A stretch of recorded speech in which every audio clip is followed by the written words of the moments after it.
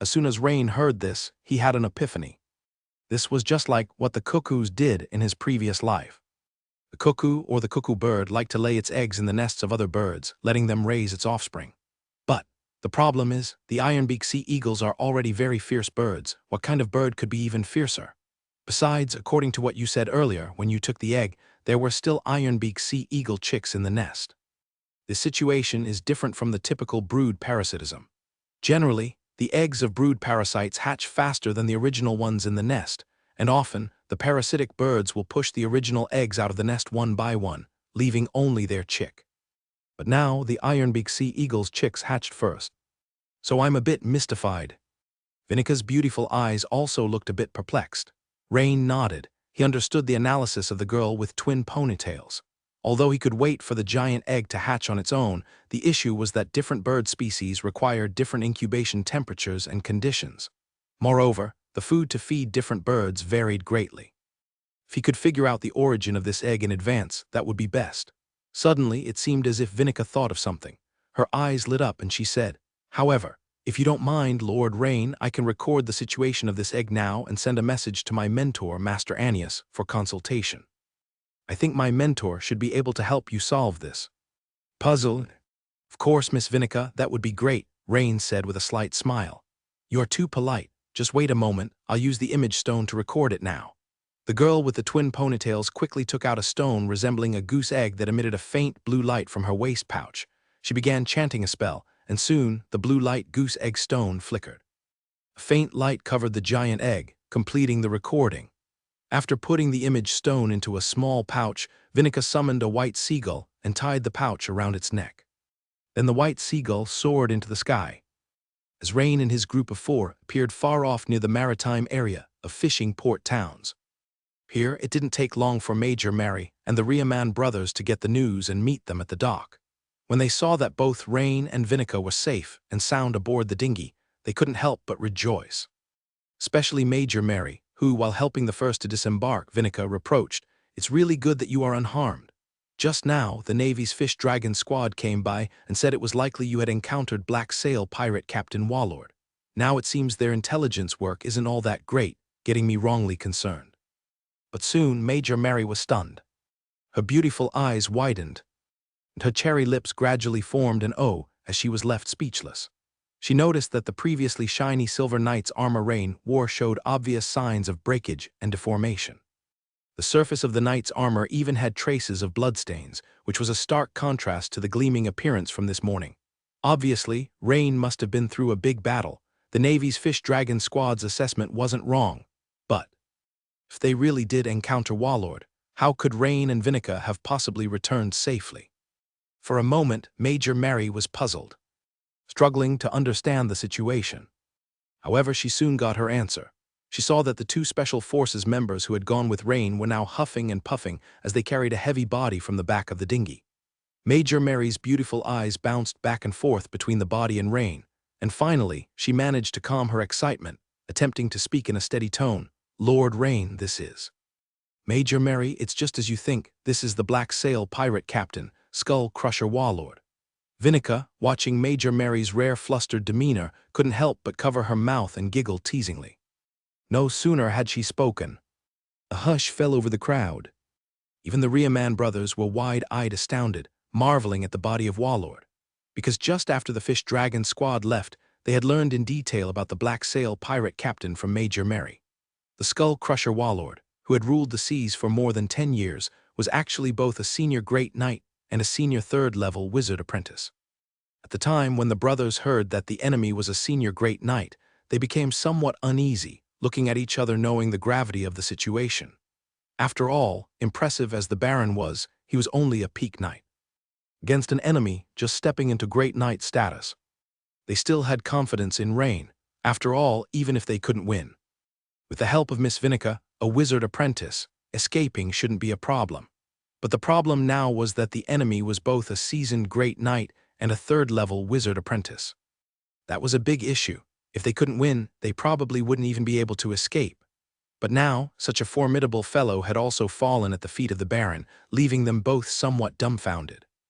"Someone helped?" Mary asked cautiously. Yes, I applied a water membrane technique on Lord Rain. The twin-tailed girl quickly raised her hand and sweetly added, "Just a water membrane technique." Major Mary glanced at Vinica and asked again.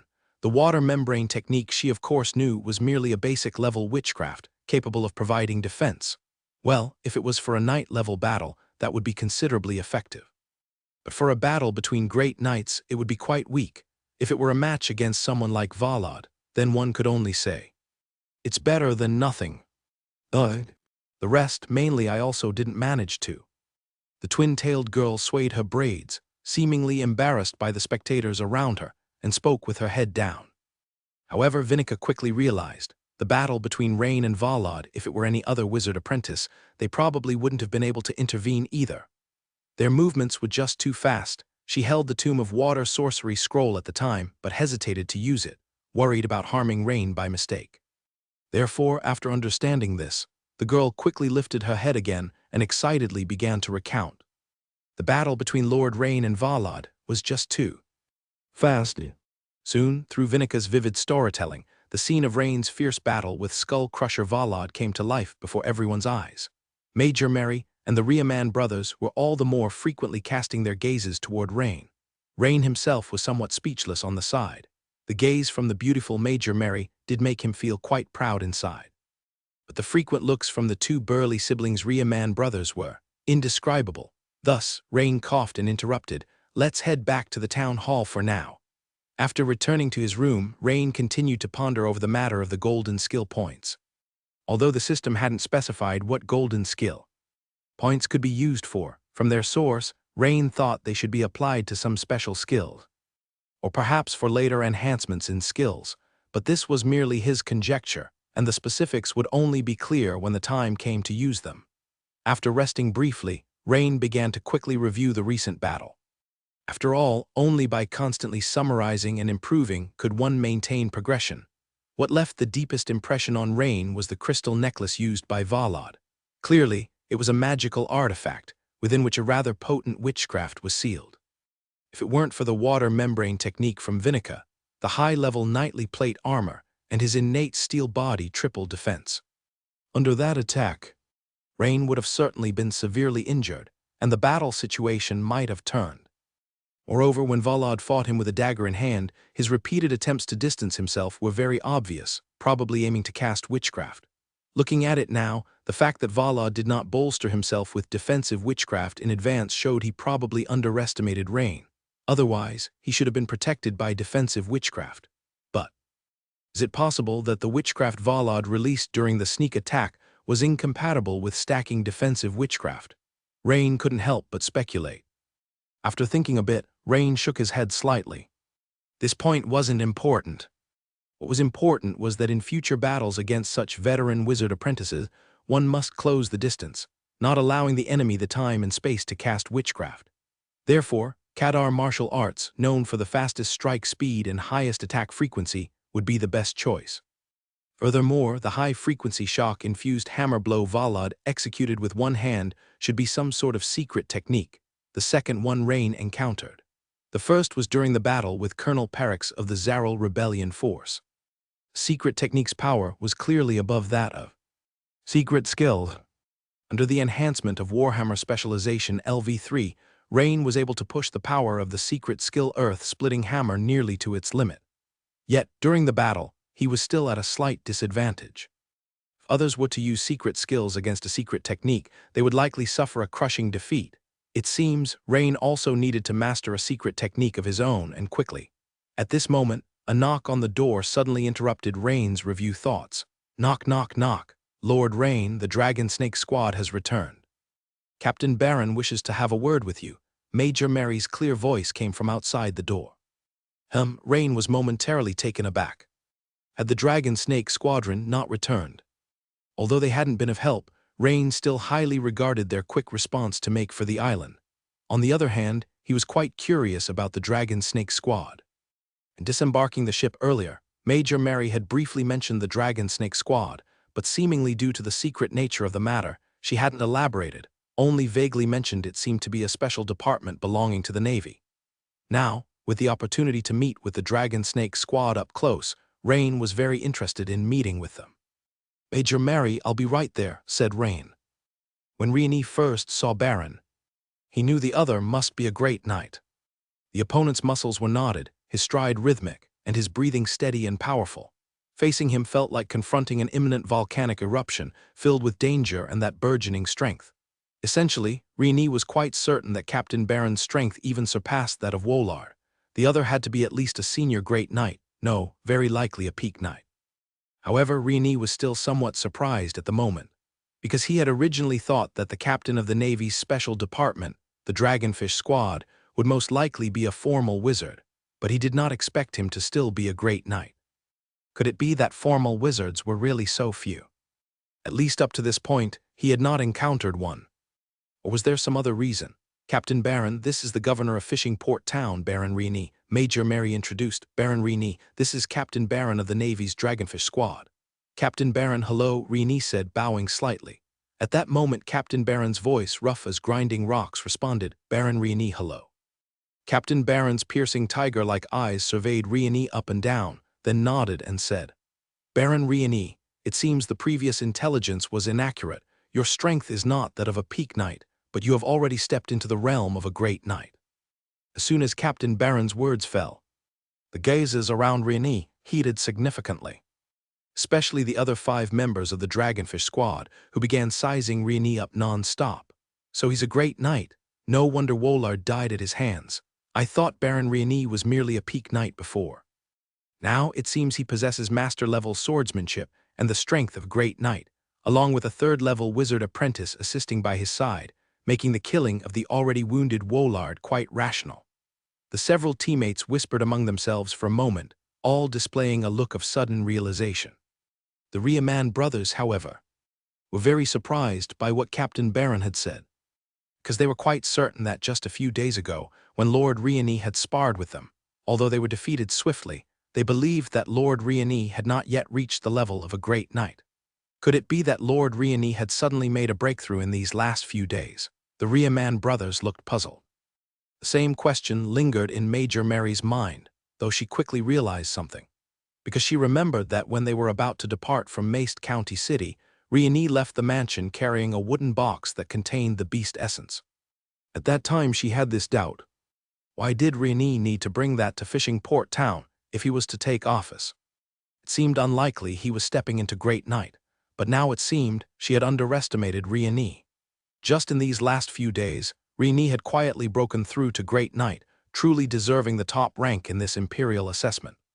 Facing Captain Baron's affirmative tone, Rieni did not deny it, but smiled and said, I just happened to have some insights these past few days. Upon hearing such a statement from Rieni, Captain Baron couldn't help but laugh.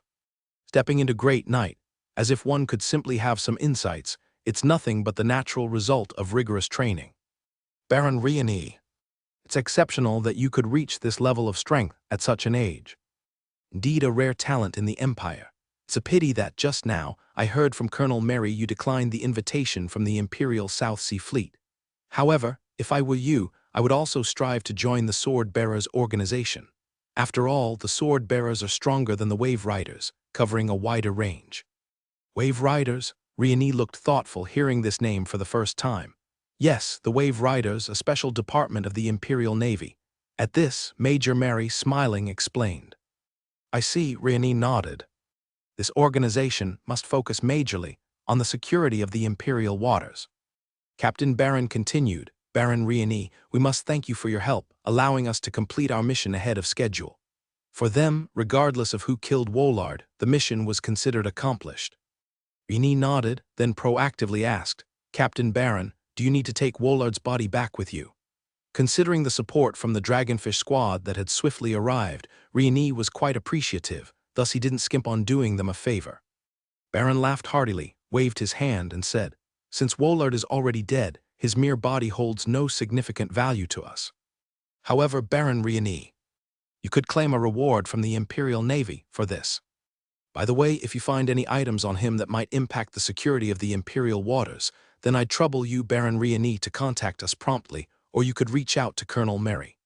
All right, Captain Baron. As a baron conferred by the Empire, it is indeed my duty. Rieni nodded, naturally willing to cooperate.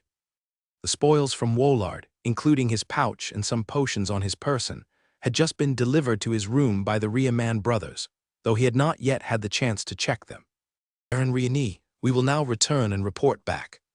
Captain Baron, I wish you a smooth journey. Captain Baron nodded, stood up. Prepared to leave, his imposing figure reminiscent of a moving boulder. Meanwhile, the remaining 5 members of the Dragon and Snake squad also prepared to turn and depart.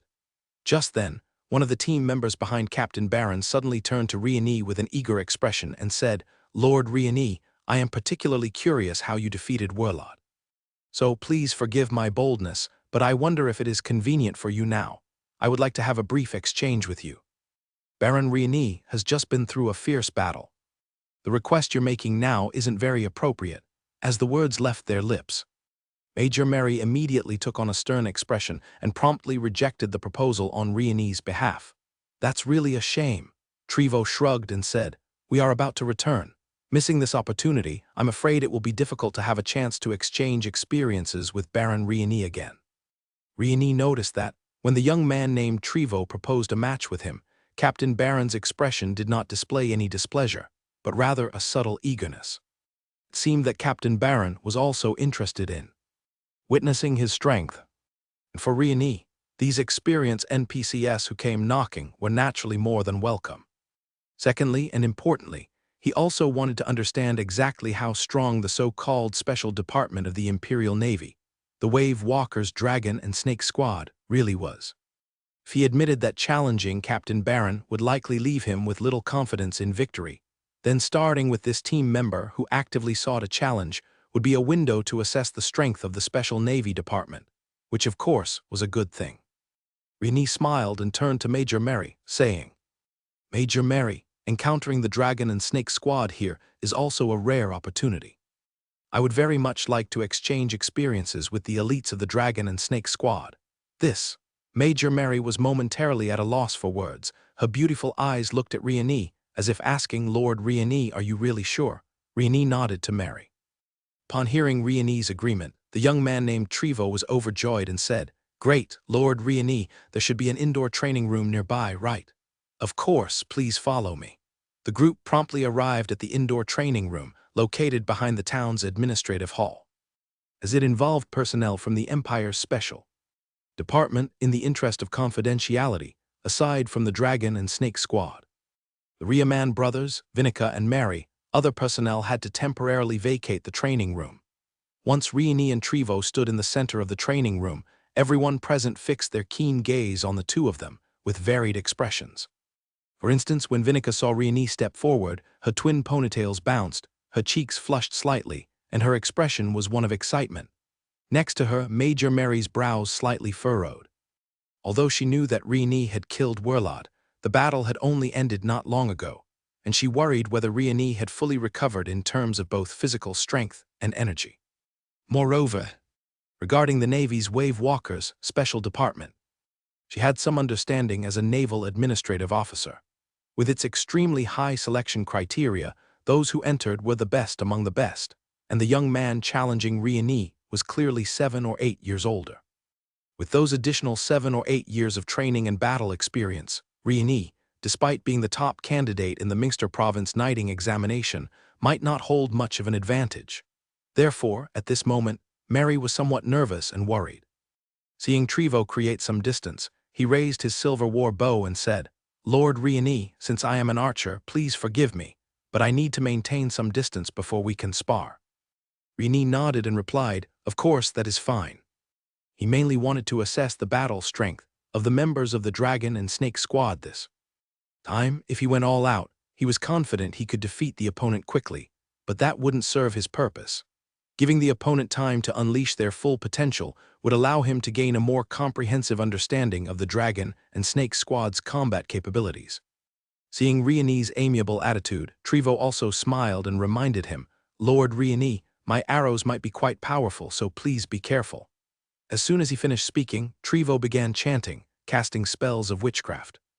At that moment, Vinica whispered to Major Mary, That's the witchcraft Swift Wind. It can increase one's movement speed. Rieni's ears twitched, and he immediately understood, offering Vinica a faint smile for her action. It seemed Trevo was very familiar with this swift wind, as the casting was exceptionally fast, taking just over a second to complete. Trevo then wrapped himself in a light blue stream of air, his movement speed suddenly skyrocketing. Even compared to Riani, a great knight, it was a close match, and the distance that Riani had been closing quickly was now being maintained steadily. Whoosh! Whoosh whoosh! Arrow after arrow shot toward Riani, who didn't draw his greatsword. Instead, using his finger tiger, he knocked away the arrows Trevo had sent his way. But under the disturbance of the sharp arrows, the distance between the two had widened slightly again. This moment, Trevo unexpectedly stood still and started to chant a spell silently. Next second, an arrow imbued with a faint white light shot straight at Riani. Originally, Riani planned to pull out the greatsword on his back to directly cut down the incoming arrow, but he had a second thought and abandoned that idea, instead slightly sidestepping to dodge. The arrow grazed by Riani's side and struck a steel shield hanging on the wall of the training room. With a snap, the steel shield was suddenly punctured with a large hole. Seeing this power, Riani's eyebrows raised. He knew this was a result of some witchcraft, combined with the archery skills of the opponent, creating a compounded force. In terms of power, this arrow had already matched the level of a peak knight using a secret technique. As the fight continued, Riani soon heard from the soft conversation between Vinica and Mary the name of this witchcraft technique, sharpness technique. Arrows imbued with the witchcraft sharpness technique kept shooting toward Riani. Though the arrows shot at him were occasionally empowered with sharpness technique, they were continuously deflected by Riani's greatsword. Even those enhanced arrows were split directly under his slashes. 3 minutes had passed. Still, there was no clear winner. This made the other members of the Fish Dragon squad watch the scene with eyes twinkling. Thoughts varied. However, Captain Baron's expression revealed something different. He could clearly see that Riani wasn't fighting with full strength because he continuously maintained almost the same distance from Trevo, almost as if deliberately allowing Trevo to act freely. At that moment he suddenly spoke. "Trevo, stop now." Upon hearing the captain speak, Trevo immediately stopped, though he was sweating profusely and his expression somewhat puzzled, looking toward Captain Baron. After all, the battle had not yet been decided. "Trevo, can't you see? Baron Riani has been holding back." Then the others shifted their gazes back and forth between the two. Indeed, at that moment, there was not a single drop of sweat on Riani's forehead, but in contrast, Trevo was already drenched in sweat. Moreover, except for getting closer at the beginning, Riani had mainly stayed near the same spot, a fact well recorded by the footprints on the ground. This made Trevo look at Riani appreciatively and say, "Thank you, Lord Riani, for your guidance." Because, in his view, Riani was intentionally leaving him some dignity, but actually, Riani had his own plans. The battle with Trevo had given Riani some insights. His opponent was an archer whose witchcraft, whether it was enhancing movement speed via swift wind or increasing arrow power via sharpness technique, perfectly matched the role of an archer. Simply put, the witchcraft used by him was intricately tied to his extraordinary battle techniques. But comparing to himself, aside from the witchcraft high-temperature stance, which relatively combined well with his extraordinary battle techniques, other witchcraft like scorching touch were hard to integrate with his extraordinary battle techniques. From this perspective, compared to fire-based witchcraft, perhaps metal-based witchcraft would better match his extraordinary battle techniques, hence enhancing his combat ability, more fitting for his weapon master, transcendent profession. For example, once he learned sharpness technique, he could apply it to his glimmering greatsword or his finger tiger to improve his combat capability. Riani glanced at the system prompts. "Your skilled giant bear sword technique has been enhanced. Experience plus 233. Your skill Kadar martial arts has been enhanced. Experience plus 348. You experienced a fight, weapon master legendary. Experience plus 63. Note: the above skill experience has enjoyed a 30% boost from the exclusive talent, basic extraordinary understanding. Congratulations, your weapon master legendary profession level has increased. Since the weapon master legendary was already close to leveling up, after this duel, it had directly increased by 1 level, reaching LV3, 45/500. This also awarded Riani 1 attribute point and 1 skill point, making his remaining attribute points reach 6 and skill points change to 2. At this time, another team member from the Fish Dragon squad, a young man holding a short staff, approached. smiling at Rieni, saying, "Baron Rieni, my name's Nathaniel. Seeing your spectacular duel with Trevo, I would also love to exchange some insights with you." "Of course." Rieni immediately nodded, agreeing. After all, once the Fish Dragon squad left, there wouldn't be such good exchange opportunities. However, "Lord Rieni, do you need to rest a bit first?" Although Nathaniel felt that Rieni probably still had plenty of energy, considering he had just engaged in an intense battle for several minutes, claiming Rieni had no significant exhaustion seemed unbelievable to him. Secondly, even if he won this way, such a victory would be greatly discounted. "There's no need. My stamina is quite good, we can start immediately," Rieni said. As soon as he spoke, Major Mary's pretty face blushed slightly, and she scoffed internally. Although she had always been busy with naval clerical work and hadn't married yet, she was already very familiar with certain matters and some double entendre statements. The twin-tailed girl, on the other hand, paid close attention to whether Rieni could still win easily this time, especially since Nathaniel was a rather pure third-level wizard apprentice, whose combat style leaned more toward wizardry. At this moment, she was somewhat worried that Rieni had little experience in dealing with such an opponent. It seemed she also felt a bit embarrassed for her team to gang up on Rieni in a continuous rotation. Nathaniel introduced himself. "Lord Rieni, I am a third-level wizard apprentice. My witchcraft attacks are quite powerful, so I hope you won't try to take them head-on."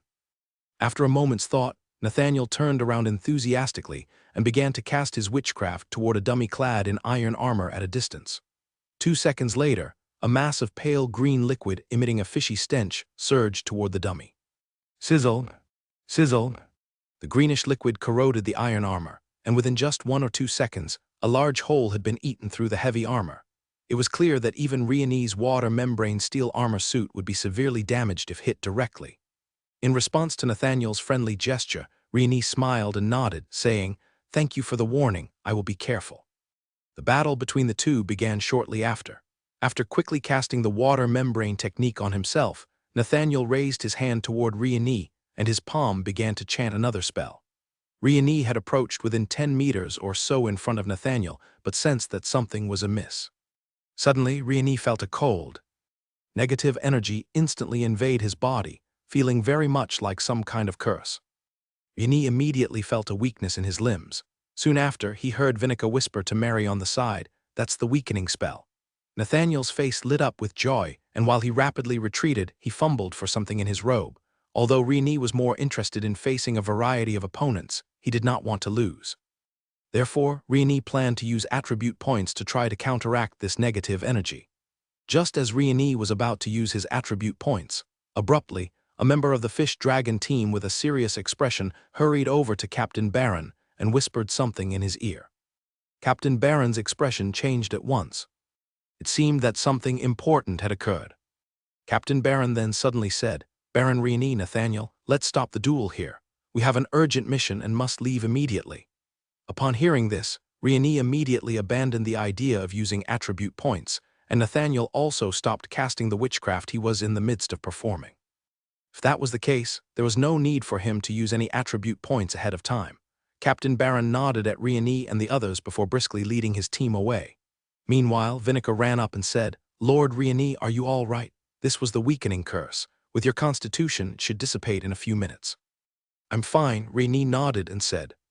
He could already feel the cold, negative energy in his body gradually fading. Its effect on him was diminishing. Although the second fight had essentially been cut short, Rieni discovered a problem within himself.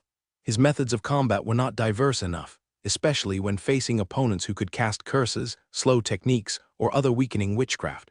His inability to attack from a distance put him at a significant disadvantage. After a bit of reflection, Rieni decided to improve his blood fury archery, this extraordinary battle technique, over the coming days. Now he possessed the talent, Basic Extraordinary Understanding, which could increase his learning speed by 30%. He believed that with this talent, his mastery of the combat skill would be faster than before. Comment 0, comment vote 3, left send gift. At this moment, Rain suddenly thought of a question and turned to Vinica beside him to ask, "Miss Vinica, the witchcraft used just now by those 2 members of the Swordfish Squad, are they all from the special item exchange catalog provided by the Navy?" "Yes, Lord Rain, these 2 are probably Imperial Navy-trained wizard apprentices, quite different from a school wizard like me who learns under a mentor. Their witchcraft comes from exchanging special items, Vinica said with certainty, recalling her impression of the two members. That means, if they have mission evaluation medals and merit points, they can exchange them for the witchcraft models they want, Rain asked again. Exactly, that's how it is, Vinica immediately answered. The archer named Trevo just now, the witchcraft he used. Sharpness technique, if I heard you correctly, belongs to the metal element, right? Rain had subtly felt the pale silver mysterious side energy particles fluctuating at the time. Your perception is keen, Lord Rain. Indeed, it is the metal series sharpness technique, but unfortunately I do not know this witchcraft, Vinica said with a hint of regret. She thought that if she had mastered sharpness technique, she would have been able to cast it on Lord Rain's weapon during his earlier battle with Warlord. Therefore, Vinica decided that once she got back, she would ask her mentor Master Anius if she could learn sharpness technique. Although her constitution wasn't particularly attuned to the metal element, it didn't prevent learning, it would simply mean the effects would be somewhat weaker. Once learned, though, she could significantly enhance the damage of Lord Rain's weapons in battle. Rain nodded, his eyes flickering slightly. Joining the Imperial Navy's Special Division Tide Striders would allow one to exchange completed special tasks for metal element witchcraft sharpness technique. Thus, joining the even stronger Imperial Sword Bearer organization would undoubtedly provide a wider range of metal element witchcraft to exchange. Joining the Imperial Sword Bearer is tied to the enhancement of his strength. It seemed he needed to prepare thoroughly, perhaps should inquire about the Sword Bearer recruitment evaluation. While everyone was exiting the training room, suddenly, a loud shouting voice came from the distant sky. Although the voice had become very faint by the time it reached everyone's ears, it was still discernible as a human voice. It seemed that because the outcry was so concentrated, despite traveling a long distance, those present could still hear it clearly. Immediately, including Rain, everyone's gaze turned toward the direction of the sound. That direction was toward the sea. Crucially, everyone was familiar with this voice. A sound like rubbing stones together. It was the voice of Baron, the captain of the Swordfish Squad, and moreover, he could feel that Baron was quite angry at the moment. The other people present immediately exchanged glances, their expressions all changing. Obviously, the Swordfish Squad had encountered a formidable enemy. Judging from the direction and distance of the sound, it should be in the nearby sea territory, not far from Fishing Port Town. At this point, the gazes of the few gathered fell back upon Rain. Not solely because he was the governor of Fishing Port Town, but also because he was the most powerful individual present. Lord Rain, Major Mary started with concern, but she stopped before continuing as a realization struck her. She had been about to suggest rescuing the Swordfish Squad. But she quickly grasped a problem given that the Swordfish Squad, a special combat department of the Navy, was already finding the enemy challenging. Did they really have the capacity to rescue them? Perhaps, for safety, her first choice should be retreat, not rescue. However, Rain didn't hesitate much. After pondering briefly, he said, Miss Vinica, could you trouble your White Seagull to carry out an immediate high-altitude reconnaissance over there? In addition, time is pressing, so I shall head over first. Wait, Lord Rain, I'll go with you. Vinica wasn't afraid at all. Instead, she seemed a bit excited at the thought of fighting alongside Rain again. Her energetic twin tails swished vigorously, and her pale cheeks flushed even more. Faced with Vinica's eagerness, Rain thought for a moment and agreed. After all, having a level 3 wizard apprentice by his side for assistance was quite valuable. Colonel Mary, you and the Riemann brothers organize defenses at Fishing Port Town. If evacuation becomes necessary, Miss Vinica's White Seagull will notify you in advance. Understood, Baron, sir. The Riemann brothers responded crisply, as they simply had to follow Rain's orders. Well then, please, both of you be careful. Although Colonel Mary agreed, her face showed worry. However, Mary understood that she was merely a civilian staff member of the Navy. Even if she was worried internally, she knew she should defer to Rain and Vinica when it came to combat. By the time Rain and Vinica boarded the boat, the White Seagull that had gone for scouting had already swooped down from the sky. After watching the White Seagull for a few seconds, Vinica's originally rosy face suddenly turned pale and she said, Lord Rain, the Swordfish Squad is currently battling 3 large sea creatures. Comment 0, comment vote 3 left, send gift, write a review. Additionally, from the description by the White Seagull, it seems that these sea beasts are being controlled by someone. Someone is controlling them. Rain couldn't help but raise his eyebrows. The combination of large sea beasts and humans, their combat power is definitely off the charts. At that moment, an albatross with a wingspan of several meters flew in quickly from a distance. Upon seeing Vinica, it immediately began to circle and descend. Rain had seen this albatross before. It was a pet of a member of the Fish Dragon squad. Soon, more detailed intelligence came from the albatross. Lord Rain, communication from the Fish Dragon squad. They have been intercepted by a special combat squad from the Eagle Federation. Captain Barron asks us to immediately organize the evacuation of the people in Fishing Port Town. They won't be able to hold out for long. The Eagle Federation? Rain couldn't help but be greatly surprised. After all, this place is Imperial territory. Could it be that the Eagle Federation intends to start a war with the Empire? Yes, Lord Rainwe. The twin-tailed girl's pretty face was both worried and excited. After thinking for a moment, Rain turned his head and smiled at the twin-tailed girl, saying, "Miss Vinica, are you scared?" "Of course not. I feel very safe with Lord Rain." As she spoke these words, the girl's eyes sparkled. "Then let's set off. Have White Seagull contact Major Mary and let them start organizing the evacuation first. As for the Eagle Federation's Special Combat Squad, I am very interested." "Yes." Seeing that Rain still planned to proceed, the twin-tailed girl couldn't help but clench her fists excitedly, her face glowing with excitement. Rain glanced at the girl and couldn't help but smile. Vinica gave him the impression of those cute, yet playful gamer girls from his past life, big addiction, but not much skill. Taking such people along for ranking up was quite difficult. After thinking a bit, Rain focused his attention on the system panel. Since he had to face a possible powerful enemy, there was no need to save his 2 skill points. Huge sea beasts, huh? In that case, it would not be wise to allocate points to Kadar martial arts. Facing these massive or even gargantuan sea beasts, dual-handed weapons were necessary to deliver sufficiently powerful strikes. After a moment's thought, Rain decided to allocate points to the Tockle Hammer technique. Although the giant bear sword technique now had the boost of the legendary weapon master's exclusive talent, Elementary Weapon Mastery, passive, making it slightly more powerful. Compared to that, with the hammer specialization LV3 enhancement, the Tockle Hammer technique was still his most powerful extraordinary battle technique. Thus, as the remaining skill points decreased from 2 to 1, the Tockle Hammer technique advanced from LV10 to LV11. Instantly, a torrent of hammer technique training memories flooded into Rain's mind. After absorbing and digesting these memories, they gradually integrated into his muscles, creating muscle memory. However, Rain had a feeling that this allocation was a bit different from before. Vaguely, his mastery over the hammer technique seemed to have punctured through a barrier.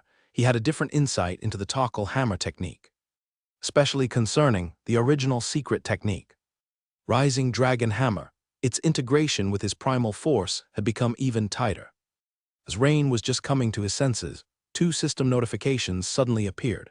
"Congratulations, your Tockle Hammer technique's exclusive secret technique, Rising Dragon Hammer, has been promoted to the quasi-secret technique, Rising Dragon Hammer. After the promotion to quasi-secret technique, do you wish to change the skill name? Quasi-secret technique." Immediately, the surprised and delighted Rain noticed some slight changes in the icon for Rising Dragon Hammer, originally placed above Tockle Hammer technique on the legendary weapon master panel. The icon depicted a burly man twisting his body, swinging a 2-handed sledgehammer from bottom to top. Now, he appeared more formidable and robust, with some kind of airflow like ripples appearing on both sides of the hammer, making it look exceedingly crafted and robust. Beneath the icon, there was a line of small text. "Rising Dragon Hammer, Quasi-Secret Technique, Effect, combines primal force with a special method of exertion to swing the sledgehammer from bottom to top, delivering a strike that integrates primal force with rotational force. Note: the quasi-secret technique cannot be directly enhanced by skill points." Note: the power of the quasi-secret technique directly correlates with the following. 1. The Tockle Hammer technique skill level. 2. Primal force value. 3. Hammer specialization level. 4. Strength value. Regarding the renaming, Rain thought about it and chose no. Merely a quasi-secret technique, there was no need yet for a high-sounding name. Besides, Rising Dragon Hammer sounded quite pleasant to the ear, so he decided not to bother renaming it for now. Obviously, since the secret technique was promoted to a quasi-secret technique, its power had inevitably been enhanced. As for the extent of the enhancement, that still had to be tested to be known. Additionally, Rain looked thoughtfully at the second note. The power of the quasi-secret technique directly correlates with the following. 1. The Toggle Hammer technique skill level. Since further enhancing the power was possible, he still had one skill point left, so he might as well use it now. After all, his hammer skills weren't limited to just one technique. Soon, Rain made up his mind. As the remaining skill points reduced from 1 to 0, the Toggle Hammer technique advanced from LV11 to LV12. Instantly, another torrent of hammer technique training memories surged into Rain's mind. After Rain came to his senses, 2 more system notifications also quietly arrived. Congratulations! Your Toggle Hammer technique's exclusive secret technique Earth-Splitting Hammer has been promoted. The quasi-secret technique Earth-Splitting Hammer. After the promotion to quasi-secret technique, do you wish to change the skill name? Indeed, Rain saw on the legendary weapon master panel that the icon for Earth-Splitting Hammer, originally placed above Toggle Hammer technique, had undergone some slight changes. Comment 0, comment vote 3, left send gift. The burly man, holding aloft a 2-handed great hammer and ferociously striking the ground from above, appeared even more imposing at this moment. Before him lay a fan-shaped fractured area with unevenly sized rocks floating above the ground, exuding an unparalleled power. In the lower right corner of the icon, there was a line of small text. Earth-Splitting Hammer Near Secret Technique Effect. Combines innate strength with a special powerful method of wielding, swinging the heavy hammer from above to strike the ground, delivering a blow with multiple shock forces. Note: Near Secret Technique cannot be directly enhanced through skill points. Note: the power of the Near Secret Technique positively correlates with 1. Toggle Hammer Technique Skill Level, 2. Innate Strength Value, 3. Hammer Specialization Level, 4. Strength Value. Similarly, Lord Riani did not opt to change the name of the skill, continuing to call it Earth-Splitting Hammer. After both hammer skills had advanced to Near Secret Technique, he could distinctly feel his understanding of hammer techniques had deepened once more, and it seemed he was not far from truly mastering the secret technique. Unfortunately, he currently had no remaining skill points. However, this made Lord Riani somewhat look forward to the upcoming battle. One reason was to test the power of the Near Secret Technique and, of course, the experience rewards after the battle. Meanwhile, Vinica on the side of the ship, watching Lord Riani, who was deep in thought, suddenly smiled slightly, revealing an eagerness to try. This caused Vinica to stare in astonishment. Did one face battle without fear, but instead a longing? Lord Riani indeed possessed a potential essential for top-level combatants.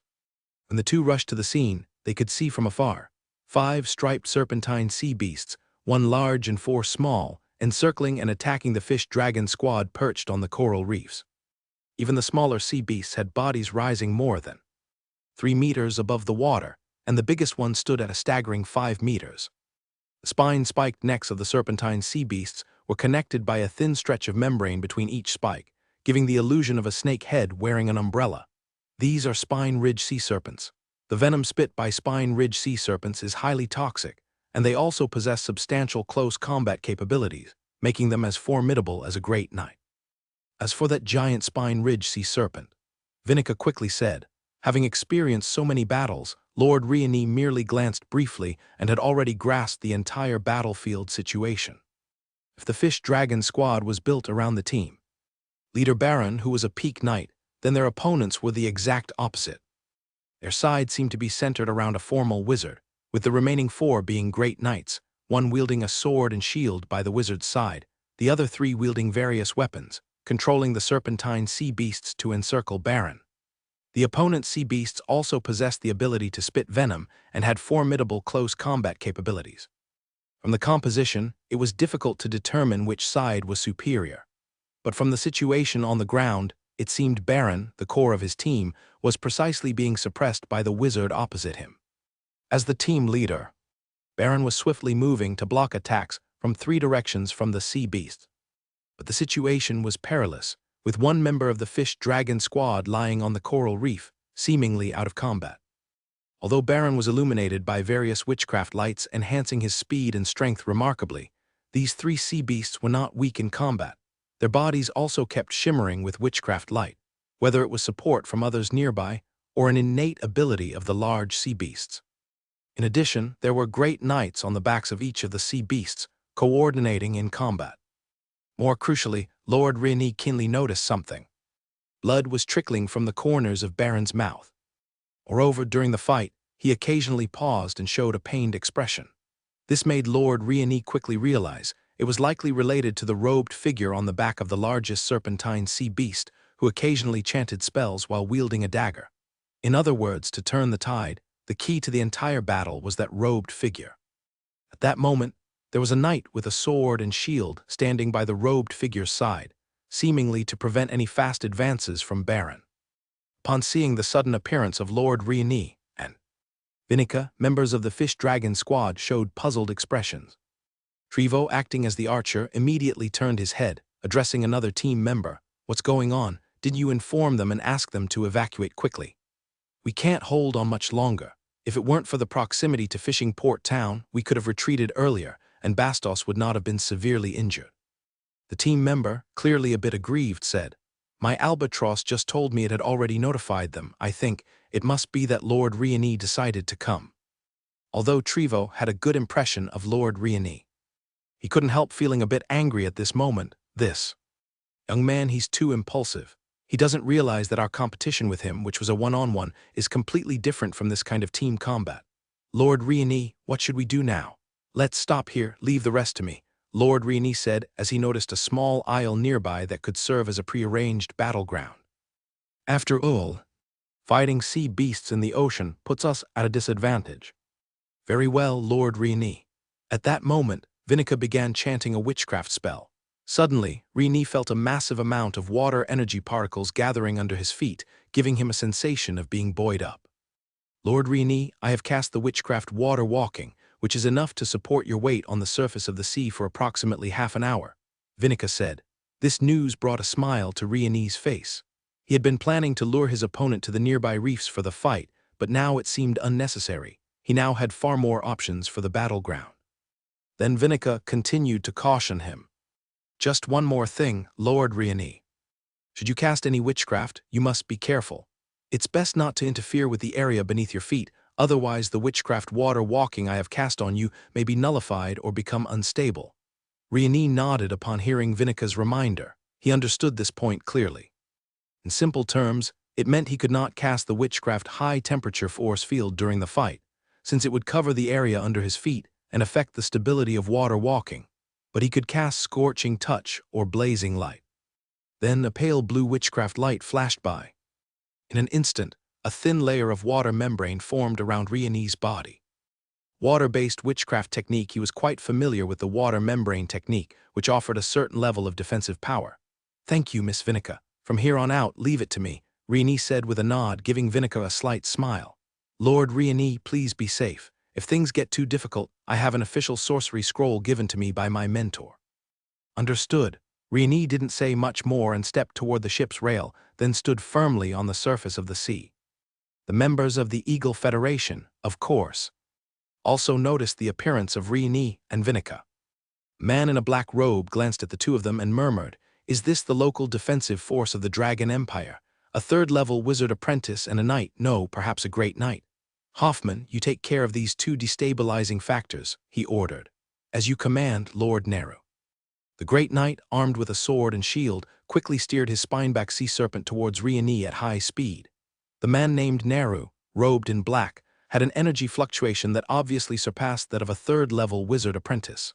His gaze, however, remained fixed on Baron, who was engaged in rapid combat. As the third-ranked member of the Leviathan squad, he was the first to arrive, upon receiving the information from the Federation Navy. As he was collecting materials nearby, he had just arrived when he discovered the trail of the Dragon Empire's combat team, and so the battle had suddenly erupted. The opposing team's captain was a Peak Knight, who turned out to be quite a handful after being enhanced by the other team members boosting witchcraft. Even Neru had to exert quite some effort to suppress him. Neru, holding a blade that emitted a faint black glow, the cursed blade, couldn't help but feel a bit of pride. If it weren't for his particular advantage against the opposing Peak Knight, the other members of the Leviathan squad might not have been able to take them down. Just before, he had used this cursed blade to cast 3 curses on his opponent: Weakness Curse, Pain Curse, and Cold Heart Curse. The opponent's strength could no longer be wielded normally. Now, the scales of victory had tipped in his favor, and in a few more minutes the opponent's endurance would gradually be exhausted. Nero observed for a while, then shifted his gaze to the distant figures of Rain and Vinica. With a faint incantation, Nero made 2 light cuts on his own fingers with the dark glowing dagger in his hand, drawing forth a deep red blood. In an instant, a strange fluctuation assaulted the distant Vinica. And a second later, another inexplicable wave struck Rain. After completing his spell, Nero's face paled slightly, but a smile crept across his lips. With this, Hoffman should be able to deal with the opponent with ease. The element of instability was about to be eliminated. Suddenly, Vinica, who stood next to Rain, clutched at her chest, her face changing dramatically as she said, "Lord Rain, I think I am affected by a pain curse. You must be careful, that black-robed man seems to be a witchery curse's master." Pain curse, witchery curse's master. Rain's thoughts involuntarily drifted to Adams, the third-level wizard apprentice he had once killed. His methods were also quite bizarre. Of course, the one at present was a formal wizard, much stronger by comparison. But in this moment, Rain felt no fear. His own strength had also increased significantly since then. It was just that after hearing that the opponent was a witchery curse's master, a sense of caution arose within Rain's heart. But in the next second, Rain felt a sharp increase in negative energy surrounding him. It invaded his body in a flash. This effect is this. Weakness curse. Rain immediately realized what it was, having experienced this sorcery not long ago. However, compared to the weakness curse cast by Nathaniel, this one was far more potent. If he didn't dispel it swiftly, his combat effectiveness, as a great knight, would be reduced under the curse to that of a peak knight at best. This was a battle of life and death, not a competition, so without hesitation, Rain added an attribute point to his spirit.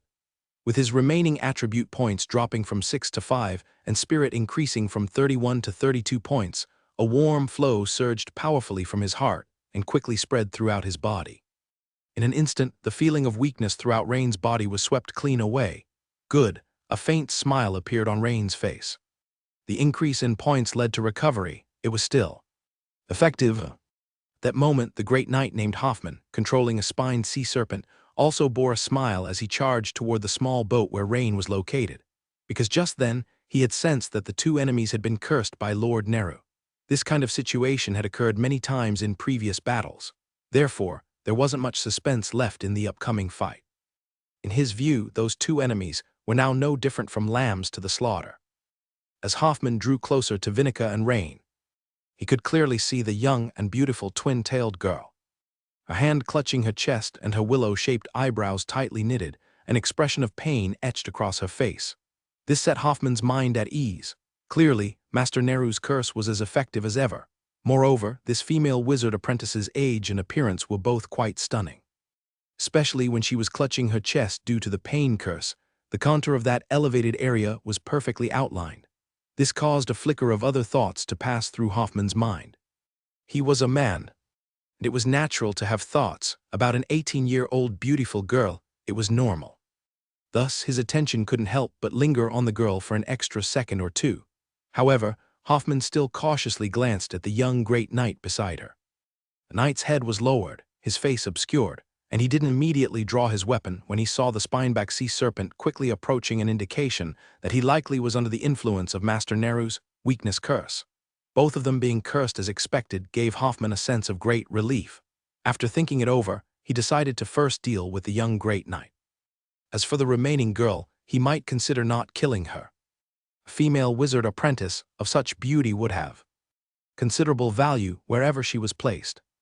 If Master Neru was not interested, he could bring her back to the Eagle Federation to enjoy at his leisure. With this thought, Hoffman's heart heated up, and he immediately accelerated the spineback sea serpent towards Rain. At that moment, Rain lifted his head and gave Hoffman a slight smile. Suddenly, a sense of alarm exploded within Hoffman's mind. His pupils contracted sharply as the figure in front of him, like an inflating balloon, suddenly swelled, growing from 2 meters to about 2 meters 30 in height.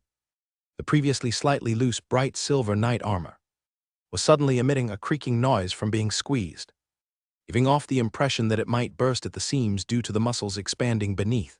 There wasn't the slightest sign of him being afflicted by a weakness curse. Swoosh! At the same time, the young man opposite took a step forward. Instantly, the seawater exploded outward, and the immense reactionary force propelled the man's figure high into the air. In midair, he held aloft a dark, double-handed hammer, his entire posture stretched and poised like a bowstring drawn to the limit.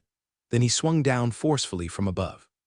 In the blink of an eye, Hoffman had no time to dodge. His body instinctively knew he had to immediately raise his shield to block. It was because the opponent's attack was too fast and abrupt, and more so because of Hoffman's own initial misjudgment that after being weakened by the curse, the knight would be like meat on a chopping board. Furthermore, the attractive girl by the side had also drawn a portion of Hoffman's attention. So, under various reasons, at this moment, he could only madly channel the strength within his body and lift the blood-veined steel shield in his left hand with all his might to protect himself. Just in time, he had blocked it. A look of relief at having narrowly escaped death, along with a resolve to retaliate fiercely afterward, surfaced on Hoffman's face. Thunk! The moment the pig-head hammer touched the blood-veined shield, a blinding spark erupted. In an instant, the blood-veined steel shield, alloyed with rare minerals, shattered into pieces. Hoffman's expression, which had held for less than a tenth of a second, changed drastically, his eyes bulging, his face stricken with horror. The strength behind the opponent's hammer was shockingly immense. It had shattered his blood-veined shield in a single contact. What was more terrifying was that he suddenly felt a strong force mixed with strength, rippling through him from the armor gloves inch by inch across his body. For a moment, he lost all sensation in his left arm. Then a sharp pain followed. From the palm to the forearm to the arm, it spread throughout his body and even reached the spineback sea serpent he was mounted on. From Vinika's perspective, after receiving Rain's hammer strike, Hoffman froze in place as if the image was permanently paused, the waves crashing, the sea breeze blowing gently. The next second, it started with Hoffman's shield-bearing left hand. The left hand suddenly burst open, followed by the arm exploding, then the shoulder armor shattering. Then a sound of crackling and popping came from deep within Hoffman's body. This, how could, Pug? Hoffman's eyes bulged and he violently spat out a mouthful of fresh red mix containing his innards, his face full of disbelief. How could you not be affected by the weakness? Weakness curse? Hoffman's entire body, like a dead snake with its spine pulled out, slumped weakly onto the body of the spineback sea serpent. Still struggling for breath, he managed to utter this question before dying. Sadly, Rain did not answer his dying question. Having lost balance, Hoffman's eyes widened as his entire body slid from the back of the spineback sea serpent into the sea. A death with eyes wide open. And the spineback sea serpent, which had intended to spit venom for an attack, had its action interrupted directly by the multiple shockwaves that came with Rain's precisely executed secret technique. At that moment, the spineback sea serpent, regaining its senses from its frozen state, looked at Rain with its large snake eyes as if it had seen its natural enemy. Full of terror, and its neck, which originally displayed an umbrella-like spiny crest, now retracted like a closing umbrella, clinging tightly to the neck. This was an expression of fear, fright, and submission, but a dark hammer shadow flashed by, and the top of the spiny sea serpent's head was instantly smashed open, splattering blood everywhere. The spiny sea serpent, whose spirit had been shocked, was sent to join its master after just one move by Rain's pig-headed hammer. The spiny sea serpent immediately died from suffocation. Its body that was initially upright on the sea surface slumped softly down, and its entire 7 or 8 meters long, bucket-thick body floated to the surface. The nerves and muscles in the body of the spiny sea serpent were still moving, its body slightly twisting and twitching continuously. At this moment, the sound of the waves crashing remained, but standing on the sea surface, there was only Rain left. The previously menacing enemy was now just a corpse drifting aimlessly on the sea. Standing on a nearby small boat, the twin-tailed young girl, although pale from pain, had a completely different spirit than before. Just like a girl fighting cancer in a past life, pained in appearance but with a sparkle in her eyes. Her beautiful eyes stared at Rain's robust figure, filled with surprise, admiration, affection, awe, and various other emotions. If it weren't for seeing those watery, beautiful eyes in person, it would be hard to imagine that just a look could convey so much meaning. Rain, on the other hand, shook his dark pig-headed hammer in his hand. He stood on the sea surface, savoring the earth-splitting hammer he had just executed. If described in 4 words, they would be extremely exhilarating. That hammer strike felt as though it released some kind of spirit, a combination of original force and clever technique. He could feel that the strike had a strange power that, when clashing with the opponent's shield, transmitted into the opponent's body, wreaking havoc, hence causing such great damage. And that strange power must contain the secret of the true secret technique. Perhaps a regular secret technique would not be as strong as Rain's strike. But the thing is, Rain possessed the level 12 Tokkul hammer skill, level 3 hammer specialization, and the talent intermediate giant strength, all three amplifying his power. This was why even a great knight could be killed instantly by one hammer strike. Of course, the enemy's unpreparedness and lack of focus played certain roles. But that was not the point, because even if the opponent had been prepared, they could not have withstood it. For Rain, at most, he would have struck with one more hammer. On the main battlefield, members of the Fish Dragon team like Trevo and Nathaniel intended to assist Rain and Vinica. However, since they were already at a disadvantage on the main battlefield, after several attempts, they were disappointed to find there was no chance for them. When the team captain, Baron, noticed that the Great Knight, who had originally been guarding beside the opponent's black-robed wizard and was controlling the spiny sea serpent, swiftly left, he immediately seized this opportunity and surged with all his remaining strength at the wizard. Unfortunately, Baron's outburst was quickly extinguished by the wizard's witchcraft attack. Although Baron's counterattack had little effect, it made Neru pay more attention to him. After all, in Neru's eyes, Baron was the big fish while the two newcomers were just trash fish. It's always important to prioritize. Having continued to cast 2 witchcraft spells to suppress Baron, Neru casually glanced over at Hoffman's situation, but in an instant his whole expression puzzled. Where is Hoffman? At that spot on the sea, the young Great Knight was still standing there, and the wizard apprentice girl was also there. But Hoffman, whom he had sent, and the spiny sea serpent under Hoffman were nowhere to be seen. Where did Hoffman run off to? He had only taken his eyes off Hoffman for a mere 4 or 5 seconds, and now he couldn't find him. Neru blinked in confusion and then scrutinized carefully. The next second he discovered that just a few meters in front of the young Great Knight, 2 familiar corpses, large and small, were bobbing up and down with the rhythm of the waves. This instantly made Neru's face twitch violently with disbelief. What the hell happened? In just a few seconds of distraction, Hoffman was dead. For Neru's brief lapse, Baron felt it most distinctly, because Baron clearly felt the pressure weaken, and the black-robed wizard, who had been closely watching him, now turned in surprise towards Rain and Vinica.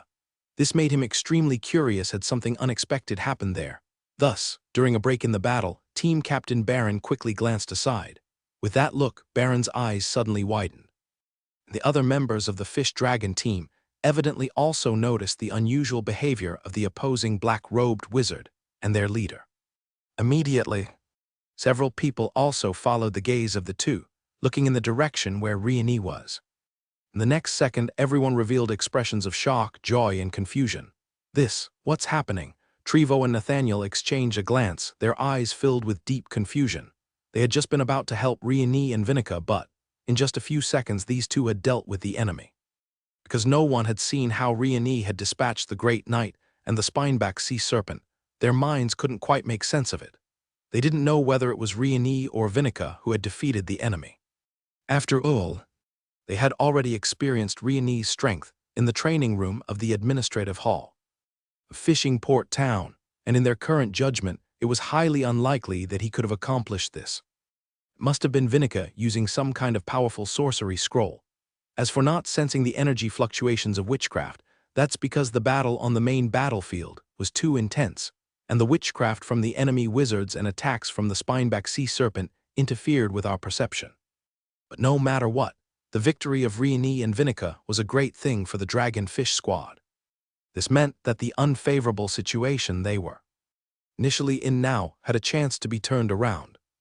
The morale of the Dragon Fish Squad instantly soared at a visible rate. However, what was good for the Dragon Fish Squad was clearly not good for Neru.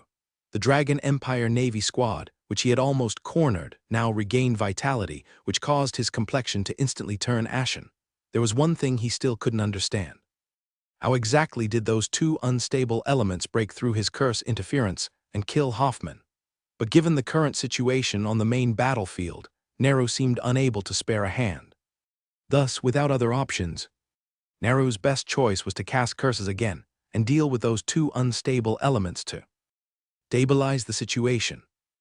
When Neru checked on the two again, he discovered that it seemed the female wizard apprentice was suffering from his pain curse, which meant the problem must lie with the young great knight. Perhaps the opponent had some kind of rare sorcery scroll or witchcraft artifact for dispelling curses. After a moment's thought, Neru made a decision. Because whether it was a sorcery scroll or a witchcraft artifact, the likelihood was that it could only dispel a curse once, after which it would either be used up or it would require time before it could be effective again. Therefore, in any case, the simplest way to deal with it was clear. That was to increase the power of the curse and the frequency of the curses, completely overwhelming the opponent's ability to resist. Neru's expression became stern, and a hint of ruthlessness flashed in his eyes. With a short dagger emitting dark light, he fiercely slit his own left wrist. As a large amount of blood sprayed out, the dagger's dark radiance intensified, absorbing all the blood in an instant. Meanwhile, Neru's lips moved slightly, and he began to chant a spell. As for why Neru didn't opt for a distant single-target elemental witchcraft attack, this was because his path as a witchery curses master greatly differed from that of an elemental wizard. After successfully advancing to a witchery curses master, his focus shifted towards negative energy and curses. It wasn't that witchery curses masters couldn't execute elemental witchcraft like the water arrow art, but rather that it was not cost-effective. For one thing, the power would be weaker in comparison. Secondly, the speed of casting and the spiritual power consumed held no significant advantages. However, when casting curse-related witchcraft, it was completely different for a witchery curses master, who received a kind of enhancement in this area. So for Neru, using curse-based witchcraft to attack, although still costly, was extremely fast, consumed very little spiritual power, and had much stronger lethality. Nonetheless, although a witchery curses, master's methods are bizarre and varied. They still adhere to the basic principle of equivalent exchange. Releasing a relatively weak curse might only require a single drop of blood, just like what he had recently used against Rieni and Vinica. But if one wanted to cast multiple curses or execute a powerful curse to attack the enemy, the price to pay would be much greater, such as a large amount of blood, or even sacrificing a part of the body. Meanwhile, Rieni in the distance glanced at the pale Vinica and quickly walked over to support the twin-tailed young woman, asking with concern, "Miss Vinica, how are you feeling?" "I'm all right, Lord Rieni. If I'm not mistaken, I believe I have been struck by a pain curse." "Pain curse?" Rieni questioned with a hint of confusion. He had just been affected by what seemed to be a weakness curse, so clearly, the pain curse was a different matter. Exactly, a person affected by a pain curse will constantly feel an intense agony. "Lord Rieni, I'm afraid I won't be of much help in the battle to come. A pain curse cast by a fully fledged wizard will greatly hinder my ability to concentrate and cast witchcraft. Currently, I don't have a good way to counter this problem. However, you can rest assured that if I just stay quietly here, the effects of the pain curse on me will be much less, and it will naturally fade after some time has passed." "Affecting the casting of witchcraft. Staying still will ease the pain," Rieni asked with confusion. After all, the curse he had just been hit with was not the pain curse, but the weakening spell. It seemed that the witchery curses master tailored the curses differently depending on the enemy. The pain curse inflicted upon Vinica, the wizard apprentice, would amount to crippling a third-level wizard apprentice's ability to fight if she couldn't dispel it. The weakening spell cast upon him, a great knight, would reduce his combat capabilities from the level of a great knight to that of a knight if he couldn't dispel it, significantly lessening his threat. But obviously, the enemy could cast two different curses on the same person, or even more than two curses, such as three, or even more. "Yes, Lord Rieni." Rieni nodded as he began to understand, then turned to glance at Baron, the fish dragon squad captain, who was swiftly moving across the main battlefield in the distance. That moment the pressure Baron must have been under was surely intense. "Miss Vinica, you should rest in the boat for a while. I'll go and support Captain Baron." "Lord Rieni, please be extremely careful. The witchery curses master's attacks are difficult to withstand, and their power should not be underestimated," Vinica said, as Rieni helped her to slowly sit down in the boat. Rieni nodded and promptly stood up, preparing to turn and leave. However, he quickly remembered something and began to check the system notifications. "Your skill toggle hammer technique has improved. Experience plus 791. You have been through a combat. Weapon master, legendary, experience plus 465 note." The above skill experience has been enhanced by 30% thanks to the exclusive talent Primary Extraordinary Understanding. Congratulations, your Weapon Master Legendary profession level has increased. The profession level of Weapon Master Legendary has been elevated by 1 level, reaching LV4 10/1000. This allowed Riani to gain another attribute point and skill point, bringing his remaining attribute points back to 6 and his remaining skill points to 1. Since he was about to face a formal wizard for the first time, and a troublesome witchery curses master at that, Riani pondered for a moment and decided to allocate another point to his Tockle Hammer technique. He had a vague sense that upon reaching LV12 in the Tockle Hammer technique, it felt as though just a bit more improvement could elevate it to an even higher realm. Perhaps then, he would grasp the true secret technique. At that moment, Riani's brow suddenly furrowed. The system notification read as follows. Addition of a skill point failed. Your skill Tockle Hammer technique has reached LV12 and is at a certain threshold. Cannot be elevated through skill points. To improve further, please use golden skill points. Golden skill points. Riani quickly recalled the system's previous message when his Weapon Master Legendary profession leveled up to LV2. Golden skill points can be synthesized from 3 skill points, or obtained by defeating powerful enemies. At that time, he had wondered what the golden skill points were for. Now it seemed that one of their uses was to break through certain limits of extraordinary battle techniques. However, even if he couldn't elevate the near-secret technique to a true secret technique, Riani was not about to choose flight over fight. Suddenly, just as Riani was rapidly moving toward the main battlefield, he sharply sensed an increase in dark energy particles around him, and, instantly, the same sense of weakness he had felt before surfaced again. This caused his movements to slow considerably. But this time it was far from over. Riani felt a cold, mysterious side energy suddenly invade his body, like a cold little snake boring into his heart, followed by an intense pang of pain. An excruciating pain steaming from his throbbing heart. It forced Riani to come to a stop. But the negative energy condensed once more, surging into Riani's body. Adhering to every joint, fascia, and muscle. Riani felt every muscle, every fascia in his limbs ache profoundly. Now, even a slight movement of his hand would bring the piercing agony. This was Nero casting the weakening spell, Cold Heart Curse, and Pain Curse together. He applied the same tactic he used against the Peak Knight and captain of the Fish Dragon Squad, Baron, now onto Riani, with the aim of eradicating this unpredictable factor. However, at that moment, standing midway, Riani, upon feeling the pain, silently opened the system's attribute panel and added another point to his spirit attribute. As his remaining attribute points decreased from 6 to 5 and his spirit rose from 32 to 33 points, instantly. A warm current forcefully pumped from his heart, scattering the negative energy serpent coiled around his heart. Then, this warm current began to sweep through his entire body. All the negative energy lurking in the joints, fasciae, and muscles of Riani's body, like snow under hot water, were promptly dispersed and melted by the warm current. In less than a second, Riani felt warm all over, the dark energy vanishing like specters banished into oblivion. That's right. Riani cracked a slight smile. Although he didn't know how to dispel curses, he had an edge. After exhausting a large amount of blood and executing a triple curse strike on Rain, Nero immediately refocused his attention on the Fish Dragon Squad. His 3 great knights continued to control the thorn-backed sea serpents to besiege the Fish Dragon Squad, but their expressions had slightly changed. Intensify the attack, maintain the pressure, they won't be able to make any waves. At this time, Neru's confident voice resonated in their hearts.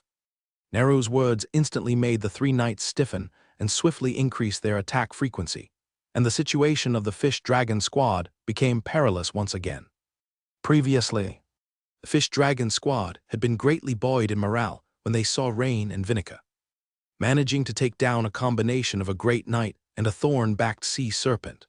However, seeing Rain, who had come to support them, suddenly stop without any warning, they gasped in dismay. They knew then that the witchery curse's master on the giant thorn-backed sea serpent must have made a move.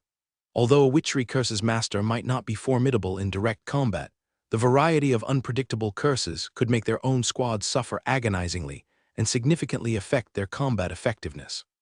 Otherwise, the mere combination of 3 great knights and 3 thorn-backed sea serpents could not possibly have trapped them. But the next second, they saw a white wave of air suddenly bursting up from the sea surface, heading straight for the battlefield, and the figure at the forefront of the wave was Rain. Having been affected by Neru's triple curse strike and halted, Rain, after removing the curse, had once again exploded off the tip of his toes, causing the seawater to burst open as he moved rapidly towards the main battlefield. This made the members of the Fish-Dragon squad exchange glances. The witchery curse's master didn't target Rain. Impossible. He had just seen Rain suddenly stop in his tracks. Could it be that Rain had some special item capable of removing curses on him? And when Neru saw Rain moving at high speed again, his face drastically changed. How could this be possible? He had just expended a significant amount of blood to cast 3 curses in succession. Suddenly, 4 words flashed in his mind. Iron Will? Could it be that he possesses the rare talent of Iron Will? Otherwise, no special item could remove all 3 curses at once. Or, even if such a phenomenal thing exists, it definitely wouldn't belong to a defense force leader from a little place in the Dragon Empire. People with the talent of iron will have an extraordinary resistance to pain. For someone like him, a witchery curse's master, they are an extremely troublesome target. Curses like the pain curse, cold heart curse, etc. are almost ineffective against them. However, seeing Rain charging directly at him, Neru's grim face eased up significantly. A great knight, thinking that having a special talent would enable him to directly challenge a wizard. Naive. Once the opponent gets closer, besides curses, he has ample methods to deal with that fellow. However, at this time, Rain, although heading straight towards the black-robed wizard on the giant thorn-backed sea serpent, had the sole purpose of drawing the opponent's attention to alleviate the pressure on the Fish-Dragon squad, particularly on Captain Baron, and not to actually engage the witchery curse's master head-on. Rain had thought it over before the battle that the opponent's methods were insidious. Without a substantial certainty, directly engaging would be unwise. Indeed, after Rain slightly drew the attention of the black-robed wizard, the pressure on the Fish-Dragon squad considerably lessened, especially for Captain Baron, who was launching counterattacks more frequently. At this moment, Rain's path of advancement suddenly changed from a straight line to an arc, rapidly bending behind one of the great knights controlling the thorn-backed sea serpent, who was attacking the Fish-Dragon squad. The great knight was burly, wielding a sharp metal spear around 2 meters long, and judging by his physique, he was also a great knight inclined towards strength. As Rain suddenly attacked with a heavy hammer, the opponent raised both hands and crossed the spear to block. But as the 2 weapons clashed, the great knight's expression instantly changed. A multi-layered shock force transmitted violently from the spear he was blocking straight into his body, causing his entire body to stiffen for a moment, lasting only about 0.2 seconds. However, for combatants of Rain and his level, 0.2 seconds was enough to do a lot. In an instant, Rain sprang into the air, unleashing a near-secret technique level, rising dragon hammer, and he used the spike-tipped end of the pig head hammer. The sharp spike brutally pierced the great knight's chin, and in an instant, the strike sent him flying 4 to 5 meters into the air. At the same time, his skull burst open directly, with white brain matter splattering from the broken skullcap. Meanwhile, his entire body twitched ceaselessly in midair. This scene made the members of the Fish-Dragon squad realize just how Rain had killed the first great knight who wielded a sword and shield. This hammer technique and power, compared to sparring in the training room, seemed like he was a completely different person. This time, although Rain fought face-to-face with the opposing great knight, the kill was not much more difficult than the last. It was mainly because the enemy didn't know how he had killed the first knight so tactically. He had been at a disadvantage in a straightforward confrontation. Seeing his second great knight fall in battle, Neru was both shocked and enraged. What he hadn't expected was that the young great knight who had originally charged at him would turn to attack his great knight instead, thereby relieving the Sea Serpent squad of their predicament. Weren't young people supposed to be hit-headed? Damn it, this was even more cunning than an old fox. At this moment, the battle situation had deteriorated. With Rain's intervention and the death of 2 enemy great knights, the battle quickly slipped into chaos. The Sea Serpent squad rapidly extricated themselves from their bind, while their captain, Baron, swiftly charged towards the witchery curse's master, controlling the giant stinger-spined sea serpent. Rain glanced over and silently praised him. Baron's tactical awareness was very strong indeed, befitting the leader of the Empire's Navy Special Combat Squad. Baron pressed forward, engaging the enemy's witchery curse's master, while the remaining members of the Sea Serpent Squad and Rain began to besiege the other two great knights controlling the Stinger Spine Sea Serpents. The tide of the battle was turned in an instant. At that moment, a special pale blue mystic side energy enveloped him, and suddenly, he felt his whole body lighten, and his speed increased by 20%. Rain glanced sideways and saw that Nathaniel, who had stopped their spar prematurely before, had cast a buffing witchcraft gale of swiftness on him. He was now on the coral reef, quickly greeting him with a nod. Almost simultaneously, another member of the Sea Serpent Squad cast a defensive witchcraft on Rain water membrane technique. A faint blue glow appeared on Rain again, revealing a thin, light blue water membrane on his body surface. Rain nodded at the Sea Serpent Squad, and without any delay quickly rushed towards another Federation Great Knight. Narrow atop the giant Stinger Spine Sea Serpent knew he had to make a decision at this moment. But quickly, he looked up into the distant sky, seeming to sense something, and frowned. Suddenly, the giant Stinger Spine Sea Serpent beneath him took a deep breath, and a skyful of corrosive liquid was spewed out. This forced the Sea Serpent Squad and Rain to halt their offensive moves and quickly evade. When the foul-smelling venom began to disperse, where was the figure of the enemy on the sea's surface? So decisive, Rain was taken aback. The enemy's retreat was too resolute. "It's the Plesiosaur Squad's bald eagle," a member of the Sea Serpent Squad pointed out towards the horizon. A giant raptor was approaching from the horizon, its white plumage exceptionally conspicuous.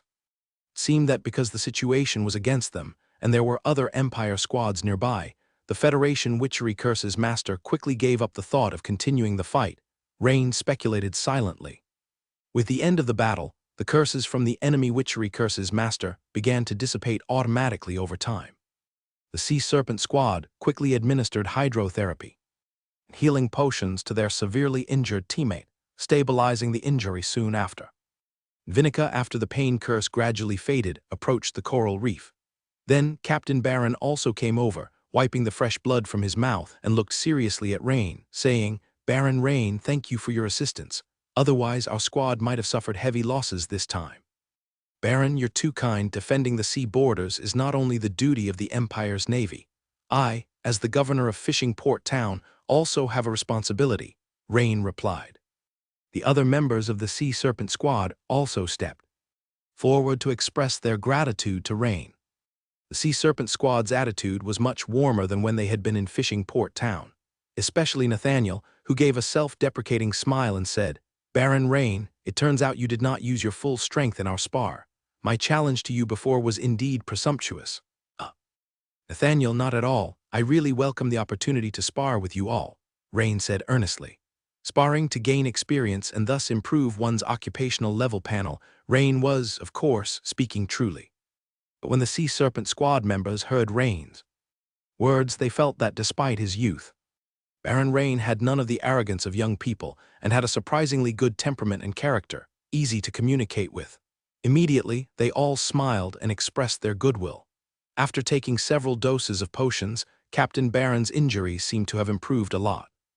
Turning to Rain, he said, "Baron Rain, I noticed the hammer skill you used earlier. It must be on the level of a secret technique, right? Although it is very close to the power of a true secret technique, it seems to be missing something," he continued. Rain nodded and said, "You're right, Captain Baron." Rain felt there was no harm in admitting this. Someone of Captain Baron's caliber could almost immediately see at which level his move was. "Baron Rain, do you know how to elevate a nearly secret technique to a true secret technique?" Captain Baron continued to say. Hearing the captain say this, everyone looked at the two of them with interest. Clearly, they also discerned that the captain intended to give young Baron Rain some pointers as a form of repayment for his rescue of the squad. Rain also heard the goodwill in Baron's words and understood what he was implying, shaking his head. "I am still in the exploratory stage. Could Captain Baron provide some guidance?" Baron nodded and said, "Baron Rain, you possess exceptional talent, and my words are merely for your reference. You still need to adjust according to your own condition. Although the level of hammer skill you have mastered has reached the requirements to perform the secret technique, the combination of combat skill and primal force is not intricately and flawlessly integrated. Therefore, there's still a bit of distance before you can step into the realm of the true secret technique. After listening to Baron's words, Rain fell into deep thought. He had vaguely sensed the problem before, but he was not able to pinpoint it as precisely as Baron could. When Rain tried to execute the quasi-secret technique, he indeed felt that the mobilization of his body's primal force in conjunction with his moves was not smooth, as if he could not achieve an extremely subtle combination of technique and primal force. Now it seemed the issue was indeed there. After some thought, Rain continued to ask, "Captain Baron, how can I resolve this issue?" Baron did not beat around the bush but said directly, "Two things. First, you need to strengthen your breathing practice, and second, practice the quasi-secret technique more to contemplate the primal force and the moves. Given your talent, you should be able to resolve this problem in about half a year." Upon hearing Baron's statement, the remaining members of the Fish Dragon squad couldn't help but express their amazement. Half a year. Just half a year. A great knight not yet 18 years old is already terrifying, and he only needs another half a year or so to master a true secret technique. Suddenly, everyone was at a loss for words. To execute a secret technique required accumulated primal force over many years, coupled with intensive practice and understanding of extraordinary battle techniques, and finally, a most exquisite fusion of the two to successfully carry out a secret technique. In their mind, great knights capable of performing a secret technique, even within the Tide Walkers Special Division, were at least in their late 20s or nearing 30. In fact, most were just over 30. Breathing exercises, Rain couldn't help but fall into contemplation. His Bear King breathing technique had indeed been long neglected in upgrades, still remaining at level 9. Since skill points could not be added to the Tockle Hammer technique, at level 12 Rain planned to use that one skill point later to upgrade the Bear King breathing technique and see the effect. As for the time required, it shouldn't take as long as half a year. "Thank you for your guidance, Captain Baron." Rain sincerely thanked Baron in his heart. Although he knew Baron's kindness was due to his recent rescue operation. After pondering for a while, Baron then looked at Rain and said, "Baron Rain, the Eagle Federation has always avoided direct conflict with us. But this time they took the initiative to strike, and at the onset of the fight, they destroyed several of our large supply boxes, as if they were looking for something. This is quite unusual. I have a feeling that the Eagle Federation's eagerness might be related to the target of our squad's pursuit. There appears to be some secret ties." "Captain Baron, do you mean that the enemy is likely to have come to rescue Valad?" Rain's eyes flickered with thought, and he immediately spoke up. "Quite likely. For example, is there some secret cooperation or something else between the Eagle Federation and the Black Sail Pirates? Of course, it could also be that they don't want anything originally in Valad's hands to fall into ours. By the way, Baron Rain, did you find anything special among Valad's battle loot?" Rain nodded after listening to Baron's analysis. He was not very familiar with the Eagle Federation, but as a Baron conferred by the Empire, he naturally supported the Empire. "Captain Baron, I have yet to examine Valad's battle loot. Shall we go back to Fishing Port Town now to check? Perhaps we will make some discoveries," Rain proactively suggested. "Good," Baron nodded. He too had this in mind but felt it was inappropriate to suggest examining the loot that originally belonged to Rain, especially since Rain had just rescued them. Thus, the group quickly returned to Fishing Port Town. After some cordial greetings with Major Mary and the Riaman brothers, they were led by the Riaman brothers to the exclusive office of the governor of Fishing Port Town.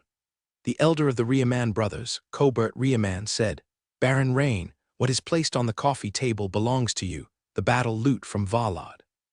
Everyone looked in the direction the Riaman brothers were pointing to see a somewhat damaged pouch and several unidentifiable potion bottles on the coffee table. Actually, there were some more potions on him, but they were already shattered at that time, and the potions spilled out completely, Cobert Riaman added. Rain nodded. He had already anticipated this, as the combat move he used to kill Valad was the Kadar martial arts secret technique 100 Crack Strike LV2. To have these items preserved was already quite fortunate.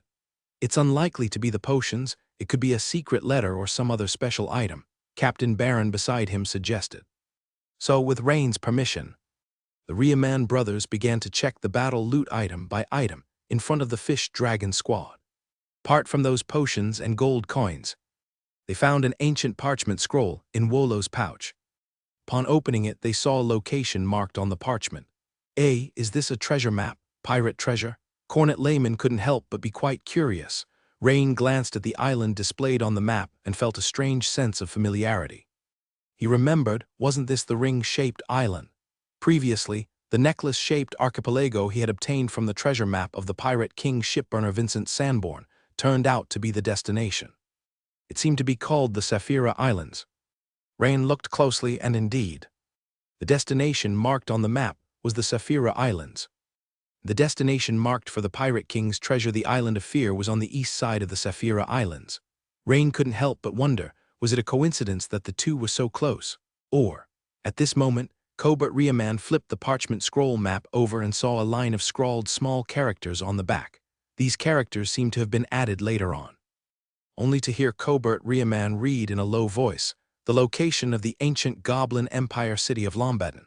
Immediately, Baron, the team captain, looked at the map thoughtfully. After a moment, Baron said to Rain with a solemn face, "Baron Rain, this must be the item."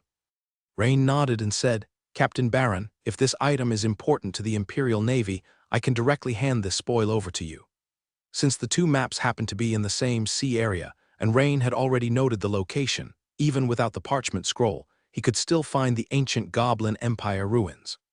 Furthermore, if this map had significant importance to the Empire, then, as an Imperial Baron, according to the spoils distribution regulations, he also had the obligation to hand the map over to the Empire.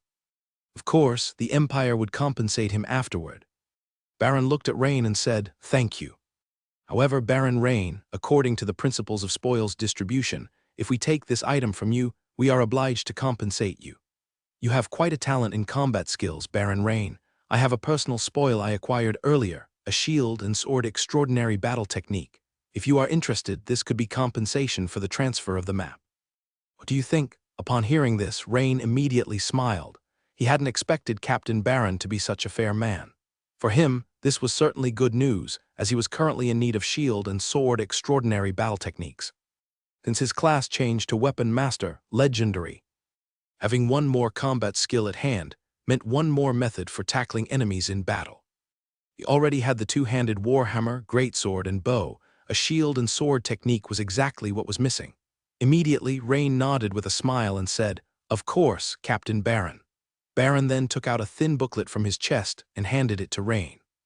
Upon receiving it, Rain opened it to see the following large words: Salson Family Shield and Sword Technique Essentials. The Salson family, could it be a pirate family? Rain looked puzzled. But as he continued reading, Rain quickly discovered that this family was not a pirate family and had nothing to do with pirates at all. In fact, the Salson family was a fallen noble family. The last heir of the family died in battle when a merchant ship he was on got plundered by pirates, and this item ended up in the hands of some pirate group. In the end, it came into Captain Baron's possession. After pondering for a little while, Rain decided to postpone learning this extraordinary combat skill. After all, he was already rich in close combat techniques, so he planned to start learning Blood Fury archery first. Soon after bidding farewell to Rain and others, Captain Baron led the Dragonfin squad away in a hurry, taking with them the parchment scroll marked with the ancient goblin ruins, and after Rain asked the Riemann brothers to strengthen the guard, he returned to his resting room. However, as he opened the door, he suddenly froze.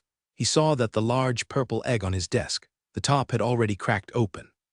Inside the purple eggshell, a fuzzy pale yellow bird head suddenly poked out, its beak clutching a small fragment of the broken shell.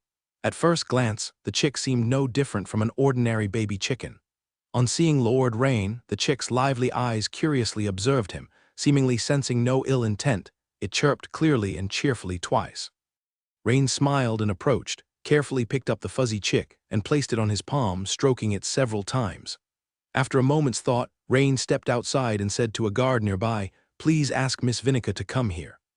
"At once, Baron." Shortly, Vinica, clad in a light blue robe, came trotting into Rain's resting room. Just as she was about to ask what was the matter, her beautiful eyes immediately focused on the newly hatched chick in Rain's hand.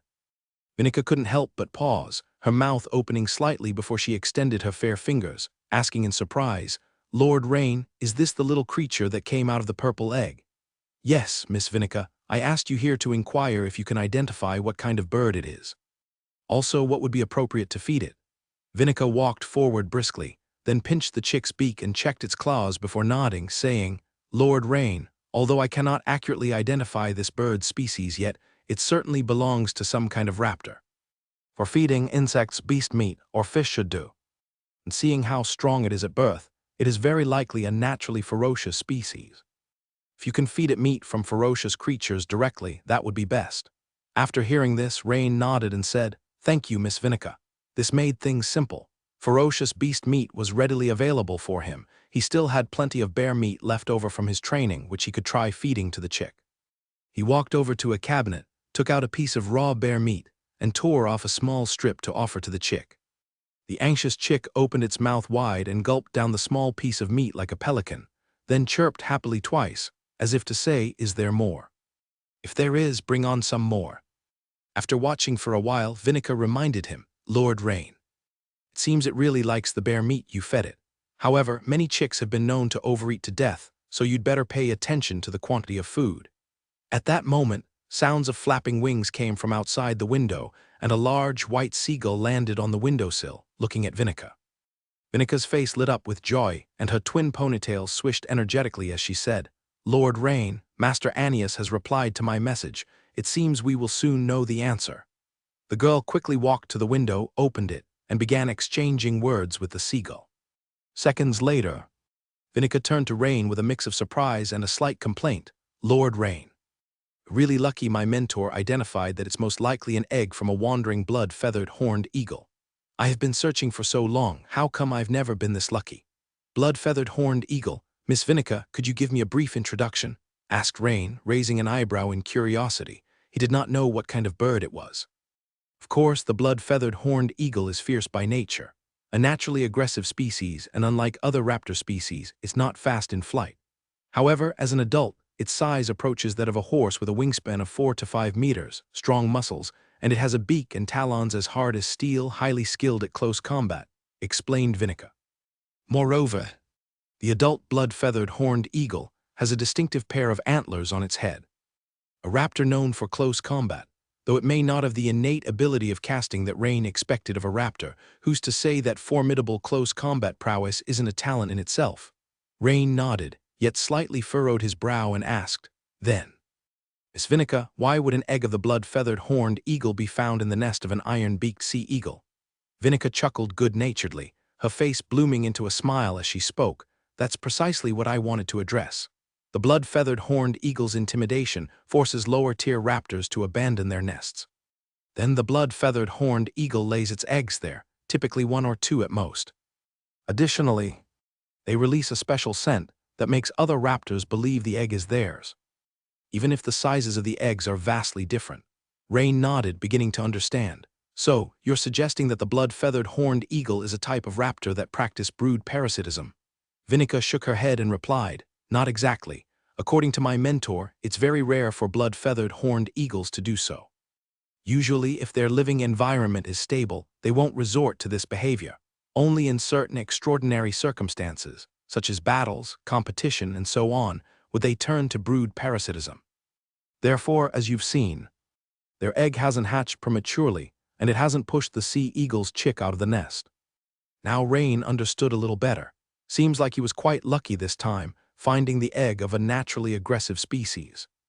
By the way, my mentor also suggested that since the growth cycle of the blood-feathered horned eagle is longer than most birds, and because their temperament becomes extremely ferocious as they grow, please use the bird transformation technique as soon as possible to make it familiar with you and to promote its growth," Vinica stated. "Thank you, Miss Vinica. And please extend my thanks to Master Annius as well," Rain said with a slight bow and a nod. Indeed, entrusting a professional with such matters is the only way he could have received almost the perfect solution so quickly. "By the way, Lord Rain, although you observed my bird transformation technique last time, you probably haven't mastered it yet, have you? These next few days I'll try to demonstrate it for you every day," Vinica said enthusiastically. Gazing into Vinica's sincere, beautiful eyes, Rain was at a loss for what to say for a moment. Should he tell her that he had already mastered Enia's bird transformation technique? Such learning ability would be too frightening, after all. He had only observed it once. After a moment of thought, Rain nodded and said with a smile, Then I'll have to trouble Miss Vinica, as I'm indeed not very adept at the bird transformation technique yet. Giggle, Lord Rain, your talent in the knightly arts is already exceptional. It's completely normal if the goddess hasn't granted you the same proficiency in witchcraft, Vinica said with a chuckle. Vinica couldn't help but smile. Soon, the two arrived at the same simple alchemy chamber where Vinica had demonstrated before. Lord Rain, you can use ready-made fast growth potions, phantom spirits, and so on, she said. But the moonlight ink used later for drawing the six-pointed witchcraft array must be made by the caster personally. When making it, you need to infuse a very fine amount of spiritual power for it to be properly concocted, she added. Furthermore, moonlight ink is time-sensitive. Its effect is best within 12 hours, barely usable between 12 and 24 hours. Once it exceeds 24 hours, the special energy particles it contains will largely dissipate, and it will almost become impossible to use for drawing a witchcraft array. So, the first little challenge is concocting the moonlight ink. The second difficulty lies in drawing the witchcraft array by hand, as Vinica once again demonstrated Enia's bird transformation technique while pointing out the difficult steps of the technique with great care. One by one, Rain had already learned it, but seemed to be captivated by the girl's sincerity and listened quite attentively. With the completion of the twin-tailed girl's demonstration, Rain, who was observing, received several system prompts. You focused on observing Enia's bird transformation technique, comprehension enhanced. Your skill in Enia's bird transformation technique has improved. Experience plus 54. You focused on Enia's bird transformation technique. Wizard Apprentice, Transcendent, experience plus 132. Congratulations, your skill in Enia's bird transformation technique has advanced to LV2 after again gaining 54 experience points. Rain's Enia's bird transformation technique progressed from LV1, 69 over 100, to LV2, 23 over 300.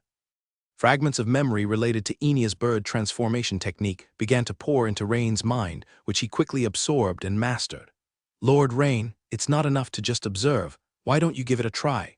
The twin-tailed girl wiped the fine sweat from her forehead and suggested. After a moment's thought, Rain felt that with 2 observations and Vinica's meticulous instruction, he should be able to perform some of the steps without it being too extravagant. So Rain nodded and said, "Of course, Miss Vinica, I'll give it a try right now." "Certainly, Lord Rain, you can try first," Vinica smiled, stepping aside, curious to see how much Rain had grasped. Perhaps after failing 7 or 8 times, he should at least be able to properly concoct the moonlight ink. Vinica thought to herself. 5 minutes later, looking at the moonlight ink in Rain's hand, which he had successfully made at the first attempt and was emitting a faint glow, Vinica was taken aback and said, "Lord Rain, that's wonderful. You've overcome the first difficulty." 10 minutes later, Vinica stared at the witchcraft array on the ground, nearly identical to her own. Her beautiful eyes wide and her mouth slightly open in shock. She thought that perhaps she should take back what she had said earlier. It seems the goddess truly did endow Lord Rain with wizardly talents as outstanding as his knightly ones. Having placed the blood-feathered horned eagle chick on the soft padding at the center of the witchcraft array, Rain held the potion and began chanting. As system prompts resounded, it marked the successful casting of the witchcraft. You cast Enia's bird transformation technique, comprehension enhanced. Your skill in Enia's bird transformation technique has improved. Experience plus 142. You focused on Enia's bird transformation technique, Wizard Apprentice, Transcendent, experience plus 278. And Rain distinctly felt a strange connection form between him and the blood-feathered horned eagle chick. This was not an effect of the bird transformation technique.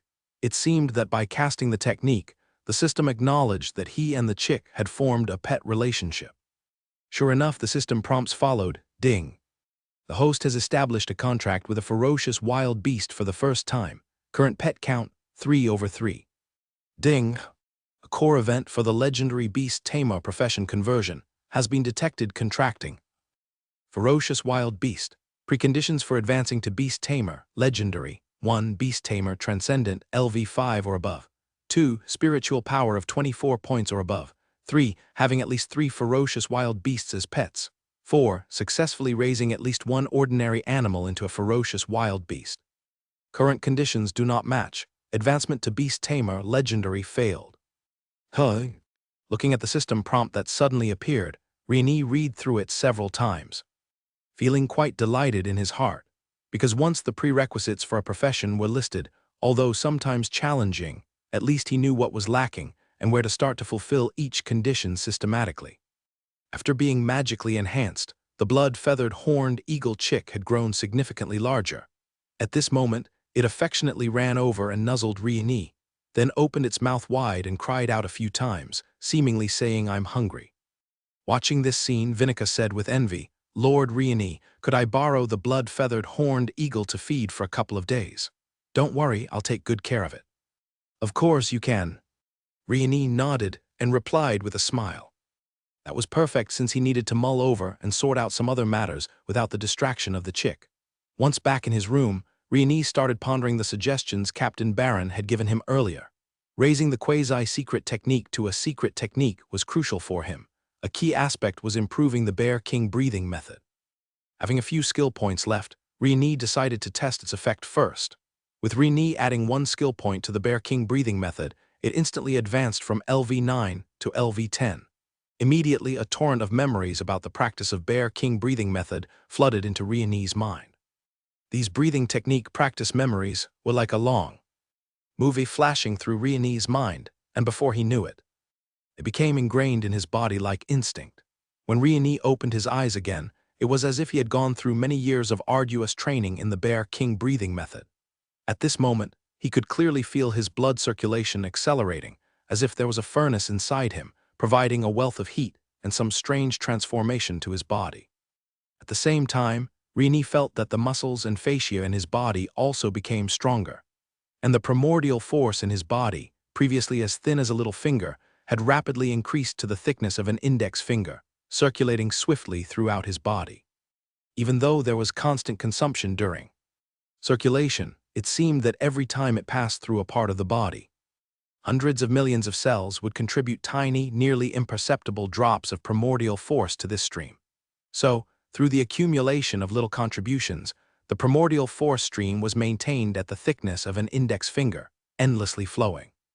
At this moment, feeling the strengthening of his primordial force and the powerful energy within his body, Rini felt that he was just one step away from truly mastering the secret technique.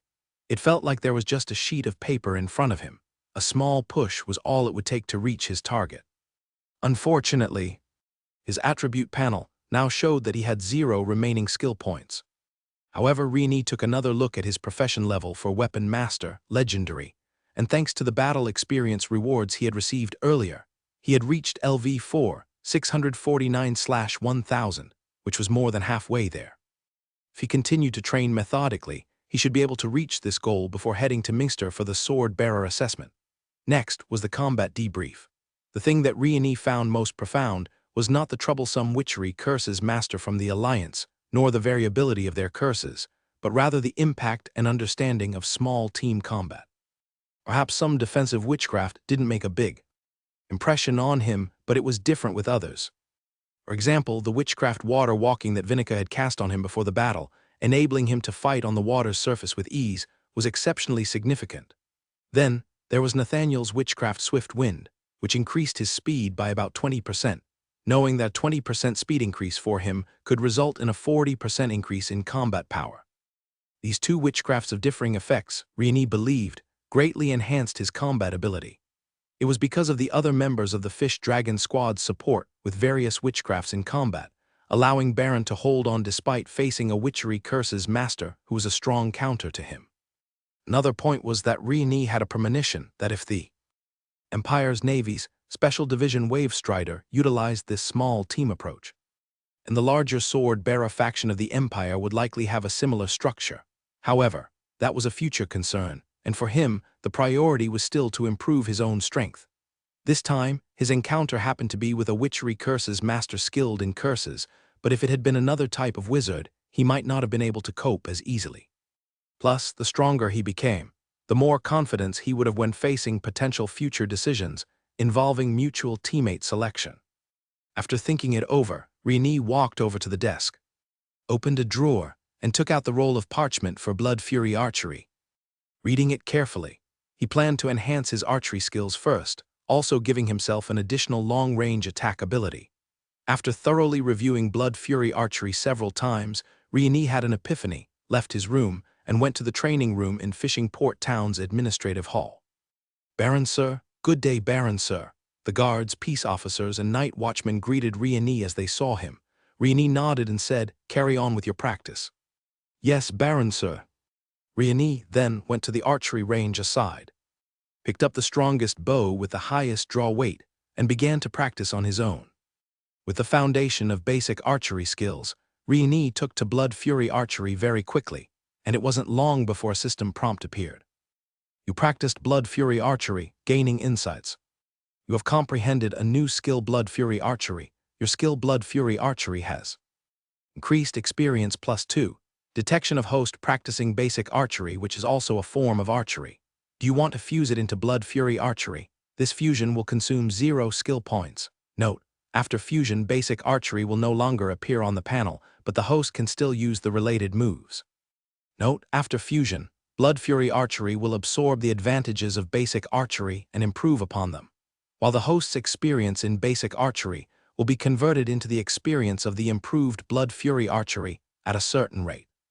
Reading the system notifications above, Rain slightly nodded. He had anticipated this, as his previous basic swordsmanship and Dragon Empire military sword technique, both single-handed sword techniques, had undergone the same.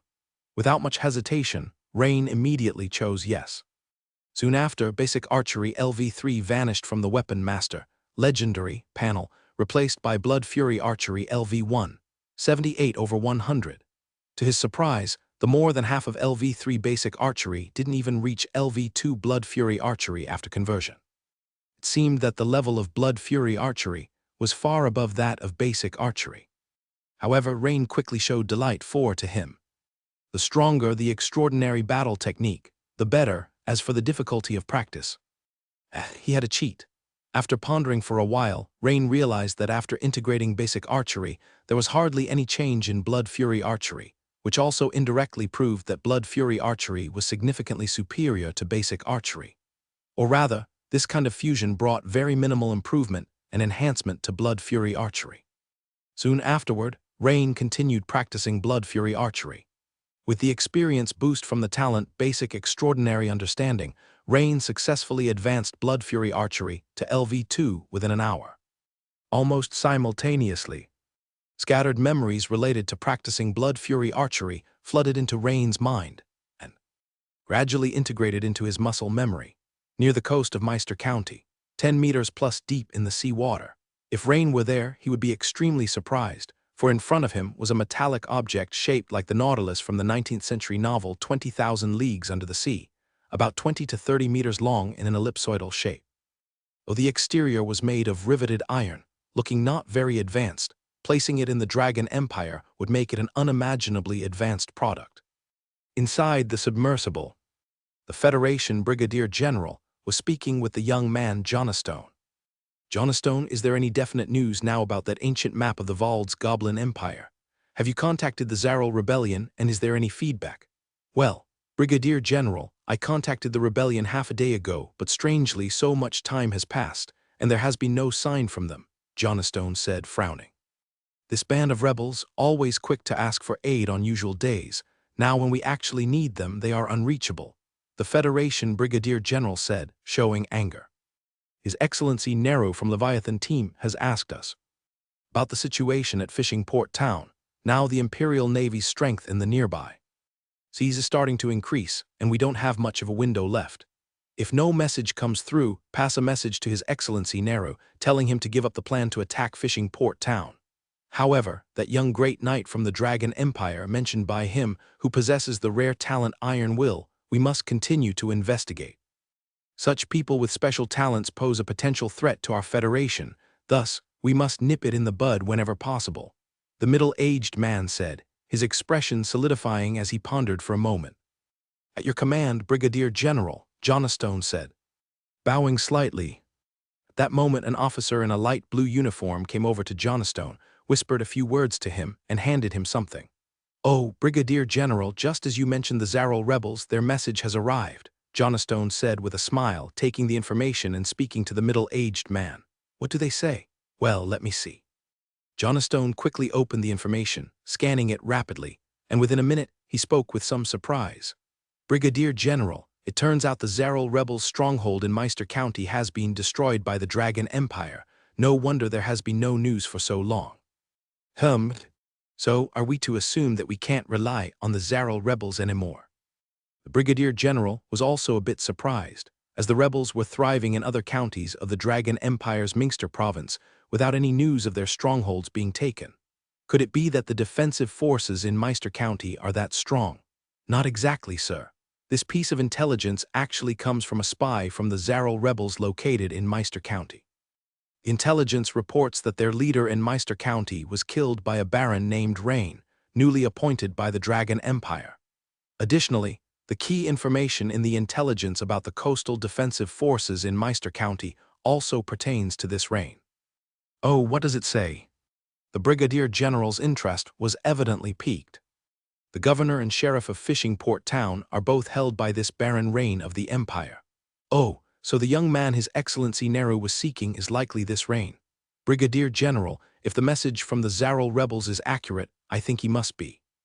The intelligence states that Baron Rain is nicknamed the Warhammer Baron, which matches the description given by Lord Nehru about his age, proficiency with a weapon being a two-handed warhammer, and so on, Johnstone said after pondering a moment and nodding. The Brigadier General pondered for a moment and then said, "Then send this intelligence to His Excellency Nehru immediately. And also advise him to keep it quiet if he indeed decides to attack Fishing Port Town and kill Baron Rain." "At your command, Brigadier General." Johnstone then slowly stepped back and turned to leave. Now, the activities of the cults are clearly intensifying everywhere. Perhaps soon, we in the Dragon Empire will have a common enemy. At least in some aspects, we can still collaborate with the Empire, the Brigadier General muttered softly. The next morning dawned. Lord Rain had already started practicing the newly learned Blood Fury archery, with Cornet Layman in the training room early in the morning. At this time, the great bow he held in his hands was the one from bloody shooter Phil Kraz, about 1.6 meters in length and made entirely of metal. Judging from the material, it was crafted from a rare ore known as magic steel ingots. Rain had once seen this type of material during his visit to the blacksmith shop inside Habsburg Castle, so he quickly recognized it as a special metal with very good toughness. In some respects, it was an excellent material for the bow body, but it required a very high level of strength from the archer. It's known that the elasticity of a bow mostly comes from the bow body, not the bowstring. Bows used by ordinary people are usually made from woods like oak or cypress, whose strong fiber construction determines the bow's elasticity and stability. However, for formal knights, the power generated from these ordinary oak or cypress bows is somewhat inadequate. This becomes abundantly clear when considering senior knights and peak knights. Thus, the vast majority of senior knights use metal bows crafted from special ores. As long as one has sufficient physical strength, issues like the weight and pull of the metal bow are not a problem. Moreover, if viewed from another perspective, they are actually advantages. The metal bow can also serve as a defensive weapon during sudden close combat. However, for Rain, this metal bow was just passable, as his physical strength as a great knight was considerably stronger than that of bloody shooter Phil Kraz. But currently, Rain's mastery of Blood Fury archery wasn't very high, albeit sufficient for him to use it. Just last night, Rain had sent out 2 letters, one of which was addressed to Lady Baroness Crawley. In the letter, Rain asked her to help procure some magic steel ingots. He planned to add this material to the great bow, recasting it to suit his level of strength after he returned to Meister County in some time. As for the bowstring, he had also found a better substitute, a back tendon from the body of a spineback sea snake. Slightly elastic and extremely tough, capable of withstanding more pull force than the current bowstring of this bow. The other letter was written to Count Habs, stating that the situation in Fishing Port Town had stabilized with the threats from the Sea God sect and pirates eliminated, and expressing his hope for permission to resign. In the letter, Rain did not go back on his word and recommended the Riemann brothers as successors. Lastly, Rain also mentioned in the letter that he would soon participate in the Sword Bearer Organization's assessment, although the Empire would officially inform Count Habs soon. Rain thought it was best to mention it proactively. Since the Riemann brothers were proficient in sword and shield combat skills, they provided excellent companions for archery practice. Thus, Rain had arranged for Cornet Layman, the younger brother, to accompany him for archery practice that morning. As for the older brother, Cobert Layman, he was responsible for attending to Fishing Port Town's administrative affairs and couldn't get away. With the Sea God sect and most of the pirates in Meister County's seas largely eliminated, Fishing Port Town had gradually started to resume fishing, merchant shipping, and so forth, resulting in an increase in administrative duties. Since Rain was not interested in these matters, he had let the relatively calm Cobert Layman handle these tasks. In the meantime, he continued to practice the newly acquired Blood Fury archery under Cornet's tutelage, although it was tough on Cornet. According to the training content, if Cornet managed to reach within 10 meters of Rain in less than 5 arrows, it would be considered Cornet's victory. Otherwise, Rain would have achieved his training goal. Cornet held a huge metal tower shield in both hands and rapidly dodged left and right in front of Rain, while steadily advancing toward him. Rain then pulled his silvery gray metal great bow. The training arrow shot towards Cornet like lightning. Suddenly, Cornet, unable to dodge in time, tensed his muscles, with the veins in his hands and forearms that grasped the tower shield bulging and his muscles knotted. Clang! The clash of metal echoed as the impact of the blunt training arrow made Cornet, holding the tower shield, stop his forward momentum, and his pace unavoidably slowed. This gave Rain the opportunity to swiftly shoot another arrow at Cornet. The training arrows featured metal heads but were not sharp, being blunt-tipped instead, with shafts made of birch wood. Although not heavy, given Rain's imposing strength as a great knight, each arrow he casually shot made it quite strenuous for Cornet to block with his tower shield. Just 15 minutes later, Cornet was drenched in sweat, looking as though he had been dragged out of water. It wasn't that Rain was unwilling to take it easy, but doing so would mean he'd earn very little experience points for his Blood Fury archery skill, so Cornet had to endure the hardship. However, despite the difficulty, Cornet's eyes gleamed brightly. For him, being called by Lord Rain a great knight, for practice was not only an honor, but also a rare opportunity. If only he and his brother could have had such special training from Lord Rain before they encountered the Bloody Shooter, they would not have been wounded under the arrows of the Bloody Shooter. Knock, knock, knock. There was a sudden knock at the door of the training room.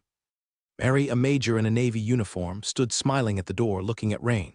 Lord Rain, I heard from the guard that you've been practicing here for 2 hours, so I had to intrude, she said. Of course, Major Mary, let's talk in the office next door. Rain smiled and gestured Mary to the adjacent office. He knew that Major Mary had come to him with matters to discuss. Once they were in Rain's office, Mary said, Lord Rain, regarding yesterday's situation, I have drafted a letter and will report to the fleet immediately. Additionally, she added, I wanted to ask for your opinion. Lord Rain, for your and Vinica's rescue of the Fish Dragon squad, the Navy will surely commend you. Do you have any special requests regarding this reward? Of course, I will compose another letter to General Zilva to assist in this matter, as by tradition, since you are not part of the Navy, tangible rewards are typically converted into merit points and imperial gold coins, she explained in detail. Rain nodded his understanding. Because he wasn't a part of the Navy and the rescue wasn't an established mission, the Navy's awards would only be in merit points and gold coins without any additional items. If he wanted something special, he would need General Zilva to intervene on his behalf. That was one advantage of having connections. Naturally, if General Zilva ever needed a favor in the future, Rain would be expected to reciprocate. The problem was, without a reference point, Rain was unclear about the value of his contribution to the rescue mission and what it could bring him. Asking for too much could suggest an arrogance of success, while asking for too little could mean a personal loss. However, having looked at Major Mary, Rain quickly had an idea and smiled. Major Mary, if possible, I am interested in the sharpness technique, a metal-based witchcraft cast by Lord Trevo. I'm just not sure if my contributions are enough to exchange for this spell. Naturally, I will sign a confidentiality agreement as required and won't divulge any witchcraft awarded by the Navy, he assured. After a moment's thought, Mary said, that should be about right. If it's just to exchange for the sharpness technique, your contribution should be sufficient. However, the success of this request still depends on the fleet's decision. Of course, even if it isn't successful, you won't suffer any loss, and you can be assured of your merit points and imperial gold coins, she reiterated. Then thank you, Major Mary, Rain said with a smile. Bowing slightly. By the way, Lord Rain, regarding the bounty for Waldo, it has been issued. Here is a bank draft for 10,000 imperial gold coins. Please take good care of it. Major Mary smiled as she pulled out a palm-sized piece of special paper from her breast pocket and handed it to Rain. Bank draft? Rain, feeling the faint energy emanating from the bank draft, examined it closely, noting the peculiar material it was made of and the apparent marks of a special witchcraft. The heading read Dragon Empire Central Bank Draft. The amount specified was 10,000 imperial gold coins. It was encircled by details such as time, payable at sight, and other phrases. On the back of the draft was the stern visage of an elderly man. Major Mary interjected, "This is His Majesty the First Emperor of the Empire. Moreover, Lord Rain, this draft from the Central Bank of the Empire can be cashed at any bank within the Empire's territories within a year. If it expires, reprocessing it through the Navy can be quite troublesome," she warned. "Very well, Major Mary. I will cash it soon," Rain acknowledged with a smile and a nod. "Lord Rain, pardon the interruption. I'll now make contact with the higher-ups," Mary said as she stood up gracefully, ready to leave, her elegant figure retreating. Just then, Rain suddenly thought of something. "Major Mary, I have a question. If the enemy from the previous encounter was from the Eagle Federation, what is the Empire's stance towards their intrusion into our territorial waters?" Upon hearing the question, Mary stopped, her lovely face tensing as she turned back. "Lord Rain, I inquired with the Intelligence Department about this yesterday. There's no response about the specifics of the enemy yet. Most likely, they are similar to the Fish Dragon Squad, pertaining to a special division of the Eagle Federation. But concerning small-scale infiltrations like this, neither the Empire nor the Federation has a good solution at the moment. Given the current situation, both the Empire and the Federation are wary of each other. They may have small skirmishes, but they won't engage in actions harming civilians on a large scale. In this aspect, cults are more of a threat," she explained. Rain nodded. "If that's the case, then that's for the best." Off the coast of Meister, on a secluded island near the outer edge, Nero was speaking to a man, his right side dominated by the massive sea serpent with spiky protrusions. "Wexman, according to the information passed to me from the Federal Navy, the young great knight with the talent of an iron will is the governor of Meister fishing port town in the Dragon Empire. His name is Rain," said Nero. "The best person to deal with this young man is still you," Nero said gloomily. "Nero, don't put me on a pedestal. Besides, if he isn't a member of the Dragon Empire Navy, why are you bothering with this? It's likely that you'll never encounter him," said the man named Wexman, dismissing the idea. His slender figure was toying with two daggers, emitting a crimson light. The daggers, like butterflies fluttering through flowers, rapidly danced between his unusually agile, slender fingers. "No, you don't understand. Guided by a wizard's intuition, I feel that if he lives, I will encounter him again someday soon," Nero explained, waving his hand and speaking gravely. "All right, I really don't understand all this stuff about witchery curses masters," Wexman remarked. "But why not find someone else for this job?" Wexman pondered. Though he considered the combat abilities of witchery curses masters mediocre, he acknowledged their proficiency with prophecies and divinations as more than mere fabrications. "Wexman, it's only foolproof if you take action." "I don't trust the other members of the squad," Nero said with a smile, flattering him a little. Don't start with that. You know my rate is high, although we are teammates I can at most give you a 20% discount," Wexman continued, nonchalantly flipping his daggers. Nero didn't mind his response and smiled, seeing a tendency to agree. "Wexman, if you can kill Rain, I'll give you the crate of shadow steel ingots I got last time." "A crate of shadow steel ingots is not enough. He's in the Dragon Empire mainland. I'd have to traverse his heavily guarded maritime area. The risk is not small." After some bargaining, Nero's expression remained poor, but his heart felt more at ease. It was a bit painful, having Wexman agree to take the job nearly guaranteed success. After all, assassinations are best left to professionals. Wexman, as a shadow assassin, was the best choice among those he knew. Meanwhile, inside a mansion in Mace County City, in a subterranean hall. "High Priest, the latest news. The Imperial Southern Naval Fleet has defeated the Sea God sect and most pirate gangs near the waters of Mace County," the monk Lamar respectfully reported to the OB's figure seated before him. Weren't they engaged in back-and-forth battles with the Imperial Navy before? How come they were suddenly defeated this time?" The High Priest sounded clearly surprised. We still don't know the exact details. We are currently awaiting further intelligence," said Lamar. "And what about the governor of Fishing Port Town, Rain? Did the sea god sect manage to kill him amidst the chaos? The obese high priest suddenly asked. This. From the battle report sent to Maest, we haven't seen that happen, Lamar delicately said. So, the plan to have the sea god sect assassinate him has failed again, murmured the high priest. Lamar's head hung even lower, not knowing what to say to the high priest's remark. Just then another monk appeared at the hall entrance, hands holding a letter. Lamar gestured for him to bring it in.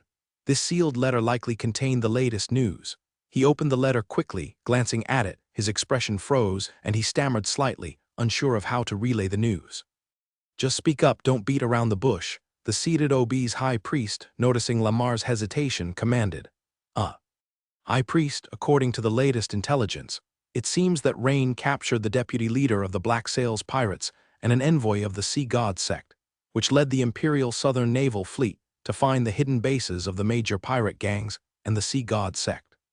What?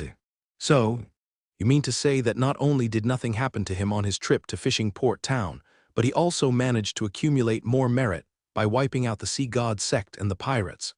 His narrow eyes twitched slightly in reaction. Could there be anything more absurd? They had hoped the Sea God sect would kill Rain, but now it seemed Rain had used the Imperial Navy to overturn the Sea God sect entirely, adding yet another brilliant stroke to his record. A brief silence fell in the subterranean hall. This won't do. We cannot let Rain continue to grow stronger. At some point, he will inevitably act against us, the high priest stated, unable to contain himself any longer. His corpulent body rose from the large chair, pacing back and forth in the hall. Lamar, do you have any suggestions? The monk Lamar pondered carefully, then cautiously suggested, This high priest, the only sure method I can think of is to lure him into the next Black Flame ritual and use the ritual's power to eliminate him. That's a method that's certainly guaranteed to kill him. Just that moment, several methods flashed through Lamar's mind, but he quickly dismissed each one. Because the aforementioned methods couldn't guarantee that they would definitely kill Rain. Of course, this might also be because Rain had thwarted their assassination attempts too many times, instilling a sense of wariness in him. But utilizing the moment in the ritual when the god of hunting, Lewin's slight oppressiveness descends, was bound to kill the opponent. This is indeed a method, but the problem is, how can we lure Rain into the ritual? Additionally, if he discovers something amiss beforehand and causes a major disturbance, the ritual itself risks being interrupted. The chief priest's beady eyes flickered for a moment as he spoke hesitantly. Because only after the ritual had officially begun would the slight oppressiveness of the god of hunting descend. And if the opponent noticed something was amiss before that, all their efforts would be in vain. Lord Chief Priest, I think we can have Baron Alonso hold a grand noble banquet right above the site of the ritual. 3 days later, Fishing Port Town Administrative Office Training Ground, Knight continued to hold his tower shield, swiftly dodging and advancing forward. Meanwhile, Rain pulled his silvery gray metallic great bow to full draw, shooting a training arrow at Knight like lightning. In an instant, Knight's muscles bulged. His upper body tilted forward, and he positioned the thick tower shield in front of him. Bang! A sound akin to striking a bell rang out. The blunt-headed training arrow instantly shattered, its wooden shaft splintering. The tremendous impact halted Knight, who was holding the tower shield, in his tracks and momentarily paralyzed him on the spot. Immediately after, Rain rapidly fired another arrow, and then another, overwhelming Knight, who could hardly fight back. Just after 5 minutes, Knight was gasping for breath, appearing utterly drained. Knight gazed at Rain, his eyes filled with astonishment. He now somewhat understood Lord Rain's frighteningly rapid rate of progress. No, it was terrifying. From initially being able to exchange blows to now becoming practically a live target, all this had happened in just 3 days.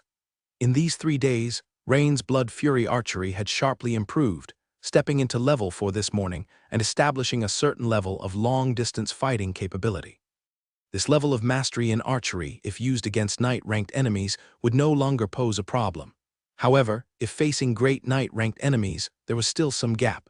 However, at present, his training partner Knight could no longer keep up with his progress. If Rain were to go easy, he certainly could allow Knight to stick around a little longer. But the experience he could gain in blood fury archery would plummet. In that case, the training would lose its meaning. Rain was contemplating whether to let Cobert join in as well, so the brothers could train together, which might be better. However, Rain slightly shook his head after a moment of thought. Administrative duties in fishing port towns such as routine patrols needed someone in charge. It was not suitable to have both brothers serve as sparring partners. Besides, although the brothers coordinated well together, they could likely only help him train up to Blood Fury Archery Level 5. Advancing further than that was unlikely. Rain seemed to be out of good ideas for the moment. Thud, thud, thud. At that moment, two unexpected people appeared at the doorway of the training room. Lord Rini turned his head and couldn't help but be startled. He saw Trevo from the Leviathan team and Nathaniel, both smiling faintly as they stood at the entrance. Lord Rini, we meet again, Trevo said with a smile. Ah, what brings you two to Fishing Port Town again? Is there a new assignment? Lord Rini asked with a hint of curiosity. The two exchanged glances, their smiles broadening. You could say that it's an assignment. Lord Rini, this time I am here on a mission from above to teach you the witchcraft sharpness technique. Lord Rini, I never expected that aside from being an extremely talented great knight. You are also a wizard apprentice. It feels like the goddess's favor is all concentrated on you, Trevo said with a slightly envious tone. At that time, Trevo was indeed shocked when he heard that Lord Rini was also a wizard apprentice. Upon hearing this, Lord Rini couldn't help but smile. He hadn't expected the Imperial Navy to act so swiftly this time. It seemed General Zilva must have played a significant role. Of course, it might also be due to Captain Baron. As the captain of a special department's team, Baron's influence was not to be underestimated. Welcome, both of you. I had thought the Imperial Navy would send someone else. It seems then that the fleet's operations have concluded. That's not the case. Captain Baron's injuries will take about 10 days to fully heal, so our team is in a temporary rest state, Nathaniel explained. Lord Riani nodded, understanding the situation. Otherwise, sending 2 combat team members for this task would have been most unreasonable. Without these 2, the Leviathan team's combat effectiveness would be greatly impacted. Of course, we both volunteered for this mission, they added. Also, there's another matter, Trevo began, looking around and then stopping. Realizing the situation, Lord Riani turned to Colbert and said, Colbert, let's stop here for today. As you command, my lord, Colbert responded, indeed feeling quite exhausted. Please follow me, let's talk in my office. The trio then proceeded to Lord Riani's office and took their seats. Lord Riani, according to the latest news, the Federation witchery curses master we encountered that day, the intelligence department has already clarified his identity. Neru, a formal member of the Leviathan team of the Eagle Federation Navy, characteristically paranoid. Trevo detailed. Oh, the setup of squad units in the Eagle Federation is somewhat different from ours here in the Empire. They have around 5-7 members per team.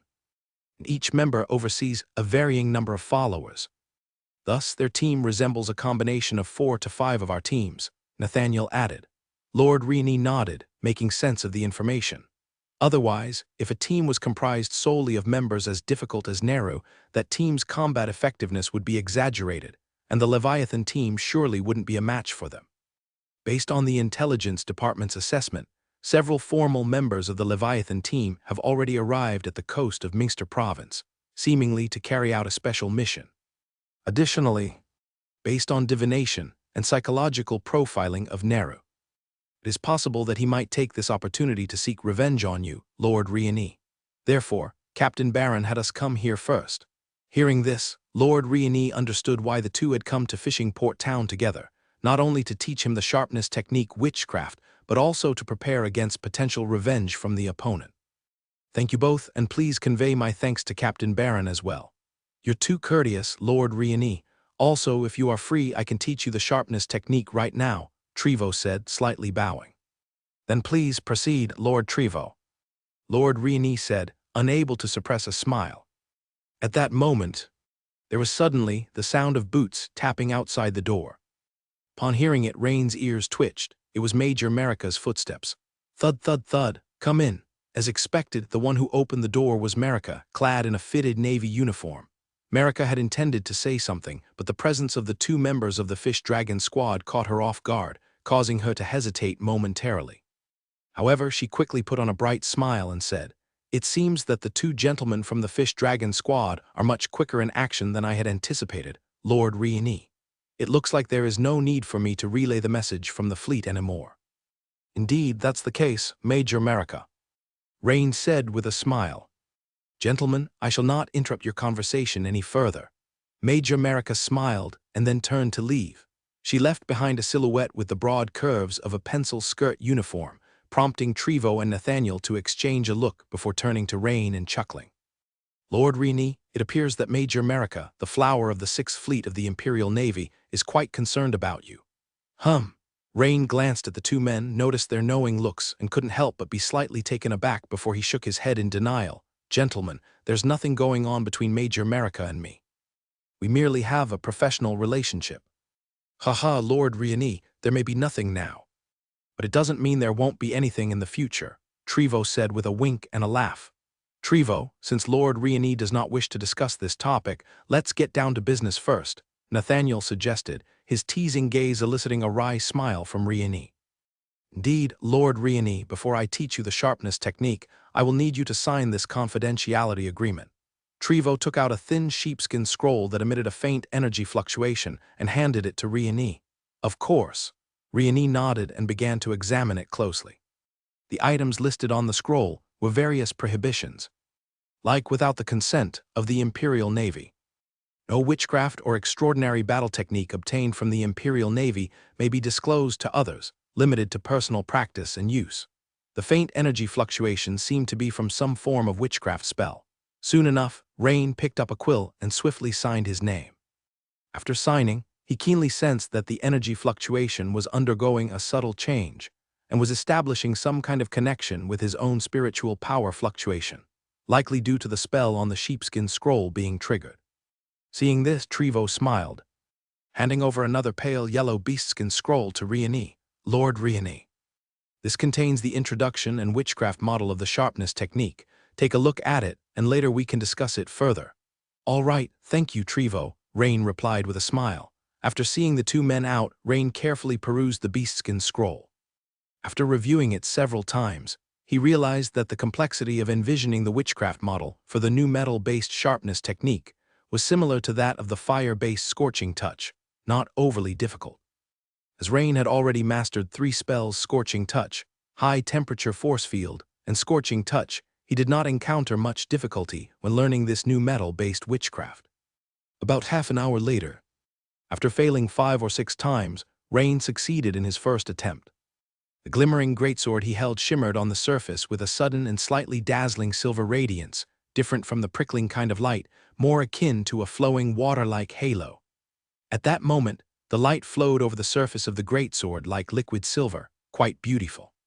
Then the system prompt followed. You have studied the sharpness technique. Comprehension has increased.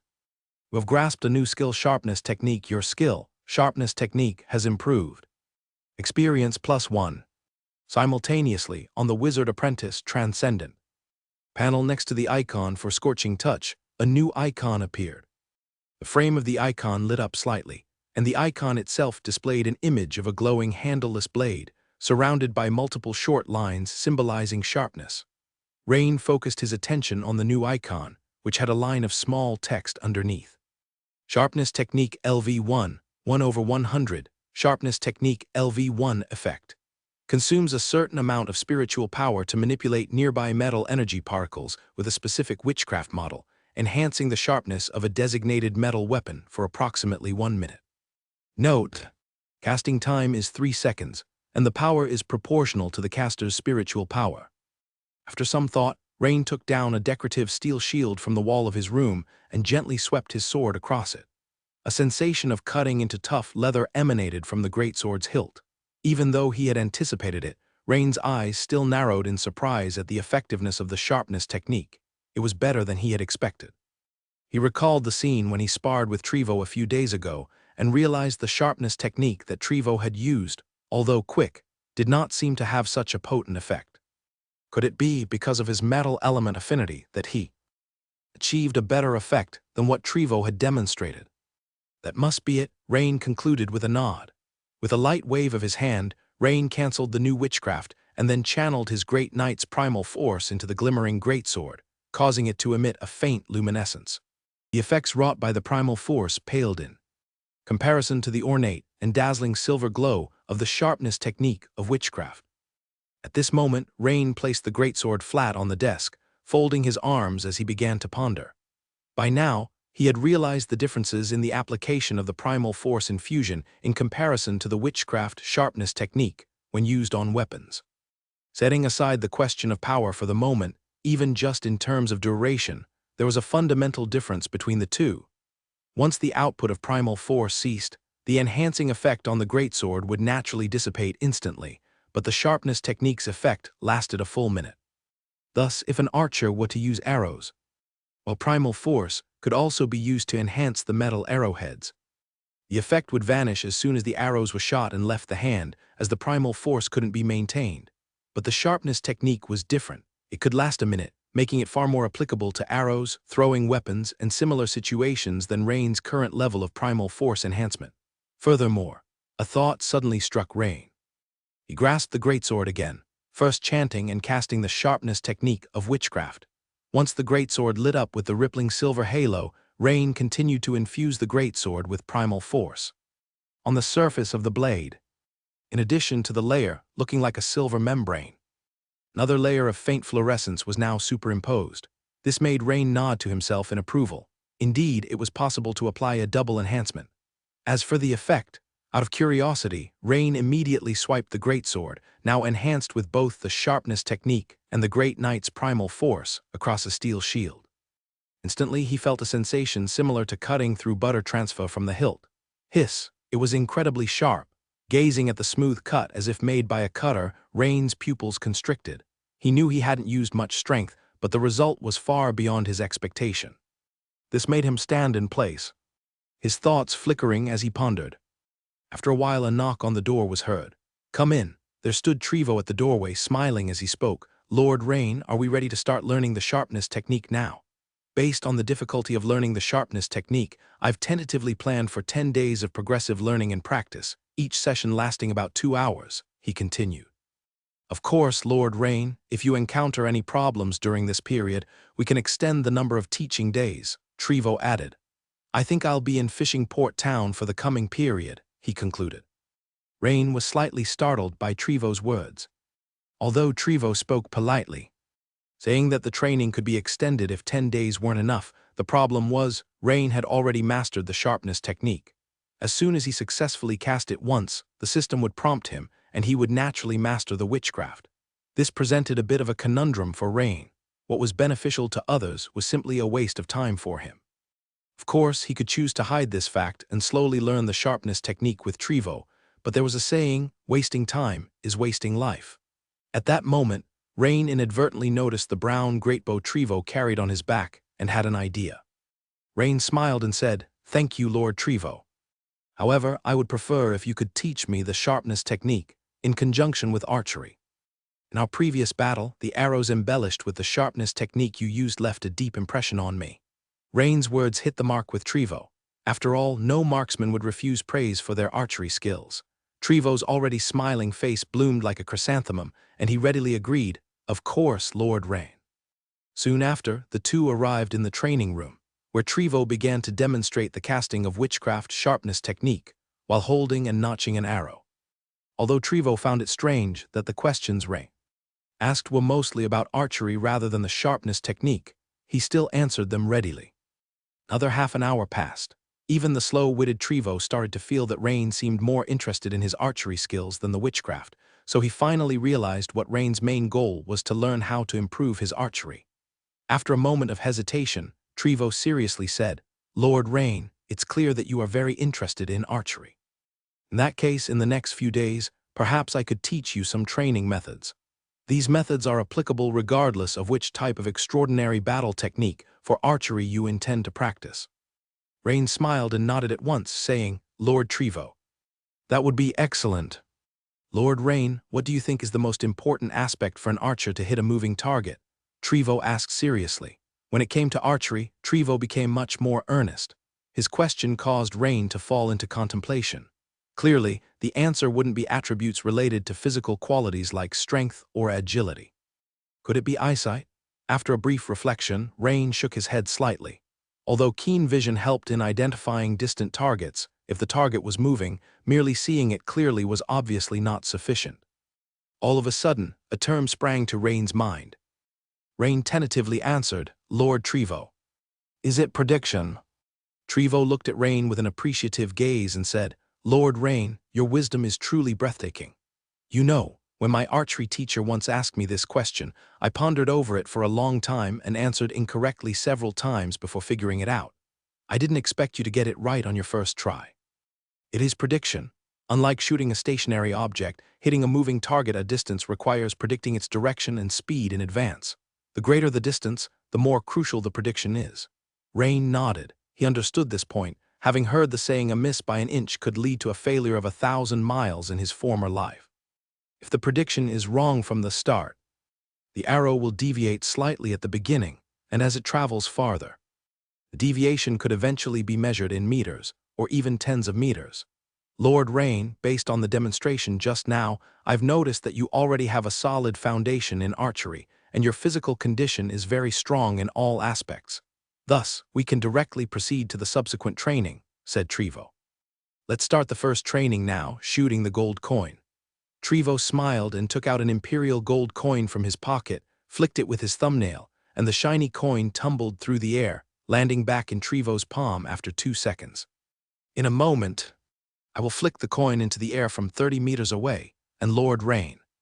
You will need to hit it before it hits the ground. If your accuracy exceeds 90%, then you will have completed the first training session. Rain nodded. This pure skill training was more to his liking.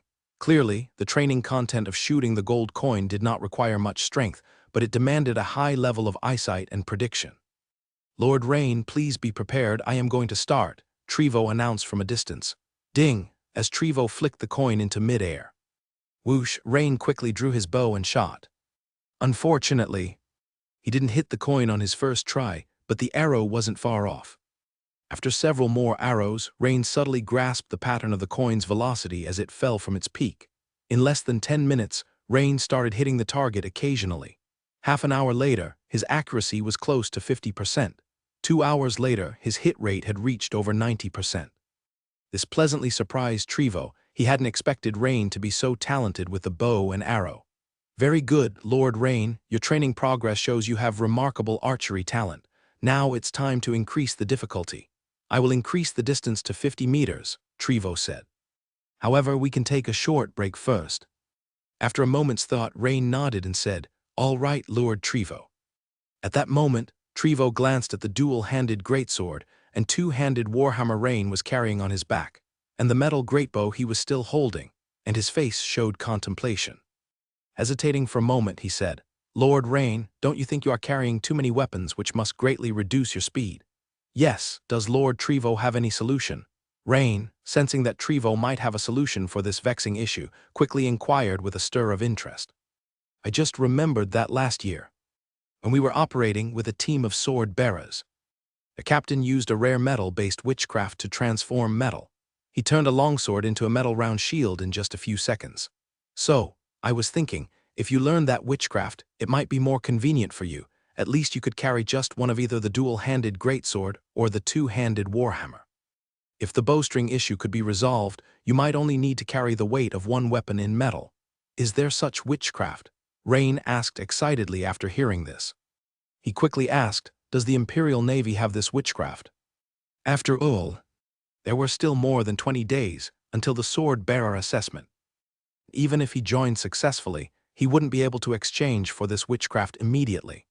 Considering the Navy's special unit, the Wave Steppers, he would need to complete a mission of a certain difficulty level, receive an evaluation, and then could exchange for items of corresponding grade. If the Navy had it, that would be best. Perhaps he would have a chance to obtain this witchcraft. Yes, Lord Rain, I am certain of this, Trevo affirmed. Unfortunately, the Special Items Exchange Catalog on the Navy side does not have it. I'm sorry to disappoint you, Trevo shook his head and said. This left Rain feeling somewhat disappointed. By the way, Lord Rain, you are about to head to Minster for the Sword-Bearer Organization's assessment, aren't you? Trevo changed the subject and asked. Exactly, Lord Trevo, are you also interested in the Sword-Bearer Organization? Rain curiously asked. Haha, Lord Rain, I participated in the Sword-Bearer assessment 4 years ago and was not selected. That's how I ended up with the Imperial Navy's Wave Steppers. Rain raised his eyebrows. He hadn't expected Trevo to have also participated in the sword-bearer selection and been rejected. However, Is the sword-bearer assessment really that difficult? Shouldn't be. Could a great knight also be rejected? Could Lord Trevo elaborate a bit? As far as I know, the sword-bearer assessment shouldn't be so difficult. Could it be that someone of your status as a great knight archer also got rejected? Trevo shook his head with a wry smile. Lord Riani. At that time, I was merely a senior knight. Although my archery wasn't bad, I hadn't even passed the preliminary round. Preliminary round? Lord Riani, have you not looked into it thoroughly? This time it was Trevo's turn to be surprised. However, he quickly smiled and said, well, with your strength, you need not worry about the preliminary round. For you, the main exam is what's critical. This. If it's convenient, Lord Trevo, could you perhaps talk about this preliminary round and main exam? Upon hearing Lord Riani ask this, Trevo seemed to realize something. He looked at Riani with an extremely surprised expression, nodded and said, of course. The sword-bearer organization's assessment is divided into the preliminary round and the main exam. After passing the preliminary round, one officially becomes a sword-bearer, considered a rare talent in the Empire. However, only those who pass the main exam receive significant nurturing from the Empire, the elites among elites. Put it this way, Lord Riani, you can consider those in the preliminary round as ordinary team members, while those who pass the main exam are of captain level. After the corresponding intensive training, those who pass the main exam can select members from the preliminary round to form a team. Regarding the teams, as Lord Riani might have heard, the sword-bearers also use a team mode to execute missions. The captain not only has the right to allocate the team spoils, but also has a range of other priorities. By the way, the pass rate for the main exam is extremely low, about 1/10 of the preliminary round. Riani nodded. It seemed that he needed to improve his strength as much as possible before participating in the sword-bearer's assessment. For 2 consecutive days, Riani had been practicing archery with Trevo.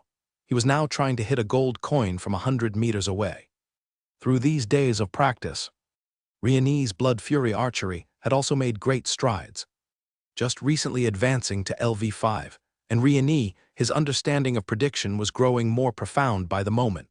Suddenly, he seemed to have pierced through a certain paper window. That moment the system notification appeared. Congratulations, you have experienced an epiphany, unlocking a long-range combat skill additional effect. Precise Aim LV1, Passive, Precise Aim LV1, Passive effects. You have a preliminary judgment on the movement trajectory of your enemies and a basic understanding of the weapons in their hands. You can precisely control the impact point of each strike, slightly reducing the chances of your opponent dodging your attacks. Note: Precise Aim is an additional effect of long-range combat skills, which will be automatically unlocked under the right conditions. A long-range effect, Quickly, Riani saw a small line of text below the Blood Fury Archery icon on the Weapon Master Legendary Profession panel. Blood Fury Archery LV5, 112/2000, with added effect Precise Aim LV1. Note: to unlock Precise Aim LV2 in Blood Fury Archery, the following conditions must be met. Blood Fury Archery LV7 or higher. Strength 16 points, Agility 20 points, Constitution 18 points or more. A few kilometers from Meister County Fishing, Port Town. On the coast, 2 individuals slowly walked ashore from the sea, the leader a gaunt man in leather armor, with 2 daggers emitting a bloody glow hanging on either side of his waist. It was Wexman, whom Nero had requested. Directly behind him, a step away, was a statuesque woman dressed in a black robe. The 2 emerged from the water, completely dry, without a trace of moisture. If someone had been swimming in the sea just now, they would have seen that the 2 were previously enveloped in bubbles under the surface of the water.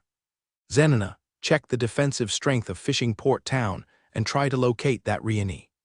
I think, barring any accidents, he should be either in the administration office or patrolling the main streets, Wexman said, turning to his robed follower.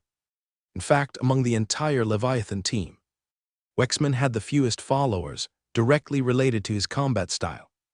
His only companion was this made a relatively rare Grade 3 Shadow Wizard apprentice specializing in Raven manipulation arts, shadow curses, and so forth. Basically, once this female wizard apprentice named Zenina identified the target, Wexman was set to make his move. At your command, sir, she said. Zenina then quietly began chanting a spell. As the energy fluctuated and radiated, soon a significant number of unusually large ravens gathered around them. These ravens were almost indistinguishable from ordinary ravens. except that their size was at least twice that of regular ravens. These were special ravens, storm ravens, adept at moving in groups. Once amassed in sufficient numbers, they dared to attack predators and were even capable of tracking and locating tasks when dispersed. Soon, hundreds of storm ravens soared into the sky, heading towards Fishing Port Town a few kilometers away. Inside Fishing Port Town, suddenly a series of caw-caw sounds came from the horizon. Many residents couldn't help but look up, only to see a flock of dark ravens flying overhead. Quickly, the ravens dispersed, seemingly searching for something. At the administration office entrance, two guards were chatting idly. Suddenly, one guard pointed towards a rooftop and said, "Hey Jeff, did you see that big black bird? Looks like a raven, but it seems much larger than usual." "Indeed, it must be a raven, but such large ravens are indeed rare." "Hey, there's another one here, and over there too, this." Both guards exchanged glances, seeing a hint of concern in each other's eyes. Something seemed off. After a moment of thought, one guard said to his companion, "Jeff, go and report to Lady Vinica immediately. She is a master in the field of birds and should know if there is any problem." "All right, I'm on it," the young guard named Jeff replied. The thought of the beautiful lady who could control the white seagulls warmed his heart, and he turned to report to her right away. Actually, even without the young man's report, Vinica had already encountered a fight in the backyard of the administrative hall with a blood-feathered horned eagle chick named Bloodfeather and storm crows. It was Bloodfeather who first noticed the sudden appearance of the storm crows around them. Although it was still a chick, as a naturally ferocious species, it had learned to fly the day before yesterday. Thus, naturally, it considered the skies above the administrative hall, where its master, Lord Riani, resided, and even those above Fishing Port Town as its own territory. Upon seeing so many storm crows invading, Bloodfeather immediately launched an attack at one of the storm crows. At first, Vinica didn't notice anything amiss, thinking they were just some kind of crow or perhaps a mutated version. It was not until Bloodfeather decisively defeated a storm crow of similar size that the others quickly gathered more than 10 storm crows, which instantly alarmed Vinica. While enhancing Bloodfeather's defensive power with a water membrane technique, she observed them more carefully and soon discovered something unusual about these crows. Vinica found out that these crows were the rare storm crows which did not have any habitat near the Meister County, nor in the entire Meister province. The origin of the storm crows was Storm Gulf, located thousands of kilometers away from here.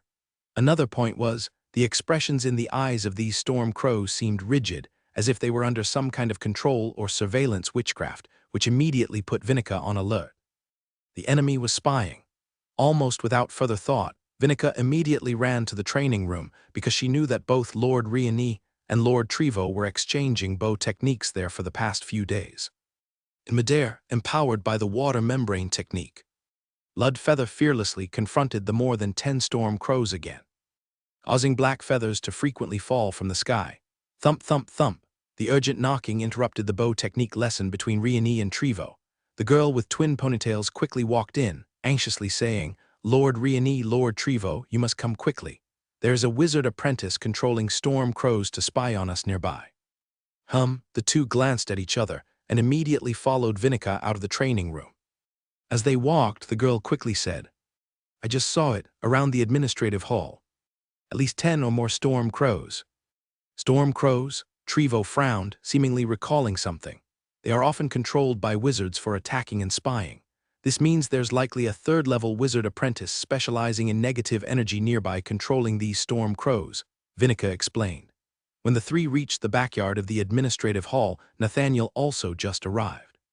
They saw Bloodfeather still engaged in a battle with the hen-sized storm crows. Although Bloodfeather was at a disadvantage, it was not injured thanks to Vinica's water membrane technique. It remained energetic, pecking and clawing at its opponents.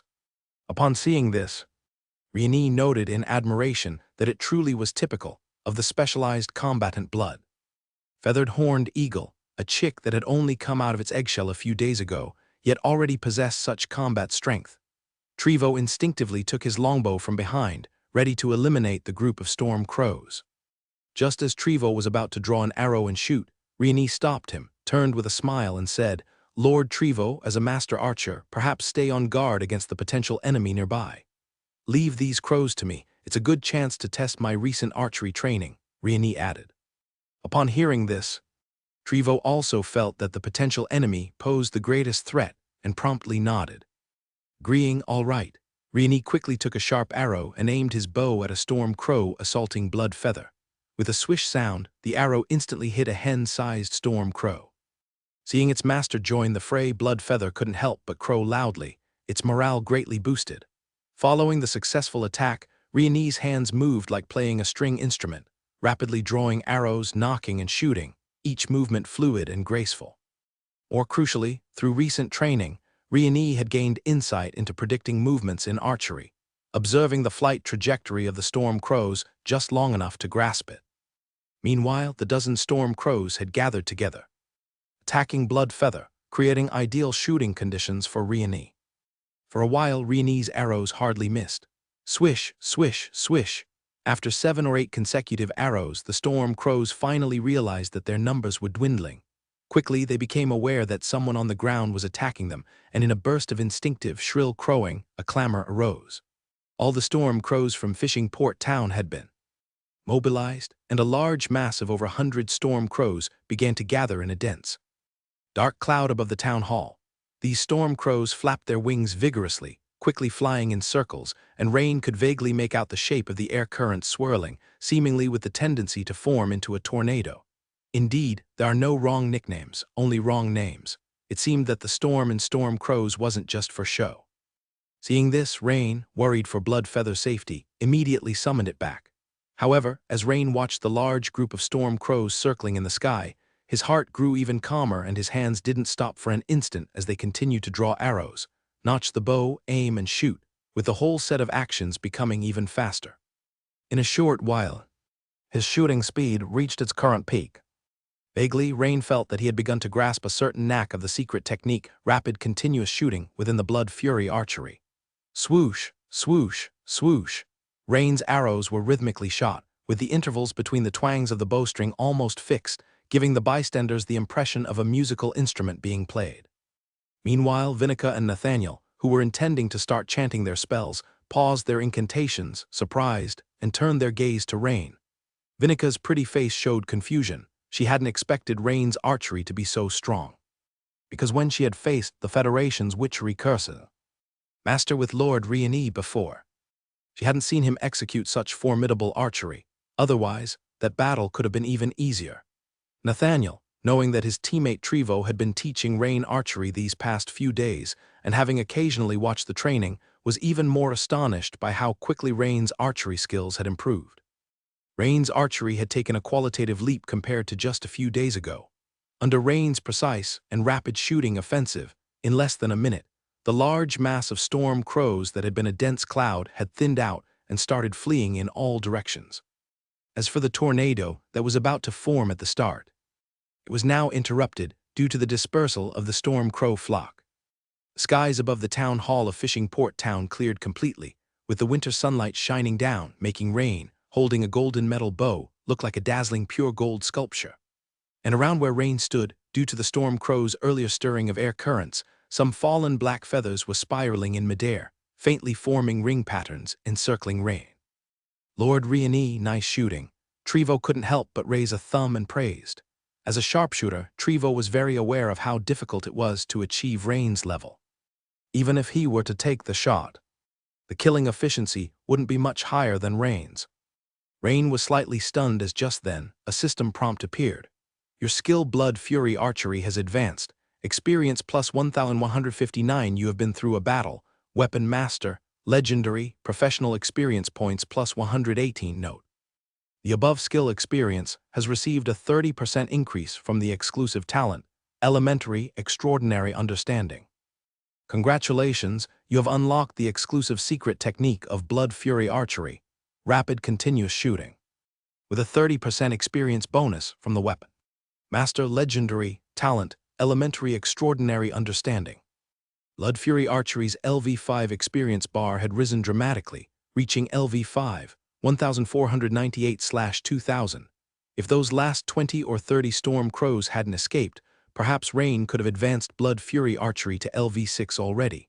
What caught Rain's attention now was the last prompt. the same time, memories about the exclusive secret technique of blood fury archery, rapid continuous shooting, surfaced in Rain's mind. Huh, what is this? Seeing the suddenly unlocked secret technique of archery, Rain's face revealed not only joy but also a hint of surprise. Based on his experience with giant bear sword, technique without sword specialization, secret techniques wouldn't unlock until LV6. Rain promptly saw a brand new icon located above Blood Fury Archery in the Weapon Master Legendary panel. Inside the icon, a bow with a drawn string was depicted, along with an arrow ready to be shot, but what was even more striking was that in front of this arrow, there were 3 more arrows in mid-flight. In the lower right of the icon, there was a line of text: Rapid Continuous Shooting LV1 Secret Technique Effect. Use a quick and successive method of drawing and shooting arrows to shoot as many arrows as possible in a short time. Note: Rapid continuous shooting is a secret technique and cannot be directly advanced through skill. Points: Rapid continuous shooting LV2 requires the following conditions. 1. Blood Fury Archery LV8 and above. Bow specialization can offset some level requirements. 2. Strength 18 points and above, Agility 22 points and above, Constitution 16 points and above. Reading the line, bow specialization can offset some level requirements, Rain pondered. So that's how it is. No wonder he was able to grasp the secret technique earlier with his Blood Fury Archery at only LV5, the key lay right here. This was truly where the value of the Weapon Master, Legendary Profession's exclusive talent, Elementary Weapon Mastery, was revealed. Immediately, Rain thought of something else. In that case, relying on this exclusive talent, he could also master the exclusive secret techniques of other extraordinary combat skills faster and earlier than ordinary people. As 70 to 80 storm crows met their deaths, Zenna, cloaked in black and many kilometers away, swayed slightly. These storm crows had been the subjects of her witchcraft Eye of the Crow, so at this moment she experienced a certain degree of witchcraft backlash. She frowned and massaged her temples. Lord Wexman, perhaps I have located that Rain. But strangely, he doesn't match the description you gave me. It seems he's an archer, and just now he shot over 80 of my storm crows in a very short amount of time. An archer, Zenna heard Wexman say, taken aback. He knew well, for just 2 days ago, Neru had detailed to him that he was dealing with a young great knight adept with a 2-handed warhammer, not an archer. This discrepancy between the intelligence and the reality was quite rare. It instantly made the battle-hardened Wexman vigilant. At the same time, Wexman thought of something and asked, "Tell me more, how did he discover that there was something wrong with your storm crows?" "As you command, my lord," at the time. After a series of questions and answers, Wexman paced back and forth on the beach for a while, then asked again. "So you're saying, after he noticed something was off about your storm crows, he started shooting at them with arrows alone? No one else intervened during the entire process?" "Yes, my lord Wexman." "And are there other persons with him we should be wary of?" "Yes, according to Eye of the Crow, I preliminarily judge that there are at least 2 wizard apprentices and another archer with the target." 2 wizard apprentices and another archer. Their strength is no less than that of an elite squad of the Dragon Empire Navy, Wexman blurted out. "Yes, my lord, I too am quite surprised. But one of them, a male and a female, performed witchcraft while another male wielded an archery bow. I believe my judgment is correct," Zenna confidently stated. For a moment, Wexman felt a hint of hesitation, because the situation of the target now greatly differed from what Neru had described. Not only did the target's preferred weapon differ, but also the strength of the people around the target wasn't just a novice female wizard apprentice as Neru had said, but there was an extra archer and another wizard apprentice. This situation was somewhat unexpected. It wasn't that he couldn't forcefully proceed. The key issue was that would be a losing deal. He could go in, but Neru would need to pay more. Zenna, just maintain surveillance on the storm crows from a distance, and the moment the target leaves Fishing Port Town, let me know immediately. Also, send a message to that guy Neru. Tell him the current situation, and that if he wants me to intervene, he needs to up the payment. It's not that I'm raising my price on the spot, but Neru's information was wrong, so ask him if 2 boxes of shadow steel ingots will suffice." "As you command, my lord." Zenna bowed slightly, then took 2 steps back and began chanting spells. Fishing Port Town Administrative Hall. The sudden swarm of crows had alarmed the others in the administrative hall, including Major Mary, who was drafting a letter. They quickly gathered in the courtyard behind the hall. looking at the black feathers scattered across the courtyard. Major Mary knew that the enemy was formidable. Soon they were discussing in Governor Rain's office. Nathaniel, Miss Vinica, both experienced wizard apprentices, I ask, can we track the enemy's location using the storm crows? Trevo voluntarily inquired. Trevo believed in offense as the best defense, and being an archer, he had an advantage against wizards who needed to chant spells and had mediocre defensive power, not fearing even if they were wizards. After some thought, both shook their heads. Trevo, I can't track, but I can tell that the witchcraft they used must be Crow Swarm Summoning of the Shadow series, Nathaniel said, sharing his experienced judgment. Indeed, Trevo. The enemy uses witchcraft to summon the crows, which are not normally around the caster. This is entirely different from our process of modifying and taming birds, Vinica explained after a moment's thought. However, judging by the number of crows summoned, the enemy is likely the same as us, probably a third-tier wizard apprentice, not a full-fledged wizard, she added. Rain nodded. Not a full-fledged wizard, but a third-tier wizard apprentice, huh? That seemed a bit strange. It seemed that the likelihood that the enemy was that Federation Witchery Curse's master from before was not high. However, Rain noticed out of the corner of his eye that the usually silent Major Mary was frowning. In thought, he then took the initiative to ask, Major Mary, what do you think about this situation? The storm crows you mentioned just now remind me of several reports from the Empire Southern Navy where crows were also described. Oh, Major Mary, if it's convenient, please do share. Lord Rieni raised an eyebrow and said, Let me think, once was when Brigadier General Chu Quain of the 4th Fleet was assassinated. The situation report seemed to have mentioned the appearance of these large ravens. The second time was when Brigadier General Bravo of the 1st Fleet was assassinated. The report also described the presence of black birds. As for the third time, I'm a bit unclear. So, I believe that this is very likely just a scouting attempt by the enemy, and after that, they will carry out a real attack. Major Mary's words made everyone's expression become solemn. If the powerful witchcraft raven call was just an appetizer, one could imagine that the subsequent real attack by the adversary would be very difficult to defend against. Thanks to Major Mary's reminder, I recall now that I too had heard that there are a few troublesome individuals within the combat squads of the Eagle Federation Navy, extremely adept at decapitation operations, Nathaniel said earnestly. The Federation Navy, then they are in league with that witchery curse's master. Then the target must definitely be Lord Rieni. The twin-tailed young girl suddenly thought of something and blurted out. The other three immediately turned their gazes towards Rieni. Rieni gave a slight smile and said, Don't worry so much, I'm not that fragile. After pondering for a moment, Rieni continued to ask, Major Mary, the 2 brigadier generals you just mentioned should both be of great knight strength, right? What were their causes of death? Yes, both were killed by blades. According to the autopsy results at the time, they believe it was a dagger, and what's more, it is said not to be an ordinary dagger because both brigadier generals showed signs of excessive blood loss. Moreover, the combat lasted for a very short time. The assassination of Brigadier General Bravo happened in just 10 seconds from the cry of alarm until the guard rushed in. With a dagger, and a highly experienced 4th-class ship captain lasted less than 10 seconds. Rieni immediately fell into deep thought, his eyes flickering. He was considering the situation from the assassin's perspective, comparing and estimating the killing time to gauge the attacker's strength. Even with a surprise attack, if the adversary continuously dodged or fled, Rieni believed it would be difficult for him to eliminate an experienced great knight within 10 seconds. From this, 2 points could be inferred. Firstly, the enemy's speed was very fast, and secondly, their attack or the dagger had a great deal of power and was difficult to defend against. Lastly, the fact that the enemy always used assassination indicated a likelihood that they either did not like or were not skilled at direct combat. Is there any way to reduce the enemy's movement speed within a certain area? Major Mary seemed to have also thought of the issue Rieni was considering and spoke first. Additionally, if the target is Lord Rieni, do any of you have any items that could enhance defensive power, reducing the enemy's movement speed? Trevo looked thoughtful and soon said, I don't have such witchcraft tools, but I do have paralysis poison that I apply to arrowheads, used against large sea beasts. Would you like to prepare some, Lord Rieni? It's very effective.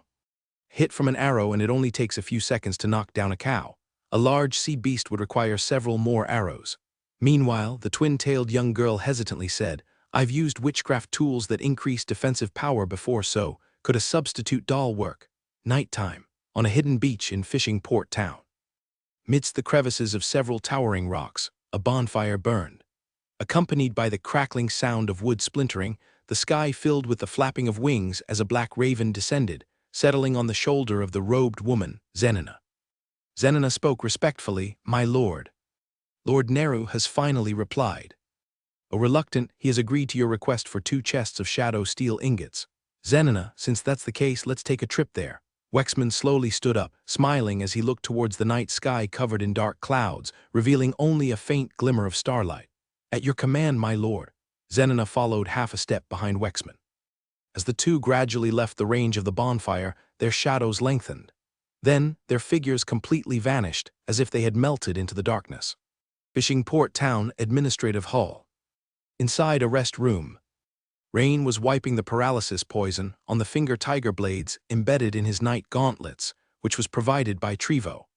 On the bed beside him, there lay a gender-indistinct doll made of a special kind of wood.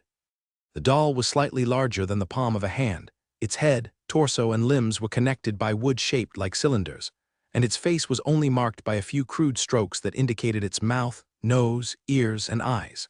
It looked rather rough and shoddily made. But when Vinica handed Rain the substitute doll, the envious look in Nathaniel's eyes told Rain that the substitute doll Vinica provided was not as simple as it appeared. Later, through Nathaniel's introduction, Rain learned. The making of a substitute doll is extremely difficult, requiring a special type of person among official wizards, colloquially known as doll masters, to create. The method of usage is also quite simple. It can either be controlled with spiritual power, or you can wrap a strand of the user's hair or a drop of blood on the substitute doll. The substitute doll will, within the next day, transform into the user's appearance and emit the user's aura. Even a regular wizard may find it difficult to notice the difference. The deception is only discovered after an attack. Of course, there are limitations to the substitute doll. After the spell is cast, it does not become a moving doll but can only mimic the user's static appearance. If it is damaged, it will revert to its doll form. So, it is generally placed in a specific location to mislead enemies. Despite various limitations, for wizards or wizard apprentices facing assassin-type enemies, it is one of the best witchcraft artifacts. This was also the reason why Nathaniel had an envious expression. At this moment, Nathaniel had already set up a warning spell formation around Rain's room. If an enemy stepped in, it would set off an alarm, but this was not foolproof. Judging from the fact that the opponent was able to enter the quarters of a 4th-grade ship captain without any sound, they likely possessed some kind of magical artifact or special witchcraft that allowed them to enter the room and stage a sneak attack. During the previous discussion, a few of the men had settled on 2 plans to counter an attack.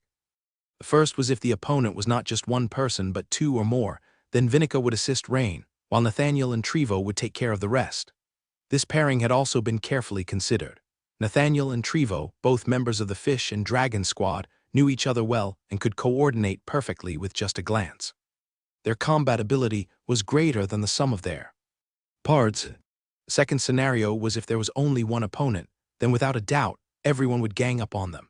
Against such a level of enemy, ordinary guards and night watchmen were of little use. They, led by the Riemann brothers, were primarily responsible for the external defense and for dealing with enemies within their capabilities, such as the Storm Crows. After the preparations were complete, Rain tied a strand of his hair on the doll and placed it in the bed under the quilt, while he fully armed himself and rested under the bed. When Wexman and Zenina arrived near the fishing port town administrative hall, they saw teams of 3 night watchmen patrolling densely. HMPH, childish tactics. Zenina, same as always, if I don't eliminate the target within 10 seconds, you limit the others for a bit. At your command, sir. At that moment, a shadow began to emerge from behind Wexman. This was Wexman's trump card, the Shadow Assassin. The Shadow Assassin was actually a rare shadow witchcraft, its body composed of shadow energy, usually having roughly 30 to 40% of the caster's own strength. However, after Wexman acquired this witchcraft, he spent over a decade attempting research and modifications to the witchcraft model, managing to slightly increase its potency. Now the Shadow Assassin possessed nearly half his original strength. Since it required continuous guidance, he couldn't cast other witchcraft while maintaining the shadow assassin. Another point was that the shadow assassin couldn't take direct hits, as it would disappear upon being hit. Once the shadow vanished, the caster would suffer from spiritual power backlash, which wasn't long-lasting. The backlash wasn't intense. It wouldn't bring splitting headaches or unconsciousness. It merely rendered the caster temporarily unable to cast other witchcraft. That's why, 5 years ago, Wexman spent a lot of time and effort to find an apprentice like Zenina who also specialized in shadow witchcraft and has been nurturing her ever since. The goal was to use defensive shadow witchcraft to strengthen the shadow assassin's defensive power, preventing it from being hit directly. To some extent, support his actions. Zenina began chanting, and soon, black shields appeared before and behind Wexman and the shadow assassin. Then the shields slowly faded, leaving no trace of the witchcraft shadow shield on the surface. Wexman had considered whether to kill Rain's companions one by one and then turn to Rain last. But after some thought, any number of unexpected changes could occur. Leading the target to escape or some other unforeseen situations might arise. The best strategy would still be a one-hit kill.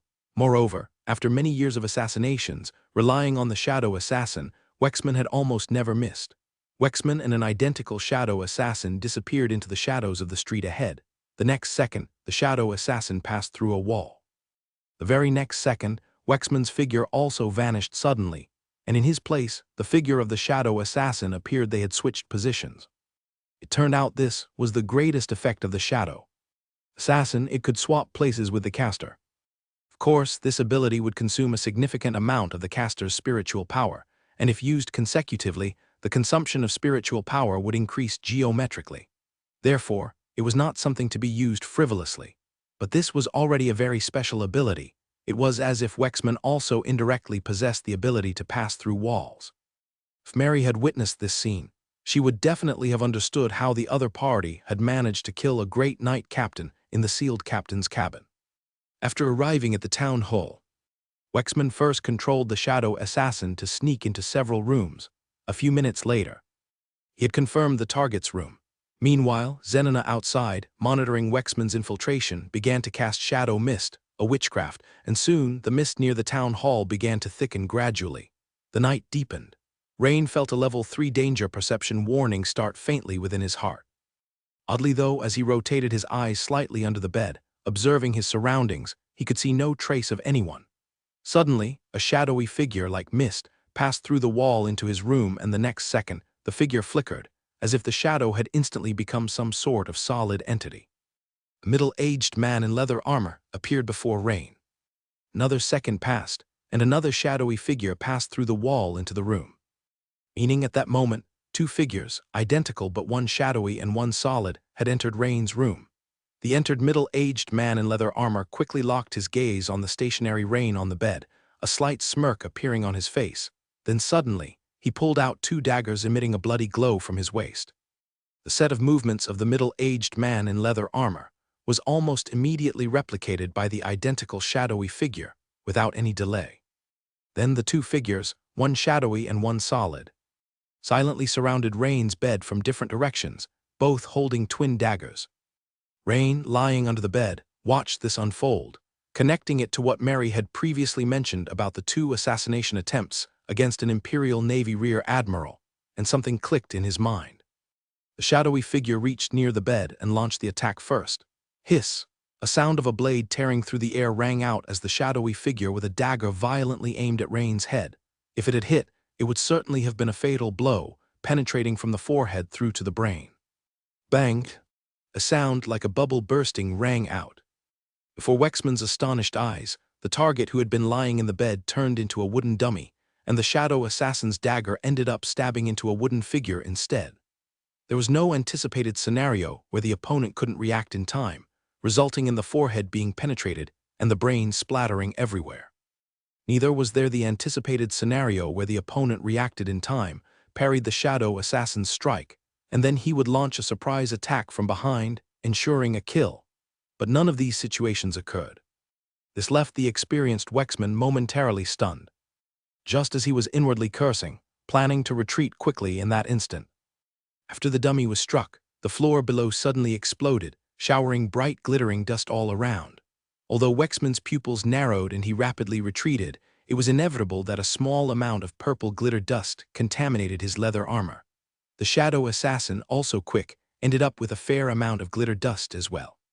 Though the quantity was small in the dark night, two brightly shining figures were quite conspicuous. Just as Wexman was about to wipe it off and leave immediately, a sudden alarm in his heart arose. The entire bed surged towards him like it was overwhelming the sky, and just as he was about to retreat, the bed exploded into pieces. A figure, young in appearance but unnaturally swollen with muscles, all shining silver, wielding a two-handed warhammer, brought it crashing down from above. It was Rain, who had used Overlimit and his talent Intermediate Giant Force. Naturally, Wexman chose not to face the heavy weapon head-on. His daggers, no matter how keen and refined, would be foolish to clash against a weapon several times heavier than himself. Wexman triggered Overlimit, his feet barely touching. His speed increased dramatically as he swiftly retreated, comfortably dodging Rain's crushing hammer strike. Just as Wexman felt a bit of relief, thinking he had dodged the opponent's hammer strike, and started to control the nearby shadow assassin for a counterattack, his pupils suddenly dilated. Because he saw that, after Rain's hammer didn't hit him, it didn't stop. Rather, it gained speed and violently struck the room's floor. In an instant, a powerful and invisible force transmitted from the point of impact between the hammer and the floor erupted. The ground shattered inch by inch and spread outwards in a fan shape, at which point a loud boom resounded. Both of them, including the shadow assassin, were attacked in an instant. The shadow assassin's body flashed with a black light and emitted a pop sound as the shadow shield cracked in response, and the shadow instantly dissipated like smoke. Wexman, too, was struck by a backlash, his body stiffening again, but luckily, a flash of black light on him formed a thin black membrane that absorbed most of the damage from the multiple shocks. However, the shock's power was immense, collapsing the wall behind Wexman as well, and for a moment, the shrill sound of the alert witchcraft array echoed as footsteps of various intensities started nearby. Then, a muffled groan was heard as Trevo and the others who were coming to support seemed to be hit by some kind of attack and restrained. Rain didn't receive the support from Trevo and Vinica as planned, but he didn't panic and continued to swing his hammer heavily at the leather-armored middle-aged man. At this moment, Wexman no longer wanted to continue fighting. For him, face didn't matter, a misstep was okay. What was important was to gauge the situation, and clearly the opponent's defensive measures were very targeted, and their strength was much higher than expected. So, Wexman made what he considered to be the right choice. He planned to use the recoil from the moment their weapons clashed to retreat in flight, of course. He wouldn't choose to confront the mightiest part of the hammer, but instead deftly stepped forward a little, positioning himself at the middle of the hammer's handle. He didn't believe that next time, the opponent would still have the witchcraft tool substitute puppet to misguide him. But as Wexman's two blood-colored daggers crossed and blocked at the middle of Rain's hammer handle, his body stiffened for a moment. His plan to retreat using the momentum not only failed, but he was fixed in place for an instant. Because at that moment, from the daggers came a fierce, multiple shock force. Although Wexman had the protection of the prime force and the shadow shield, his body wasn't injured, but the momentary halt was unavoidable. That pause was all Rain needed to seize the opportunity. Rain, leveraging his strength, consecutively performed Giant Hammer Strike, Giant Hammer Sweep, and Giant Hammer Jump Strike. With the effect of effortless, his heavy and dark pig-head warhammer swung swiftly, as light as a delicate sword. After that momentary freeze, Wexman lost the initiative and was immediately mired in Rain's barrage of warhammer strikes, each collision causing him to stiffen for a split second. These split seconds deprived Wexman of the chance to leap out of Rain's two-handed warhammer attack range. Each split second was just long enough for Rain to unleash another hammer blow. As a result, Wexman had no choice but to continuously fend off Rain's attacks with his daggers. Clang! With each collision, sparks flew everywhere. Clang! The tremendous impact force shattered and sunk the ground beneath Wexman's feet by several inches with each strike. It was this cushion that prevented Wexman from being injured by the warhammer's powerful impact. But it also meant Wexman couldn't continuously withstand Rain's warhammer attacks in one spot, because after several blows, his ankles would sink into the ground, resulting in an even more passive situation. So while fighting, he had to withstand the stiffness caused by the shock and laboriously step back. his movements as rigid as if he was doing the robot dance. After dozens of exchanges, the two had fought from the collapsed wall to the empty backyard of the town's administrative hall. The sound of weapons clashing was deafening, and the strong airflow brought by the Warhammer's swift swings swept up the surrounding withered leaves and tiny branches, sending them swirling into the air. Wexman had never encountered such a stifling fight. His advantages in mobility and high-speed movement were completely suppressed by the opponent's special multiple shock force after losing the first move. However, he wasn't worried, because the opponent's series of Warhammer blows required continued execution without pausing. If Rain were to gather strength to use some kind of secret technique, Wexman could take advantage of the momentary gathering phase to escape. If Rain didn't use his trump card, then how long could he maintain this highly stamina-draining sequence of Warhammer attacks? The moment Rain runs out of steam or even slightly reduces in strength or speed, Wexman's pressure would also rapidly decrease, and he'd easily break free. Meanwhile, Wexman didn't believe that the young-looking boy before him could surpass him in stamina. That was simply impossible. On Rain's side, after his earth-splitting, hammer induced multiple shocks and took out the shadow, enveloping his opponent. The entire rhythm of the battle then entered the scenario he had anticipated. As for what Rain needed to do, it was to ensure that each of his hammer blows was forceful and thunderous. As for the stamina consumption, that wasn't his concern, because at this moment, he had a full 6 remaining attribute points. As the fight neared 1 minute, Rain didn't hesitate to apply 1 point to his stamina. With the remaining attribute points going from 6 right arrow 5, his constitution increased from 28 points to 29 points. Instantly, surging warmth pumped vigorously from his heart and spread rapidly throughout his body. In a flash, the soreness and fatigue of Rain's muscles vanished. One could see that each hit from Rain's two-handed warhammer maintained the stable, precise, and powerful state it had at the start of the fight. A minute and a half later, Wexman's eyes began to show obvious confusion and astonishment. Based on his extensive combat experience, he had judged that the young man before him should have shown signs of declining strength half a minute ago, which would turn the tide of the battle, allowing him to break free from the current passive situation. But damn it, a minute and a half had passed, and every swing of the other party's hammer was still so powerful, so swift. On the contrary, it was his strength that was gradually waning. This inexplicable irritation began to bother Wexman. Had the opponent taken some potion beforehand? Therefore, he could maintain his current state. A potent stamina potion? Probably not, because that could only increase his stamina by about 10 to 20%. A magic blood potion? Clearly not either. Since the effect only lasted for half a minute, it was always consumed during combat, and just now the opponent clearly had no chance to take any potion. Wexman's mind raced, but he couldn't figure out what kind of potion the opponent could have taken to have such a powerful effect. Could it be some new potion from the Dragon Empire? Or was this the opponent's true strength? No, that was absolutely impossible. The guy before him was only a few years old. There was no way he had such strength. At this moment, Wexman felt a bit of regret. He should have prepared for this fight by treating his opponent as the most dangerous kind of enemy before making his move. It had been a long time since he found himself in such a predicament. There had been no sign from Zenina so far, which meant she was likely being held back by the other party's 2 third-level wizard apprentices and 1 spirit archer. Another half-minute passed. Clang, when Rain struck again with his hammer, he could clearly feel his opponent's strength weakening in the block, as his knees bent even more than before. As the opponent in combat, nobody knew the subtle changes better than him. It immediately became clear to Rain that his adversary's strength was gradually bottoming out.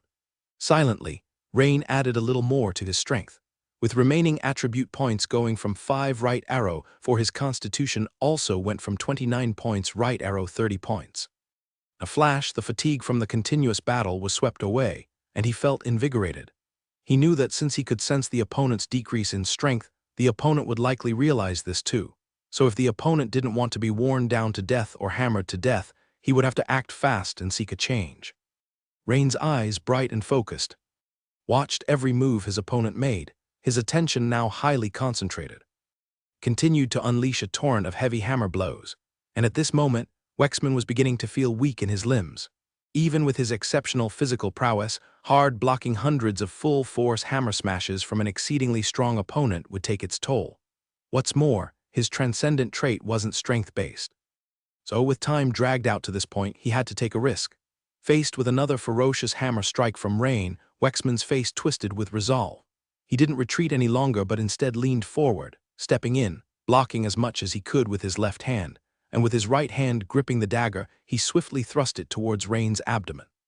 Wexman had decided to exchange injury for injury, intending to resist Rain's hammer with his left arm to gain a chance to puncture Rain's abdomen. He had anticipated the possible countermeasures from his opponent. If the opponent dodged, it would disrupt his power generation and throw off his rhythm, allowing Wexman to escape this passive situation.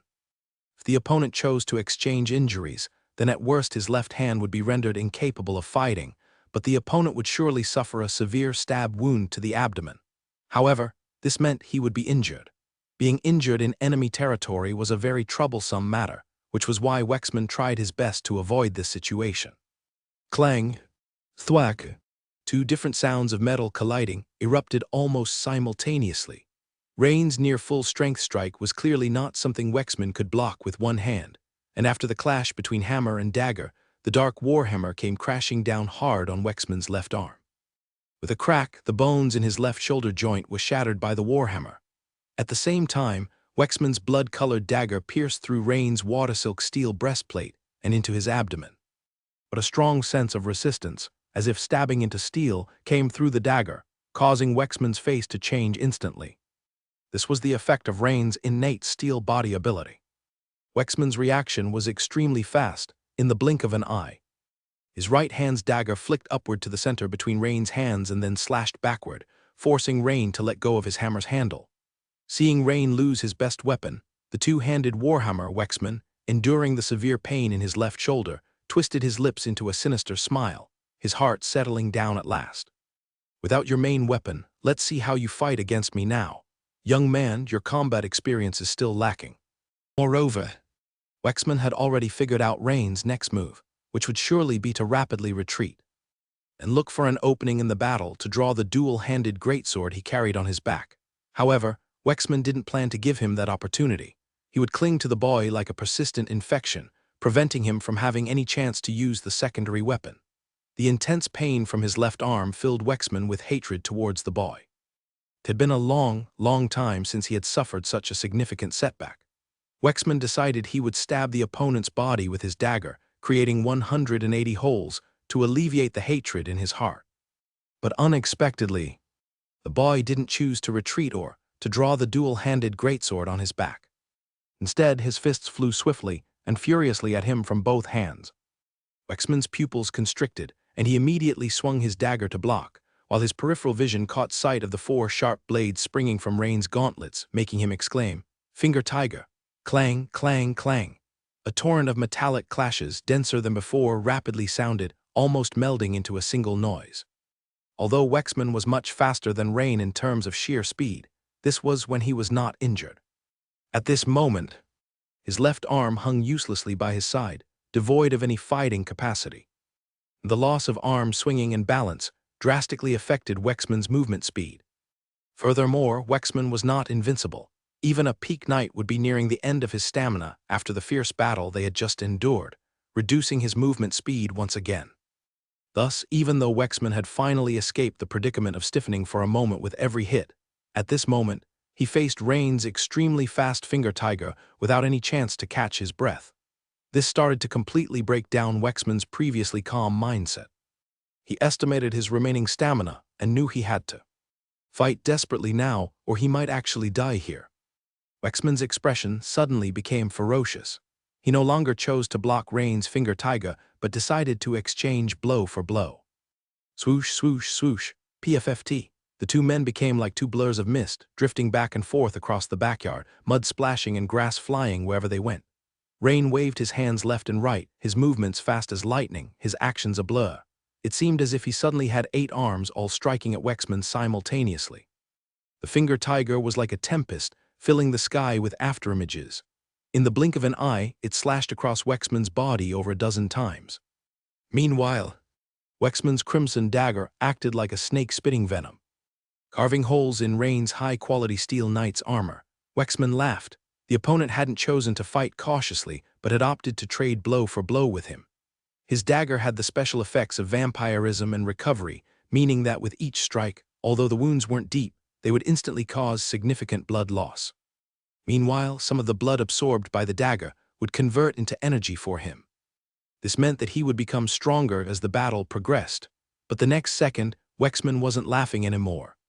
He could feel his dagger piercing through the opponent's armor and skin, injuring the body.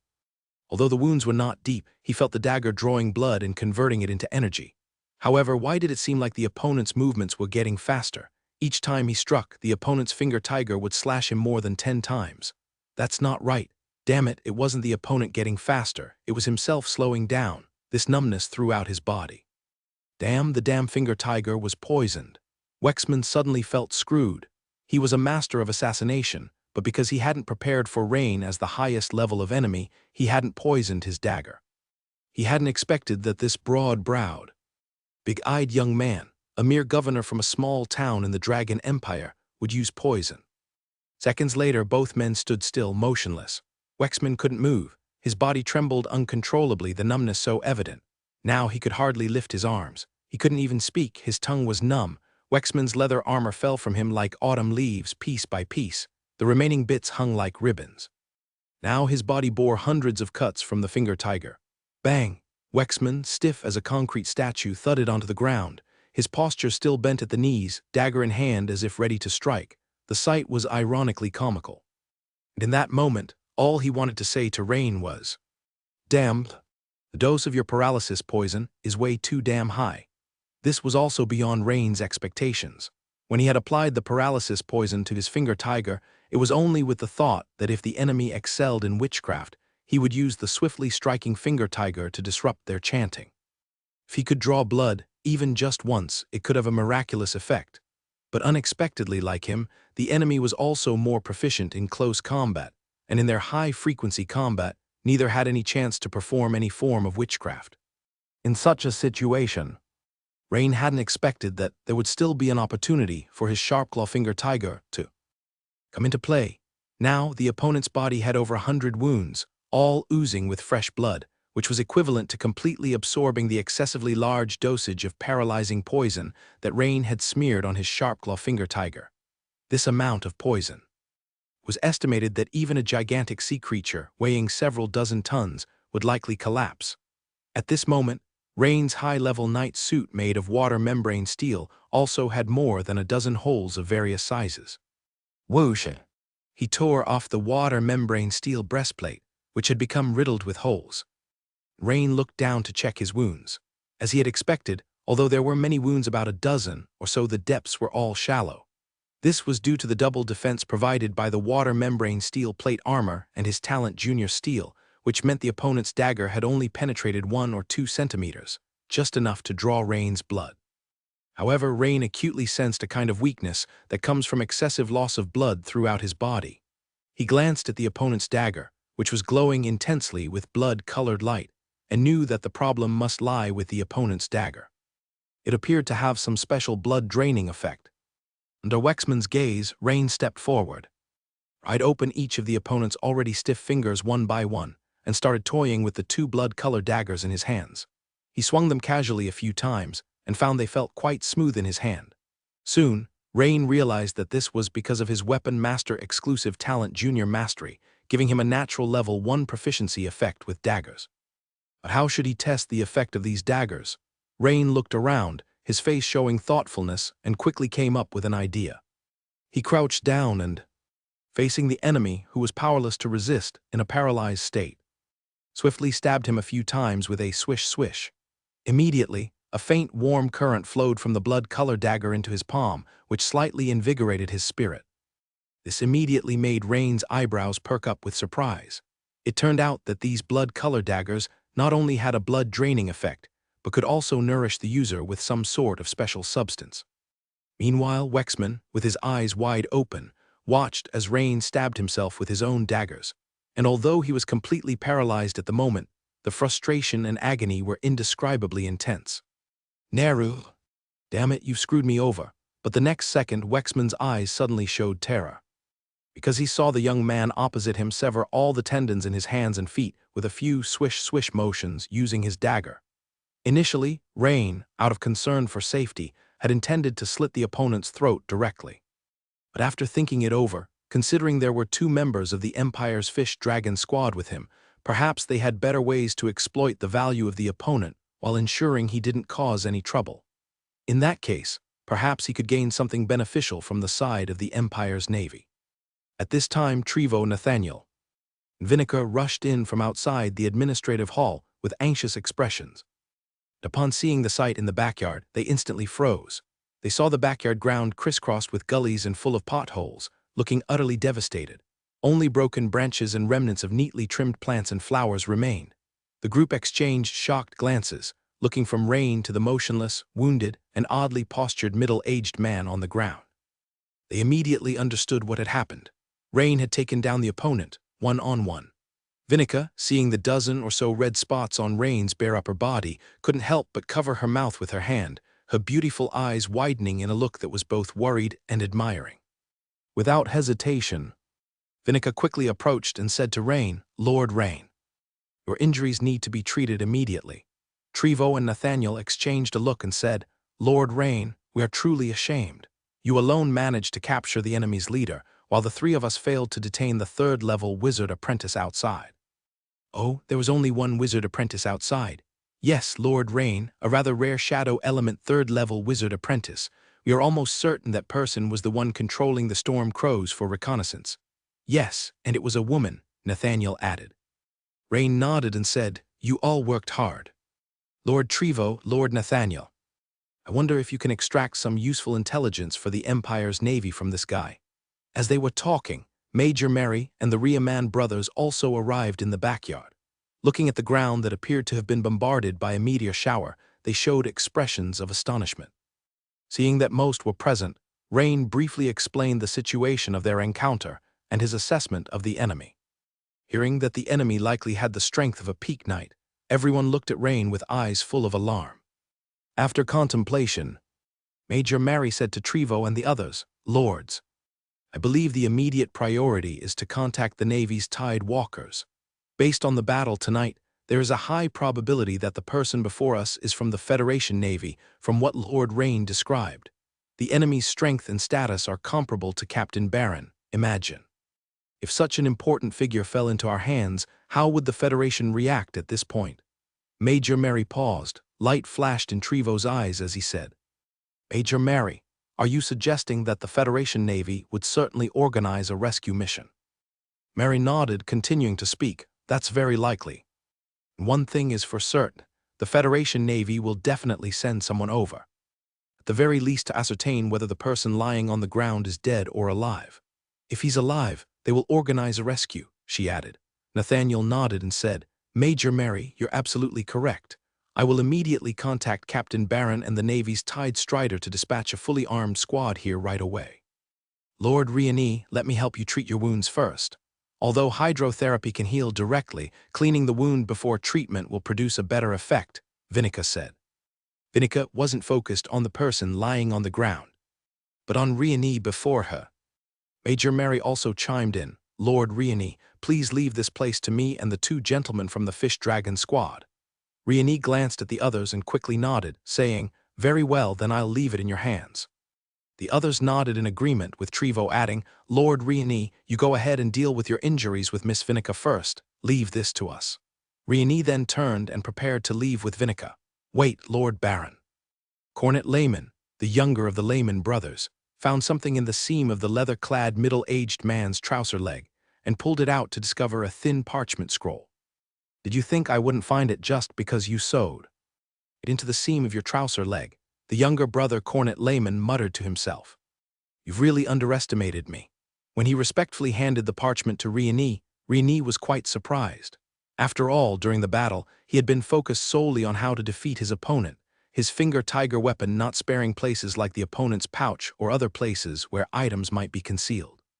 By the time the battle ended, he had probably destroyed all those places where the opponent might have stashed items, like the pouch and the layers of leather armor.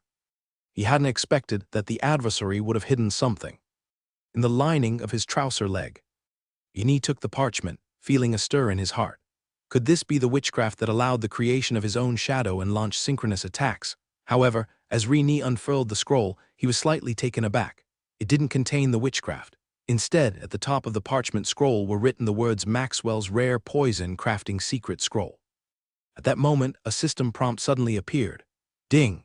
The host has obtained Maxwell's Rare Poison Crafting Secret Scroll, triggering a special class transition Deadly Poison Master, Transcendent. The prerequisite conditions for transitioning to Deadly Poison Master Transcendent are 1.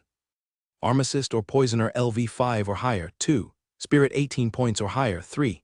Mastery of at least 3 rare poison recipes. Current conditions not met. It was a special class transition. Rini's eyes shimmered with thought. Since his transition to the legendary profession of Weapon Master, his profession panel had expanded to include 5 slots. Aside from the 4 already occupied, 1 remained empty. Having not yet decided upon a 5th profession, that matter had been set aside. Now, it seemed that transitioning to a pharmacist first might be a good choice. After reaching LV5, he could then transition to the special profession of Deadly Poison Master, which was at least a transcendent profession panel.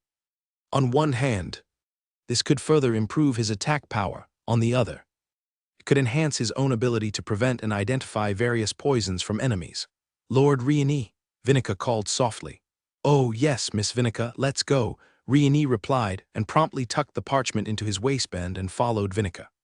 However, Rini soon remembered something and began to review the system prompts as he walked. Your skill, Tackle Hammer Technique, has improved. Experience plus 1,669. Your skill, Kadar Martial Arts, has improved. Experience plus 1,228. You have been through a battle, Weapon Master Legendary. Experience plus 889. Note: the above skill experience has enjoyed a 30% increase from the exclusive talent Elementary Extraordinary Understanding. Congratulations, you've defeated a formidable enemy and earned 1 golden skill point. Congratulations, your Weapon Master Legendary profession level has increased. The Weapon Master Legendary profession level had advanced by 1 level to LV5, 17/2000. This also granted Rini another attribute point and 1 skill point, leaving him with 5 remaining attribute points and 1 remaining skill point. What surprised Rini further was that this battle had earned him 1 golden skill point. Golden skill points. Rini soon recalled the system information he received when his Weapon Master Legendary profession had risen to LV. 2 golden skill points can be synthesized from 3 skill points or obtained by defeating formidable enemies. Clearly, this time he had acquired 1 golden skill point by defeating a formidable enemy. Immediately, Rini planned to apply this golden skill point to his Tackle Hammer Technique, because he was certain, just with this 1 additional golden skill point, his hammer skill would reach a higher level. Then he would truly master the secret technique. But just as he was about to apply the point, Rini furrowed his brow in thought. If he was just a little closer to breaking through the barrier, was it necessary to waste this precious golden skill point? Near the coast of the Meister County, at a depth of more than 10 meters underwater, a metallic object approximately 20 to 30 meters long in the shape of an ellipsoid was slowly ascending. Why is there only 1 person? Johnstone muttered to himself as he observed the ocean surface through the periscope, puzzled. He had just received a distress signal and immediately headed in that direction. Also, based on the signal, it was the Federation Navy's Leviathan Team command passphrase.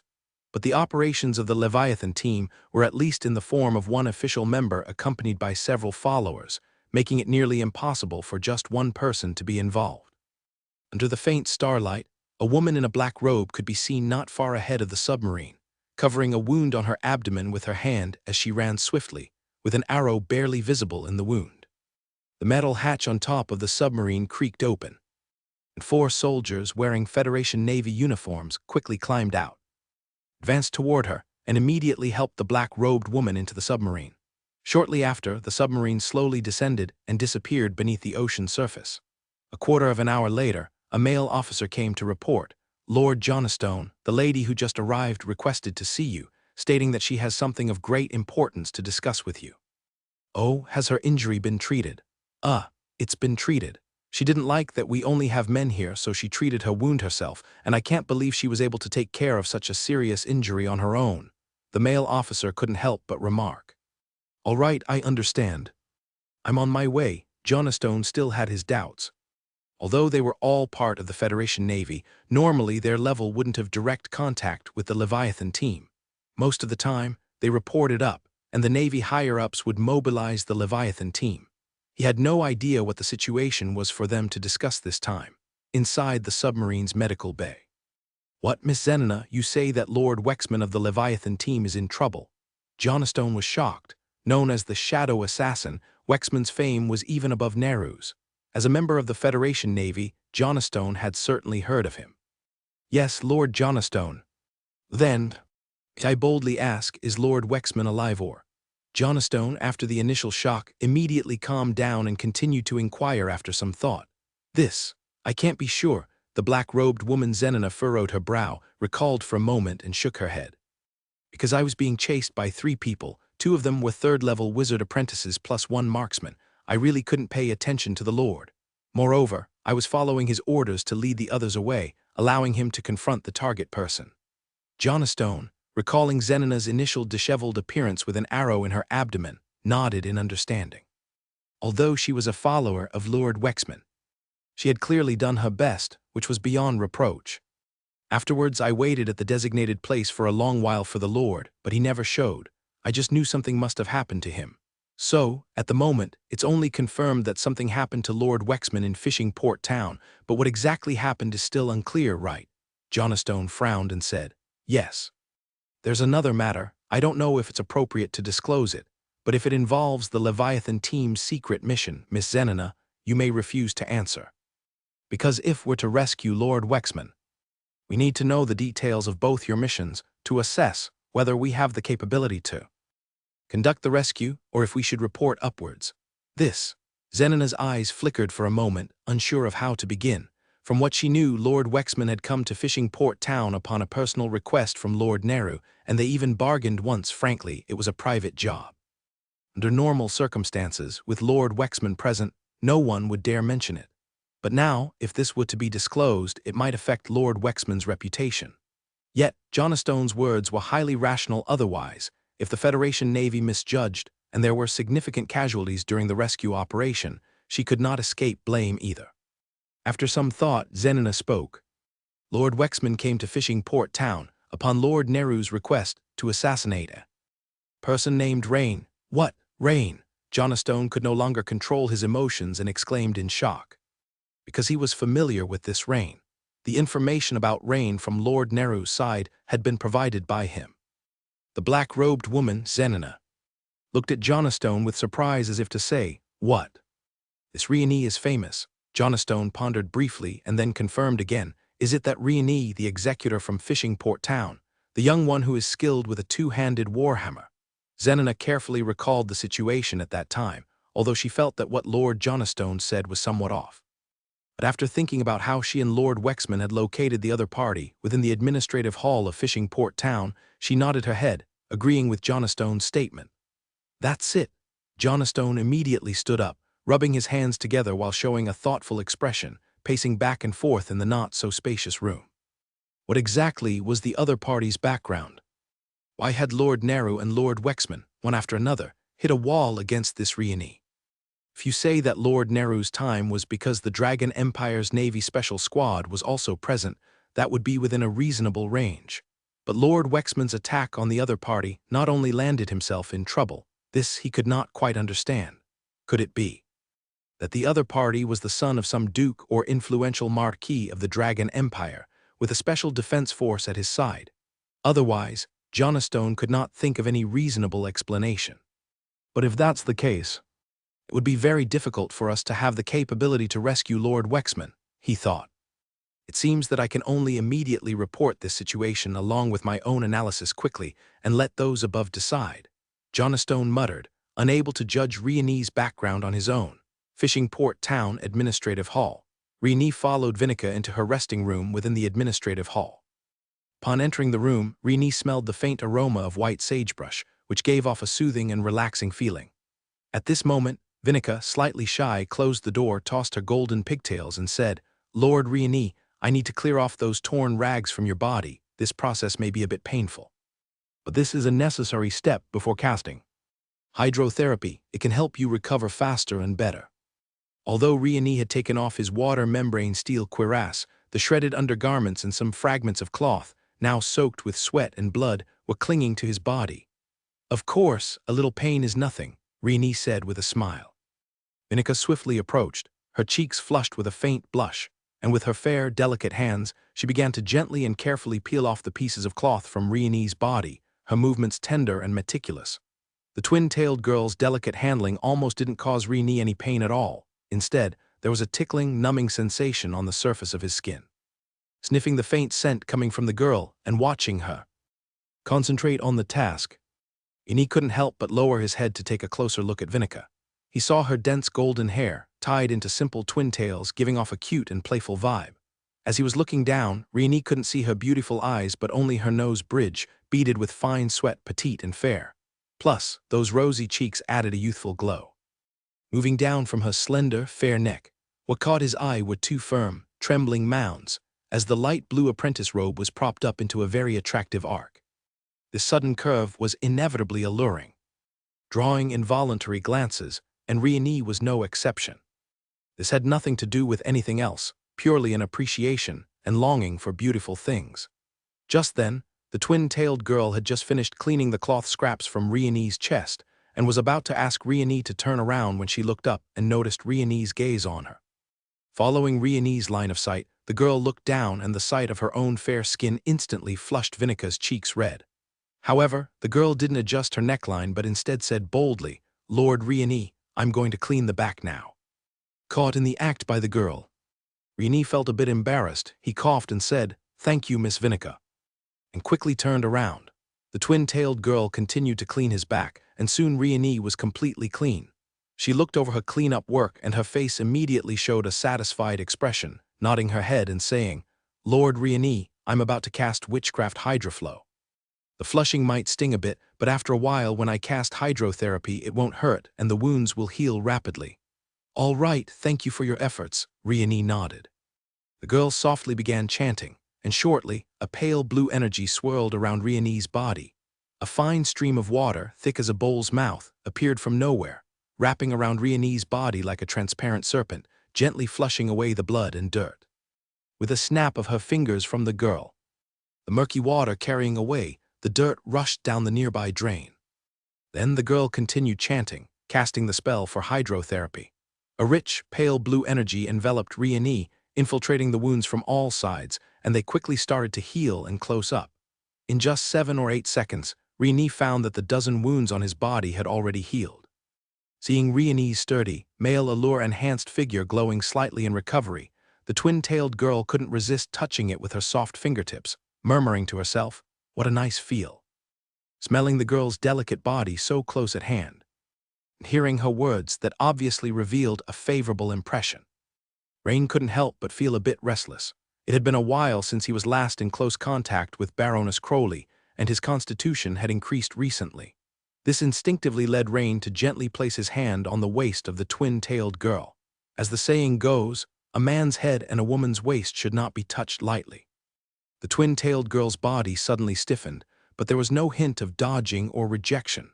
Instead, she lifted her head and looked at Rain with her large, water-filled eyes. At this point, no more words were needed.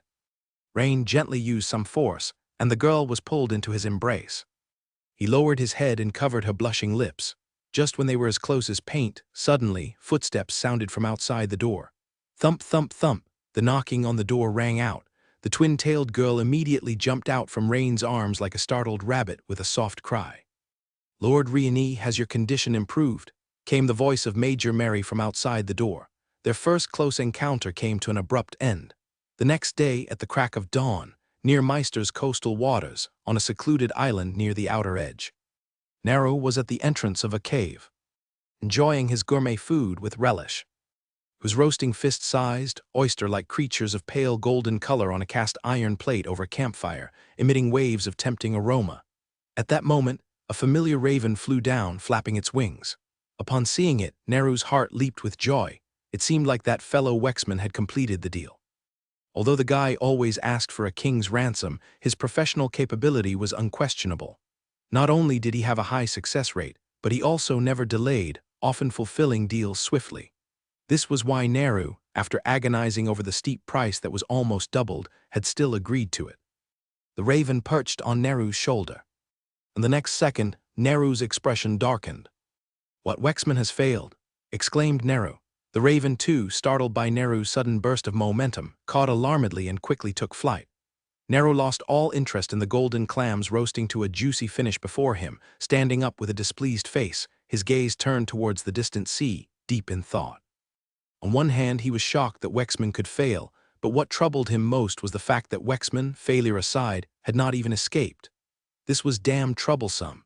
Knowing it would save him trouble, he hadn't even reported the matter up the chain of command, but had simply conspired with Wexman and acted on their own. If Wexman were dead, the whole affair would actually be simpler. He would at most be scolded. But if Wexman were not dead, the Federation Navy would surely try to rescue him, and then the higher-ups would have to clean up his mess. Normally, as part of this special squad, doing private jobs was overlooked as long as it didn't bring trouble to the Federation. But if trouble arose and they couldn't manage the aftermath, that would be a different story. Forget it, it seemed that he had no choice but to contact the captain immediately. Meanwhile, a 6-person squad in a blend of long robes and knightly plate armor swiftly disembarked from a ship at the docks of Fishing Port Town and headed straight for the town's administrative hall. Although these 6 were dressed differently, their spirit and the quality of their weapons spoke volumes. These were no ordinary people. Half an hour later, inside the meeting room of Fishing Port Town's administrative hall, including Rain, a group of people gathered around a long conference table with a middle-aged man speaking. "Baron Rieni, Admiral Campbell, the commander of the Southern Fleet, has heard about your likely capture of the assassin of Generals Chu Quain and Bravo, and he holds you in high regard. This time our visit is both to oversee the transfer of the prisoner to the base and to inquire about some of your thoughts, Baron Rieni." It seemed the man was worried he hadn't been clear enough. So he added, "The Admiral has specifically instructed me that your reasonable requests will be considered. Thank you to the Imperial Navy for the commendation. I'm only doing my duty," said Rieni. "As for rewards, if it's possible, I've been looking for metal-related witchcraft. At present, I have only mastered the sharpness technique, which is a metal-related magic. Would be excellent if I could learn another new metal-related witchcraft." Metal-related witchcraft. The middle-aged man frowned slightly, pondering for a moment before saying, "Lord Rieni, metal-related witchcraft of first level and above are highly confidential to the Empire, and those below the first level, to my knowledge, are rare. I'll need to confirm this after I return. Look, do you have any other requests as an alternative? If there really isn't any, we don't want Admiral Campbell to be seen as breaking his promise," said the middle-aged man with a smile. Rain smiled and said, "If there really isn't any, then I would ask you to help me find an extraordinary combat skill for a dagger." Rain had already prepared a backup plan because Trevo had mentioned the night before that metal-related witchcraft were exceedingly rare even on the Navy's special exchange list. "Your alternative plan is noted, Lord Rieni," said the middle-aged man. He then turned to Major Mary and said, "The Special Task Force's mission here has concluded. According to fleet orders, you should return with us later." Mary and Vinica are leaving. Rain couldn't help but feel surprised and regretful. Although he knew that this day would eventually come, after all, there's no such thing as a never-ending banquet, and the joint operation between the Southern Sea Fleet and Minster Province was bound to come to an end sooner or later. "Okay, Lord Brooks." Major Mary glanced at Rain and then turned to speak to the middle-aged man. Meanwhile, Vinica's gaze lingered on Rain for several seconds, revealing a hint of reluctance. After the meeting, Rain and the Riaman brothers went to the entrance of the administration building to bid farewell to the escort squad and Major Mary and the others. Watching Vinica's departing figure, Rain felt slightly agitated. Although they had exchanged contact information, he had no idea how long it would be before they met again. Back in his room, Rain decided to seriously study the secret technique as a way to distract himself. Couldn't help but recall the words of Captain Barron of the Fish Dragon Squad. First, to intensify the training of his breathing techniques, and second, to practice quasi-secret techniques frequently to ponder the seamless integration of primal force and moves. Because to use a secret technique, two requirements must be met. First, the accumulation of primal force over many years to reach the minimum threshold for casting a secret technique. Second, the comprehension and mastery of extraordinary battle technique. Finally, when these two are exquisitely combined, one can successfully cast a secret technique. Now he felt he understood this even more profoundly. After adding a point to his breathing technique earlier, Rain clearly felt an increase in both the generation speed and the total amount of primal force within his body. However, such an enhancement of primal force would once again create some roughness in what used to be an almost perfect combination, which required readjustment, reflecting the importance of frequent practice, as previously mentioned by Baron. It was for Rain to thoroughly consider the synergy between primal force and moves. Originally, according to Captain Baron's estimate, even with my talent, it would take half a year to meet the minimum primal force requirement for casting a secret technique, which means if I can meet the requirement ahead of time by adding points to my breathing technique. What remains is the process of constantly fine-tuning primal force and moves. In other words, it's quite possible that by simply adding another point to my breathing technique, I might be able to master the secret technique, obviating the need for golden skill points. After thinking it through, Rain added a point to the Bear King breathing technique. As the Bear King breathing technique advanced from LV 11 to LV 12 instantly, a flood of memories related to the breathing technique surged into Rain's mind. Standing still, Rain carefully felt these fragments of training memories in his mind, and then, like instinct, they merged into the muscles and fascia of his body. When Rain opened his eyes again, it was as if he had endured years of rigorous Bear King breathing technique training. At this moment, he could clearly feel the accelerated circulation of blood throughout his body, and it was as if there was a furnace inside him, providing a rolling heat flow and some kind of miraculous transformation. Simultaneously, the primal force inside his body, which was as thick as his forefinger, had gradually thickened to the size of his thumb and picked up speed across his body. At this point, Rain could clearly sense the enhancement of his primal force and the tremendous power almost bursting forth from his body. He felt he had probably met the minimum primal force requirement to cast a secret technique. Next, all he needed to do was to practice Tackle hammer technique, and he might be able to comprehend the true hammer skill secret technique at any moment. Without much hesitation, Rain walked out of his room and quickly made his way to the backyard. However, as soon as he arrived, he paused, realizing that the backyard was still under repair from last night's battle. A crowd was leveling the ground, clearing debris and other work. After a moment's thought, Rain turned around and left the administration building, heading to the nearby coast of Fishing Port Town. Following the coastline, with the sound of the crashing waves in his ears, Rain soon found a somewhat secluded soft sandy beach. Besides the soft fine sand, in one corner of the beach, there stood numerous gray rocks that had battled the furious waves for thousands of years. The soft sections on the surface of these tall rocks had long been eroded by wind and sea, leaving behind what resembled the smooth surfaces of marble, astonishingly hard. Rain scanned the surroundings, making sure no one was paying attention to this secluded corner of the beach. Then he drew out the dark pig-headed hammer from his back and began to wholeheartedly practice the Tackle hammer technique. Over and over again, Rain unleashed the giant hammer strike, giant hammer jump strike, and giant hammer sweep at the edge of the beach. Hours passed. Rain's mind became clearer, and his understanding of hammer skill deepened and refined. Rising dragon hammer, he pushed off with the tip of his toe, and fine sand scattered in all directions. Rain, like a bolt of lightning, shot straight toward the sea, turning the incoming wave into a spiraling water tornado from bottom to top. At the same time, owing to the absence of waves, a gap of about a dozen meters in length suddenly appeared in front of him. But it wasn't over yet. With a leap, Rain stretched out his limbs and raised his hammer high, his entire body like a taut bow striking down forcefully. Earth-splitting hammer. This caused the newly returned waves to splash out even faster in all directions. Boom! A giant hollow of water about a dozen meters in diameter appeared in front of Rain. At that instant, Rain grasped that sensation.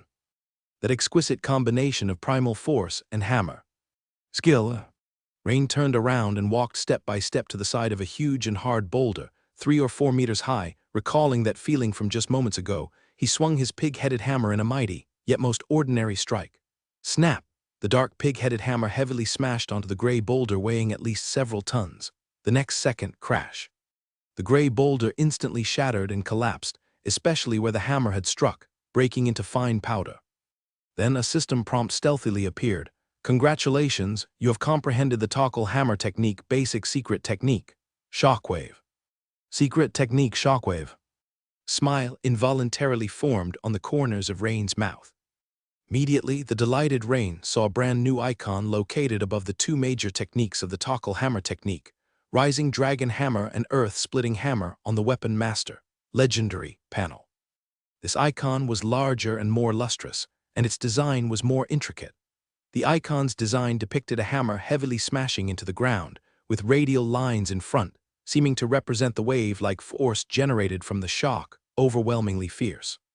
In the lower right corner of the icon, there were small words. Shockwave Basic Secret Technique Effect.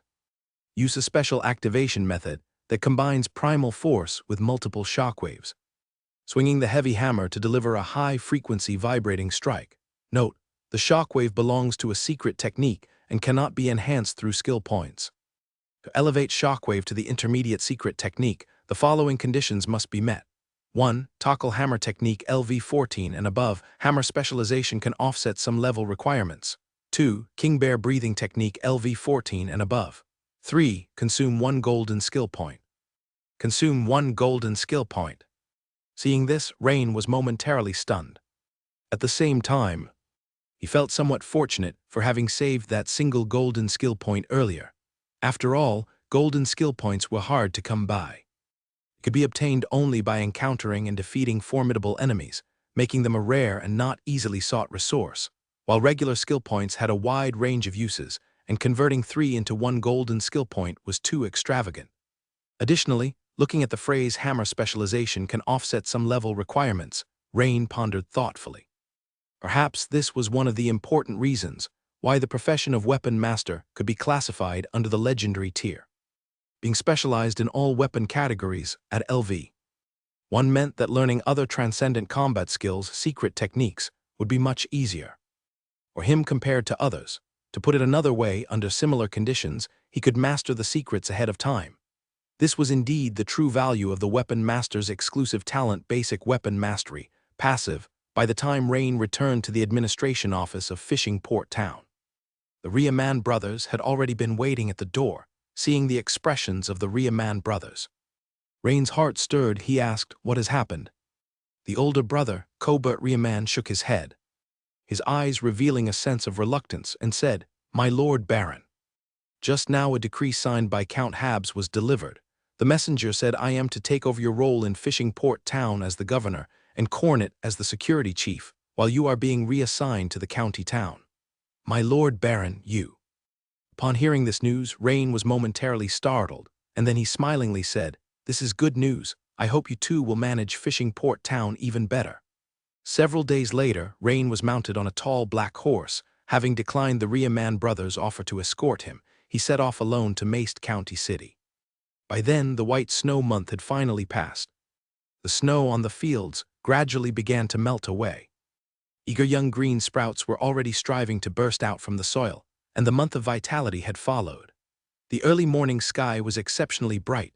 The warm morning sunlight shone on Rain, casting a golden glow as he rode forward, his gaze directed toward the winding road in the distance. In the vast wilderness, that winding, twisting road seemed to symbolize that Rain's path ahead was not a straight and smooth highway. Yet inexplicably, a phrase rose in Rain's mind. Where there is a mind's path, there lies the open road. Rain rode his great black horse along the winding road, with quite a few items hanging on both sides of the steed. Besides a conspicuous great bow, there were 2 identical, animal skin-wrapped, long bar-shaped items on the other side. Judging by their length and the handles that were showing, they seemed to be some sort of short-bladed weapon. These 2 were, in fact, the blood-colored daggers from that shadow assassin. Due to the striking blood-colored glow of the daggers, Rain had specifically wrapped them up in animal skins. As for why he didn't carry the bow and daggers on his person, it was because Rain already had the pig-head hammer and glimmering greatsword on his back. If he were to carry a bow and tuck daggers at his waist as well, it would be like a peacock spreading its feathers. It truly would have been quite unsightly. especially the dagger. What kind of upstanding knight would fight with a dagger? Even if knights used daggers as a secondary weapon, it was extremely rare. However, Rain was deeply impressed by the special effects of the Shadow Assassin's blood-colored daggers. Such excellent weaponry, he naturally couldn't bear to leave them unused. That's also why he had proposed to the Imperial Southern Sea Fleet to obtain a set of extraordinary battle technique for daggers if witchcraft of the metal variety wasn't available. Suddenly, several high-pitched eagle cries came from above Rain's head. It turned out that, above him at a height of tens of meters, a raptor the size of a seagull, with blue and purple mingled feathers, was stretching its wings, excitedly flipping and soaring. This was Rain's young blood-feathered horned eagle. During this time, under the care of Vinica, the wizard apprentice specializing in avian modification, the young bird had quickly grown robust. At this moment, the original fluffy light yellow down on its body had gradually been replaced by the blue and purple feathers unique to an adult blood-feathered horned eagle. Of course, this process still had to continue for quite a long time. According to Vinica, the larger the size of the raptor, the longer and sturdier the feathers on its body would be, and compared to smaller birds, it would take much more time to molt. Walking in the wilderness of wild wolf hills, Rain looked up at the young bird soaring freely through the sky. Feeling envious, he couldn't help but use the beast tamer's core eyes of the beast. Since Rain's spiritual power had greatly increased compared to before, this time when he activated his skill, although the distance from the young blood-feathered horned eagle was tens of meters, he was still able to cast it successfully with ease.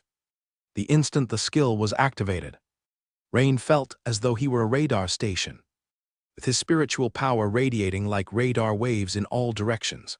Almost in an instant, the location of the young blood-feathered horned eagle was locked into Rain's mind. With a thought, Rain's vision instantly switched. He could see the azure sky and the vast, limitless earth wherever he looked. If he lowered his gaze slightly, he would see the snow-capped hills stretching rolling before him. The snow atop the hills was still quite deep, while at the bottom, in the valleys, there had already begun to appear several bright patches of green, and the snow had melted into water, flowing gently to form small streams.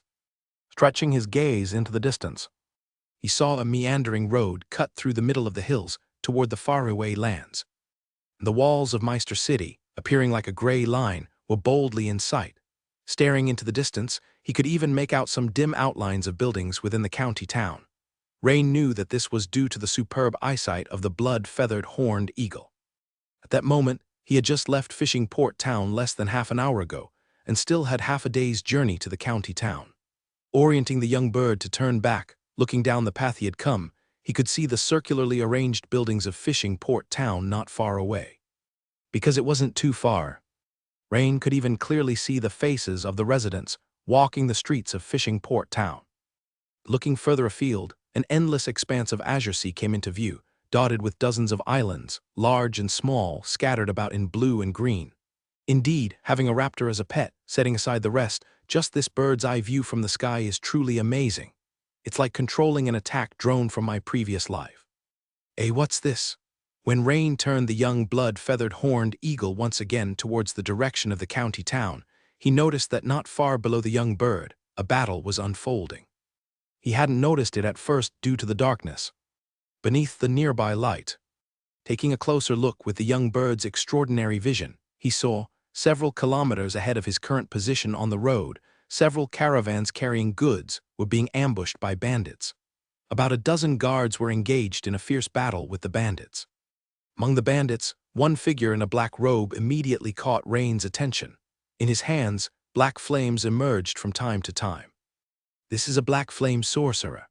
What's more critical, Rain saw that the embattled caravan bore the distinct crest of the Crowley family, and among the guards, a short figure was an old acquaintance, the former captain of the night watchman from Flashgold Town, Mateo. With the black flame sorcerer standing at the rear of the bandits and occasionally throwing out a black flame fireball once it hit. Guard would be deprived of their combat strength, so at that point, the caravan's guards were in dire peril. He calculated the distance. The opposition was on the winding roads of the Wild Wolf Hills, and running there directly to help was likely too late. If he wanted to rescue them in time, it seemed his only option was through archery. Moreover, a direct shot was obviously impossible, as it would require passing through 2 sets of undulating woods to hit the enemy. Let's set aside whether it's even possible to hit the target. The obstruction of trees and the undulating hills made it impossible for Rain to shoot through with arrows. If he wanted to rescue the other person, he clearly had to resort to a lobbing method. However, relying on the vision of a juvenile blood-feathered horned eagle in the sky, Rain could see the other party clearly, but after estimating the straight-line distance, the other party was about 1.2 kilometers away.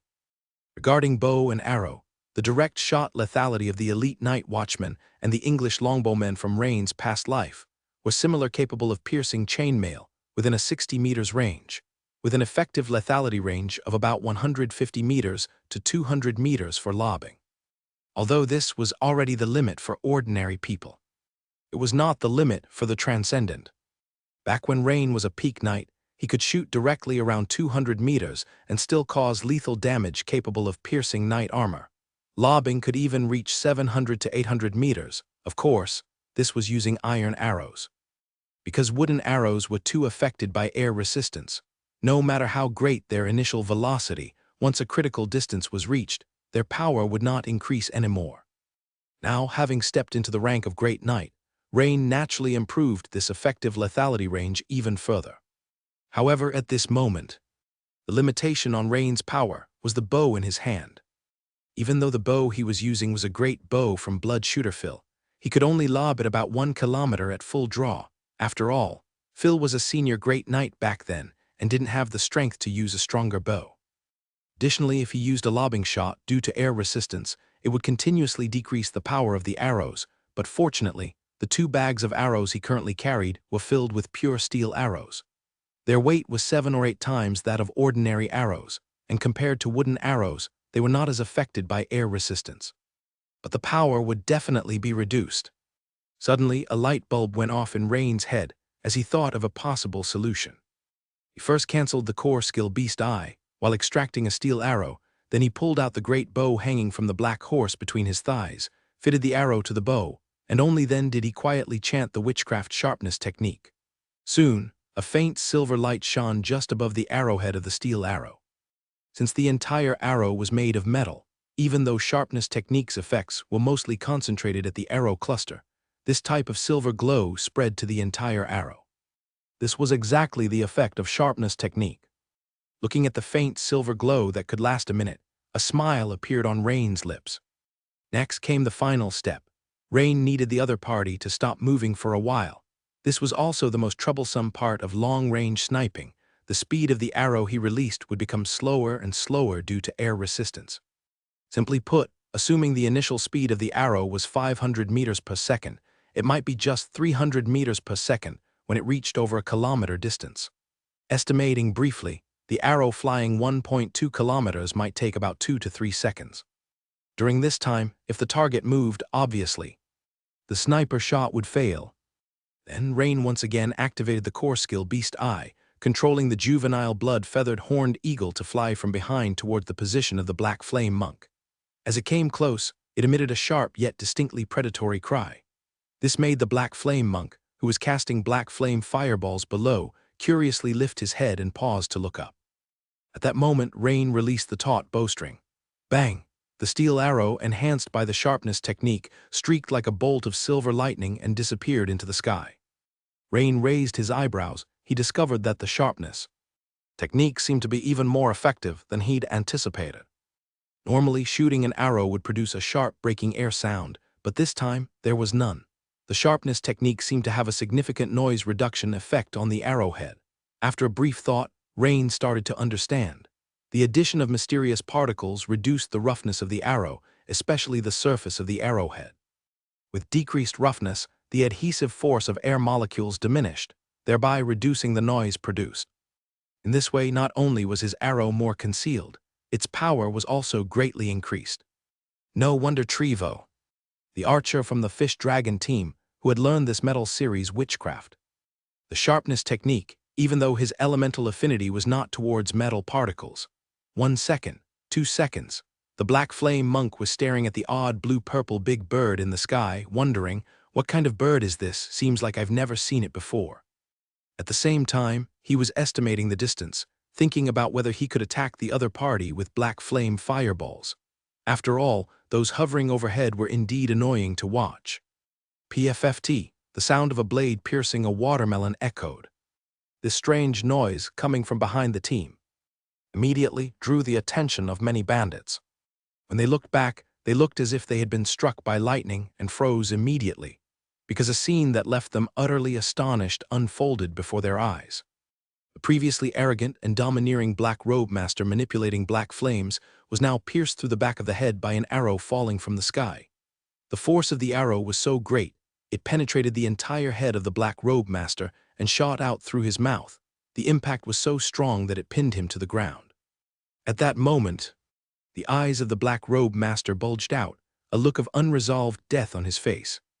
It seemed that the figure shrouded in a black robe couldn't comprehend how all this had happened so abruptly, and his body still twitched instinctively. The bandits exchanged glances, their faces filled with disbelief, especially a burly man with a bristling beard, whose mouth corners gave off an uncontrollable twitch. What in the world was going on? Just when everything seemed to be going their way, he had turned around to find the black-robed person dead. Influenced by the bandits, the guards of the caravan gradually ceased fighting, looking in the direction the bandits were gazing. Among them, the shorter Mateo felt the strangest about the bandits' unanimous decision to look backward. As the captain of the guards, Mateo sensed the decrease in pressure, especially since the burly man with the beard who had been closely watching him now looked behind, his expression haunted. This made Mateo incredibly curious. Could something have happened behind the bandits? So, the short Mateo quickly tilted his head and glanced through the crowd. At that glance, Mateo's eyes widened suddenly. Steel arrow, piercing through the skull of the Black Flame monk, who could be the skilled archer nearby helping them with such strength. Mateo was instantly bewildered. At this moment, whether they were guards or bandits, everyone began looking around, seemingly in search of the mysterious archer. But a minute passed. They found no sign of the archer who, in theory, should have been nearby.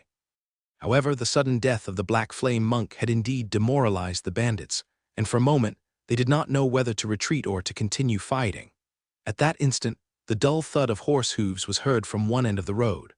A very large black warhorse appeared, carrying a no less imposing silver-armored knight charging towards them.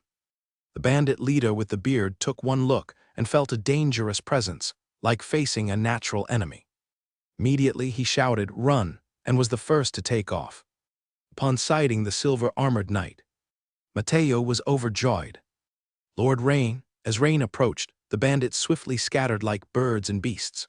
Rain, however, had no interest in pursuing these mere commoners who were bandits, and directed his horse alongside the deceased Black Flame monk. He observed the flame emblem at the collar and sleeves of the black robe, confirming without doubt that the person was indeed a Black Flame monk. At that moment, Mateo glanced at the arrow quiver on the side of Rain's black horse, then turned to look at the steel arrow in the Black Flame monk's head, staring at Rain with a look of utter astonishment, and said, "Lord Baron, are you saying that you shot that arrow just now?" Because as Rain drew closer, Mateo had just noticed that the arrows in the quiver hanging by the large black horse were identical in make to the one that had killed the Black Flame monk. The answer was clear. The guards who came closer also began to exclaim softly.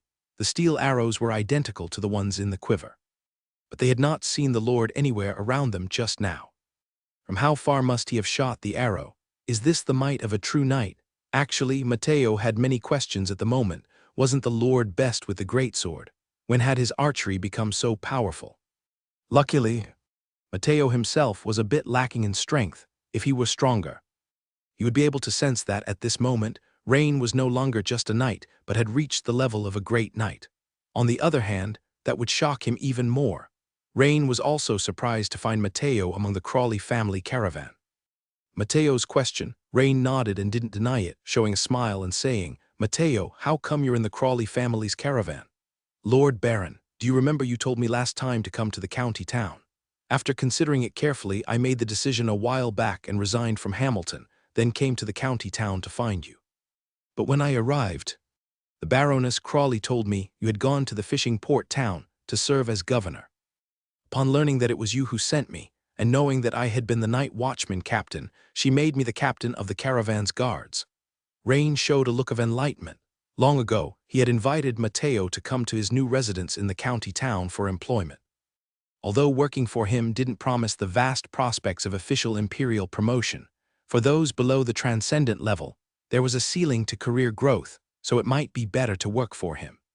After some questioning, Rain learned that since the bandit gang incident in the county town, the bandits from Wild Wolf Hills had become scarce, significantly improving the security around the county town. The peace didn't last. Recently, the remaining bands of bandits had become active again. Rain gazed at the corpse of the Black Flame monk, musing to himself. It looks like the vacuum in power created by Zarel's rebellion's absence might have given the Black Flame Church an opportunity to infiltrate Wild Wolf Hills. Although Rain didn't know the other guards, they approached respectfully, bowing and greeting, "Lord Baron, good day." "Oh, you've seen me before." "Yes, my lord. We admired you from a distance on the day you became the guardian knight for the Crawley family, alongside the two other great knights." Rain nodded and then turned to ask the shorter Matteo, "Are you escorting goods to the county town?" "Yes, Baron, this time." Throughout the journey, Rain had pondered one question, perhaps the weapon master. This legendary profession was stronger than he expected. For example, just now, he combined the archery of the weapon master with the abilities of a beast tamer, achieving an effect comparable to a long-range sniper rifle from his past life. In some ways, the weapon master was like a highly compatible motherboard, on which various electronic components such as chips, graphics cards, and memory could be attached, thus forming different kinds of combat power. This was something Rain had not anticipated at first. As his proficiency with various categories of weapons, as a weapon master increased, a combination with other professions would unleash unimaginable combat power. Just that currently, Rain had not yet discovered it. The half-day's journey quickly passed with casual chats with the diminutive Matteo. The gates of county town were clearly in sight, and as an imperial baron, Rain naturally did not need to be inspected at the gate. Matteo's family's convoy, bearing the Crowley family crest, was also easily allowed through by the guards. Since Matteo still had to deliver goods, Rain left first to go to the new residence. Thinking of the family and Jennifer he was about to meet, Rain couldn't help but feel a stir in his heart. Soon, Rain saw his long-missed parents and his sister Bohi. "Rain, do I feel you've grown taller again?" Looking at her increasingly tall and imposing son, his mother Emma was both happy and a bit worried. Rain was only 16 now, nearly 2 meters tall, and in a few more years that physique. Would he be unable to find a suitable noble lady? "Mother, I grew a bit taller." "Brother, Cookie's injury has finally healed, and now it's as before, no, even stronger," his sister Bohi said enthusiastically after giving Rain a big hug. Rain raised his eyebrows. He had thought that with Cookie's spinal injury, it was unlikely to heal on its own. He had planned to take Cookie for treatment at the Church of Monsoon and Ocean Goddess after returning this time, but unexpectedly, Cookie had recovered on its own. Right then, as they say, speak of the devil, a strangely large and sturdy greyhound suddenly darted out from behind the villa. Cookie, upon seeing Rain, looked surprised and charged over. Rain watched the greyhound wagging its tail, running in circles, and smiled as he pet its head. This was his first pet, though it was just an ordinary greyhound. However, now, Rain could feel some strange changes occurring within its body. Otherwise, it could not have healed such a serious injury on its own. Perhaps, before long, the requirement for his transition into a legendary beast tamer, to at least turn an ordinary animal into a ferocious beast, would be fulfilled. At that moment, a blood-feathered horned eagle chick circling in the sky, seeing the interaction between Rain and the greyhound, seemed emotionally affected and suddenly let out a high cry, descending in spirals. Seeing such a formidable bird of prey, the guards by the mansion swiftly drew their weapons on alert. Rain waved his hand and said, "Don't worry. This is my pet." "Ah, brother, this is your pet? What kind of bird is this? It's really pretty," his sister Bohi said, mesmerized by the blue-purple feathers of the blood-feathered horned eagle chick. "Ha, this is a blood-feathered horned eagle, a naturally ferocious species." Rain indulgently pet Bohi's head and explained. Seemingly sensing how its master interacted with the people around him, the chick approached, looked at Bohi, and appeared curious. "Brother, have you named it?" Bohi's bright eyes focused on Rain as she asked.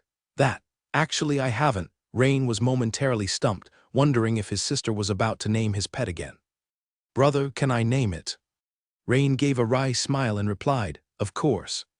Great, then let's call it Bloodfeather, okay? Bo, he came up with a name as she tilted her head.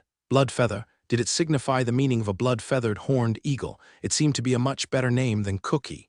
Rain nodded his head in approval and said, "That's a very good name." Just then, Rain noticed a familiar figure in a one-shoulder white dress, voluptuous and walking slowly out of the villa's front door, heading his way. The beautiful Lady Jennifer stood aside with effortless grace, smiling as she watched Rini reunite with his family. However, upon seeing Jennifer approaching, Mother Emma seemed to think of something and spoke. "Rini, you're not getting any younger. Maybe it's time to start mingling more with the noble ladies." "Perfect. Since Jennifer is here, let her help arrange it. Introduce you to a few noble ladies, or perhaps you should attend more banquets," Mother Emma said while complaining to Jennifer.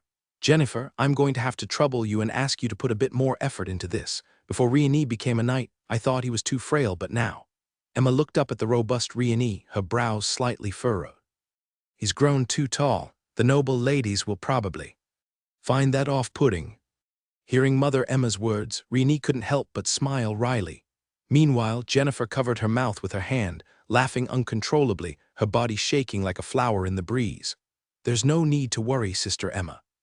If Baron Rieni were to announce that he is looking for girlfriend, I don't know how many noble ladies would be overjoyed," said the beautiful Jennifer, calming Emma with a hand over her ample chest. "Really?" Emma looked at Jennifer with a hint of skepticism, not quite believing her. After all, in Emma's eyes, her son Rieni had just been promoted to Baron not long ago and should belong to the category that didn't have a substantial family fortune, the kind that noble ladies might look down upon. Hence, it was better to start looking early. She couldn't imagine the scenario Jennifer described. "Really?" Jennifer affirmed with a nod.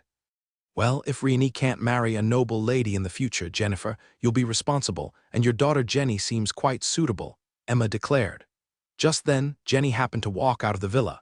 Seeing everyone turning their gazes toward her, she looked utterly confused. Emma's words took the beautiful lady by surprise. "Jenny? Absolutely not. She herself had already been with Rieni." "No, no, not Jenny, Sister Emma. Lord Rieni and Jenny wouldn't be a good match," Jennifer hastily declined. By this time, Jenny had walked up to everyone and heard her mother's statement quite clearly. She silently glanced at her mother and thought to herself, "Mother, how could you not know if our personalities match or not?" After the sumptuous dinner, Rieni went to the study a few minutes later. Knock, knock, knock, a very faint knocking sounded, recognizing the familiar footsteps. Rieni already knew who it was, and a smile appeared at the corner of his mouth as Rieni opened the door. There stood Jennifer, who had drunk quite a bit of Bordeaux wine during the evening feast, her complexion rosy and her watery eyes gazing at him as if able to draw silk. For Jennifer, it had been half a month since she last felt that indescribably wonderful sensation. And at her age, she happened to be very much in need. So from the moment she saw Rieni, she very much wanted to engage in a more profound exchange with him.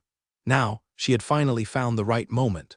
As the housekeeper, it was always her duty to report to Lord Rieni the Baron of the affairs of Meister County and the new estate over this period. It made perfect sense. "Lord Baron, I've come to report on the recent state of the estate," said the beautiful lady, playing with her dangling hair by the ear, lowering her head shyly as she spoke. "Of course, you may come in, beautiful lady." Rieni immediately stepped aside, inviting the beautiful lady into the room. After Jennifer walked into the room with a waft of fragrance, Rieni clicked the door shut behind her. This click seemed to be a signal, directly triggering a particular mode in the beautiful Lady Jennifer. She approached the spacious mahogany desk and started to take off her white shawl on her own, then, turning her head, shyly blinked at Rieni before starting to undo. And, leaning on the large mahogany desk, she slightly arched her back. "The thing is..." "What a tale?" Rieni's eyes suddenly widened. The posture and actions of the beautiful lady were more than suggestive. However, at this moment, the beautiful lady also felt extremely bashful. Her pale face had already turned bright red. This role-play idea was something she'd heard from a close girlfriend. It suggested that if a beloved man preferred the unconventional, he would immediately pull out the tail. Now, Rieni's eyes suddenly flared with a fierce passion. After all, the thoughts from his last kiss in fishing port town with Vinica had been difficult to control, and now, with the beautiful lady taking such an initiative, to hesitate even for a second would be disrespectful. Suddenly, behind the beautiful lady, a rustling sound arose quickly. Half a second later, one rough, warm hand gripped the beautiful lady's slender waist, while the other hand carefully removed the white plush tail. This instantly thrilled the beautiful lady with a mix of delight and a touch of fear. 1,000 words omitted here. For the pair who hadn't seen one another in half a month, playing cards in the study was hardly satisfying enough. In the middle of the night, a burst of warmth entered Rhéanie's embrace.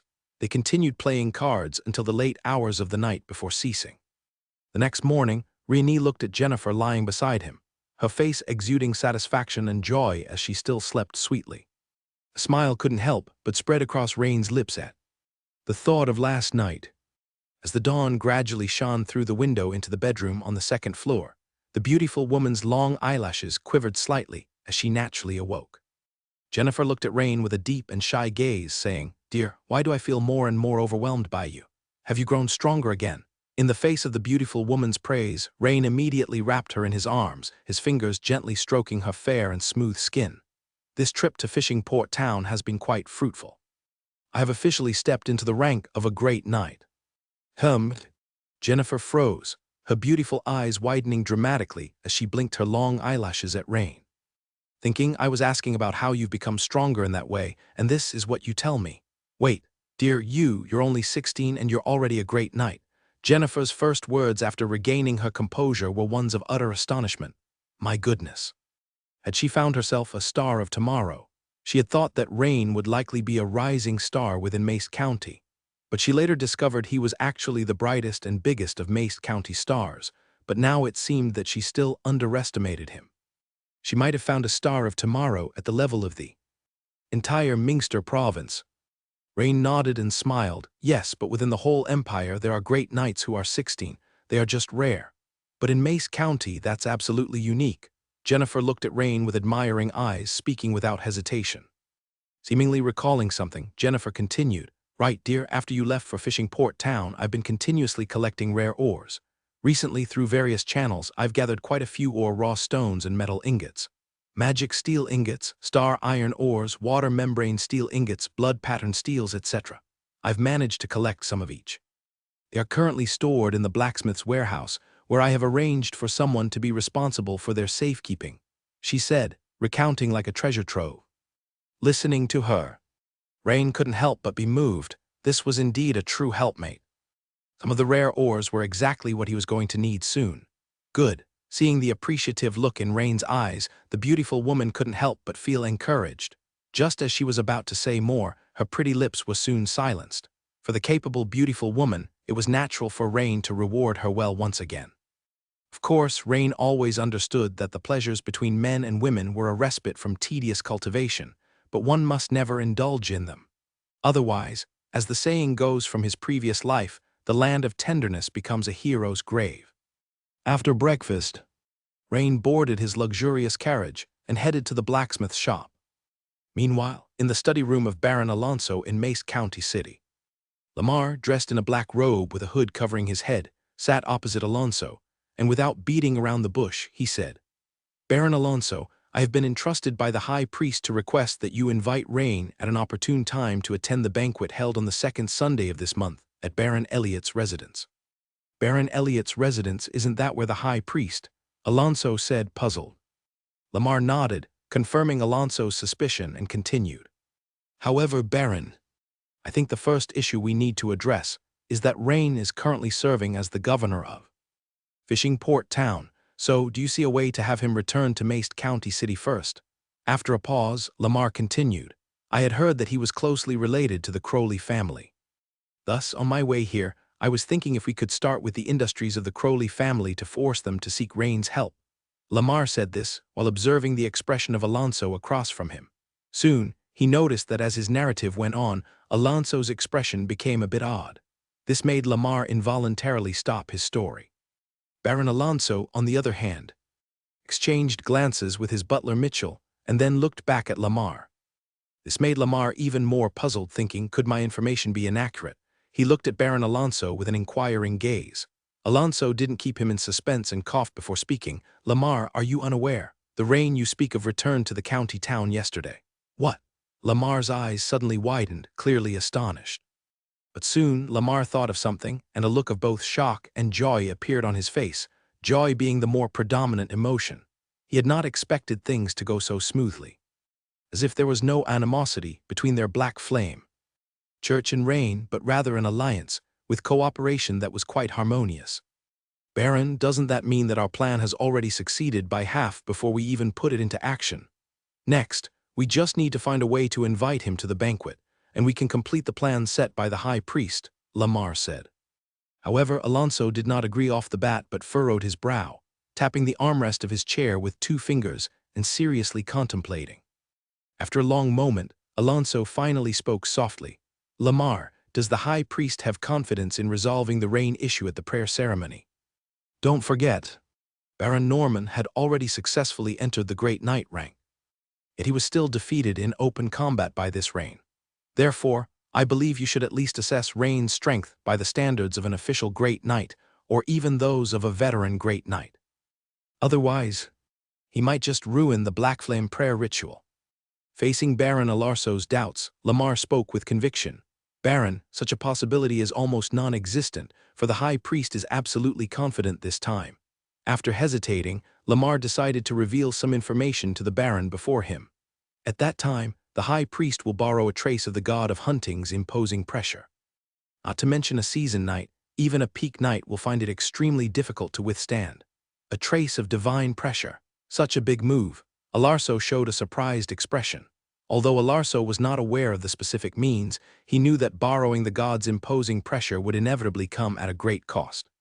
Hearing this answer, Alarso nodded and said, "If the high priest has a way to borrow a trace of the god of hunting's divine power during the prayer ritual, then I think there shouldn't be any more accidents in this matter. By the way, Lord Lamar, perhaps I should also inform you of another piece of news.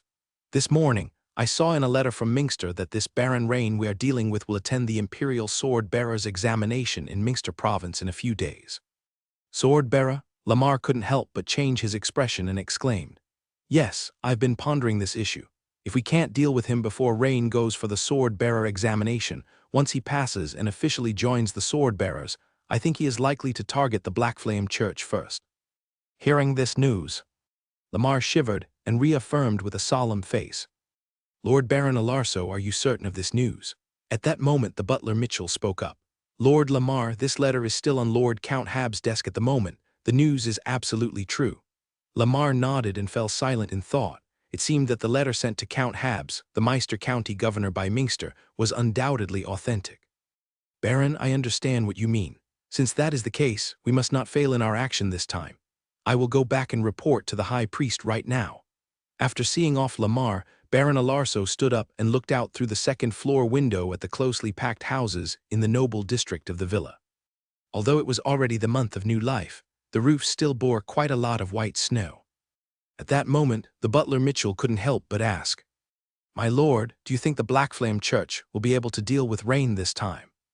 After all, anyone who had racked their brains trying to kill someone and failed several times would have some shadows in their heart.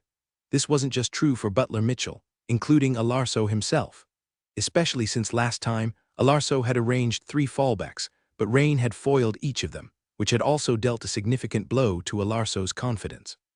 After a long pause, Mitchell finally received Alarso's reply, "If we do nothing, we'll never have the chance to get rid of the opponent.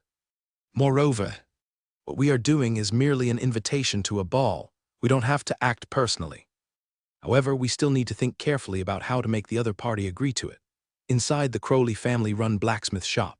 As a blacksmith, Rain was currently wielding a hammer, repairing the high-grade knight's chest armor made of water membrane steel. In a previous battle with the Shadow Assassin, his water membrane steel chest armor had been punctured with several holes. Although it had been slightly repaired in Fishing Port Town due to the lack of water membrane steel ingots, it had only smoothed out some dents and unevenness.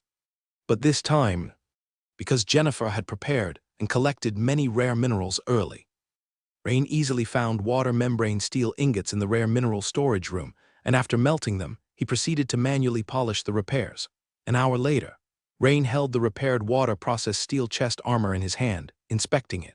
Looking at the smooth surface, which bore no signs of previous damage, Rain nodded in satisfaction with his craftsmanship. It seemed his skill as a blacksmith was quite commendable. Setting aside the chest armor, he then took out the longbow from Bloody Shooter Phil.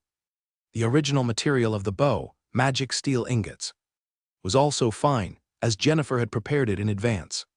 What Rain needed to do now was to strengthen the bow further, especially the diameter of the bow arms, allowing this great bow to withstand the force of his great knight level. As for the bowstring, which was supposed to be made from the dorsal tendon of a spineback sea serpent, Jennifer had arranged for the best bowmaker under the Crowley family to assist in reinforcing it. According to the bowmaker, wrapping a special linen fiber around the tendon and soaking it in a specially made solution for a few hours would suffice, not only providing the bowstring with great tensile strength, but also greatly enhancing its durability. For a bowstring, having immense elasticity isn't necessary, but toughness and durability are very important. Half a day later, Rain removed the newly modeled warbow from the mold. The bow, shimmering with a pale gray metallic sheen, had noticeably strengthened arms compared to before, and its length had also increased a bit more to 1.8 meters. At the same time, due to the thickening of the bow arms, the weight had increased by about 50% compared to before, but for Rain, this weight was hardly worth mentioning. When Rain returned to the mansion, a servant had already placed the processed new bowstring in the study. This was a pleasant surprise for Rain, who immediately took out the new bowstring and tied it onto the bow. Holding the brand new war bow, Rain couldn't help but itch to try it out. He went to the training room on the first floor of the mansion, and without using witchcraft, simply drew the bow and released an arrow, only to hear a ding sound, an extremely sharp whistling in the air. The steel arrow in Rain's hand shot forth like a bolt of silver lightning toward the target. Only a boom could be heard. The solid wooden target was completely splintered, and the steel arrow pierced tens of centimeters into the wall behind, leaving only its end still trembling. At the same time, Rain even heard the surprised cries of servants from the other side of the wall. Seeing such power, Rain nodded in satisfaction. He had just used about 70 to 80% of his strength, and it had this kind of effect. Afterward, Rain placed 2 thick iron shields on the target and tested a few more times. With the protection of the 2 iron shields, when Rain shot with all his might, he finally didn't penetrate the wall. But each shot, like the impact of bullets from a sniper rifle in his previous life, couldn't help but make Rain laugh involuntarily. Of course, his main purpose this time was to test the new war bow. From what he could see, there was no problem bearing the forces when he activated Limit Break. After all, just now, the bowstring was only drawn halfway. As for after activating Limit Break with the talent for intermediate giant force, for the moment, Rain hadn't found a suitable place to test that power. During extreme outbursts, the bowstring might be damaged, but sustaining a few shots should be no problem. After testing the new war bow, Rain went to the potion room on the first floor of the villa to start making potions. This time, Rain did not choose to make transcendent-level potions like the mutation growth potion, but opted for a very simple hemostatic potion. Because his purpose in potion making this time was very clear, to try to trigger the profession panel for a pharmacist. Soon as Rain expected, the system prompt sounded, ding. It is detected that the host is making potions, triggering a career change pharmacist. Preconditions for changing to a pharmacist are 1. Mastery of the production of any basic potion. 2. Spirit above 6 points. Current conditions met. Yes/no to change to pharmacist. Rain was overjoyed and without hesitation chose yes. Ding. Successful change to pharmacist. Spirit +1. Looking at the paltry reward of just 1 additional point to spirit, Rain couldn't help but smile wryly and shake his head, sighing that compared to the transitions to transcendent and even legendary professions, the rewards for ordinary professions really were a bit too scant. But soon, Rain adjusted his mood. Because his purpose in becoming a pharmacist was not for the pharmacist itself, but for the skill points and the subsequent special advancement profession Deadly Poison Master, Transcendent. Thus, Rain briskly continued to make hemostatic potions in the potion room. System prompts flowed in succession. Your skill in making hemostatic potions has improved. Experience +2. You have focused on making hemostatic potions for 10 minutes. Pharmacist profession experience points +6. Your skill in making hemostatic potions has improved. Experience +2. For several days in a row, besides going out in the morning to feed the blood-feathered horned eagles and the spirit hounds, Rain practically buried himself in the potion room and didn't come out. During this period, Count Habs sent someone to invite Rain to come to the Count Mansion for dinner next Sunday. With his strong spiritual power and constitution, Rain worked like an indefatigable high-precision robot, easily accomplishing some potion-making manipulations that would be extremely difficult for ordinary people. In a few days, the pharmacist profession level successfully advanced to LV3, reaching LV3, 3/500, leaving him with 7 remaining attribute points and 2 remaining skill points. Seeing Rain busying himself in the potion room, the beautiful woman Jennifer couldn't help but be puzzled. She had always known that Rain enjoyed blacksmithing, and although he occasionally took part in potion making by hand, he had never invested such great effort and time. She felt maybe she should talk to Rain. After all, one's energy is limited. Makes sense for blacksmith to be compatible with the way of the night, but to be distracted by potion making seemed. At that moment, a maid approached, handed a letter to Jennifer with both hands and said respectfully, "Madam, Baron Alonso has just sent this invitation and asked for you or Lord Rieni to open it." Jennifer took the letter with a puzzled expression. Ever since she and Rain had attended the auction at Yaxen Auction House together, the nobles from the county town who had previously pursued her had mostly quieted down, and naturally, Baron Alonso was no exception. Inside the pharmacy, the beautiful woman, Jennifer, held an invitation in her hand and briefly explained the contents to Rain. "Alonso invites you and me to a banquet." Rain couldn't help but feel a bit surprised. Could it be that the other party wanted to mend their relationship with him? Rain pondered. Honestly, he wasn't too interested in this matter, because he was about to go to Minster to participate in the sword-bearer assessment. Therefore, the superficial pleasantries amongst the nobility of Meister County had lost their significance to him.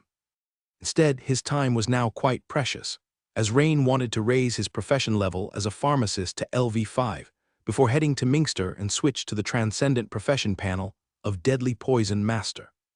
In this way, on one hand, he would soon have a sufficient number of skill points, allowing his strength to gain another boost in a short period. On the other hand, although being a pharmacist hadn't brought him any core skills, he believed that the transcendent level of Deadly Poison Master would not be simple, and was likely to bring him some sort of improvement or benefit. Of course, he could decline the banquet invitation from Alonso, but as for the invitation from Count Habs, the highest official of Meister County, Rain obviously wouldn't refuse. After some thought, Rain said to the beautiful woman Jennifer, "Decline it." Jennifer had no objections and cheerfully said, "All right, dear. By the way, what is the theme of this banquet?" After thinking for a moment, Rain couldn't help but ask casually. Jennifer looked at the invitation again and said, "It says it's to appreciate a few oil paintings from the Eagle Federation." Appreciating oil paintings. Rain couldn't help but look at the beautiful woman in surprise. Jennifer chuckled and explained, "Quite often, the purpose of a gathering among nobles is to enhance connections and strengthen exchanges. So, sometimes activities like tasting a batch of new Bordeaux vintages can become the theme of a banquet." All right, that's... Rain couldn't help but be rendered speechless, truly the whims of the nobility. When Alonso heard the report from his butler Mitchell that Rain had declined his invitation, he was neither angry nor disappointed. Instead, he smiled slightly. "Just as I expected. However, this time it's different. This isn't just my personal matter. With so many nobles privately purchasing divine blood from the Black Flame Church, Mitchell, contact them, let them send banquet invitations to Jennifer these next few days." "As you command, Baron." When Mitchell heard what Alonso had said, he suddenly understood. The networks among these nobles were also the reason. Alonso felt confident, since a large portion of the divine blood from the Black Flame Church was distributed to the nobility through him. Simply put, a substantial part of the nobility in Meister County had formed a large interest group with the Black Flame Church through his brokerage. In some aspects, they could act in unison. If doing this in the past would have made him hesitant because his conflict with Rain had been more personal, this time the High Priest of the Black Flame Church had made it clear that he would personally take action against Rain. Therefore, at this moment, mobilizing these nobles to collectively pressure Rain was not an issue and wouldn't cause the Black Flame Church any grievances. Sunday, in the study of Earl Habs' mansion, Rain met once again with the dignified Count Habs, the highest official of the Imperial Meister County. With his growing strength, Rain could faintly sense that Count Habs' power seemed not to be inferior to Captain Baron of the Fish Dragon Squad. Similarly, upon seeing Rain, Count Habs couldn't help but utter a slight huh, and then stared at Rain intently for a while. It used to be that the most promising knight in all of Meister County should have been Clea, but after seeing you again today, Rain, I think Clea should give her place to you, Count Habs said with a smile. Thank you for your praise. Lady Clea will always be my guide on the knight's path, Rain said with a slight bow and a smile. Rain, I originally thought you, a fledgling eagle, would need to learn to fly for a while longer before soaring into the sky, but I didn't expect you to be ready to spread your wings so soon. I have already received the official letter from Mingster. Rain, with your strength, as long as you perform normally, I believe you will certainly pass the Imperial Sword Bearer assessment smoothly. Count, thank you for your encouragement. By the way, if you encounter any difficulties in Mingster, you can take this letter and look for this old friend of mine. Perhaps you might receive some help from him. Count Habs took out a letter from the drawer of his desk and handed it to Rain. Rain took it and saw that the letter was already sealed with red wax, upon which was stamped the seal ring bearing the Kali bird emblem representing the Habas family. Clearly, Count Habs had been prepared. Thank you, Count, Rain said with a bow. Aware of Count Habs' care, Rain understood his intentions and expressed sufficient respect and goodwill. Thus, the sumptuous banquet was spent in a congenial and joyful atmosphere, and before long, Rain returned home. The next morning, Rain went about his routine in the villa's backyard, feeding the greyhound Cookie, the blood-feathered horned eagle blood feather, tending to the growth of the mutant potion, and recording the observations. However, after feeding the greyhound Cookie this time, it suddenly howled out in pain. Immediately after, Cookie began to devour the food in front of it crazily. At this moment, the system notification also sounded. Host pet greyhound, due to the long-term use of mutation growth potions, begins to mutate and evolve, mutating evolution in progress. This immediately delighted Rain. He instantly turned to the servant beside him and said, Quickly go to the kitchen and bring more meat here. Fill a large basin. As you command, Baron Sir. The servant immediately trotted towards the kitchen. Wait. Go to my study and bring the bear meat on the table as well, Rain called out to him. Yes, sir. The servant hurriedly ran off again. Soon, 2 strong servants brought over a large basin of deliciously cooked meat. Soon, Cookie devoured most of the large basin of meat, and Rain, watching its slender body, found it hard to imagine how it could hold so much meat. At that moment, a small basin of bear meat also arrived. After the 10 pounds of bear meat had been swallowed, Cookie seemed to be full, lying on the ground, constantly growling and scratching the ground with its paws, as if enduring some severe internal change and the intense pain it brought. Rain knew this was not a normal evolution because the greyhound itself is a fairly stable breed. If it wasn't for Cookie's long-term consumption of mutation growth potions, it would almost be impossible for it to mutate and hence break its limit. Suddenly, Cookie's skin turned red at a visibly rapid pace, its muscles all trembling, swelling, and bulging. A few minutes passed. If one had to make a comparison, this evolution of Cookie was like turning from the slender and agile build of a cheetah into the physique of a tiger, also a feline. At this moment, the system notification suddenly flooded the screen. The host's subordinate pet greyhound has successfully evolved into the fierce beast greyhound war dog. Your skill beast taming has been enhanced. Experience plus 535 your beast tamer. Transcendent, profession experience plus 321. Note. Greyhound War Dog has awakened the talent ability High Speed Healing. Yes/no. Would you like to rename the Greyhound War Dog? Seeing the successful evolution notification on the system, Rain couldn't help but be overjoyed. After thinking it over, Rain chose no, because Rain thought that the system naming the mutated greyhound as Greyhound or Dog was quite accurate, considering it was a ferocious dog mutated from a greyhound. But this was just a minor detail. At this time, Rain had already focused his attention on the talent ability High Speed Healing. He had thought that, given the greyhound's characteristic of fast running, it would awaken a talent like swiftness, but instead, it turned out to be a recovery-type ability like High Speed Healing. However, after a slight ponder, Rain nodded his head. It was likely the effect of the mutation growth potion, with the word mutation representing many things. Moreover, actually, this had been foreshadowed earlier when Cookie had injured its spine, but was able to heal and stand up again. This subtly revealed some kind of talent it possessed.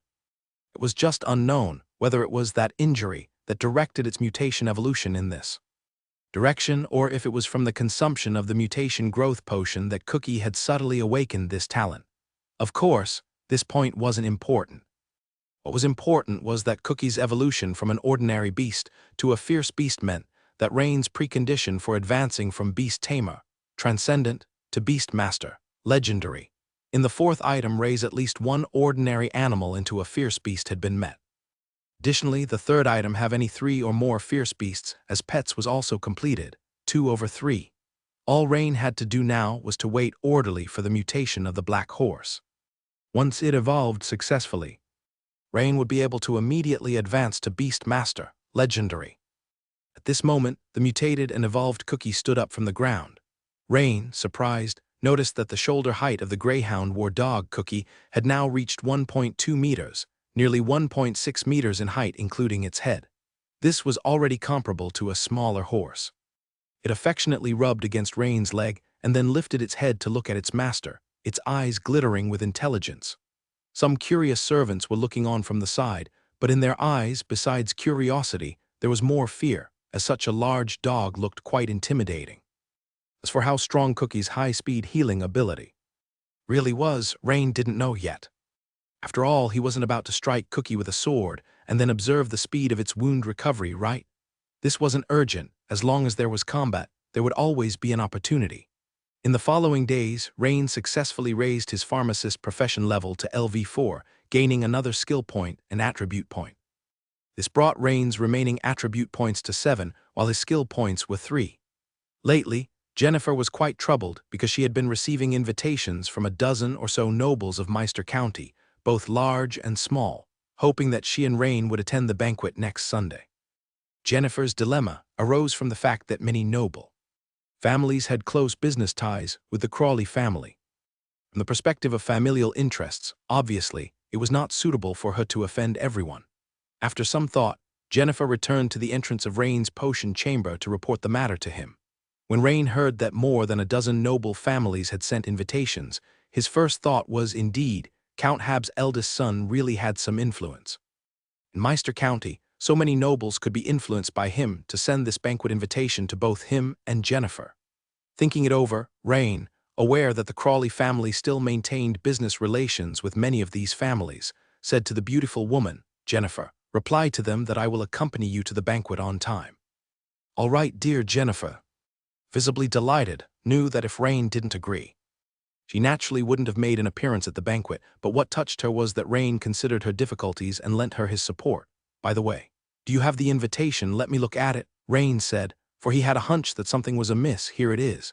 The beautiful woman handed him a stack of invitations, each styled differently after quickly browsing through several. Rain's expression became pensive, sure enough. There was a problem, as among the dozens of invitations, a few did not even invite Jennifer but were direct invitations to him. Do they really insist on my attendance?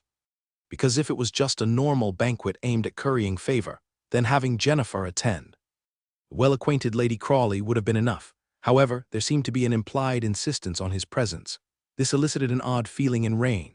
After pondering, he asked a servant to summon the short Mateo. Mateo, make a trip to Flashgold Town and inquire from Sheriff Hamilton if Alonso and these noble families have some sort of secret connection. Ask Lord Hamilton to give me an answer as soon as possible. Upon hearing Rain's command, Mateo promptly responded, As you command, my lord. I'll go immediately. Rain then turned to the beautiful woman and said, Jennifer, for this banquet, it would be best for me to attend alone. The beautiful woman's eyebrows furrowed slightly as she said, Dear, is this a trap? Rain shook his head and answered, It's not certain yet, but my intuition tells me that there might be an issue here. That evening, Rain received a reply from Mateo. To be precise, half an hour later, Hamilton personally arrived at Rain's mansion. After some pleasantries, Hamilton's expression turned serious as he said, Rain, do you remember the vial of divine blood you seized before? Divine blood, Rain certainly remembered. The test tube-shaped red potion containing a thick amber-like red liquid was indeed memorable. Rain remembered that Hamilton had once explained that this divine blood had miraculous effects of delaying aging and accelerating training. But divine blood related to these nobles. Hamilton continued, As I've mentioned before, the origin of this divine blood is heavily linked to the dark cult. You mean? Rain instantly grasped the implication in Hamilton's words. Hamilton nodded and said, "Just as you're thinking. Since that incident, we've discreetly investigated and found that several noble families in the county town had either possessed or purchased divine blood. The list you had Matteo provide includes Alonso and these several noble families.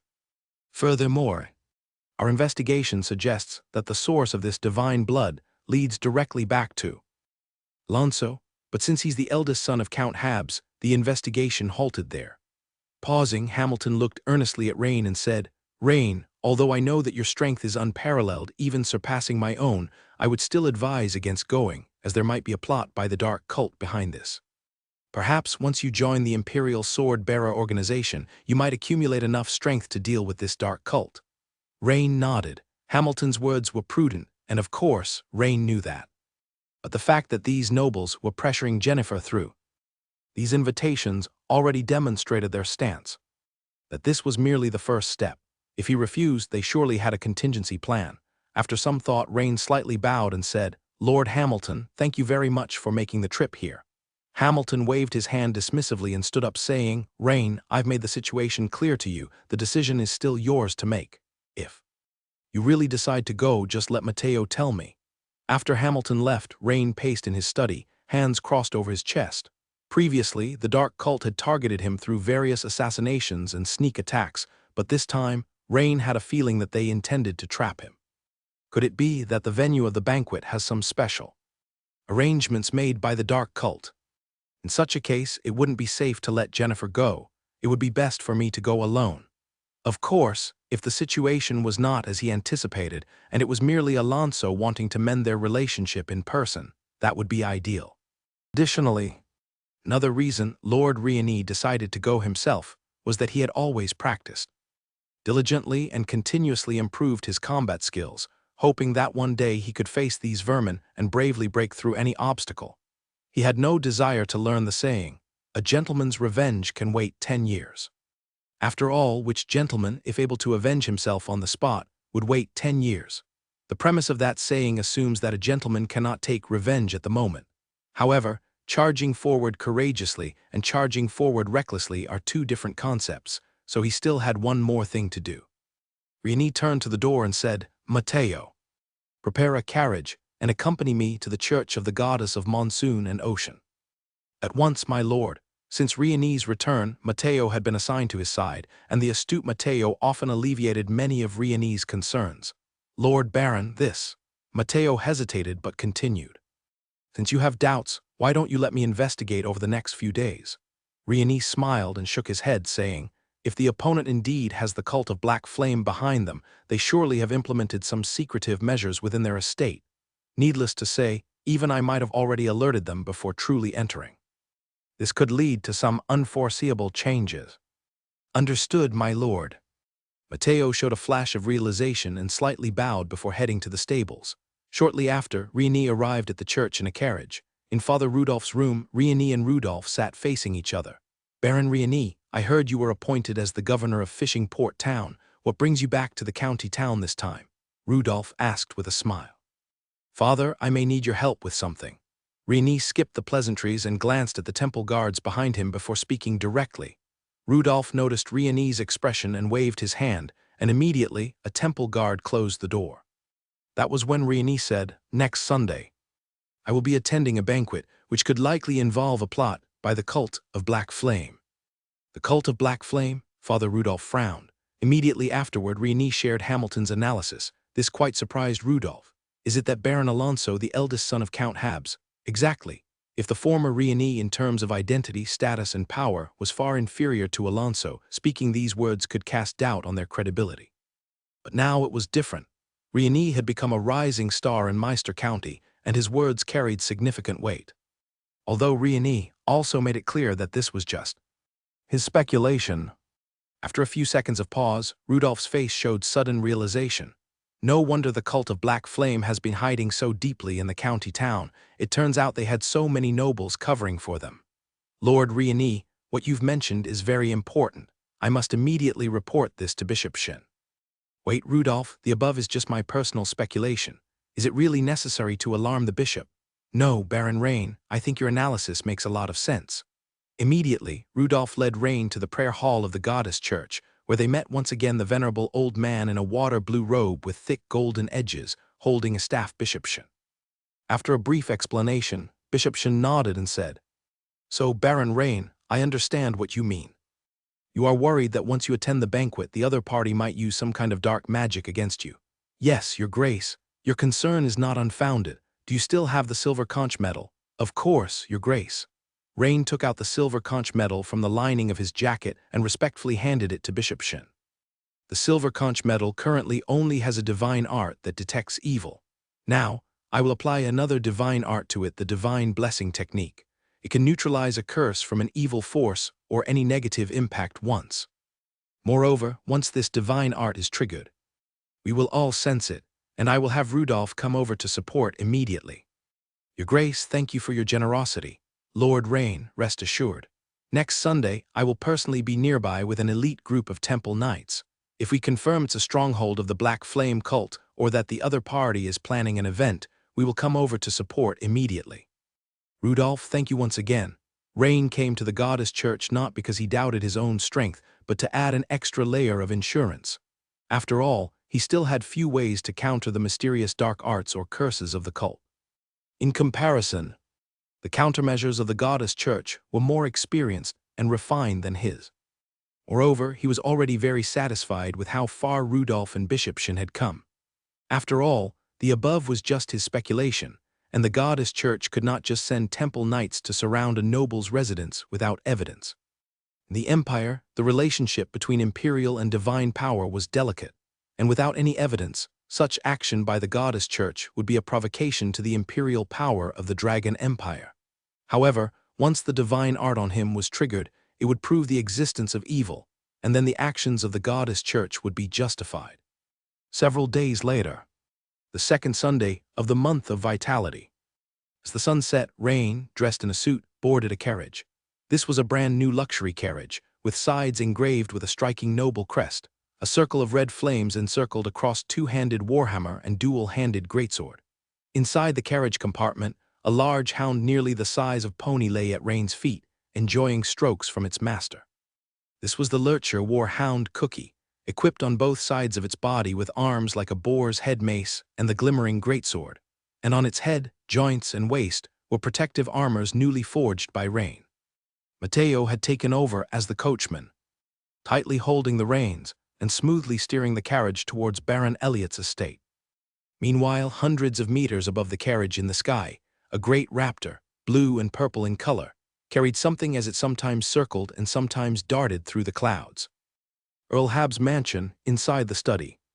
A gaunt, middle-aged man, dressed in a gray wizard robe, sat before the desk and said, "My lord, are you really not going to remind Alonso? Have I not reminded him before?" Count Habs, his face showing irritation, stood up and said, "Everyone must be responsible for their actions. Besides, once I remind him, it's very likely that not only he will be alerted." As Count Habs spoke, he walked to the front of the desk, standing beside the gray-robed figure, and he asked, turning his head, "By the way, old friend, you had some free time to come to see me today. It can't just be for a simple visit, can it? Has the higher-up already prepared to make a move?" The gray-robed middle-aged man did not directly answer Count Habs's question. Instead, he said, "My lord, do you remember that great knight of the Zaral rebellion who died from severe poisoning in the prison last time?" Count Habs was taken aback, then nodded his head and said, "That matter was my oversight. I did not expect that even the maced prison would be infiltrated by the rebels." Recalling the scene, although he had carried out a large-scale investigation to eliminate the rebel spy in the prison after rushing back from Rossby City, he had missed the opportunity to extract vital information from that great knight of the rebellion. Indeed, shortly after that, the body of that great knight vanished. Whenever he thought of those departments riddled with holes like a sieve, Count Habs couldn't help shivering with anger. But this situation was not unique to Mace County. Nearly the entire Empire's territory was the same, and what he could do was very limited. The man was not just poisoned to death, but even his body was. Count Habs shook his head, seemingly helpless. Actually, this might not necessarily be a bad thing. The gray-robed middle-aged man smiled and continued, "In fact, I had placed something on that body. I am certain that it is still here in the county town." "Oh, So you've known the exact location of that body after it was stolen. Count Habs raised an eyebrow, looking at him in surprise. As the Empire's observer stationed in Maest County, he did not have the authority to demand an observer to cooperate with his actions. But as the governor of Maest, dealing with people and situations within the county town that were beyond his control, always felt somewhat unpleasant. The gray-robed, middle-aged man nodded and said, "Yes, behind this matter lies the shadow of the Black Flame cult. I've learned that tonight there will be a banquet there, with many nobles in attendance. That Alonso is there as well." Hearing this, Count Habs's expression darkened. Clearly, these nobles all had ties with the cult, and there were not a few of them. Moreover, with Alonso being there, it made him even more passive. According to the cult's ritual of collecting offerings, the body of a great knight is very precious, and they would inevitably be reluctant to let it go. Ever since the body of that great knight of the rebellion disappeared without a trace, I suspected it most likely ended up in the hands of a cult. Reliable information indicates there will be a grand cult ritual tonight. My lord, if you don't send someone over there, it will be too late when the sword-bearer arrives. After all, they don't know Alonso. After a long while, Count Habs let out a long sigh, his enthusiasm waning. Yes, they don't know Alonso, nor would they think highly of me as the Earl. Let's send someone to notify him, tell him I am urgently looking for him. At about the same time, in the sky not too far from Maest County City, a ferocious creature, 4 to 5 meters in length, with the body of a lion and the head of an eagle, muscled body and large wings, was flying at high speed. However, surprisingly, this creature's back was so stable that 2 people were sitting on it. The air currents generated by the rapid flight circled around a bluish faint, glowing round shield and streamed swiftly backward. The man sitting on the front saddle, a burly man with a shield on his back, was holding the reins and controlling the flight. The man in the back holding a short staff then said, "Captain, why are we in such a hurry to ride a griffin to Maest County today? What is the mission that even requires your personal involvement?" "It's a rather important mission." Since the operation had begun, there was no longer any need for secrecy. The burly man didn't hesitate much and directly disclosed. "According to reports from the local observer, there is a cult in Maest County that will hold a ritual tonight." Does a cult ritual really require the sword-bearers to take action? Can't the local church of the goddess handle it? The man with the short staff couldn't help expressing his doubts. Ordinary cult rituals, of course not. This cult is likely to communicate with an evil god during the ceremony, and perhaps will manage to obtain a trace of the evil god's divine essence. The divine essence of an evil god? What do we need that stuff for? Knowing the purpose of the divine essence of an evil god, the man with the short staff looked surprised and also showed a hint of fear. "It's not us that want it, but the higher-ups do." The burly man extended his finger upwards and said. Meanwhile, on the other side, Rain had already arrived at the door to Baron Elliot's mansion. Upon arriving there, a faint noise of hustle and bustle reached his ears. The mansion's entrance was bustling with activity. A casual glance revealed numerous luxurious carriages parked outside the mansion, most adorned with various noble crests, and a few without any emblem, likely belonging to some wealthy merchants. Many people dressed as cavalry or guards were stationed around each carriage. As Rain's carriage approached, an elderly man in a tailcoat stepped forward with a smile and greeted, "May I ask if you are Baron Rain?" "It is I." Rain nodded as he disembarked from his carriage. "Baron Rain, Lord Alonso has been waiting for you in the banquet hall for quite some time. Please follow me," the elderly man said as he bowed slightly and gestured with his hand. Rain nodded, his face expressionless. As he entered the mansion and approached the banquet hall, Rain saw Alonso smiling at him. Wearing luxurious noble attire, with a brilliantly sewn gold killie bird emblem on his chest, which was particularly striking. "Baron Rain, welcome. I hope you have a pleasant night here," said Alonso with a beaming smile. However, if it were Alonso's true thoughts at that moment, they would be completely the opposite. "Cherish your last night in this world." Rain had long noticed Alonso's false smile. Indeed, just after he entered the mansion and arrived at the banquet hall, Rain felt a slight vibration from the silver conch medal sewn inside his coat. What this meant was self-evident. Although Rain did not suspect others of the worst, in reality, the other party might be much more malicious than he imagined. Fortunately, he had made some necessary preparations. "Thank you for the invitation, Baron Alonso. I believe we both shall have a pleasant night," Rain said, looking at Alonso with a meaningful glance. For no apparent reason at that moment when Rain's gaze met his, Alonso felt a shudder through his soul, as if he had been caught in the act of wrongdoing. "Ah, of course. Baron Rain, please come in." Alonso's expression changed and he coughed before speaking. As the banquet progressed, the hall became more crowded and livelier, with elegantly dressed ladies and gentlemen hugging and dancing, while the maids walked back and forth, carrying drinks and delicacies. "Baron Rain, do these delicacies not suit your taste?" "I am full, Baron Alonso. I met with the Earl just a couple of days ago." "You inviting me over, surely it wasn't just to enjoy the food." Rain pondered aloud, still bringing up Count Habs, hoping that Baron Alonso would not stray too far down the wrong path. Upon hearing Rain's words, Alonso was visibly taken aback, followed by a surge of anger in his heart. "What? You think mentioning my father now will help you escape the inevitable? Since you're here today, there's no going back." With a solemn face, Alonso said, "Baron Rain, the master of the mansion, and some distinguished guests would very much like to meet you, a promising young man. They are already waiting for you in the inner conference room." "All right," Rain nodded. Rain knew the main event was about to unfold. He was not sure how they planned to deal with him. He wouldn't refuse, but followed Alonso through the banquet hall, and after passing through a long vaulted corridor, they reached a relatively quiet room. Rain could sense that there were quite a few people inside, all breathing steadily. As Alonso opened the door, Rain saw a very spacious room with a high ceiling, about 4 or 5 meters high, adorned with intricate glass-engraved vaulting. The walls all around were also embellished with elaborate engravings. Additionally, there were dozens of bright wall lamps, under whose light sat a circle of nobles of various ages, all dressed in opulent clothing.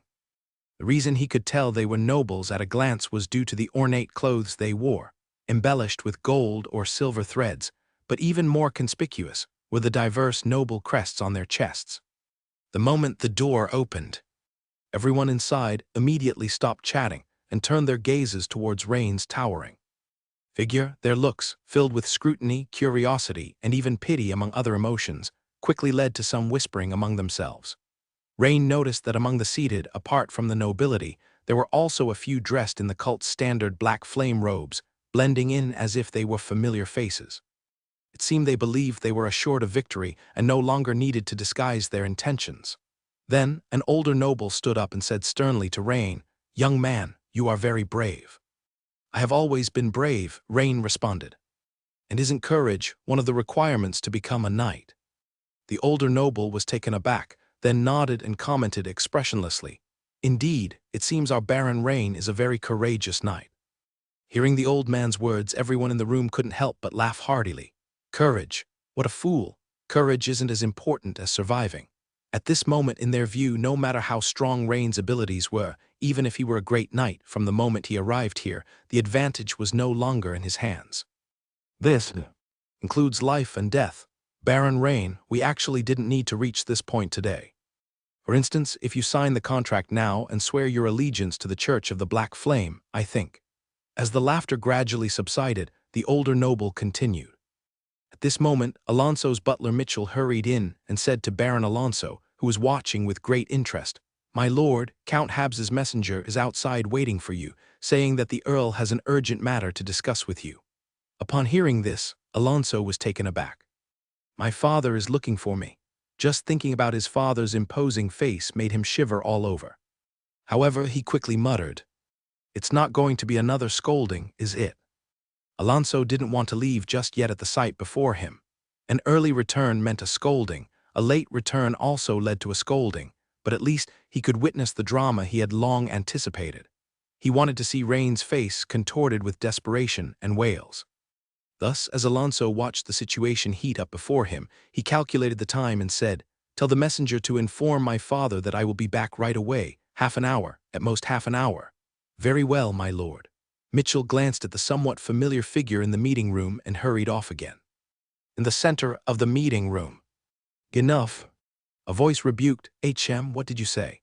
The older noble surprisingly looked towards Rain. Could this young man not see the situation clearly? He still dared to speak in such a way. Was it foolishness or true courage? "I said enough."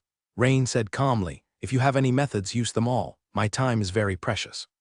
Although Rain said this with a calm demeanor, everyone present felt the determination and strength in his words. It was as if, at that moment, they were the insects gathered in the darkness, while rain was the night shining in the sunlight.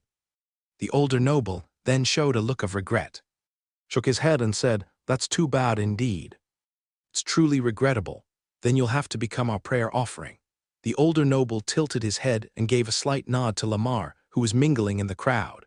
He had been entrusted by Lamar to lead this endeavor, and incidentally to try persuading Rain according to Lamar's wishes. Lamar then crushed a key-like device in his hand. Suddenly, the brightness of the wall lamps dimmed, and the entire room immediately darkened. The ground and walls began to undergo a bizarre transformation. Rain's chest badge, the silver conch medal, began to vibrate violently. Dense black and red lines appeared on the floor and walls. These lines, as thick as a pinky finger, abruptly swelled and thickened. Resembling invisible living creatures, they bypassed the nobles and priests of the Black Flame, charging straight towards Rain. At the same time, a smell that mixed the stench of decay and the odor of blood permeated the whole place. Yet what puzzled Rain was that it seemed as if nobody else was aware of it. The black mists, like living entities, flowed incessantly towards Rain's location. Soon after, Rain was engulfed in these black vapors. Seeing this scene unfold, everyone wore expressions of victory, Lamar included.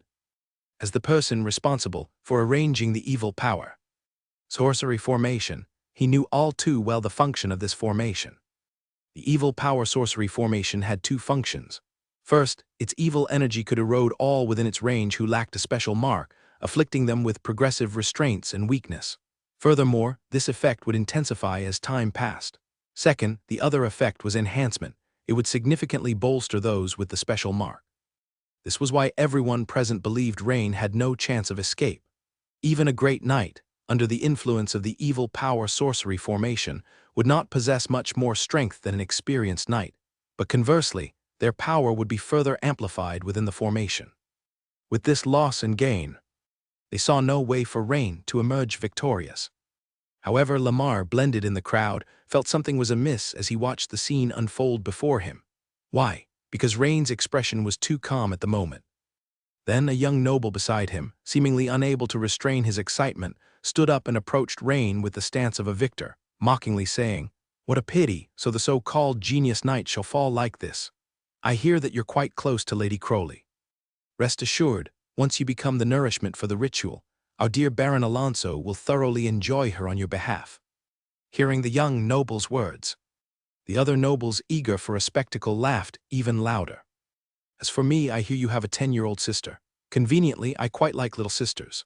Bang! Rain, surrounded by the dark mist, suddenly unleashed a punch like lightning, directly landing on the young noble's forehead.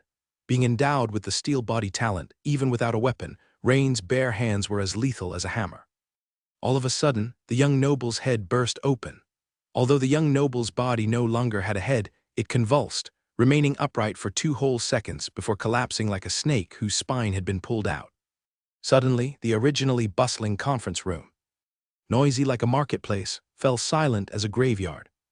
The nobles and Black Flame monks in front of them stared wide-eyed, mouths agape, dumbfounded by the scene before them. Terror and confusion were written all over their faces.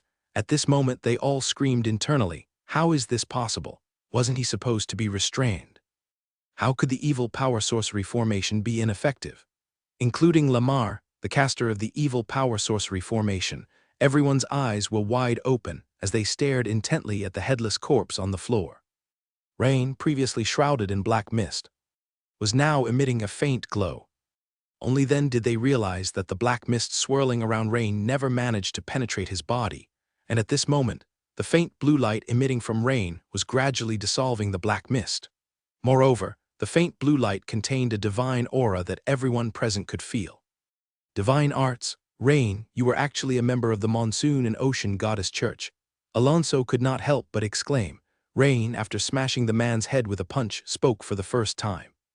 "If this is all you have, the Black Flame cult has truly disappointed me." The people present couldn't help but feel a mix of anger and embarrassment.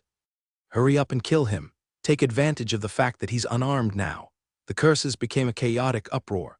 Although Rain, for some reason, had managed to gain an exemption from evil powers through the divine arts of the Monsoon and Ocean Goddess Church, they still thought they had a good chance of winning.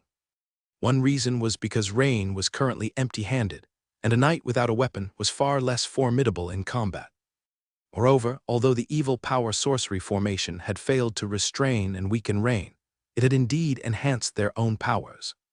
This was also the reason why the people present felt that with a numerical advantage, they could still kill Rain on the spot. Just then, boom, the glass dome of the conference room suddenly shattered. A giant raptor descended from the sky, wings flapping, dropping 2 items before soaring back into the heavens, the black mist barely reacting before losing track of it. Rain caught the 2 items, which were a brand new war bow and a quiver holding 20 steel arrows. Seeing Rain with a bow and arrow, familiar people like Lamar and Alonso were stunned. Wasn't Rain a genius in hammer skill and swordsmanship? When had he switched to using a bow?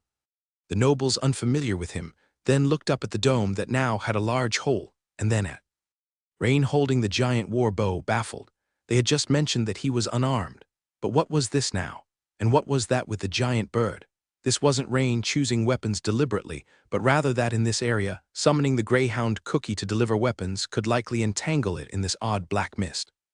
The blood-feathered horned eagle, with its incredible speed, could escape unscathed before the black mist could even mount an attack. While they were still bewildered, Rain drew his bow as quick as lightning. Boom! The bowstring vibrated. Swoosh! A steel arrow shot out like lightning, piercing through the abdomen of a black flame monk. Under the enhancement of Rain's intermediate giant force ability, the arrow had an effect similar to that of a heavy sniper rifle in his past life. After hitting the monk, it directly created a fist-sized hole through his torso. Rapid, continuous fire. Rain's actions of drawing an arrow, knocking, aiming, and shooting was so fast that they left several afterimages in the eyes of the onlookers. For a moment, it seemed as if Rain had grown 4 arms, all drawing and releasing arrows simultaneously, producing the effect of a small squad of elite archers firing at once. Just seconds later, there were hardly any standing figures left in the area. Lamar had survived because at that moment, a protective black mist shield on his body shielded him from Rain's arrows. Alonso, seeing the situation turning dire, promptly hid behind a nearby column. At that time, Lamar was still grateful that he had chosen this location.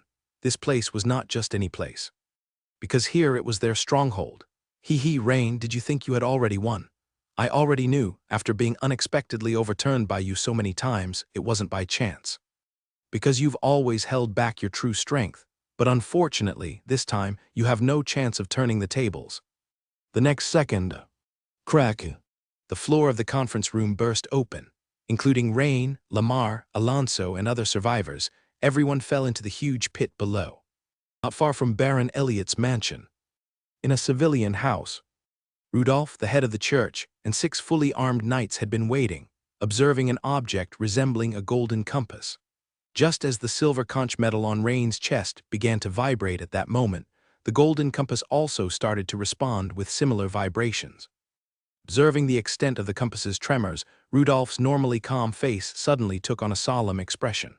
The fluctuations are a bit stronger than expected. It seems this place might indeed be an important stronghold for the cult of the Black Flame. Let's go. We must immediately support Baron Rain. At your command, Your Excellency. The group of knights responded in unison. Then, the party hurried toward Baron Elliot's mansion. Meanwhile, Rain fell into a cavern, where the vision around him darkened instantly, but with his dark vision, he quickly adapted to the dim interior and landed steadily on his feet. Soon, he realized this place was not actually a cave. It was a huge underground hall located beneath the conference room. Spanning at least 700 or 800 square meters, at the very center of the hall was a massive ritual circle shimmering with black light. In the center of the circle were piled corpses several meters high, with more than a dozen prostrate black flame monks clustered around in a circle, as well as an even greater number, nearly 100 black flame cultists, wrapped in fervent and devoted chanting. Furthermore, noticeably large and bloated figure was loudly reciting prayers. Rain's face tensed. He could clearly feel the evil energy here, dense almost to the point of tangibility and still surging, growing stronger. Clearly, it was due to this ceremony, and it seemed that the ritual was nearing its final stages. Upon seeing several people falling down from the top of the hall, the bloated figure slowly turned around and glanced over. At that moment, Lamar, his face filled with terror, rushed beside the bloated figure and pointed at Rain. urgently shouting, "Great High Priest, this is Rain." Only with the High Priest by his side did Lamar somewhat settle his panicked spirit, having been truly frightened by Rain just moments before. Rain said calmly, "So this is the one you rely on." At this moment, Rain's attention was fully on the large and bloated High Priest. The aura emanating from the other stirred in him a sense of palpitations, and his level 3 danger perception was sounding alarms like mad. "High Priest should be on the same level as a bishop from the goddess church, right? Looks like I've run into a big fish this time." Right then, Alonso was having regrets. He thought he should have left with his father's messenger right then and there. Although it looked like Rain was still in a tough spot, Alonso found himself in peril too. After all, cult members are maniacs. He always tried to keep to what he deemed a safe distance, but now he clearly crossed his own threshold of safety. Getting himself into such danger and embarrassment, it would have been better not to watch at all. However, now the problem was that as soon as Alonso approached the burning black flames on the edge of the hall, he felt a sharp pain. In other words, he couldn't leave even if he wanted to. Because the entire underground hall was enveloped by some kind of evil energy, turning it into a prison from which one could enter but not leave. The tall and bloated high priest, with his small eyes, scrutinized Rain for a while, then with great interest said, "So you're Rain. I finally met you. I've heard you're quite formidable, having even killed Giovanni, so let's spice things up a bit." The high priest said with a smirk, narrowing his eyes. He didn't wait for Rain to respond and snapped his fingers. Snap! In an instant, the black flame cultists who had been kneeling fervently around the ritual suddenly stood up en masse.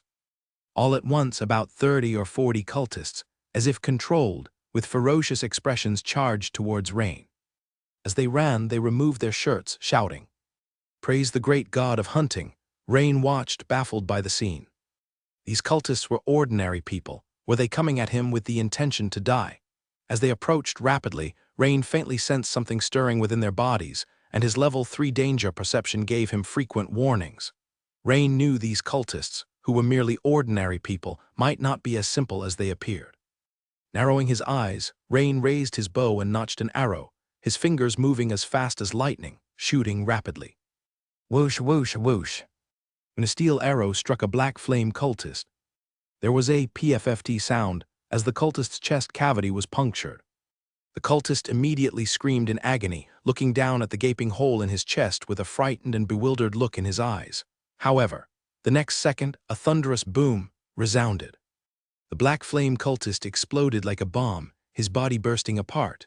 For a moment, blood and flesh flew everywhere along with the smell of char, and a burst of black flame spread out rapidly. The scene made Rain's eyes flicker. These cultists, they were acting as suicide bombers. It seemed that no matter in the past or present, cults remained cults, their methods so similarly sinister. But what surprised him even more was the high priest of the black flame. Because the high priest had received intelligence about Rain before, he knew that Rain excelled at using the two-handed warhammer and greatsword. But when had Rain become proficient with the bow and arrow?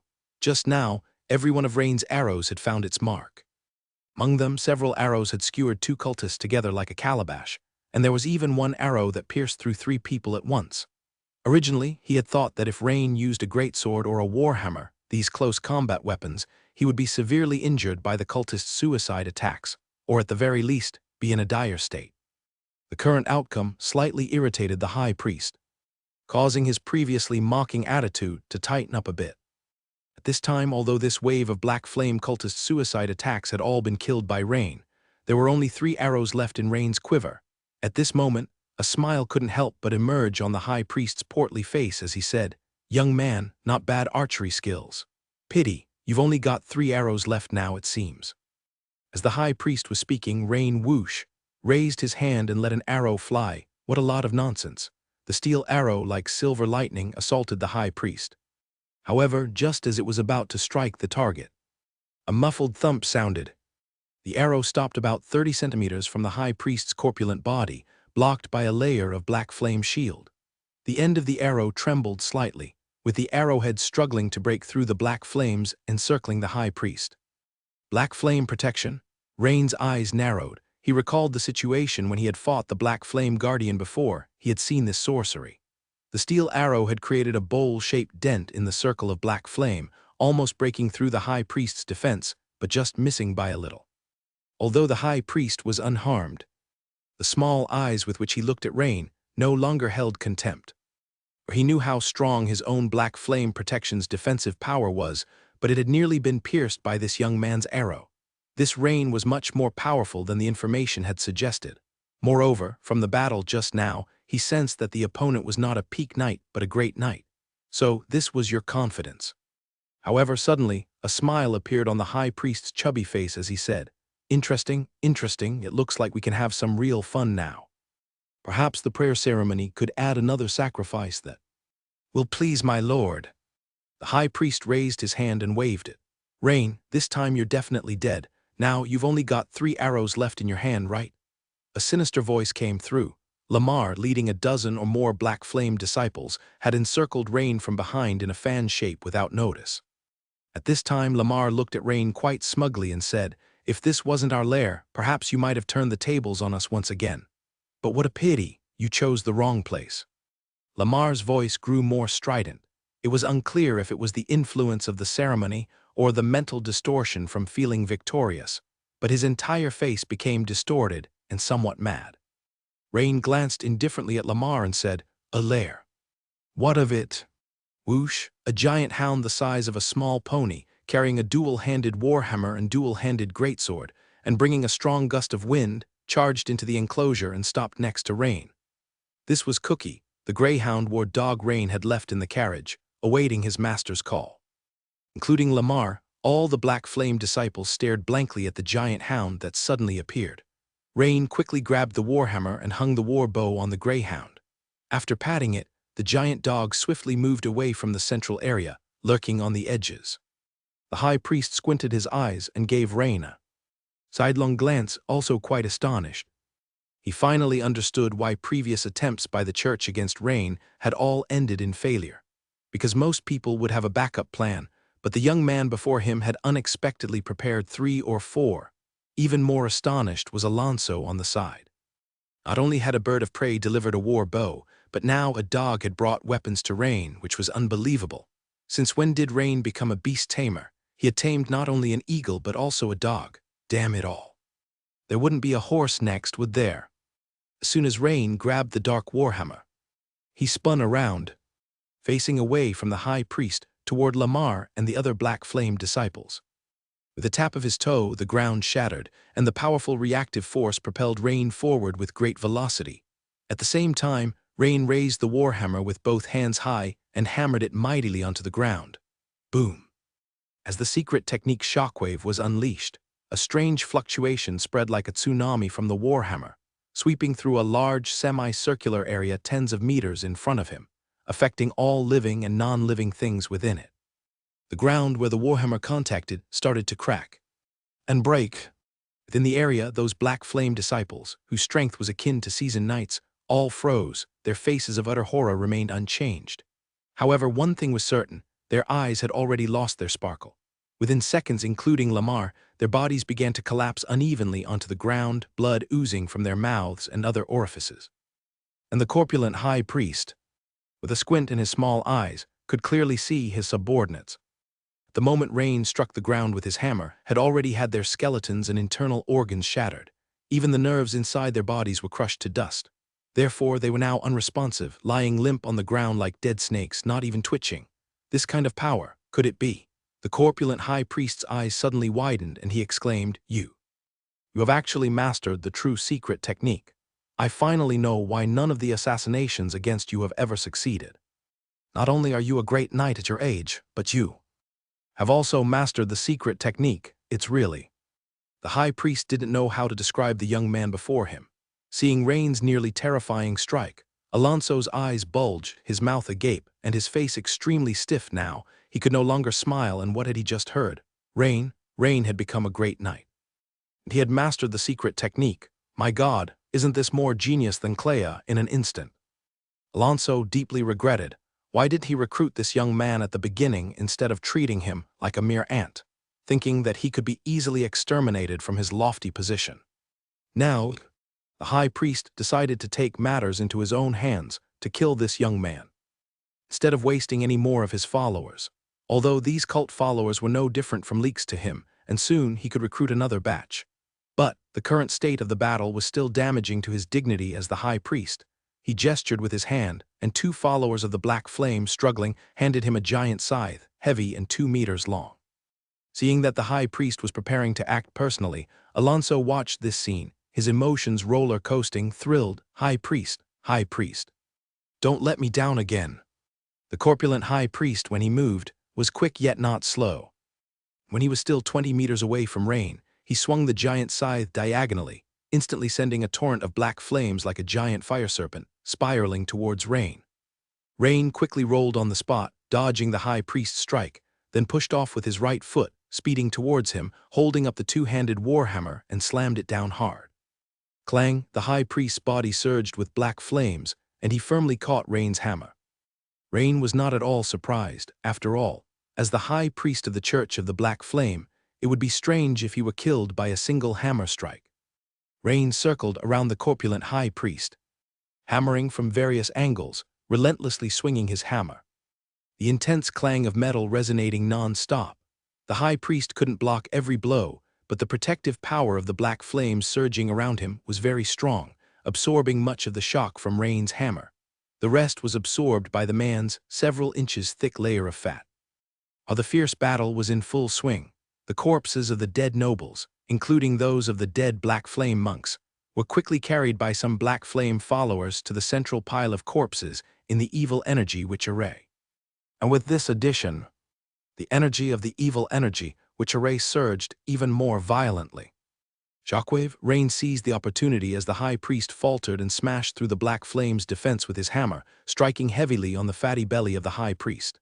This time, the inches-thick layer of fat was also blasted open by Rain's hammer. The high priest cried out in pain, his black robe tearing apart, revealing his true form. On his body were 7 or 8 closed-eyed faces and twice as many arms. At that moment, although Rain's warhammer had blasted a basin-sized bloody hole in him, it was also caught by several of the opponent's withered arms. Just as Rain was about to pull back his warhammer, he suddenly felt a great alarm in his heart. The faces on the opponent's body suddenly opened their mouths. Instantly, 7 or 8 streams of black fire, thick as bowls, erupted from these open mouths, sweeping across the area in front of the high priest. If Rain hadn't dodged in time, he would have been hit. Although Rain had the talent Steel Body, he didn't want to experience being scorched by black flames. Alonso, not having the time to be happy about Rain losing his warhammer, suddenly saw a huge hound dash swiftly to Rain's side. Damn. This dog. Rain calmly drew the glimmering greatsword strapped to the back of the greyhound. Aiming the sword tip at the high priest, suddenly Rain turned his head towards the evil energy witch array. At this moment, the energy fluctuation of the evil energy witch array had reached its peak. Perfect. The prayer ceremony has finally succeeded, Alonso praised inwardly. Just as Alonso thought the ceremony was completed and Rain wouldn't last 3 seconds, suddenly, an energy shockwave swept around. Rain immediately swung his sword forward, splitting the incoming shockwave, allowing the fast-moving air to rush by his sides. Alonso, however, was hit by this evil energy shockwave and began to scream miserably. He started tearing at his clothes non-stop, quickly standing there stark naked. Then suddenly, feathers began to sprout all over his skin surface, and more disturbingly, his shoulder blades bore out ribs that rapidly grew into wings. At that moment, the corpulent high priest looked on with admiration. Well done, well done. Alonso has become a noble of divine blood under my lord. It seems the legend that the Habas family had once merged with the bloodline of the Calibird is undoubtedly true. After taking the divine blood, it indeed had an effect. Actually, for the Black Flame Church, it didn't matter whether these nobles were alive or dead. It had all taken divine blood, and if they died, their bodies would become the best fertilizer, thus enhancing the effectiveness of the prayer ritual. If they were alive, they would be transformed by a sliver of the god of hunting's will after the ceremony ended, becoming the best enforcers. The high priest looked at Alonso's current state and was very satisfied. Rain watched this scene without a hint of sympathy. These foolish nobility had actually colluded with the cult, and to him, their backlash was only a matter of time. Having undergone a significant transformation into a birdman, Alonso's strength soared to the level of a great knight. His eyes were pitch black, as if the whites had been devoured. With a flap of his wings, he sped towards Rain in an attack.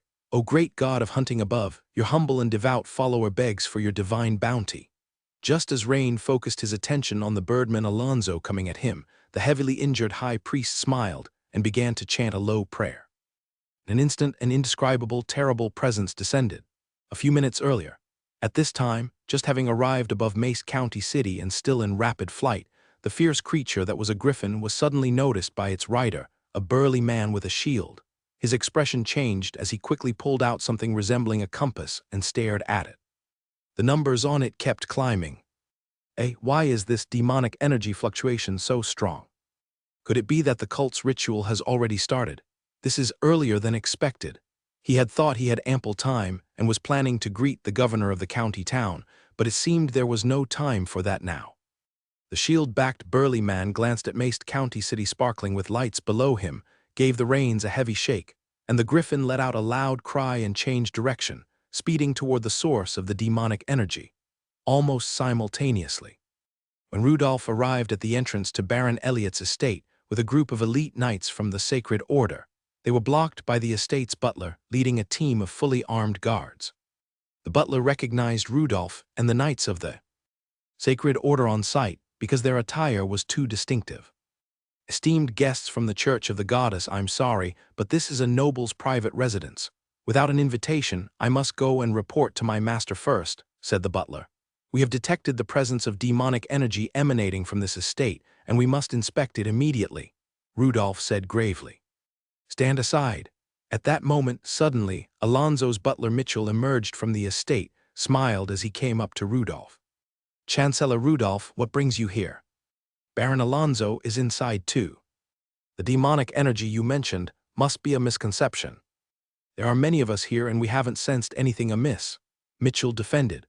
Rudolph was taken aback to see Mitchell present. He naturally knew that Alonzo, as Count Habs's eldest son, was now weighing his options quickly. But the next second, he realized that Rain might be in danger, and if he continued to waste time here, there was no telling how much longer it would take. He was about to scold the other party, when suddenly, a high and majestic screech came from the sky. A mighty creature with the body of a lion and the head of an eagle, boasting enormous wings, descended from the sky. A griffin. Rudolph, with his extensive knowledge, recognized the creature at once. You see, griffins in the Dragon Empire are second only to giant dragons as flying mounts, ridden only by top-level nobility and members of certain elite departments. Indeed, as the griffin landed, two figures also leapt off its back. The shield-bearing burly man glanced at Rudolph and the knights of the Sacred Order, then at the butler and guards stopping them, and immediately understood the situation. The burly man approached Rudolph and said, "Esteemed Chancellor of the Church of the Goddess, are you also handling cult affairs?" "Yes, sir." Rudolph nodded gravely and quickly briefed him on the situation. Of course, he emphasized the obstruction by the butler and others present. The burly man then pulled out a badge from his chest and showed it around, saying, "You must cooperate immediately. When the sword-bearers act, not only you, but even if your master were uncooperative, we have the right to kill on the spot." Mitchell and the butler exchanged looks, at a loss for what to do. They knew things had escalated. The reputation of the Empire's sword-bearers was well known. Of course, they had heard of it. Immediately, they dared not block any further and watched as the two from the sword-bearers and Rudolph's party entered. Just as Rudolph and his party were crossing the corridor suddenly, without the need for the golden compass, they could clearly feel the ground slightly trembling beneath them, followed by an overwhelming burst of evil energy that erupted like a flood. The intensity immediately caused Rudolph and all of the Sacred Order knights to turn pale. "Not good. The ritual is about to be completed. Hurry, speed up." When the group arrived at the conference room, they saw a huge hole in the ground, and above it, a black energy shield shaped like an upside-down large bowl hovered. Below, a giant magical array was faintly visible, along with the sounds of intense fighting. Seeing this scene, Rudolph was shocked. Is this the lair of the Black Flame cult? Rudolph quickly realized why the demonic energy fluctuation here was so intense. It turned out that this was not just an important stronghold of the Black Flame cult, it was their lair. Rudolph immediately turned to a knight from the Sacred Order and said, "Go report to Bishop Shin immediately. Tell him we've discovered the Black Flame cult's lair." Just as Rudolph was about to use a high-level divine art scroll to blast open the black energy barrier, suddenly, an indescribable fear spread among everyone present. This is the will of a deity. Too late, Rain is done for. Underground hole. Facing Alonso, the Birdman creature flapping its wings as it swiftly attacked. Rain pulled out a scroll surging with air energy from within his chest, which was the sorcery scroll summoned hurricane he had obtained from Adams and had long possessed. As Rain tore the scroll, instantly, a hurricane containing powerful energy swept towards Alonso, the newly transformed Birdman. Since Alonso had just been affected by the power of the evil god and had become one with wings, his body was still adapting to the control of the wings. He could accelerate quickly in straight lines, but to fly agilely up and down would take some time. Instantly, under the strong influence of the hurricane, the Birdman Alonso was struck and rolled 360 degrees in the air. His entire body buffeted wildly by the wind. Swoosh! Just as he barely stabilized his form, a silver arc of sword light flashed by. At this moment, Alonso, although still in mid-air, had his wings beginning to stall. A gash appeared from his left neck, slanting down across his chest and abdomen all the way to his right flank. With a SSSSD sound like that of a high-pressure water gun firing, blood gushed out. Plop, plop. What followed were two sounds of heavy objects hitting the ground. The bisected corpse fell almost simultaneously to the floor, with various body fluids and organs scattered all around, and the two segments of the body that had fallen to the ground seemed unwilling, as if they wanted to do something more, but what followed was merely violent twitching of some limbs. However, as life ebbed away, the power of the evil god seemed to dissipate as well, and Alonso's pitch-black eyes began to change, showing whites once again. At the same time, something like clarity seemed to return to his eyes. He managed to give Rain a look, his eyes filled with a mixture of resentfulness, regret, and frustration, and the next second his lips muttered twice before he took his last breath. Rain glanced at the dead Alonso and immediately refocused his attention on the Black Flame High Priest, whose aura was undergoing dramatic changes, because Rain could clearly feel that the opponent's aura was escalating, erupting like a volcano. At the same time, the originally stout body of the Black Flame High Priest, over 2 meters tall, was rapidly expanding. 2 meters 50, 3 meters, 3 meters 50. Suddenly, the intensity of this aura surpassed everyone Rain had ever met, including Captain Baron, Count Habs, and other peak knights, seemingly stepping into a higher realm all at once. Outside the black energy barrier, the shield-bearing strongman gestured to Rudolph, "Don't waste your scrolls, leave it to me." The strongman suddenly unstrapped the shield on his back, revealing a secret. Embedded within the interior of the shield was a platinum-colored staff, about 1.2 meters in length. Holding the platinum staff, he muttered something and then hurled it at the black barrier with all his might. In an instant, the platinum staff burst into a dazzling white light, and a mighty and majestic aura spread out, completely countering the just a bit of the evil god's will. Watching the staff resembling a streak of white lightning strike the black energy barrier, Rudolph was shocked. He murmured as he watched this spectacle, "Could this be the imperial staff?" "Of course not, this is just a replica of the staff of His Majesty the Emperor," said the man holding a short wand nonchalantly. "Compared to the true imperial staff, its power is less than 1%, but it's more than enough to deal with this projection of the evil god's will." Crack! The platinum staff effortlessly pierced through the defense of the black barrier, as simply as a hammer shattering an egg. Then everyone watched as the platinum staff, like a meteor streaking across the sky, shot with incredible speed toward a certain spot underground. At that moment, Rain took out the leaf from his chest that he had kept but never used. This leaf, which one could feel surging with potent life energy when held, was actually a special sorcery scroll, a gift from Anna's aunt, the elf lady. Rain positioned it in the most accessible spot. Suddenly, the Lith Battle Hound Cookie quickly ran to Rain's side. Rain thought for a moment, then picked up his battle bow again and drew one of the 2 remaining steel arrows. Clearly, it was best to see if he could interrupt whatever was happening with the Black Flame High Priest in his current state. Approaching with the greatsword for melee combat was too dangerous, whereas if he attacked from a distance, it was worth an attempt. In fact, Rain had always been hesitant about how to allocate his newly acquired skill points. As a pharmacist, should he enhance his giant bear sword technique or blood fury archery? On one hand, The giant bear sword technique was the first combat skill he had learned as a transcendent, and he was very fond of it. But ever since he mastered the secret technique level of Toggle hammer technique, from the perspective of combat versatility, investing skill points into a similar melee combat skill would yield lower returns. On the other hand, upgrading Blood Fury Archery, a ranged attack skill, could not only patch up his shortcoming in ranged combat, but also, given the current circumstances, using archery to interrupt the Black Flame High Priest augmentation was the safest option. Current battle situation had made the decision for Rain. Without any hesitation, Rain immediately invested all his remaining skill points into Blood Fury Archery.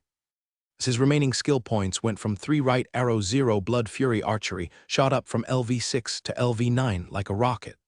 In an instant, Rain's mind was flooded with profound memories of practicing Blood Fury Archery, and for a moment, he felt as if he had spent decades practicing it in some mysterious space.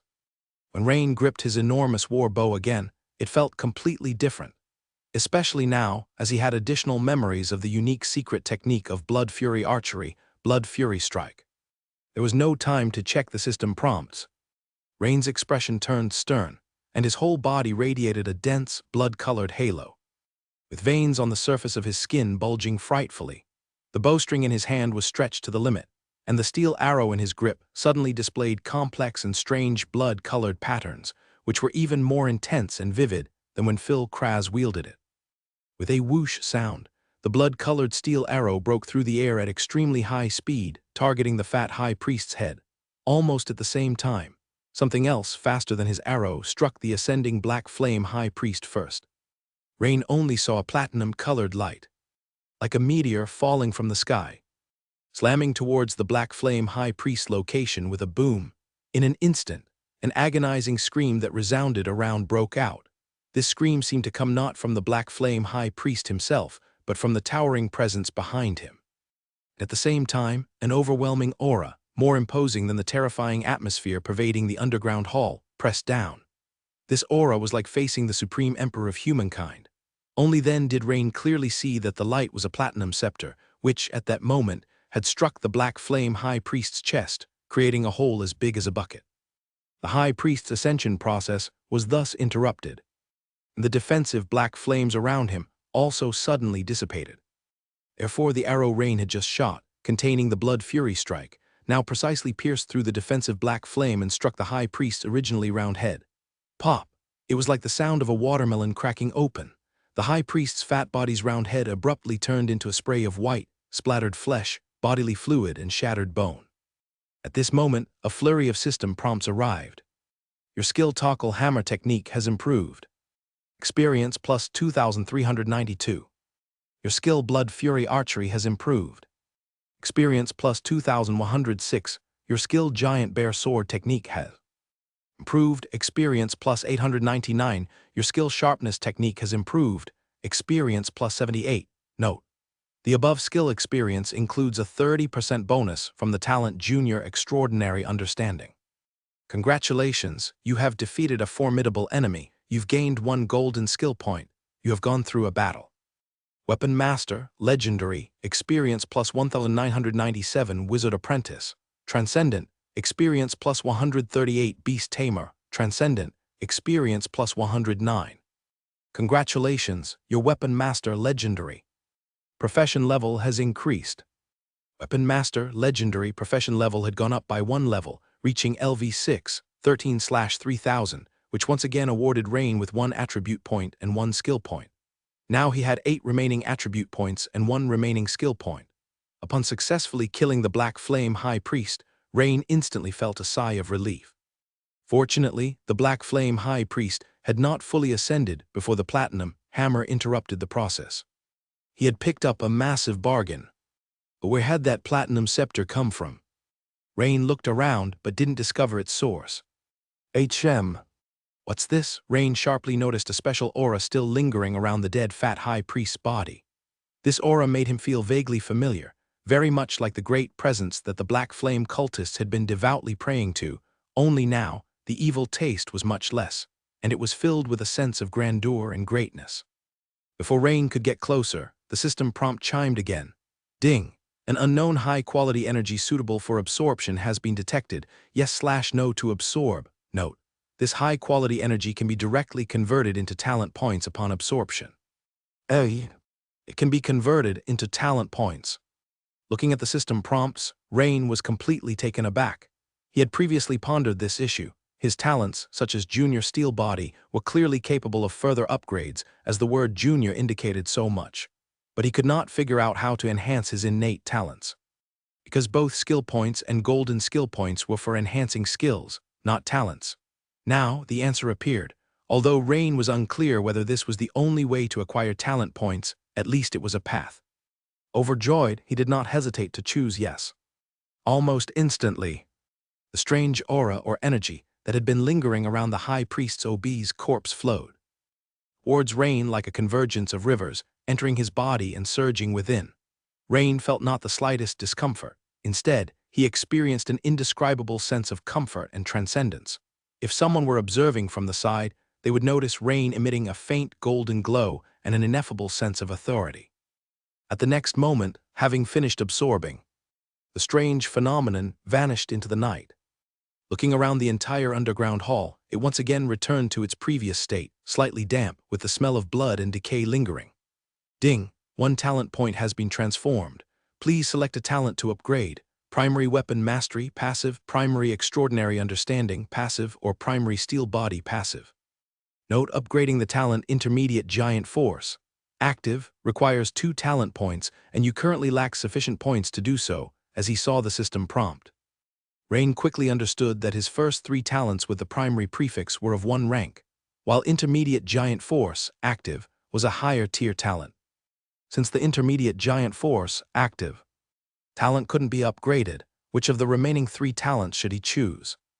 Rain couldn't help but fall into contemplation. Primary Extraordinary Understanding, passive, was immediately ruled out by Rain, as it wasn't an immediate combat-oriented talent. This talent increases the speed at which one masters extraordinary battle techniques. However, for later advancement in extraordinary battle techniques, Rain generally increased his capability through adding skill points directly. Because generally speaking, even with Primary Extraordinary Understanding shortening the time by almost a third, advancement still required a considerably long time past skill level 7. As for Primary Weapon Mastery, passive, and Primary Steel Body, passive, both could be categorized as immediate combat-oriented talents. Each had clear characteristics, one leaning towards offense, the other towards defense. After a brief consideration, Rain decided to choose the defensive upgrade. After experiencing this incident, if it weren't for that heavenly hammer at the end, facing the great knight who had surpassed peak knights and advanced to the next level, the Dark Flame High Priest, the battle would have been exceedingly difficult for me. But with stronger defensive power, my margin for error naturally would be a bit higher. Having made up his mind, Rain silently willed to add a point to Primary Steel Body, passive. Instantly, a surge of warm energy flowed over his skin, and Rain extended his hands, looking down to see his palms and the back of his hands suddenly shimmering with a metallic silver-gray glow. This glow, resembling quicksilver, flowed over the surface of his body, flickering on and off. After a few seconds, the glow receded, and Rain's skin returned to its original hue. At that moment, a system prompt appeared. Congratulations, your talent Primary Steel Body, passive, has been upgraded to Intermediate Steel Body, passive. Seeing the newly advanced second-tier talent on his attribute panel, Rain couldn't help but reveal a bright smile. Just as Rain was about to inspect it further, suddenly, he heard a series of hurried, rustling footsteps coming from the opening above. Rain turned his head to look and saw a team descending from above, among whom were Rudolph, the familiar head of the Goddess Church, and a small group of elite holy knights. However, Rain found it peculiar that Rudolph and the others were slightly behind, while 2 unfamiliar, firmly stepping men led the group. The party moved forward hesitantly, weapons in hand, pausing in shock when they caught sight of the current state of the underground hall. The cavernous underground hall was now almost akin to a butcher's floor. The stench of blood and the rank odor of decaying bodies assailed their senses. Especially at the center of the hall, the pile of numerous corpses stacked like a small hill, and the nearby several meters tall corpulent high priest's corpse were particularly eye-catching. Of course, even more striking at the moment was Rain, holding a war bow and wearing a party suit. Everyone instinctively aimed their weapons at Rain until Rudolph seemed to recognize him and cautiously uttered, "Rain." Rain smiled and nodded, responding, "Head Rudolph, thank you for coming to the rescue." Relieved upon hearing Rain speak human words, Rudolph breathed a sigh of relief. "Rain, you're unharmed, that's great." The two unfamiliar men looked at the young man before them with a hint of surprise.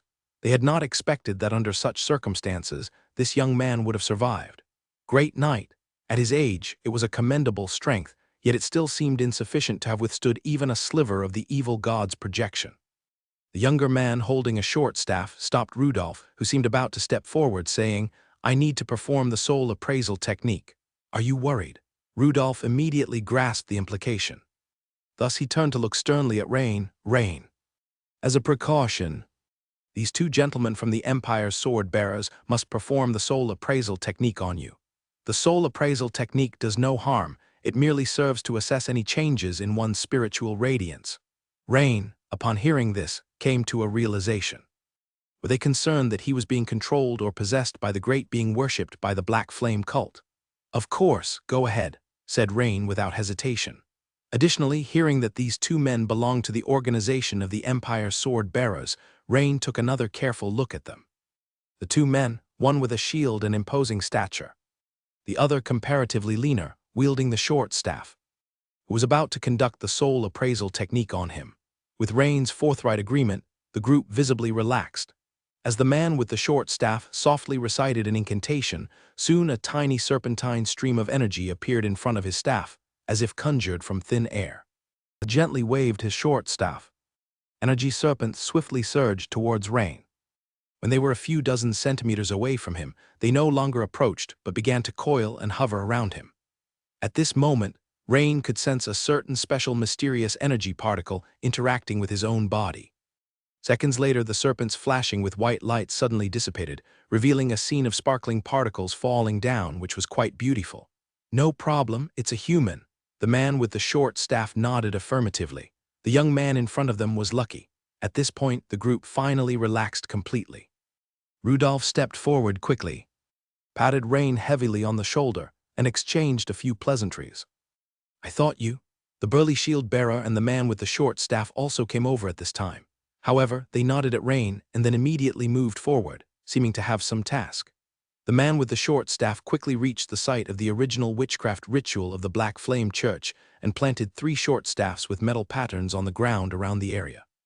He then began chanting spells. Soon, the 3 half-meter-long engraved staffs began to glow with a rich witchcraft aura, and the engravings on the staff lit up as well.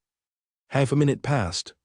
The man with the short staff, looking at the empty engraved staff triangle formation, showed a surprised expression and said, "Captain, something's wrong. When we were above it, we definitely felt a trace of the evil god's power. But when I just performed the energy-absorbing witch circle, it didn't absorb anything. That shouldn't happen." "Huh, is that so?" The burly shield bearer, who was coming to retrieve the platinum scepter from the high priest, heard his companion's words and also looked surprised. After a brief thought, the burly man pointed at the corpulent body of the Black Flame high priest and said, "Is it possible that this body absorbed it?" "Could it be?" "That's possible." The man with the short staff stroked his chin, thought for a while, and then nodded. After all, such a huge humanoid body was truly not normal. Then, following the previous method, the man with the short staff got busy again. He positioned the 3 metal-patterned short staffs at the vertices of an equilateral triangle around the corpulent body of the Black Flame high priest and began chanting and casting spells again. The 3 metal-patterned short staffs lit up again. Again, half a minute passed. Still empty. This made both the burly shield bearer and the man with the short staff exchange looks, both showing confused expressions. Especially the burly shield bearer. As this was already his 3rd time undertaking such a task, how could there possibly be nothing? After pondering for a long time, the burly shield bearer turned and asked Rain, who was still exchanging pleasantries with Rudolph, "Sir, did you just see anything strange?" "Strange things?" Rain asked, feigning ignorance. He had clearly seen the 2 men busily working just moments earlier. Rain knew that these 2 formal sword bearers were likely trying to collect the high-quality energy that had dispersed earlier. But the problem was, that thing had already been absorbed by his system. It wasn't possible for him to give it back to them, even if he wanted to. So Rain could only and had to deny it. It was just a trace of spiritual matter radiating a vast aura. The man with the short staff furrowed his brow, pondering how to express himself, as after all, the mission was confidential and couldn't be revealed recklessly. Rain shook his head and said, "I felt that pressure, but as for the spiritual matter you're talking about, I really don't know." At that moment, the burly shield-bearer took the platinum-colored scepter from the dead body of the Black Flame High Priest and walked over to Rain, speaking gravely. "The energy on the platinum scepter has been substantially drained, which confirms that the power of the evil god was indeed present here. Young sir, was that trace of purified divine essence of the evil god absorbed by you?" The burly shield-bearer stared intensely at Rain and asked. Rain shook his head without hesitation and said, "No, it wasn't." "Then could you swear an oath?" the burly man asked earnestly. "Of course I can," Rain nodded. "Upon the goddess, if I absorb that trace of purified divine essence of the evil god, let me." At that moment, Rain thought to himself, though the benefits of this thing ultimately end up with me, I definitely did not absorb it. It was the system that did. The burly man covertly glanced at the man with the short staff, who looked at a skull-shaped witchcraft tool in his hand and slightly shook his head. Not lying, the skull of truth did not react. Then where did this divine essence of the evil god go? Damn, recharging the platinum scepter with power requires a significant amount of merit. Not only is this mission incomplete, but it also requires us to pay back in merit. What a pain. The burly shield-bearer couldn't help but feel very irritated. At this time, some nobles and guards from the mansion above, who had seen or heard the commotion here, came in through the hole above. Leading them was the Elliot, the manor's housekeeper who had initially stopped Rudolph, along with Mitchell and others. Mitchell, who had keen eyesight, saw upon entering the room the cleaved two halves of Alonso. After all, Rain's strike had diagonally entered from the left side of Alonso's neck, leaving the head still intact. Although the expression was ferocious, a familiar person could still recognize that it was Alonso's head at a glance. "Baron, sir." Seeing this, Mitchell trembled all over, his eyes wide in disbelief. The next second, he nearly fell to the ground in a faint. Fortunately, several guards nearby immediately supported him. "Quick, go inform Count Habs. Baron Alonso, he's dead." "Stop howling. If he's dead, he deserved it." The shield-bearing strongman squinted his eyes and said irritably to Miss Hell, "Count Habs, how come this bird man is your kin? Isn't he the son of the Meister County governor? In that case, there might be something wrong with your earl as well." The shield-bearing strongman pointed at Alonso's body on the ground and said, his mission this time was on the verge of success, yet had ultimately failed. Even though the cult had been eradicated, that shred of the evil god's divinity had not been collected, and he was feeling very frustrated. Upon hearing the shield-bearing strongman's words, Mitchell immediately dared not make another peep. However, he quickly realized from the smooth diagonal cut on Alonso's body that it must have been made by some kind of sharp weapon. Also, after examining the position of Alonso's body, Mitchell's gaze quickly locked onto Rain's dual-handed greatsword. With an epiphany, Mitchell quivered as he pointed to Rain, suggesting he had found the murderer. It was you, wasn't it, Rain? You killed Lord Baron Alonso. For killing so many imperial nobles, you are to be stripped of your noble title and sentenced to hanging." Rain turned his head to look at Mitchell, about to say something. Suddenly, the short-staffed man beside them spoke up. "This guy has obvious signs of being altered by cult potions, which means he must have been consuming the cult's drugs for a long time. That is to say, Lord Rain, instead of being punished for killing some Alonso Baron, will likely be rewarded." The short-staffed man pointed to the mutated parts on Alonso's dead body and clarified for Rain.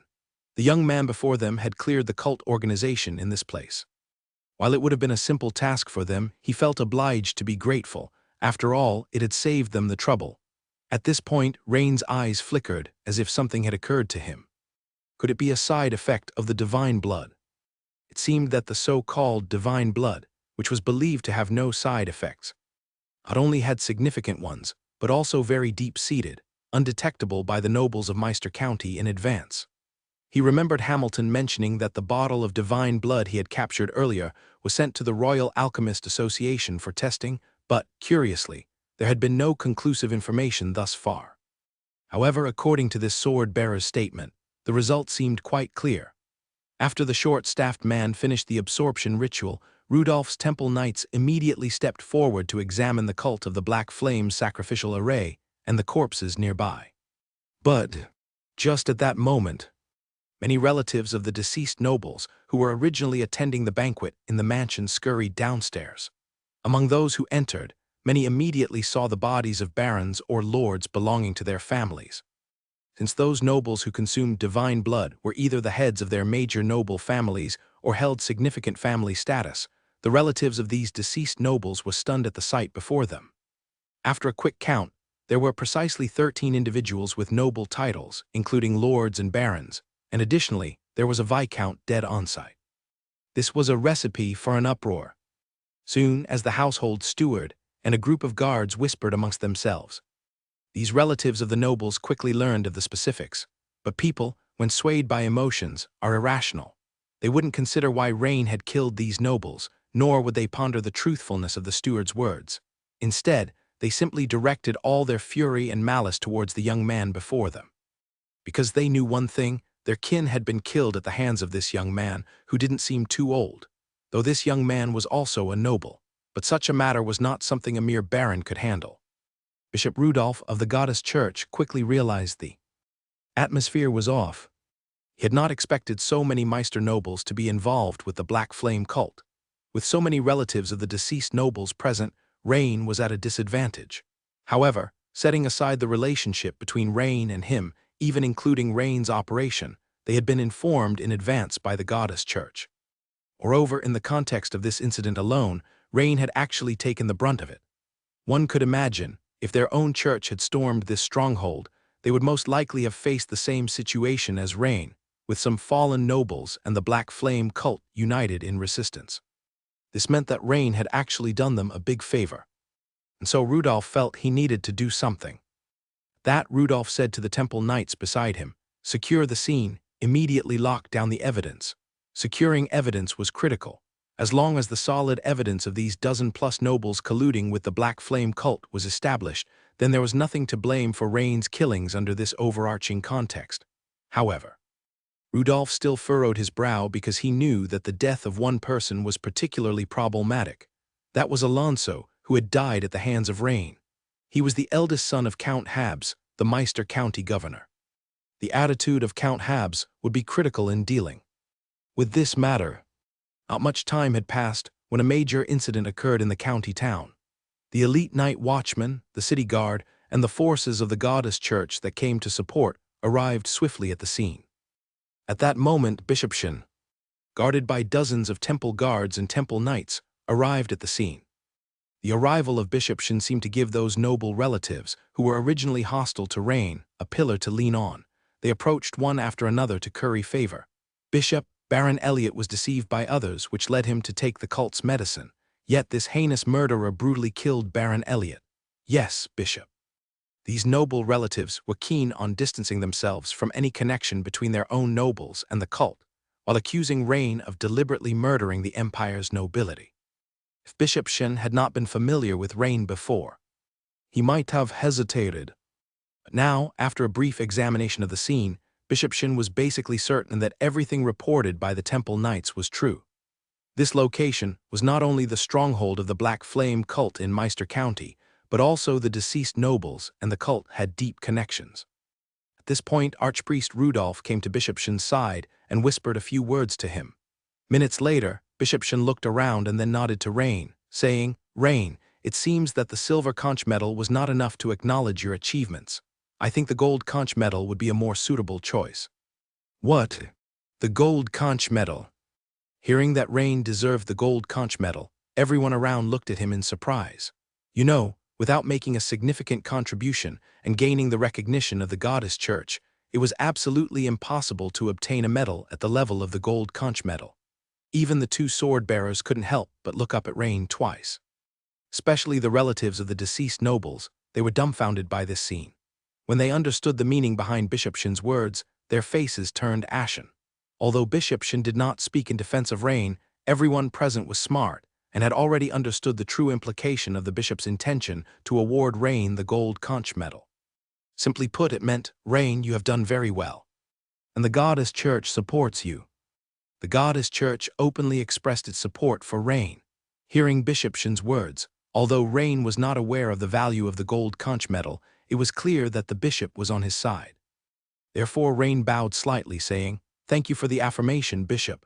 At this moment, several noble heirs came to their senses, gritting their teeth and murmuring, "The goddess church is clearly favoring this young man. Wait until Count Habs comes, he will certainly not think so."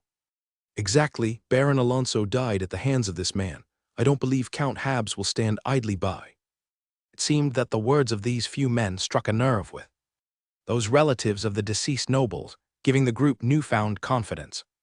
Although the power of the goddess church is enormous, in the Dragon Empire, the imperial authority is still above the church, meaning the governor ranks first in a county and the bishop at most second. Therefore, in their view, the attitude of Governor Count Habs was critical. As the governor of Meister County, whose own son has been killed, how could the murderer remain unharmed? They couldn't believe it. The shield bearer and the wand bearer, two figures uninterested in the trivial quarrels of those noble relatives, considering the goddess church's bishop had already arrived and was in support of this young man, decided to leave. At that moment, a messenger came and reported, "Esteemed lords, Count Habs has arrived." Hearing this, the two exchanged glances. Although they could simply walk away, leaving directly in the face of the governor would be impolite. After a moment's thought, the shield bearer said to the wand bearer, "Let's meet him."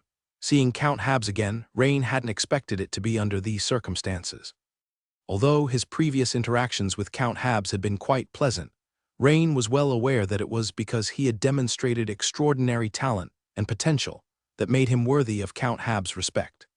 But now, the situation was different. The other's eldest son had died by his hand. Indeed, if Alonso hadn't appeared there, Rain wouldn't necessarily have had to kill him. As Rain's capabilities had rapidly advanced, Alonso, merely at the level of a senior knight, no longer posed a real challenge to him, just as a tiger does not pay much attention to a wild dog. However, this time, Rain had chosen to directly execute the mutated Alonso on the spot in order to fully confront the Black Flame High Priest and eliminate other disturbances. Meanwhile, Count Habs, on the way, had almost completely understood the situation from one report to another by the messengers. So when Habs saw Rain again, his wise eyes revealed a complex and indescribable expression. "Rain, I never expected Alonso wouldn't die at the hands of a true sword-bearer, but rather at the hands of you, a sword-bearer candidate. My old friend was not wrong."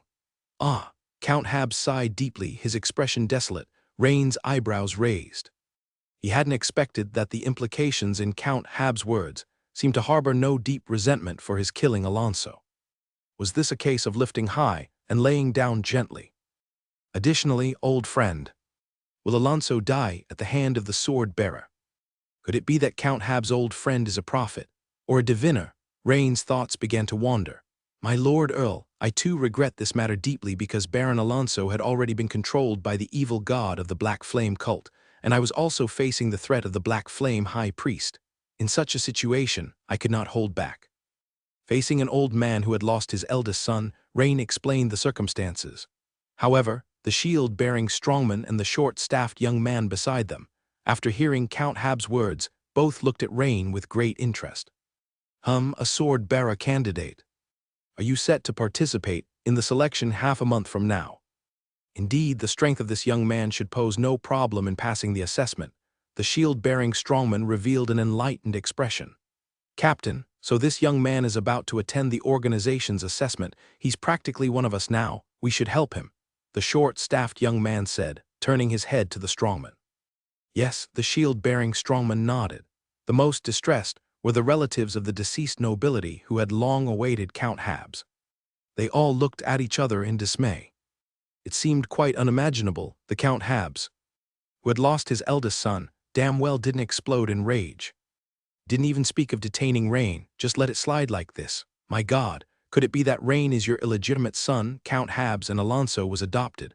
Lord Earl, you can't just let Rain go like this. Yes, my Lord Earl, we request that the noble council convene to discuss this matter. Seeing that Count Habs had no intention of dealing with Rain, the relatives of the deceased nobility could no longer contain themselves, and some even began to shout hoarsely. With so many nobility deaths, it naturally met the conditions to convene a full Meister noble council.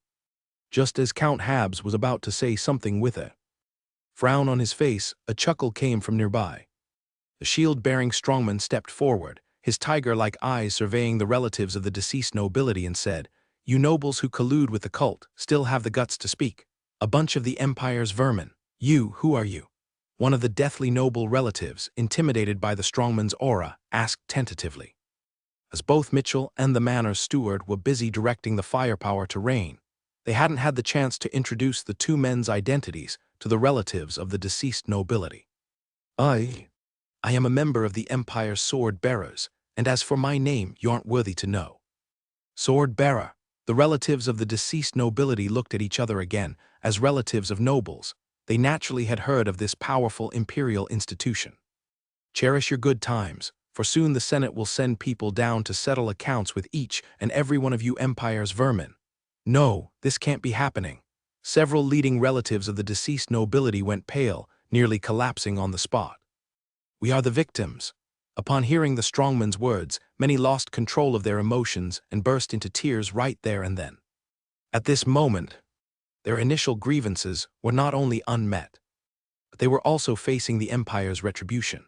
The nobility titles of their families could all be at risk, not to mention seeking trouble with Rain anymore.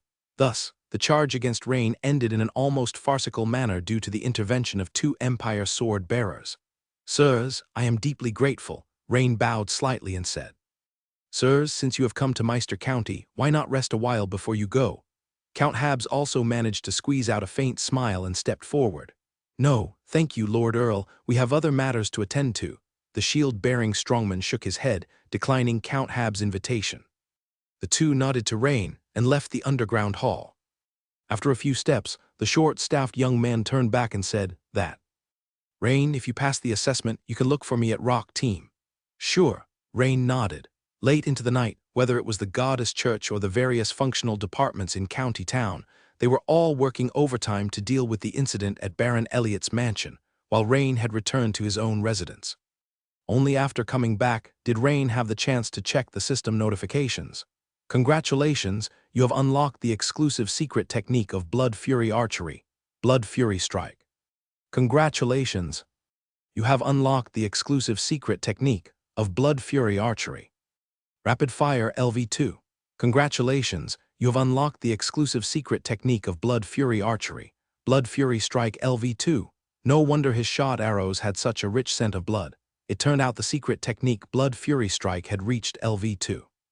Soon, Rain saw a brand new icon alongside Rapid Fire on the Weapon Master Legendary panel. The icon depicted a bow with its string drawn, equipped with an arrow ready to be released.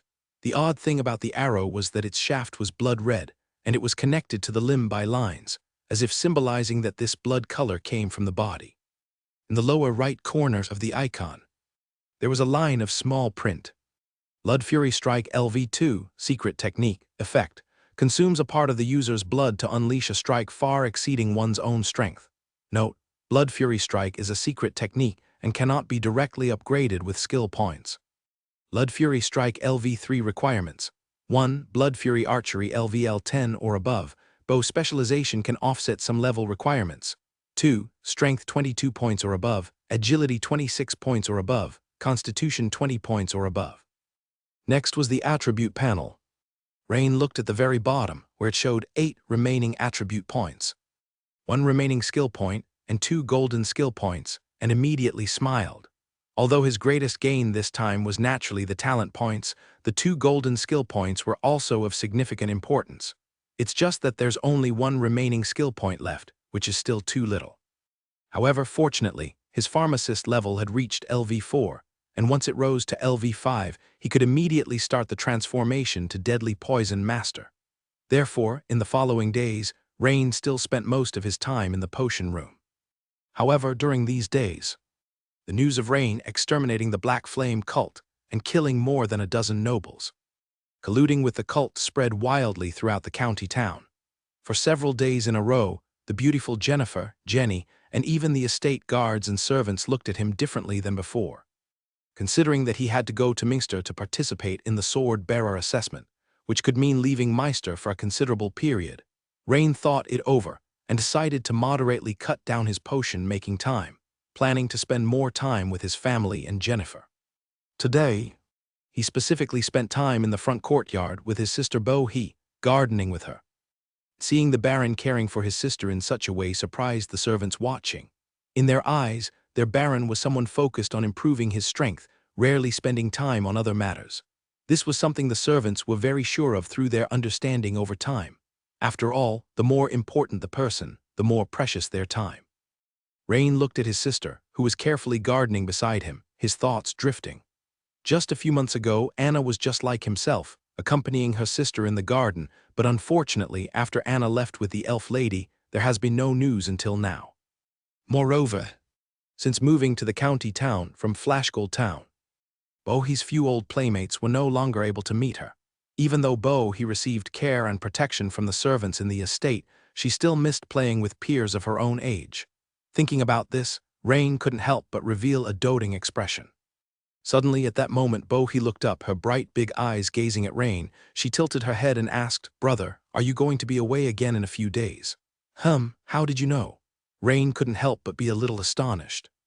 After all, he had only told the beautiful Jennifer about his upcoming participation in the sword-bearer assessment.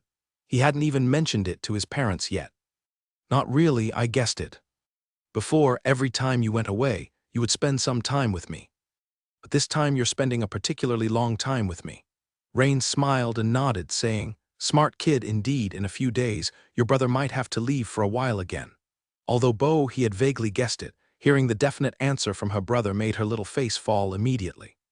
Even though Brother Rain always focused on improving his strength and rarely had time to be with her, in her heart, the presence of Brother Rain at home made a fundamental difference. As long as Brother Rain was at home, she felt an indescribable sense of security. "Don't worry, brother won't be gone for long, maybe a month. At most 2 months. I'll try to come back soon," he assured her.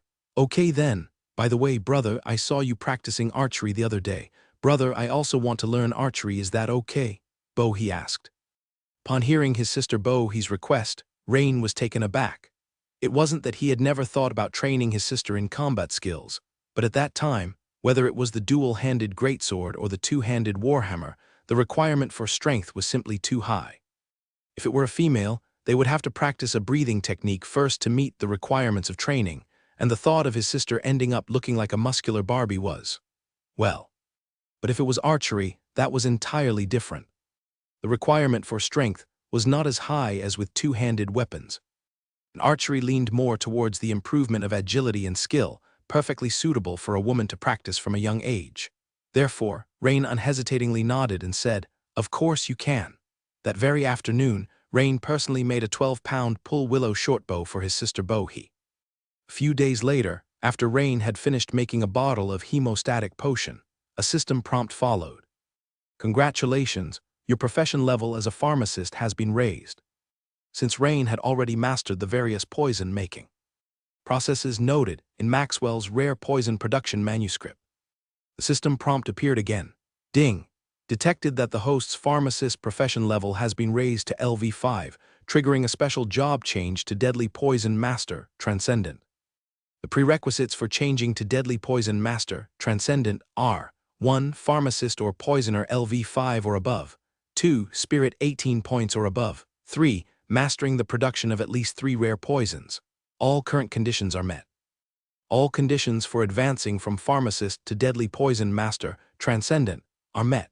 Would you like to proceed with the special job change to Deadly Poison Master, Transcendent? Note: after advancing to Deadly Poison Master, Transcendent, the Pharmacist Profession panel will be overwritten. Rain took one look and didn't hesitate to choose yes. Ding! Job change successful. Job change to Deadly Poison Master, Transcendent successful. Constitution -2, Agility +1, Spirit +2. Acquired core skills of the Deadly Poison Master, Transcendent. Fatal Poison LV1, passive. Poison Resist Constitution LV1, passive. Fatal Poison LV1, passive. As you have spent years researching the creation of poisons, the potency of your poisons is extraordinary, causing an additional 30% damage. Also, the difficulty of neutralizing your poisons with antidotes or a detoxification spell and other witchcraft is slightly increased. Poison Resist Constitution LV1, passive. Due to your long-term exposure to poison, you have a strong resistance to ordinary poisons and a slightly increased resistance to intense and stronger poisons. Damn. Constitution -2. Rain stared at the job change notification in a daze. He couldn't help but rub his eyes and take another look. Okay, he was sure he hadn't read it wrong. Job change that also reduces constitution. No wonder it's called Deadly Poison Master, it's literally deadly. Although he gained 2 points in spirit and 1 point in agility, counting the reduction of 2 points in constitution overall, he only increased by 1 point. It was pretty much the same as his previous pharmacist. Job change. Feeling somewhat speechless, Rain shook his head and continued to read. The 2 core skills weren't bad. A 30% increase in poison potency, okay. Is the system really pushing me towards becoming a lime martial saint or a poison sword saint? But this poison-resistant constitution is actually quite useful. Knock, knock, knock. Just then a knocking sound came. Come in. Only to hear the beautiful Jennifer walk in and say, "Darling, it's about time, we should head out to attend the awards ceremony at the goddess's church." Oh yes, I almost forgot about that. Rain suddenly remembered. Soon, Rain, dressed in a suit meticulously prepared by Jennifer, attended the award ceremony held in his honor by the goddess's church. This time the ceremony was much more grandiose than last, with many nobles and high-ranking members of the church from county town in attendance. Soon Rain arrived at the grand hall of prayer within the temple, where by now the lavishly ornate vaulted hall was filled with Meister County nobles and high-ranking officials from the goddess's church equivalent to knight and above. Colorful flowers lined both sides of the central aisle and decorated the boundaries of the hall. Although it was just the month of life, under the goddess's church's divine arts, the flowers bloomed splendidly. And an elder in a water-blue robe with thick gold trim, holding a scepter, smiled benignly underneath the goddess's sculpture at the front of the hall. Watching Rain and Jennifer walk in. In the many battles against the dark cult, Baron Rain made outstanding contributions, especially this time, as he directly destroyed the cult's stronghold in Meister County and killed the high priest of the cult. To commend Baron Rain for his exceptional contributions in the expulsion of evil on behalf of the goddess's church, I present to Baron Rain the gold conch medal. Bishop Shin eloquently stated while lifting a medal the size of a woman's fist, shimmering with golden light, from a tray held by an attendant beside him. Before coming here, Rain had learned from Meister Rudolph about the medals of the goddess's church, ranging from the iron shell medal, bronze shell medal, silver conch medal, to this gold conch medal, and he discovered that the gold conch medal was the highest level medal that the county town's goddess's church could award. Higher than that would be beyond Bishop Shin's purview to grant. This gold conch medal was slightly larger than the silver medal he received last time, with a vivid sea conch design that looked lifelike. Child, may the goddess bless you. Thank you, goddess, thank you, Bishop Shin. Rain accepted it with both hands respectfully and with Jennifer's help immediately adorned it on his chest. Baron Rain, please take good care of this medal. Anywhere in the empire where there's a temple of the monsoon and ocean goddess's church, you can seek and receive help. Additionally, apart from the imbued divine art evil detection, this medal also has a once charge of the divine art exorcism spell, which after being used will need to be recharged before it can be utilized again. Rudolph explained from the side. Lord Rain, I hear you're soon off to Mingster to take the Imperial Sword Bearer's examination. Here, the goddess grants you her blessing as well, Bishop Shin said to Rain with a beaming smile. The goddess's blessing. Could it be like the last time? Then I must trouble you, your grace. Rain responded with delight, bowing slightly once more to express his gratitude to Bishop Shin. As Bishop Shin began to chant, this time numerous monks in light blue robes also started to sing loudly, and soon the whole grand hall resonated with their devout prayers. This scale and solemnity were clearly beyond the last time. Perhaps the goddess's church wanted to signal to the other nobles of Meister County that supporting the church in combating heresy and evil would earn them gifts from the goddess. As the bishop gazed upon Rain, he raised his scepter, radiating dense aquamarine light, and in the next second, this dazzling blue light shot forth, enveloping Rain completely. For a moment, Rain was shrouded in the bright blue glow, feeling a cool and soothing strange energy continuously penetrating his body. The system prompt immediately rang out, ding. Detection finds a large amount of unknown absorbable energy around the host. /no to absorb, note, after absorption it can be converted into specified professional experience points. Rain's heart immediately surged with joy. Just like last time, it can be turned into experience points. Thus, Rain silently affirmed in his mind, yes. Immediately, the dense blue energy was completely absorbed by Rain. Ding, a total of 3,957 supernatural experience points have been converted. Please choose Wizard Apprentice, Supernatural/Beast Tamer, Supernatural/Deadly Poison Master, Supernatural for the upgrade. Because Weapon Master is at the legendary level, and the profession of Armorer is at an ordinary level, neither were listed as options. This time, Rain didn't suffer from choice paralysis because whether it was the profession of Wizard Apprentice, Supernatural, or Beast Tamer, Supernatural, he could only gain enough to level up once. But selecting Deadly Poison Master, Supernatural, would allow him to jump at least 4 levels. After Rain chose Deadly Poison Master, Supernatural, 5 system prompts appeared in succession. Congratulations, your Deadly Poison Master, Supernatural, profession level has increased. Congratulations, your Deadly Poison Master, Supernatural, profession level has increased. Seeing the Deadly Poison Master, Supernatural profession level change from LV1, 12/100, to LV6, 69/3000 on the panel, Rain couldn't help but reveal a brilliant smile. Wow, a whole 5 levels at once. This made Rain momentarily entertain a strong desire to cling to the goddess's coattails. If he could receive the goddess's blessing every few days, what need would there be to join the sword bearers? Otherwise, he might as well just stay at the church of the goddess. Unfortunately, if Rain truly joined the church of the goddess, he was aware that such good fortune would perhaps not even come once in several years. This time, his luck was due partly to the eradication of the cult of the Black Flame, and partly because the Church of the Goddess just happened to plan on setting him as a role model to further expand their influence. Rain glanced at the panel's reminder of remaining attribute points, 13 remaining skill points, 6 and golden skill points, 2. Among them, the remaining attribute points reached an astonishing 13, a 2-digit number. However, how to reasonably distribute and use these points required further consideration upon his return. Following the award ceremony was the banquet, and after a round of obligatory exchanges with numerous nobles, Rain had a small-scale meeting with Bishopshin and Chancellor Rudolph. The primary reason was Rain's slight concern about leaving the county town this time. Although he had uprooted the cult of the Black Flame, in the process he had made enemies of many nobles, and there was no guarantee that there were no survivors left. Essentially, this problem arose because he, as the Baron, had recently been ennobled, and his family lacked depth. He did not have formal knights in his service. Even the Crowley family now only had 1 knight of little use. Hiring foreign knights was questionable in terms of reliability, and it was also difficult to train and reuse them afterwards. In contrast, one of the benefits of noble families with long traditions is that they often have a sufficient number of knights due to continuous cultivation and accumulation over generations. Therefore, during the recent meeting, Rain made a request. Having received the Golden Conch Medal, Rain was entitled to request assistance from the local church of the goddess, according to the rule that recipients of the medal could ask for help. Bishopshin agreed and would send 2 temple knights to station themselves there temporarily. The time agreed upon was 2 months.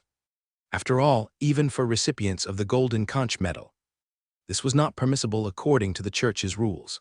Additionally, 2 days prior, he had written a letter addressed to Hass Klein of Richmond Fishing Port in Rossby County, hoping he could come to Meister for a while if he had the time. Counting the days, Hass should also be arriving soon.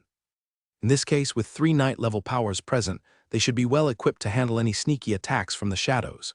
In the luxurious carriage on the way back, the beautiful Lady Jennifer said to Rain, "Dear, quite a few nobles and wealthy merchants at the banquet just now reached out to me, hoping to invest in the Crowley Commerce Association." Oh, Rain's eyebrows raised, briefly pondering before quickly grasping the situation. Clearly, having the beautiful lady accompany him to the seasonal winds and ocean goddess church's knighting ceremony had essentially confirmed his close relationship with the Crowley family, and he had been improving his strength in the manner, leading a reclusive life, and not participating in noble banquets and social engagements. As for the invitations received, he mostly declined them all or let the beautiful Lady Jennifer attend in his stead. Therefore, their attention shifted to Jennifer, hoping to strengthen ties with Rain through her. "Jennifer, what are your thoughts?" After thinking, Rain asked in return. "This is what I'm thinking. I want to change the name of this commerce association. Let's call it Hammer and Rose Commerce. Then we'll sell off 40% of the shares. As for the affiliates like Wiggins Commerce. Listening to the beautiful lady speak so confidently, Rain nodded without ceasing. On matters of business, Jennifer possessed savvy experience. He didn't need to worry or interfere much. Of course, the main reason Rain saw this as a positive development. After all, he couldn't always be in Meister County to escort and protect the Crowley family. Hence, as long as nothing major happened to him, the beautiful lady and the Crowley family shouldn't face any significant problems. Moreover, with the addition of nobles or wealthy merchants, the new guild that Jennifer controls will see a significant increase in strength. Many business deals and transport routes that were previously out of reach can now be gradually considered. When the benefits reach a certain level, the guild, as a collective of interests, will advance and retreat together in many matters. This is similar to the recent situation with the Black Flame cult and those noble families closely associated with it. In this case, the safety issue of the Crowley family within Meister County is basically no longer Rain's concern. Of course, the cultivation of the direct descendants still needs to continue. But this is not something that yields results overnight. As for my dear, you just need to have a nominal involvement. You take 50% of the profits, and I will share the rest with them, said the beautiful lady, her eyes shining as she spoke of business. Upon hearing this, Rain was taken aback, smiled, and said, "No need, Jennifer, we can just split it evenly, and normally you can keep my share with you. Do not refuse, you have already invested quite a lot in the acquisition of rare ores." Rain raised his hand, stopping the beautiful lady from speaking further. "Another thing is, I would like Jenny to go with you to Mingster. The accession of these noble and merchant families means we will now have sufficient strength to transport goods to Mingster for sale. I believe that these products from the other side of the sea will find a good market in Mingster." Rain nodded, thinking it was a good idea after this trip to Mingster. He might not return to County Town for a while if Jennifer could expand the business to Mingster. Then he could leave some miscellaneous tasks to the new guild, for instance. He planned to take with him the Lincoln War dogs, the blood-feathered horned eagles, and the black horses to Mingster, and they would need dependable care during the days of the assessments. He had originally planned to bring the short-bodied Mateo, but now that he had the channel of Jennifer's new guild, that was clearly a better choice. "Oh, by the way, my dear, there's one more thing. It's about the information on the Dragon Empire Sword Bearers assessment you asked me to collect. I've almost got everything now. Most of it is from the Yaxen auction house, and some bits from other nobles in Meister." "Oh, let me have a look." Rain raised an eyebrow, clearly more interested in this information than the business. Since none of the people he knew, including Hamilton, had ever participated in the Sword Bearer organization's assessments, they had no idea what form these assessments took. Soon after the Black Flame cult situation was resolved, Rain had entrusted Jennifer, the beautiful lady, to buy some intelligence through Yaxen auction house. When she handed over a stack of papers, Rain started to read with barely concealed excitement. Although many details were vague due to the Empire's secrecy, the overall outline of the Sword Bearer organization could still be understood. First and foremost, the history of the Sword Bearer organization of the Dragon Empire is ancient, established not long after the foundation of the Empire, with over 1,800 years of history. During that period, the name had changed several times. Initially, it seems to have been called the Guardians under the Imperial Royalty. Now it has been changed to Sword Bearers, nominally under the Military Department, but the information also notes that it is still actually led by the Imperial Royalty. In contrast, the Imperial Navy's Tide Striders organization was founded much later, said to be just over 600 years old. At this, Rain's gaze flickered as he pondered. Considering this, the Sword Bearer organization has an ancient history. No wonder the members of the Fish Dragon team said that the Tide Striders Special Department of the Navy was established mimicking the Sword Bearers. The function of the Sword Bearer organization, if described in one sentence, would be to guard the Dragon Empire. The data shows that domestically, the Sword Bearers mainly deal with issues that are too complex or insoluble for some imperial departments, such as cults and special incidents. Externally, they engage more in collecting, competing for, or confronting special resources against the Eagle Federation, or fighting against foreign races beyond the Empire's territories. "I see," Rain nodded, feeling somewhat enlightened. If the Navy's Tide Striders are limited to the Empire's maritime domain, then the sword-bearers cover the entire territory, even beyond the Empire's borders.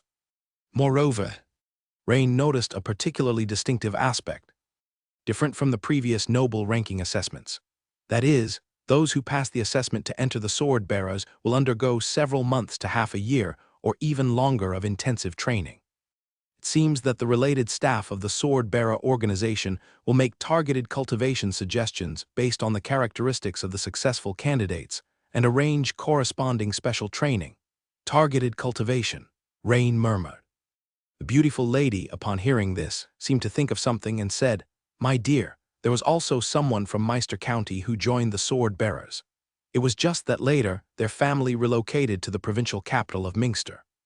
They mentioned that one of them, soon after joining the sword-bear organization, went on to further his studies for a while at the Imperial Royal Academy." The Royal Academy? Rain asked in surprise, seeking confirmation. "Yes."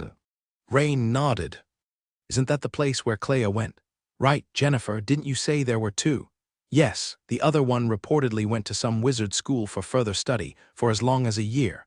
But as for which school it was, these nobles haven't been clear, likely due to confidentiality reasons." The beautiful Jennifer had spent a lot of time and energy after collecting this information to discern its authenticity. Although she couldn't guarantee 100% reliability, the general direction was still reliable, or else she wouldn't have come to discuss this matter with Rain.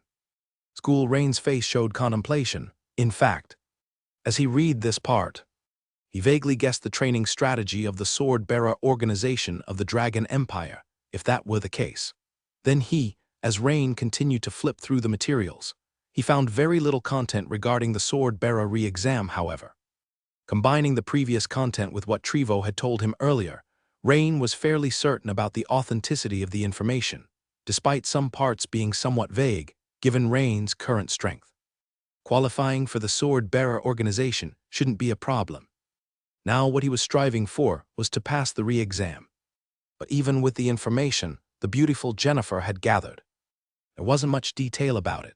However, 2 points were clear. The first point was that if one passed the re-exam, the resources received and the treatment for those merely passing the initial exam were of completely different tiers. In other words, those who passed the re-exam would obtain better resources and more targeted training. The second point was that only those who passed the re-exam would have the authority to form their own teams later on. For Rain, since there were better terms to be had, they were naturally what he was after. In addition, judging by the way Count Habs treated the two sword-bearers that day, Rain felt he might have underestimated the status of sword-bearers in the Dragon Empire. The incident involving more than a dozen noble deaths in the underground hall of Baron Elliot's residence had, due to the intervention of those two sword-bearers, failed to stir any waves at all. The so-called convening of the Noble Council had also come to nothing. That was because the family members of those deceased nobles also knew that convening a noble meeting without Count Hab's approval, with Bishop N being opposed to it, would be meaningless. This made Rain look forward to the upcoming sword-bearer assessment even more. After all, no one would complain about a higher status. The following morning dawned early. Rain got up early and started contemplating his strategy for adding points. Actually, he had been thinking about this issue for the past few days, but it wasn't until today that he thought it through more thoroughly. First of all, the most powerful in combat was still the ability to deploy the secret technique Shockwave, using the Toggle Hammer technique. To further strengthen his combat ability, it was a no-brainer to upgrade Shockwave to the next stage. Upgrading Shockwave to an intermediate secret technique required spending 2 skill points on Toggle Hammer technique to raise it to LV14. Then another 2 skill points on Bear King breathing technique, similarly reaching above LV14. Last, it would also require the use of 1 golden skill point, as his remaining skill points dropped from 6 to 2 and his golden skill points from 2 to 1. Suddenly, a flood of intensive hammer skill training memories and the vast memories of Bear King breathing technique surged into Rain's mind. Once Rain came to his senses, he noticed a key system prompt that had quietly arrived.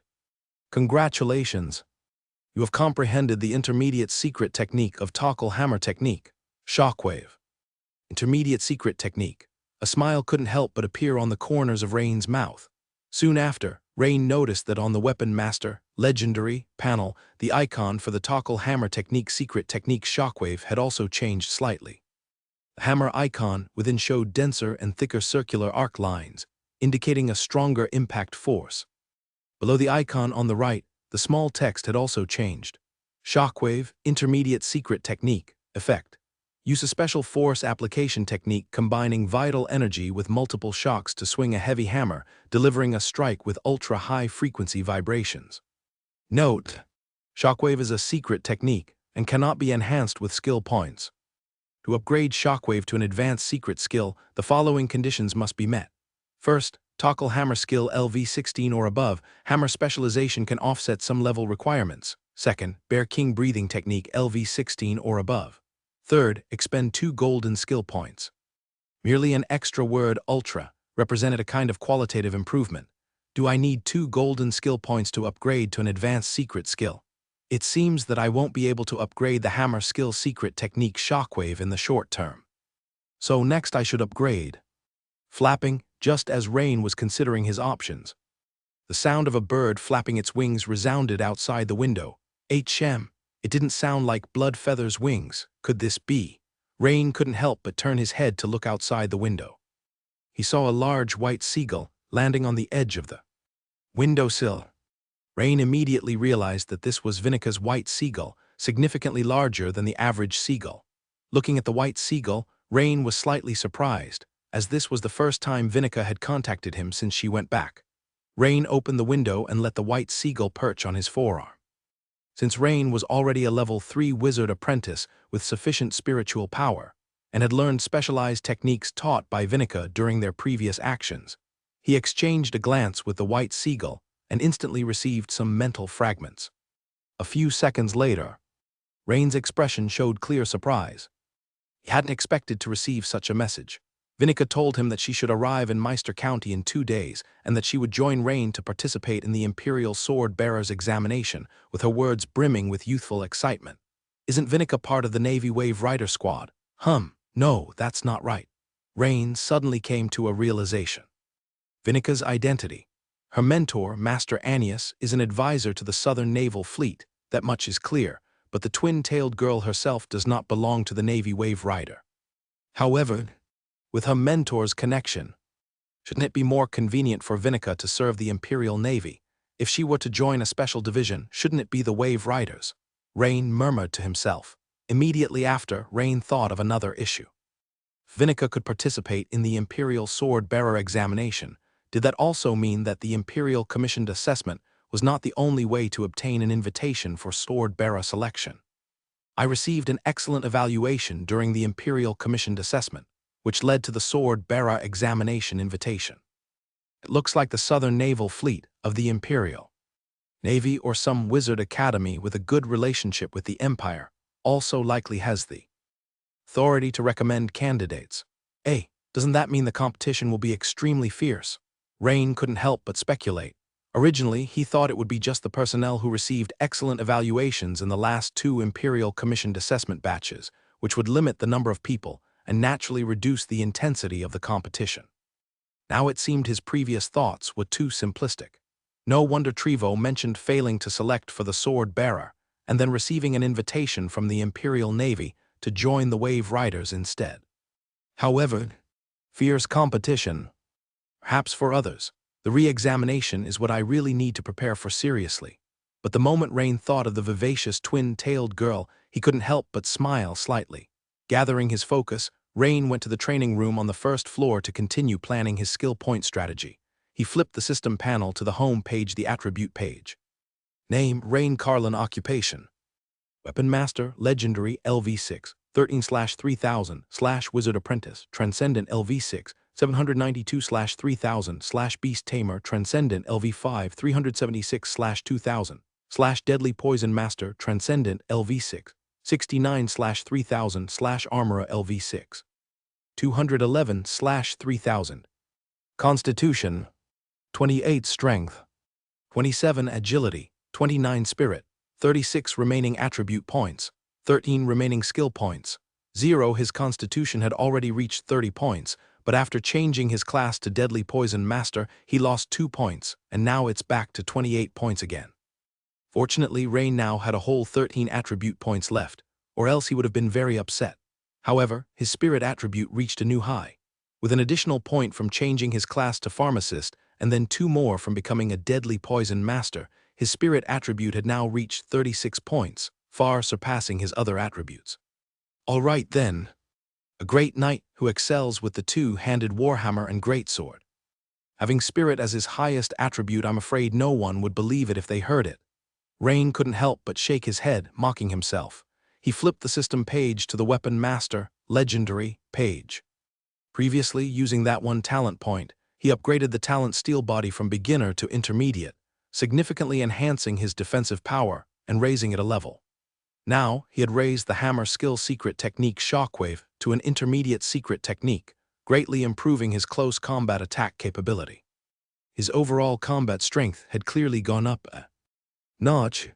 Great Knight knowledgeable in intermediate secret techniques, coupled with the enhancement of 2 intermediate talents, should have surpassed the standard members of the Fish Dragon Squad, right? Even when facing peak Knight Fish Dragon Squad Captain Baron, Rain felt no fear. Who was stronger would only be known after a test. With his strongest fighting force further strengthened, it was now time to cover his weak points. After some thought, Rain decided to continue strengthening his ranged attack power, specifically Blood Fury Archery. Because just now, he seriously recalled several battles against wizard apprentices or wizards. For instance, when facing an experienced level 3 wizard apprentice like Adams, if he had been able to perform ranged archery strikes at that time, the opponent would have been put in a very difficult position. Even chanting spells would have been extremely hard. Furthermore, when facing that Witchery Curses master from the Eagle Federation, if Captain Baron hadn't drawn most of the opponent's attention, once the Curse Master focused on him and went all out, he, with only close combat capabilities at the time, would have been nothing but an easy target.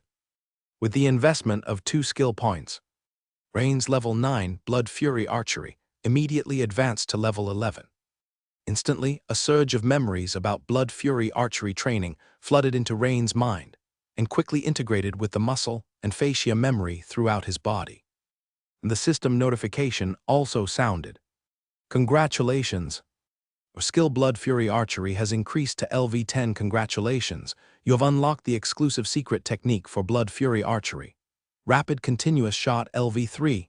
Congratulations, you have unlocked the exclusive secret technique for Blood Fury Archery. Blood Fury Strike LV3. Congratulations, your skill Blood Fury Archery has increased to LV11. The 2 Blood Fury Archery secret techniques Blood Fury Strike and Rapid Continuous Shot have now both been upgraded to LV3. By this point, the skill points gained from the Deadly Poison Master advancing 5 levels were completely depleted. Since Rain's Bear King breathing technique had already reached LV14, when Blood Fury Archery reached LV11, he faintly felt further transformation signs in his control over archery. Furthermore, due to Rain's previous breakthrough experience with the Tockle Hammer technique's secret technique Shockwave, after a bit of thought, he knew there was a high chance that just 1 or at most 2 more skill points invested in Blood Fury Archery would allow him to grasp its related secret techniques. That couldn't help but make him a bit excited. If I also master the secret techniques of long-range attacks, then from the standpoint of a great knight, even by the standards of a hexagonal warrior regarding strength, speed, skill, offense, defense, and combat experience, I would have at least covered 5 sides. The missing side is, at most, experience. Now that both my melee and long-range attacks have been enhanced, and my defense has also. Wait, I seem to have forgotten something. A flash of lightning crossed Rain's mind, and immediately he thought of a problem. Enhancing his own defense besides relying on the innate intermediate steel body, there was also knight plate armor and shields. Exactly, the shield. Rain immediately returned to the study, and found that parchment scroll Rockin's single-handed axe combat skill outline, which Mateo had retrieved from the body of the rebel General Perix. Although its name was single-handed axe combat skill outline, it was actually an extraordinary battle technique combining axe and shield, where a large section described the use of a single-handed axe, and a smaller section also explained a lot about shield defense techniques. If I really find myself in a passive position to be hit, If I learn this set of axe and shield extraordinary battle technique, the defensive power would also implicitly increase. Plus, there's that move rock and axe skill secret technique flash cut. Overall, this set of axe and shield extraordinary battle technique, whether it's offense or defense, is quite awesome. I might as well learn it slowly, it might come in handy. At some time. Hence, Rain returned to the indoor training ground, and following the human figure diagrams drawn on the rock and axe and shield combat technique parchment scroll, he began to practice each move one by one. After a while, the system notification sounded. You practiced rock and axe and shield combat technique, comprehension increased. You have comprehended a new skill rock and axe and shield combat technique. Your skill rock and axe and shield combat technique has been enhanced. Experience +1 rock and axe and shield combat technique, LV1, 1/100, appears on the Weapon Master Legendary Job panel. The icon is of a tall and sturdy man with his left hand holding a shield and his right hand holding a single-handed axe. The whole person stands straddle-legged, shield in front. Axe in the rear in a cautious defensive posture, solid as a rock. Just as Rain was planning to practice some more to upgrade it to LV2, a knock on the training room door sounded. Knock, knock, knock. Baron, sir, a knight named Hass Klein from Rossby County has come to visit, claiming to be your friend. Speak of the devil, Rain's face brightened, saying, please invite him to the parlor, I'll be right there. Also, bring up 2 cups of gorse tea and a serving of pastries. Yes, sir, Baron, sir, the servant respectfully withdrew. A few minutes later. Inside the parlor. Hass, seeing Rain, was obviously thrilled, stepping forward and hugging Rain tightly. Rain, long time no see. Rain also patted Hass's shoulder, smiling, and said, Hass, welcome to Meister. Rain, have you grown taller? Hass then showed surprise, comparing their heights with his hand and marveling. You've definitely gotten taller. Rain's mind stirred, realizing he hadn't paid attention to his height and weight for a while. Indeed, when Rain had attended the Noble Ennoblement Assessment in Rossby City with Hass, he was only about 1.9 meters, while Hass had been half a head taller than him back then. But now their heights were nearly the same, and he even slightly towered over Hass. His height must be around 2 meters now. No wonder Jennifer said she found it a bit overwhelming. Rain suddenly realized, if Jennifer, the beautiful woman, heard Rain's thoughts, she would definitely scoff. Without being a knight, it's certainly overwhelming for an ordinary woman to deal with a man of 2 meters tall with extraordinary stamina who occasionally prefers the road less traveled. By the way, Rain, you mentioned you needed my help this time. Does it involve delaying me for a month or 2? No problem, I've already requested a full 2 months' leave from my superior. Hass clapped his chest and laughed heartily. Rain smiled at that. He loved Hass's straightforward nature, although sometimes he spoke bluntly as a friend. At least there was no need to worry about being stabbed in the back.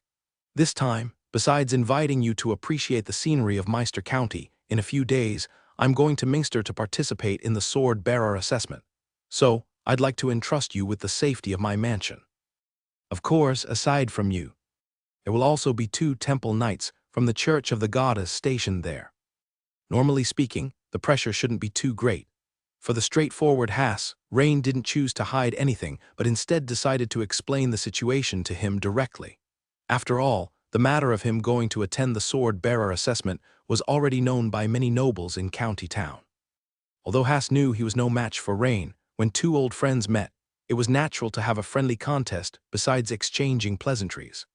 Seeking advice from an expert was also a way to quickly enhance one's strength, especially since Rain had always been unwilling to compete with him during the noble evaluation period, which left Hass somewhat resentful. In response to Hass's request for a contest, Rain nodded with a smile, naturally not refusing the challenge.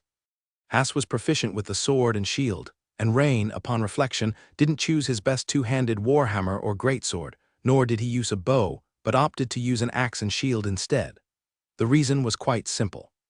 Considering Rain's strength as a great knight, along with his mastery over the Tokkul hammer technique, giant bear sword technique, and blood fury archery, the experience reward from the system for battling Hass would likely be very minimal. But if he used a level 1 rock and axe and shield, the experience reward he could get would relatively be higher. Plus, it would spare Hass some dignity, preventing him from losing too quickly. The first floor training room. Rain, when did you also switch to using a shield? Haas, seeing Rain not using the greatsword or two-handed warhammer he was known for but also holding a shield, couldn't help but widen his eyes in astonishment and asked. After all, for people of their age, being able to train an extraordinary battle technique to the level of successfully performing a secret technique was extremely difficult. Yes, it's a secret technique, and not a secret understanding, which involves the use of primal force and is the domain of the great knight, not merely of a knight. I happened to acquire an axe and shield extraordinary battle technique, so I started training it. Rain shrugged and explained kindly. Haas, taken aback, said, Rain, you don't think that just by using this newly learned axe and shield combat skill, you can win against me in the contest, do you?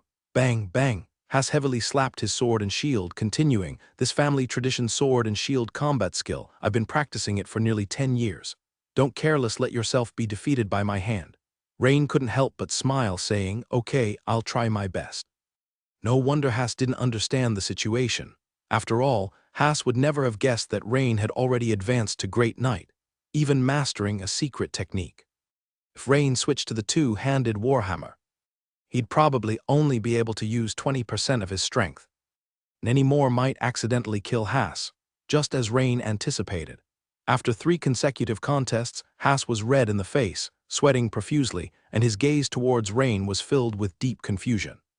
From Rain's slightly unskilled movements, it seemed he really hadn't lied to him.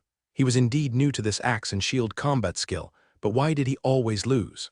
On the other side, Rain was quite pleased as he glanced at the panel about rock and axe and shield combat skill.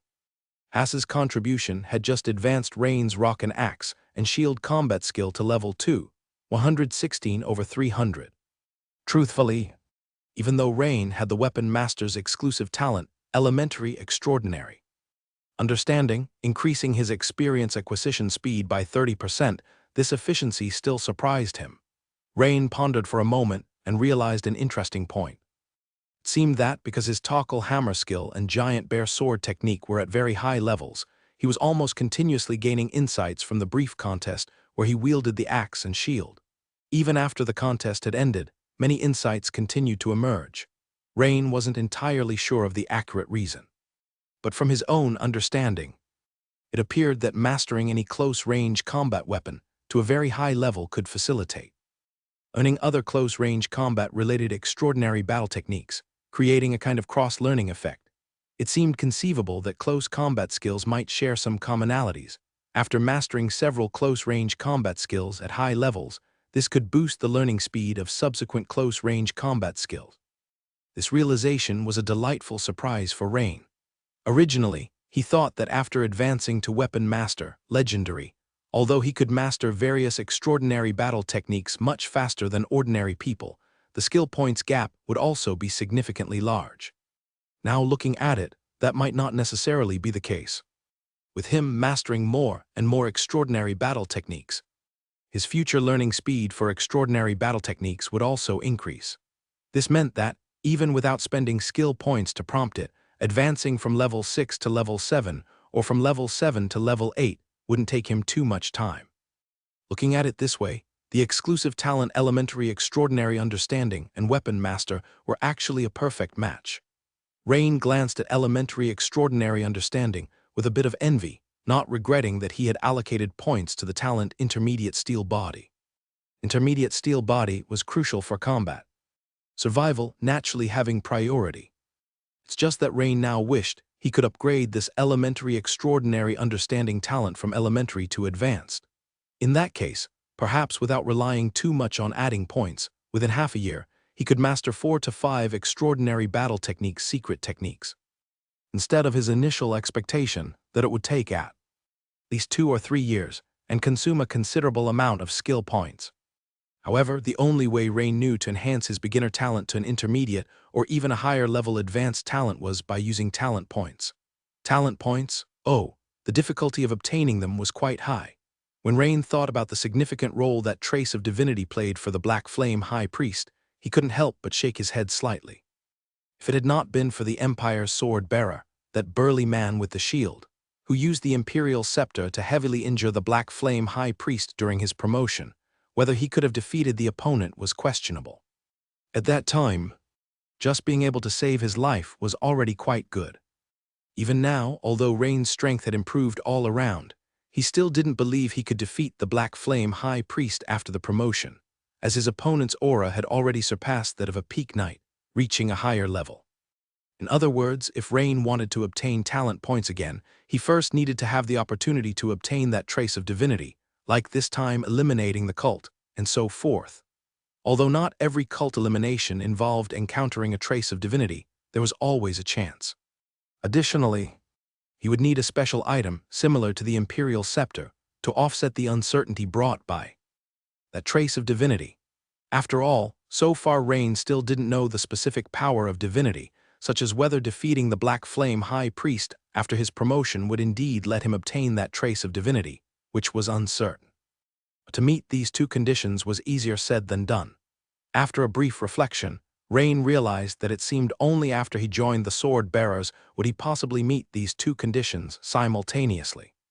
Moreover, it would be best if he were at the captain level, for clearly, that burly man with the shield last time had the right to use an item like the Imperial Scepter, whereas the young man with the short staff apparently did not have such a privilege. This thought made Rain's heart surge with excitement for the upcoming journey to Mingster. Another day passed. With the arrival of Vinica, Rain Mansion became even livelier. Mother Emma was frequently observing Vinica at the welcome banquet, her mind filled with doubts, and taking advantage of the moment when no one was paying attention, she pulled Rain aside and said, "Anna left, that barbarian girl left too, and now this one who has come is very pretty as well. Rain, you must seize the opportunity this time and not let her leave again." Mother Emma's words left Rain at a loss for how to respond. "Mother, don't worry, Anna and the others will come back." "They will come back. You'd better grasp the opportunity with this, miss. Vinica, going to the provincial city on the way is a good opportunity." Mother Emma gave Rain a look as if to say you're in a dream, clearly disbelieving. And Jennifer, the beautiful woman, kept smiling quietly, but her gorgeous eyes occasionally wandered between Rain and the twin-tailed girl. That very night, Jennifer let Rain experience what is meant by fiery passion. Luckily, Rain was now a great knight. Had he still been a regular knight, he likely couldn't have avoided feeling weak at the knees. Due to limited time, everyone had to depart the day after Vinica's arrival. The weather this morning was quite nice, although it was still a bit cold this season. The early spring sunshine felt warmly comforting.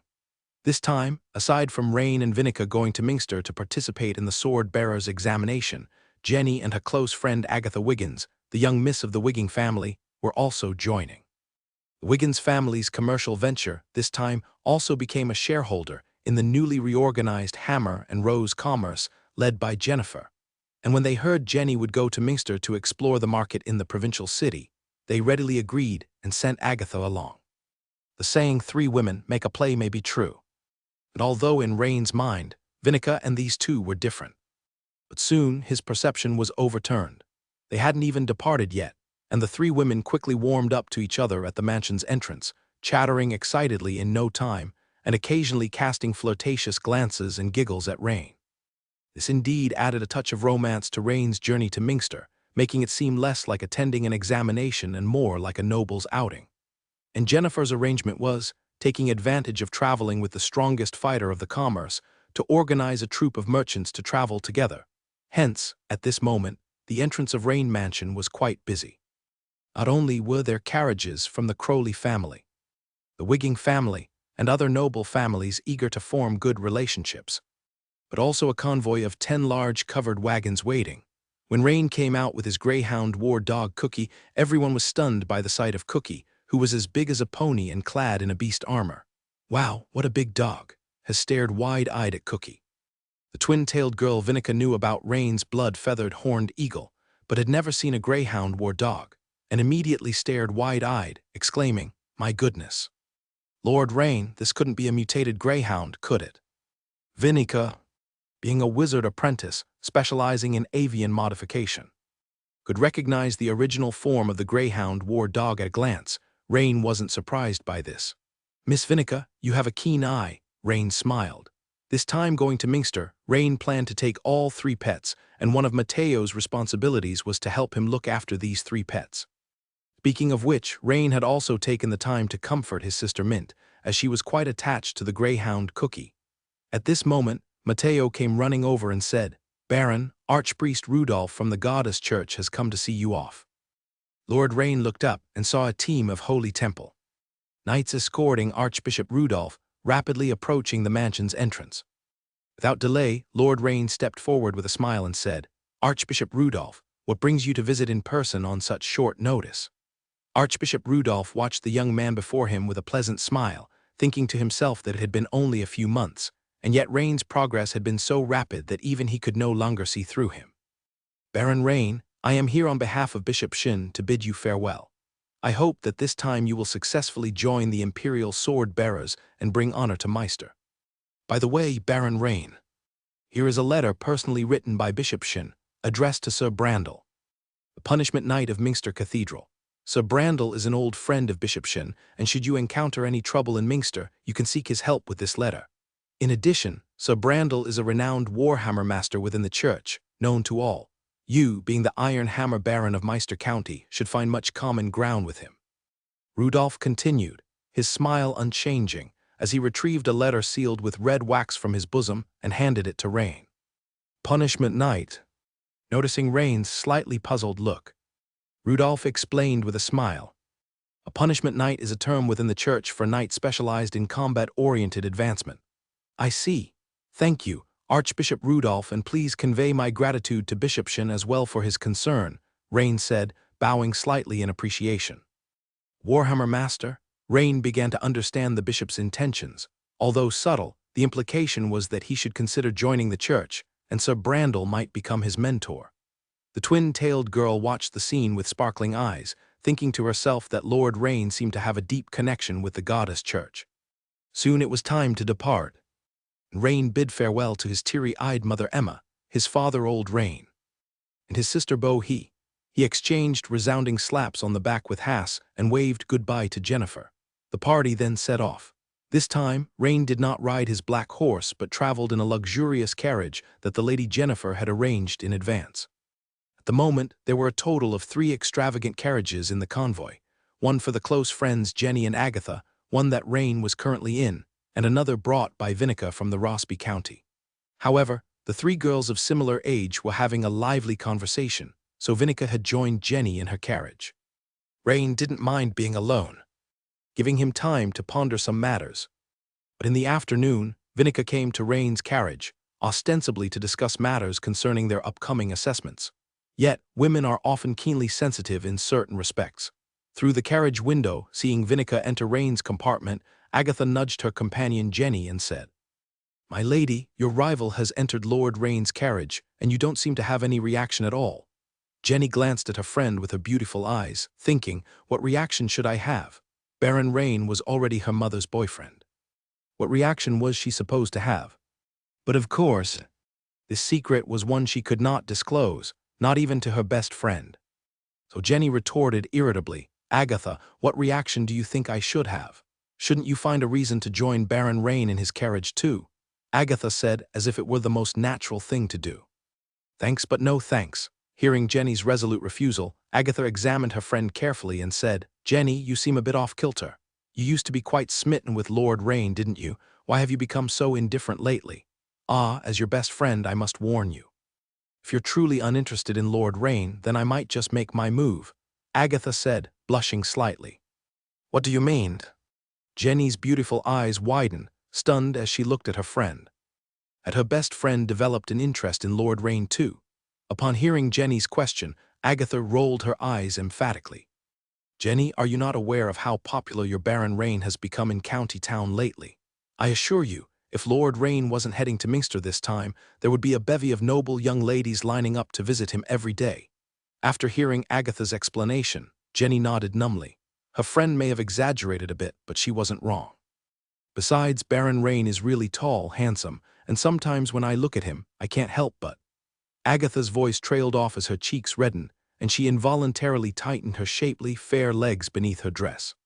Seeing her friend in such a springtime reverie, Jenny rested her delicate hand on her smooth forehead, feeling a mix of helplessness and slight irritation as she said, "Go if you want, stop daydreaming here.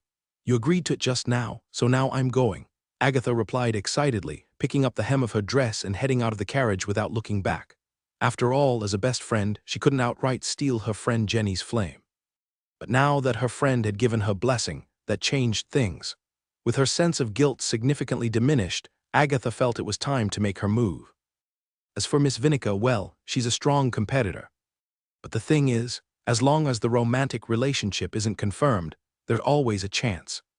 Isn't there? At this moment, since it was just Rieni and Vinica in the carriage, Rieni timely raised his own question. Vinica, how did you get the invitation to the Imperial Sword-Bearer examination? Upon hearing Rieni's question, Vinica couldn't help but giggle. Lord Rieni, don't you know?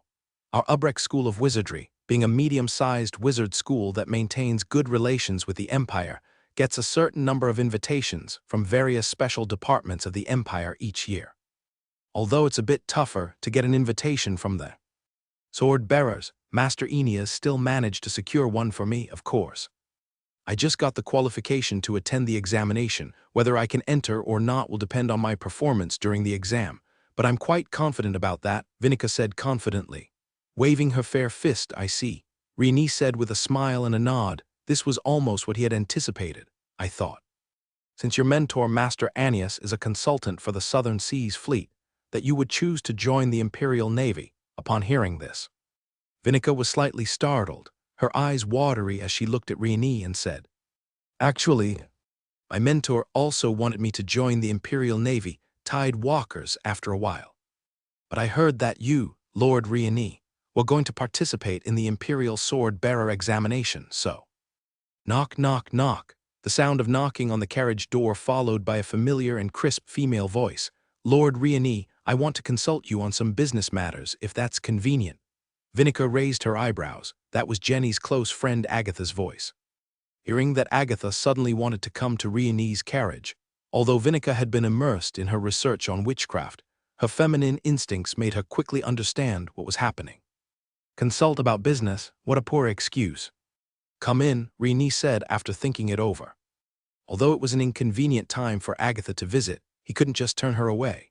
After all, Agatha had once helped him collect Lingwin books, and the Wigging family, to which she now belonged, was a shareholder in the Hammer and Rose Trading Company. Although Vinica's words were somewhat unresolved, Rieni had clearly understood her intention. Once Agatha boarded the carriage, Rieni smiled slightly and said, Miss Agatha, if you don't mind, I'll invite Jenny over as well. She's quite bored by herself. Hearing Rieni's words, Agatha glanced at Vinica, felt a bit annoyed but had no choice but to nod and say, Of course, Baron Rieni. A minute later, Jenny, looking a bit dazed, was escorted onto the carriage by the small-statured Matteo, and the three ladies then sat together with Rieni in the carriage. Having the company of three noble ladies made Rieni's somewhat tedious journey livelier and more interesting. Traveling from Meister to the provincial capital Münster at the pace of the caravan normally took 10 days. And from today until the last day of the month of Vitality, there were exactly 12 days left, giving Rieni 2 days to spare. Geographically speaking, as they traveled between Meister County and Münster, they needed to cross Wales County to reach the borders of the provincial capital Münster. Since the counties were connected by main roads primarily maintained by the officials, the road conditions were relatively good. Along the way, there were occasional not-so-alert bandit groups attacking the caravan, but Rieni didn't need to lift a finger. Just letting the Saluki war dogs and the blood-feathered horned owl beast coordinate a ground-air assault was enough to scatter the enemies. Of course, the bandits weren't completely useless. At least, they contributed a wave of experience to Rieni's beast-taming profession. Seeing a dog and an eagle so mighty in battle, Matteo's eyes widened, and from then on he took even greater care in looking after them. Tusk, Lord Rieni's power is getting stronger, and even the power of this dog and eagle by his side has surpassed me. Alas, Matteo couldn't help recalling how, half a year ago in Flashgold Town when he first joined the Night Watchman, Rieni's frail figure, and now looking at Rieni, it was as if he had become a different person. 6 days later, Rieni noticed that the environment on both sides of the road gradually began to change.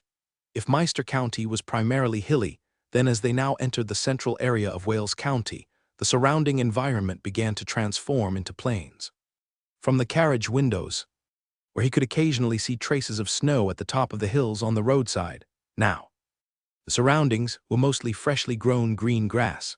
The dense forest also gradually thinned out, replaced by scattered, well-placed farmlands, and the farmers of Wales County were already starting some spring farming preparations. After entering the plains area, Rhianni's group hadn't encountered any robbers for 3 consecutive days, not even a fierce wild animal occasionally jumping out of the forest. The closer they got to Minster, the better the security conditions seemed to be. In addition, while on the road, Rhianni didn't forget to continue his training. There's a saying from his previous life: a fist not far from the hand, a tune not far from the mouth. Therefore, unless under special circumstances, Rain would practice meditation and breathing exercises every day. The effects of practice were very significant. After finishing today's breathing exercise, 2 system prompts sounded consecutively. Congratulations, your constitution attribute has been enhanced. Congratulations, your strength attribute has been enhanced. Rain saw constitution +1 and nodded inwardly. Not bad, it's like adding back 1 point from the previous -2 in constitution, and once again, his constitution reached 29 points. Additionally, whenever they set up camp, Rain would make time to practice with the axe and shield. After 7 days, Rockin's axe and shield combat skill had advanced to LV 4. 3 days later, Rain's party was about to leave the edge of the Welsh county and soon enter the territory of Minster. Gazing into the distance, the small paths merging into this main road grew increasingly numerous. After passing a huge boundary marker, the road's width gradually expanded from an original approximately 6 to 7 meters to over 10 meters. At the same time, as the side roads converged onto the main path, the traffic on the main road also increased, including solo riders and merchant caravans like Rain's. There were small merchant teams composed of 3 to 5 covered wagons, as well as simple teams of 1 or 2 horse-drawn or ox-drawn carts transporting fresh vegetables and fruits from the nearby farmers, hardly qualifying as a convoy. Of course, there were also those larger than Rain's group, with convoys of more than 20 horse-drawn carriages, guarded by dozens of elite team members, clad in swordsman light armor or archer leather armor. Rain even sensed on several occasions 1 or 2 wizard apprentices who rode past his carriage in haste. The faint fluctuations of their spiritual power couldn't escape his perception. After all, his spiritual power was as high as 36 points. In addition, there were the occasional noble knights. Rain saw several fully armed knights several times, some followed by 1 or 2 attendants while others sped ahead alone, quickly overtaking his carriage. After the caravan crossed a steep slope, exclamations of surprise came from ahead. This instantly drew the attention of the 4 inside the carriage. The sound seemed more like astonishment rather than being under attack. This made Rain and the 3 ladies lift the curtains curiously and look out the window. What entered their view was an immense green plain with a winding river cutting through its center. On the plain, farmers were diligently toiling away. In the distance were contiguous, gray-white mountains. What was astonishing was that under the main peak of those towering mountains, there was a massive city clearly built of white boulders against the mountainside. Clearly, this was the provincial capital, Minster. Although Rain had heard various descriptions of Minster before, seeing it with his own eyes was still shocking. The grand city before their eyes must have involved the intervention of transcendent powers. However, after marveling for a while, the 3 girls were quickly attracted to a huge blue lake not far ahead. The lake was just beside the road, not far from the caravan. Due to the clear weather, the reflection on the lake at a specific angle mirrored the azure sky and white clouds above, creating an impression akin to a mirror of the sky. "Baron Rain, let's rest by the lake for a bit," Jenny was the first to say. "Of course we can." Faced with the joyful and longing looks of the 3 ladies, Rain immediately nodded in agreement. Soon, the caravan camped by the shore of the lake. They then learned from the conversations of nearby travelers that this lake was called Stillwater Lake, one of the famous lakes of the provincial city Minster. When Rain and the 3 ladies disembarked from the luxurious carriage, the ladies' beautiful appearances and their clear laughter immediately drew the attention of several groups of people nearby. Among them, 2 groups seemed to be somewhat similar to Rain's group, either in long robes or knight plate armor, likely to be a noble or a noble's offspring, while another group was now planning to resume their journey after collecting water. Since it was a rest stop, Rain naturally let Matteo take the Lavier's warhound Quiche out for some air. When the warhound, large as a pony, descended from another carriage, it seemed to stir some interest among one of the groups in noble attire, who kept glancing over.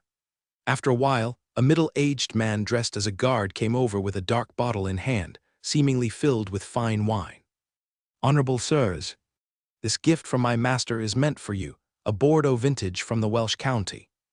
Among the people, a handsome young man clad in tailored noble hunting attire raised his wine glass and gestured to Rain and his companions. Rain nodded slightly in response, letting the short-statured Matteo accept the fine wine. At this time, a middle-aged man whispered a few words to the noble youth. The hunter-outfitted noble then looked at Rain and his group with a somewhat astonished gaze. Minutes later, the noble youth walked over with an elegant demeanor and said, smiling, "Forgive my boldness, but this, sir, is this dog perhaps a violent beast mutated from a common lavrier. This is truly rare. I wonder if you would consider parting with it. I am willing to offer 1,000 imperial gold coins." Hearing this offer, many people nearby couldn't help but gasp in low voices. This was 1,000 empire gold coins, a sum beyond the wildest dreams of ordinary people.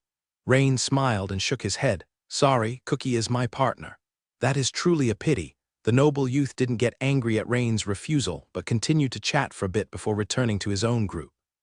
After setting up camp, Jenny seemed to think of something and turned to ask Rain, "Lord Rain, will our stopping here affect your participation in the sword-bearer assessment?" "What I mean is, do you need to arrive early?" "It doesn't affect me. As for the time, the assessment is the day after tomorrow," Rain replied with a smile. Shaking his head, he wasn't worried about the preliminary assessment. By the campfire, another group composed of several young people overheard that Rain was here for the Empire Sword-Bearer assessment and couldn't help but look over in surprise.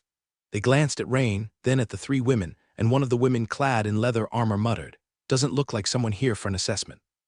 Must be an offspring of some major noble, right?" "Maybe, but look at the insignia on their side, a hammer and a sword. Doesn't seem like it belongs to a major noble," a young man said with a puzzled expression. Another nodded and added, "Yeah. I don't recall any noble crest like this among the Marquis of Minster. As for a duke, it's even less likely. The Duke of Minster's crest is the serpent shield." Soon, their conversation shifted back to the topic of the assessment. "I've heard rumors that in this noble ennoblement assessment, there's a young man who is very strong, apparently outscoring the second place by a wide margin." "The noble ennoblement assessment? No, Steve, you might not be aware, but typically in the sword-bearer assessment, the strongest contenders are actually from the army." "Huh? Is there a reason for that?"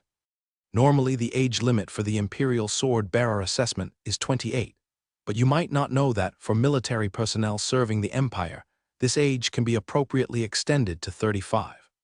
So, our biggest competitors in the assessment are not the young people who received an invitation through the Noble Ennoblement assessment, but the elite from the army, who have been honed in real combat, and are extremely skilled in various extraordinary battle techniques and witchcraft.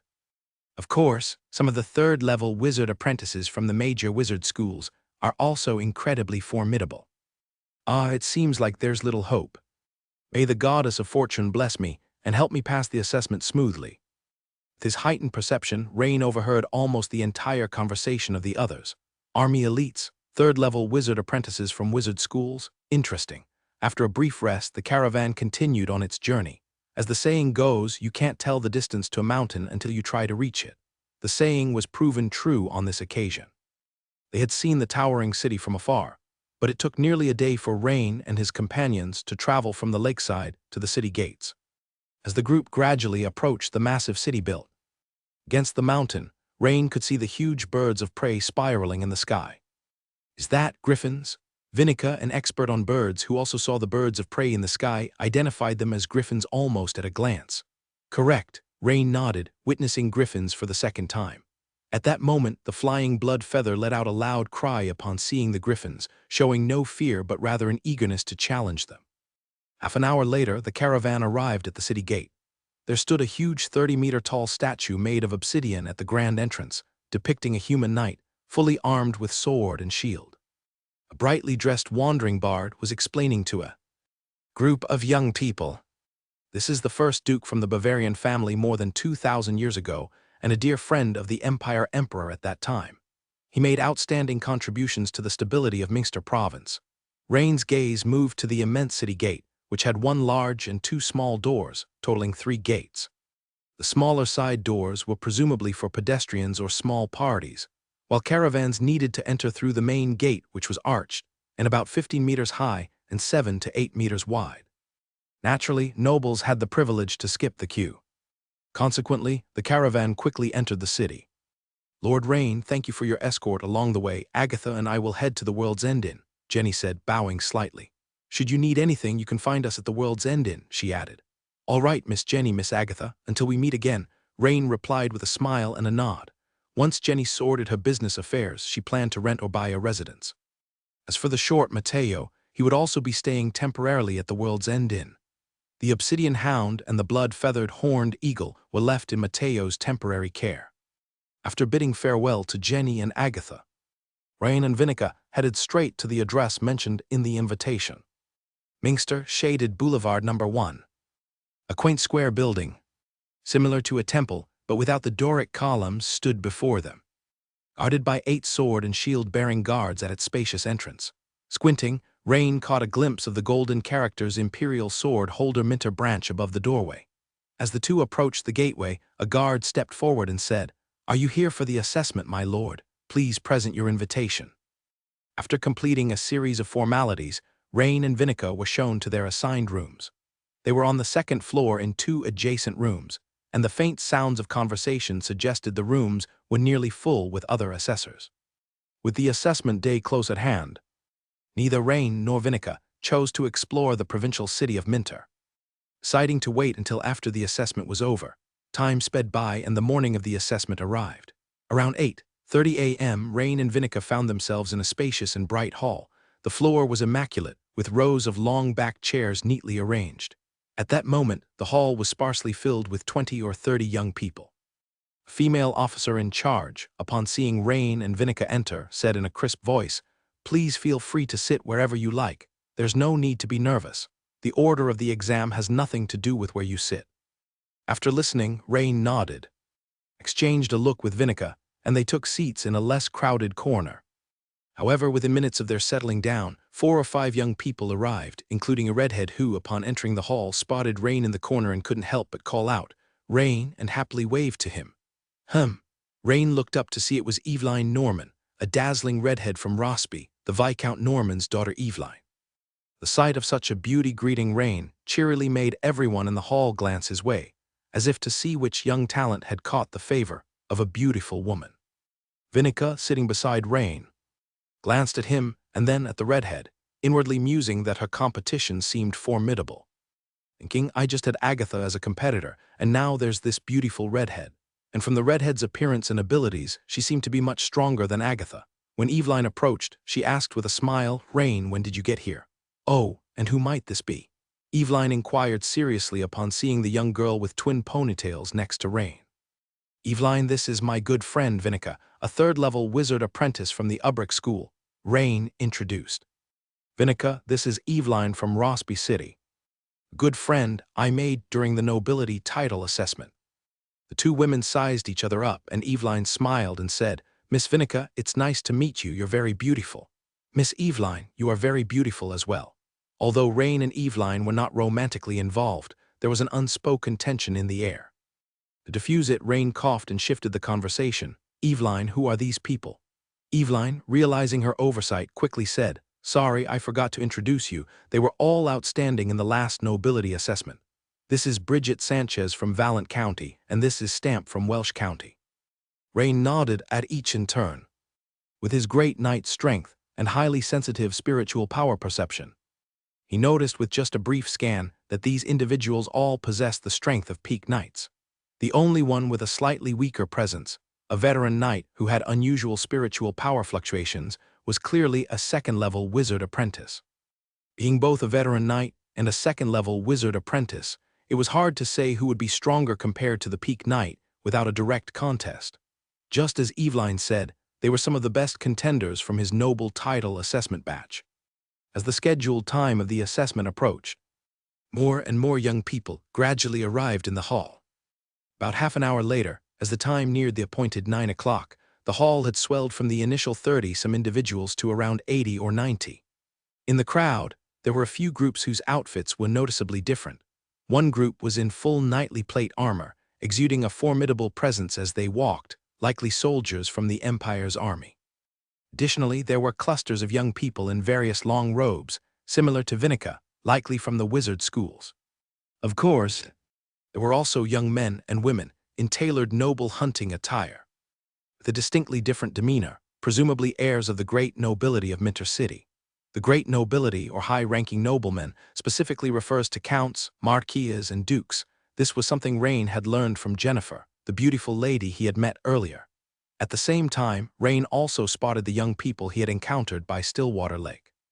Interestingly, Eveline seemed to know some of them. "Hey, Fiona, long time no see," Eveline greeted with a smile as she walked up. "Eveline, it's been a while." "Oh, it's you." The young woman in leather armor recognized Rain immediately. The same young man who had been with 3 beautiful girls by the shore of Stillwater Lake. Other young people present also recognized Rain, appearing quite surprised, seemingly not expecting that he would be a friend of Evelyn. However, they did not desire to engage in conversation with him since their impression of Rain was not a good one.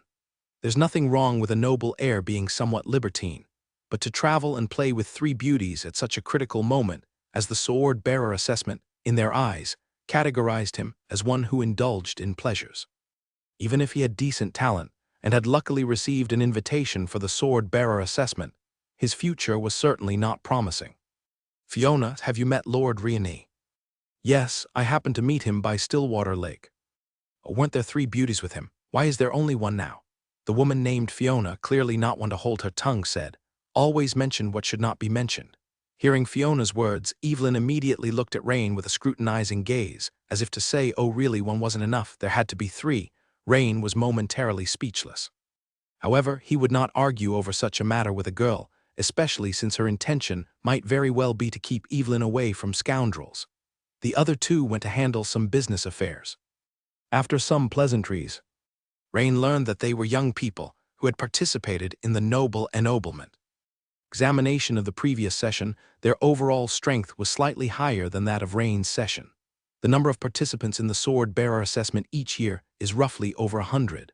The acceptance rate is about 30 to 40%. However, even those who fail are generally invited by other departments of the Empire. Rain silently listened, his expression calm.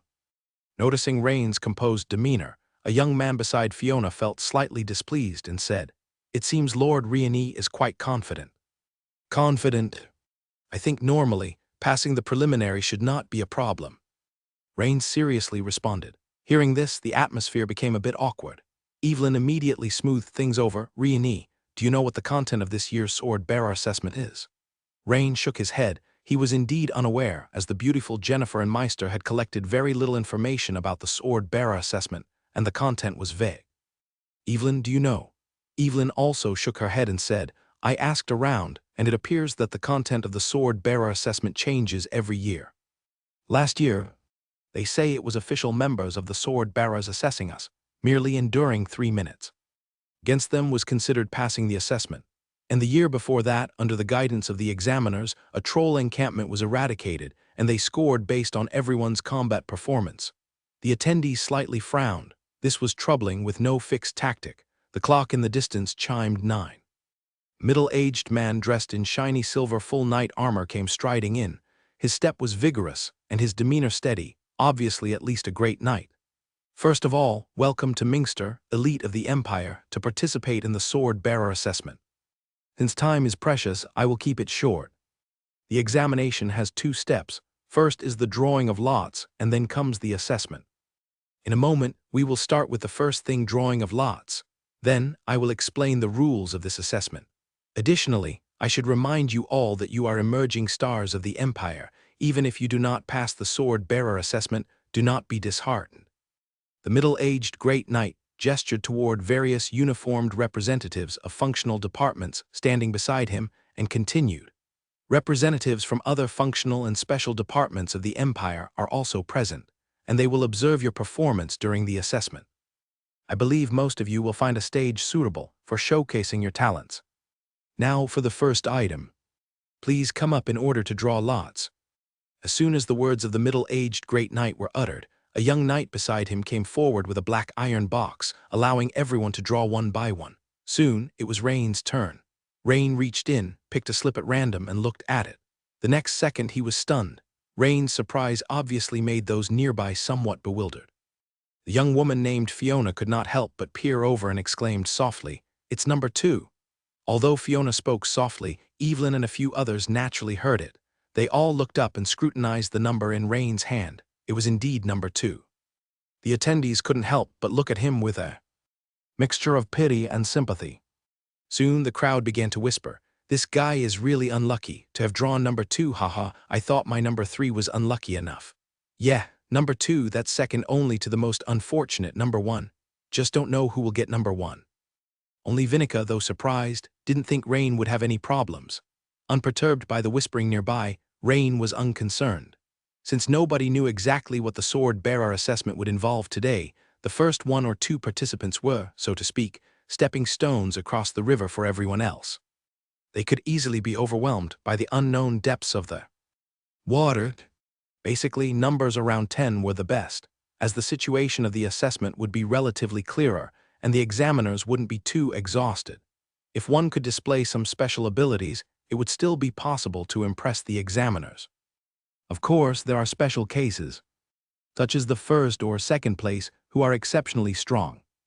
If that's the case, I'm sorry, but the subsequent scoring by the examiners will naturally be lower. After all, the bar has been set high. Just then, a slightly miserable voice suddenly rang out. "Oh no, I'm number 1. Silence. Whether you accept it or not, luck is also a part of strength," the middle-aged great knight said in a stern voice. For a moment, everyone couldn't help but look sympathetically at this unfortunate fellow. After everyone had drawn lots, the middle-aged great knight continued, "Now the drawing is complete. There's only one rule for the assessment: the use of disposable sorcery scrolls, transcendent potions. Special weapons is not allowed. Of course, if you are a scroll maker or a pharmacist by profession, you are allowed to use them, but a separate review will be required after the assessment. Now, everyone follow me." After walking down a long corridor, they arrived at a spacious hall with a domed ceiling. At the center of the hall stood a tall, black statue surrounded by iron railings, resembling an indoor arena. Off to the side were about a dozen people, seemingly staff, with the 5 in the front dressed in black uniforms similar to noble hunting outfits, holding paper and pen, looking like examiners. The middle-aged great knight approached one of the men. An old man dressed in an earthy yellow wizard robe, with his hands tucked in wide sleeves. Bowed slightly, "The assessors have all arrived. Then we'll trouble Master Matthias now," he said. At this moment the old man opened his eyes, a sharp light flashed through them as he replied, "No trouble at all. It's Stoneroll School's turn this year. It's a good time to see if there are any promising candidates." Suddenly, he took his hands out of his sleeves, revealing a short black wand in his right hand. He pointed it towards the statue in the center of the arena and began chanting softly. Rain looked at the old man in surprise. Even though he was tens of meters away, could still feel a powerful and condensed wave of spirit energy. Crack! But what surprised everyone more was that the shell of the black statue in the center of the arena began to crumble. It was only then that everyone realized that the 2-story tall giant statue in the center of the arena was not an inanimate object but a living creature. "Oh no, it's an obsidian giant. Is our sword-bearer assessment really about defeating an obsidian giant? This is crazy, it's impossible." Suddenly, the crowd of assessors was buzzing with whispers. "Silence!" The middle-aged great knight took a deep breath and shouted loudly. "This year's sword-bearer assessment requires surviving under the obsidian giant for 1 minute to pass. Even if you don't last, we hope every assessor gives their all because your performance will be recorded by the panel of examiners." The 5 middle-aged people in black hunting outfits began swiftly jotting down notes with their feather pens. This immediately quieted down everyone present. "Number 1, the middle-aged great knight shouted loudly. "Number 1, who is number 1, come up immediately." After shouting again, a knight holding a sword and shield with a gloomy face walked forward. He had intended to give up, but seeing other department heads of the Empire present, he decided to try his luck. Even if he couldn't join the sword-bearers, other special departments might accept him. He moved cautiously around the obsidian giant from a distance. The obsidian giant looked at him and raised its hands high. Just as he was puzzled about what the opponent was intending to do, suddenly, a wave of earth-based energy came through, and a circular stone appeared out of thin air in the hands of the obsidian giant. Swoosh! A blur flashed by, and the stone shot towards the young man with the sword and shield like a cannonball. In that instant, the young man went pale, rolled to the side, just in time to narrowly evade the obsidian giant's strike. But the splinters of stone still made him dusty and battered. The key point was, this was just the beginning. The obsidian giant's hands continuously produced circular rocks, hurling them at the young man. Boom! Finally, the young man could not dodge in time and had to block with his shield, only to be blown away on the spot. Duration 18 seconds not qualified, one of the staff shouted. Meanwhile, the 5 examiners were fervently recording something. The injured young man with the sword and shield was immediately taken aside for treatment by a professional physician. Next up, number 2, the middle-aged great knight looked over the crowd and called out sternly. Seeing the giant size but swift response of the obsidian giant, everyone looked at Rain approaching it as though he was marching to his death. Facing the 6-meter-tall, several tons heavy obsidian giant, Rain didn't show any fear. In fact, he felt a thrill of excitement. Having faced such large transcendent creatures before, Rain had slain beasts like the nearshore plesiosaur and the scaly armored turtle before he even became a great knight. Give it your all, even if you don't pass, your performance will still be recorded, the middle-aged great knight said, as usual, to Rain. Rain nodded. Originally, Rain had thought about holding back a bit. But now that he was the second one to take the assessment, this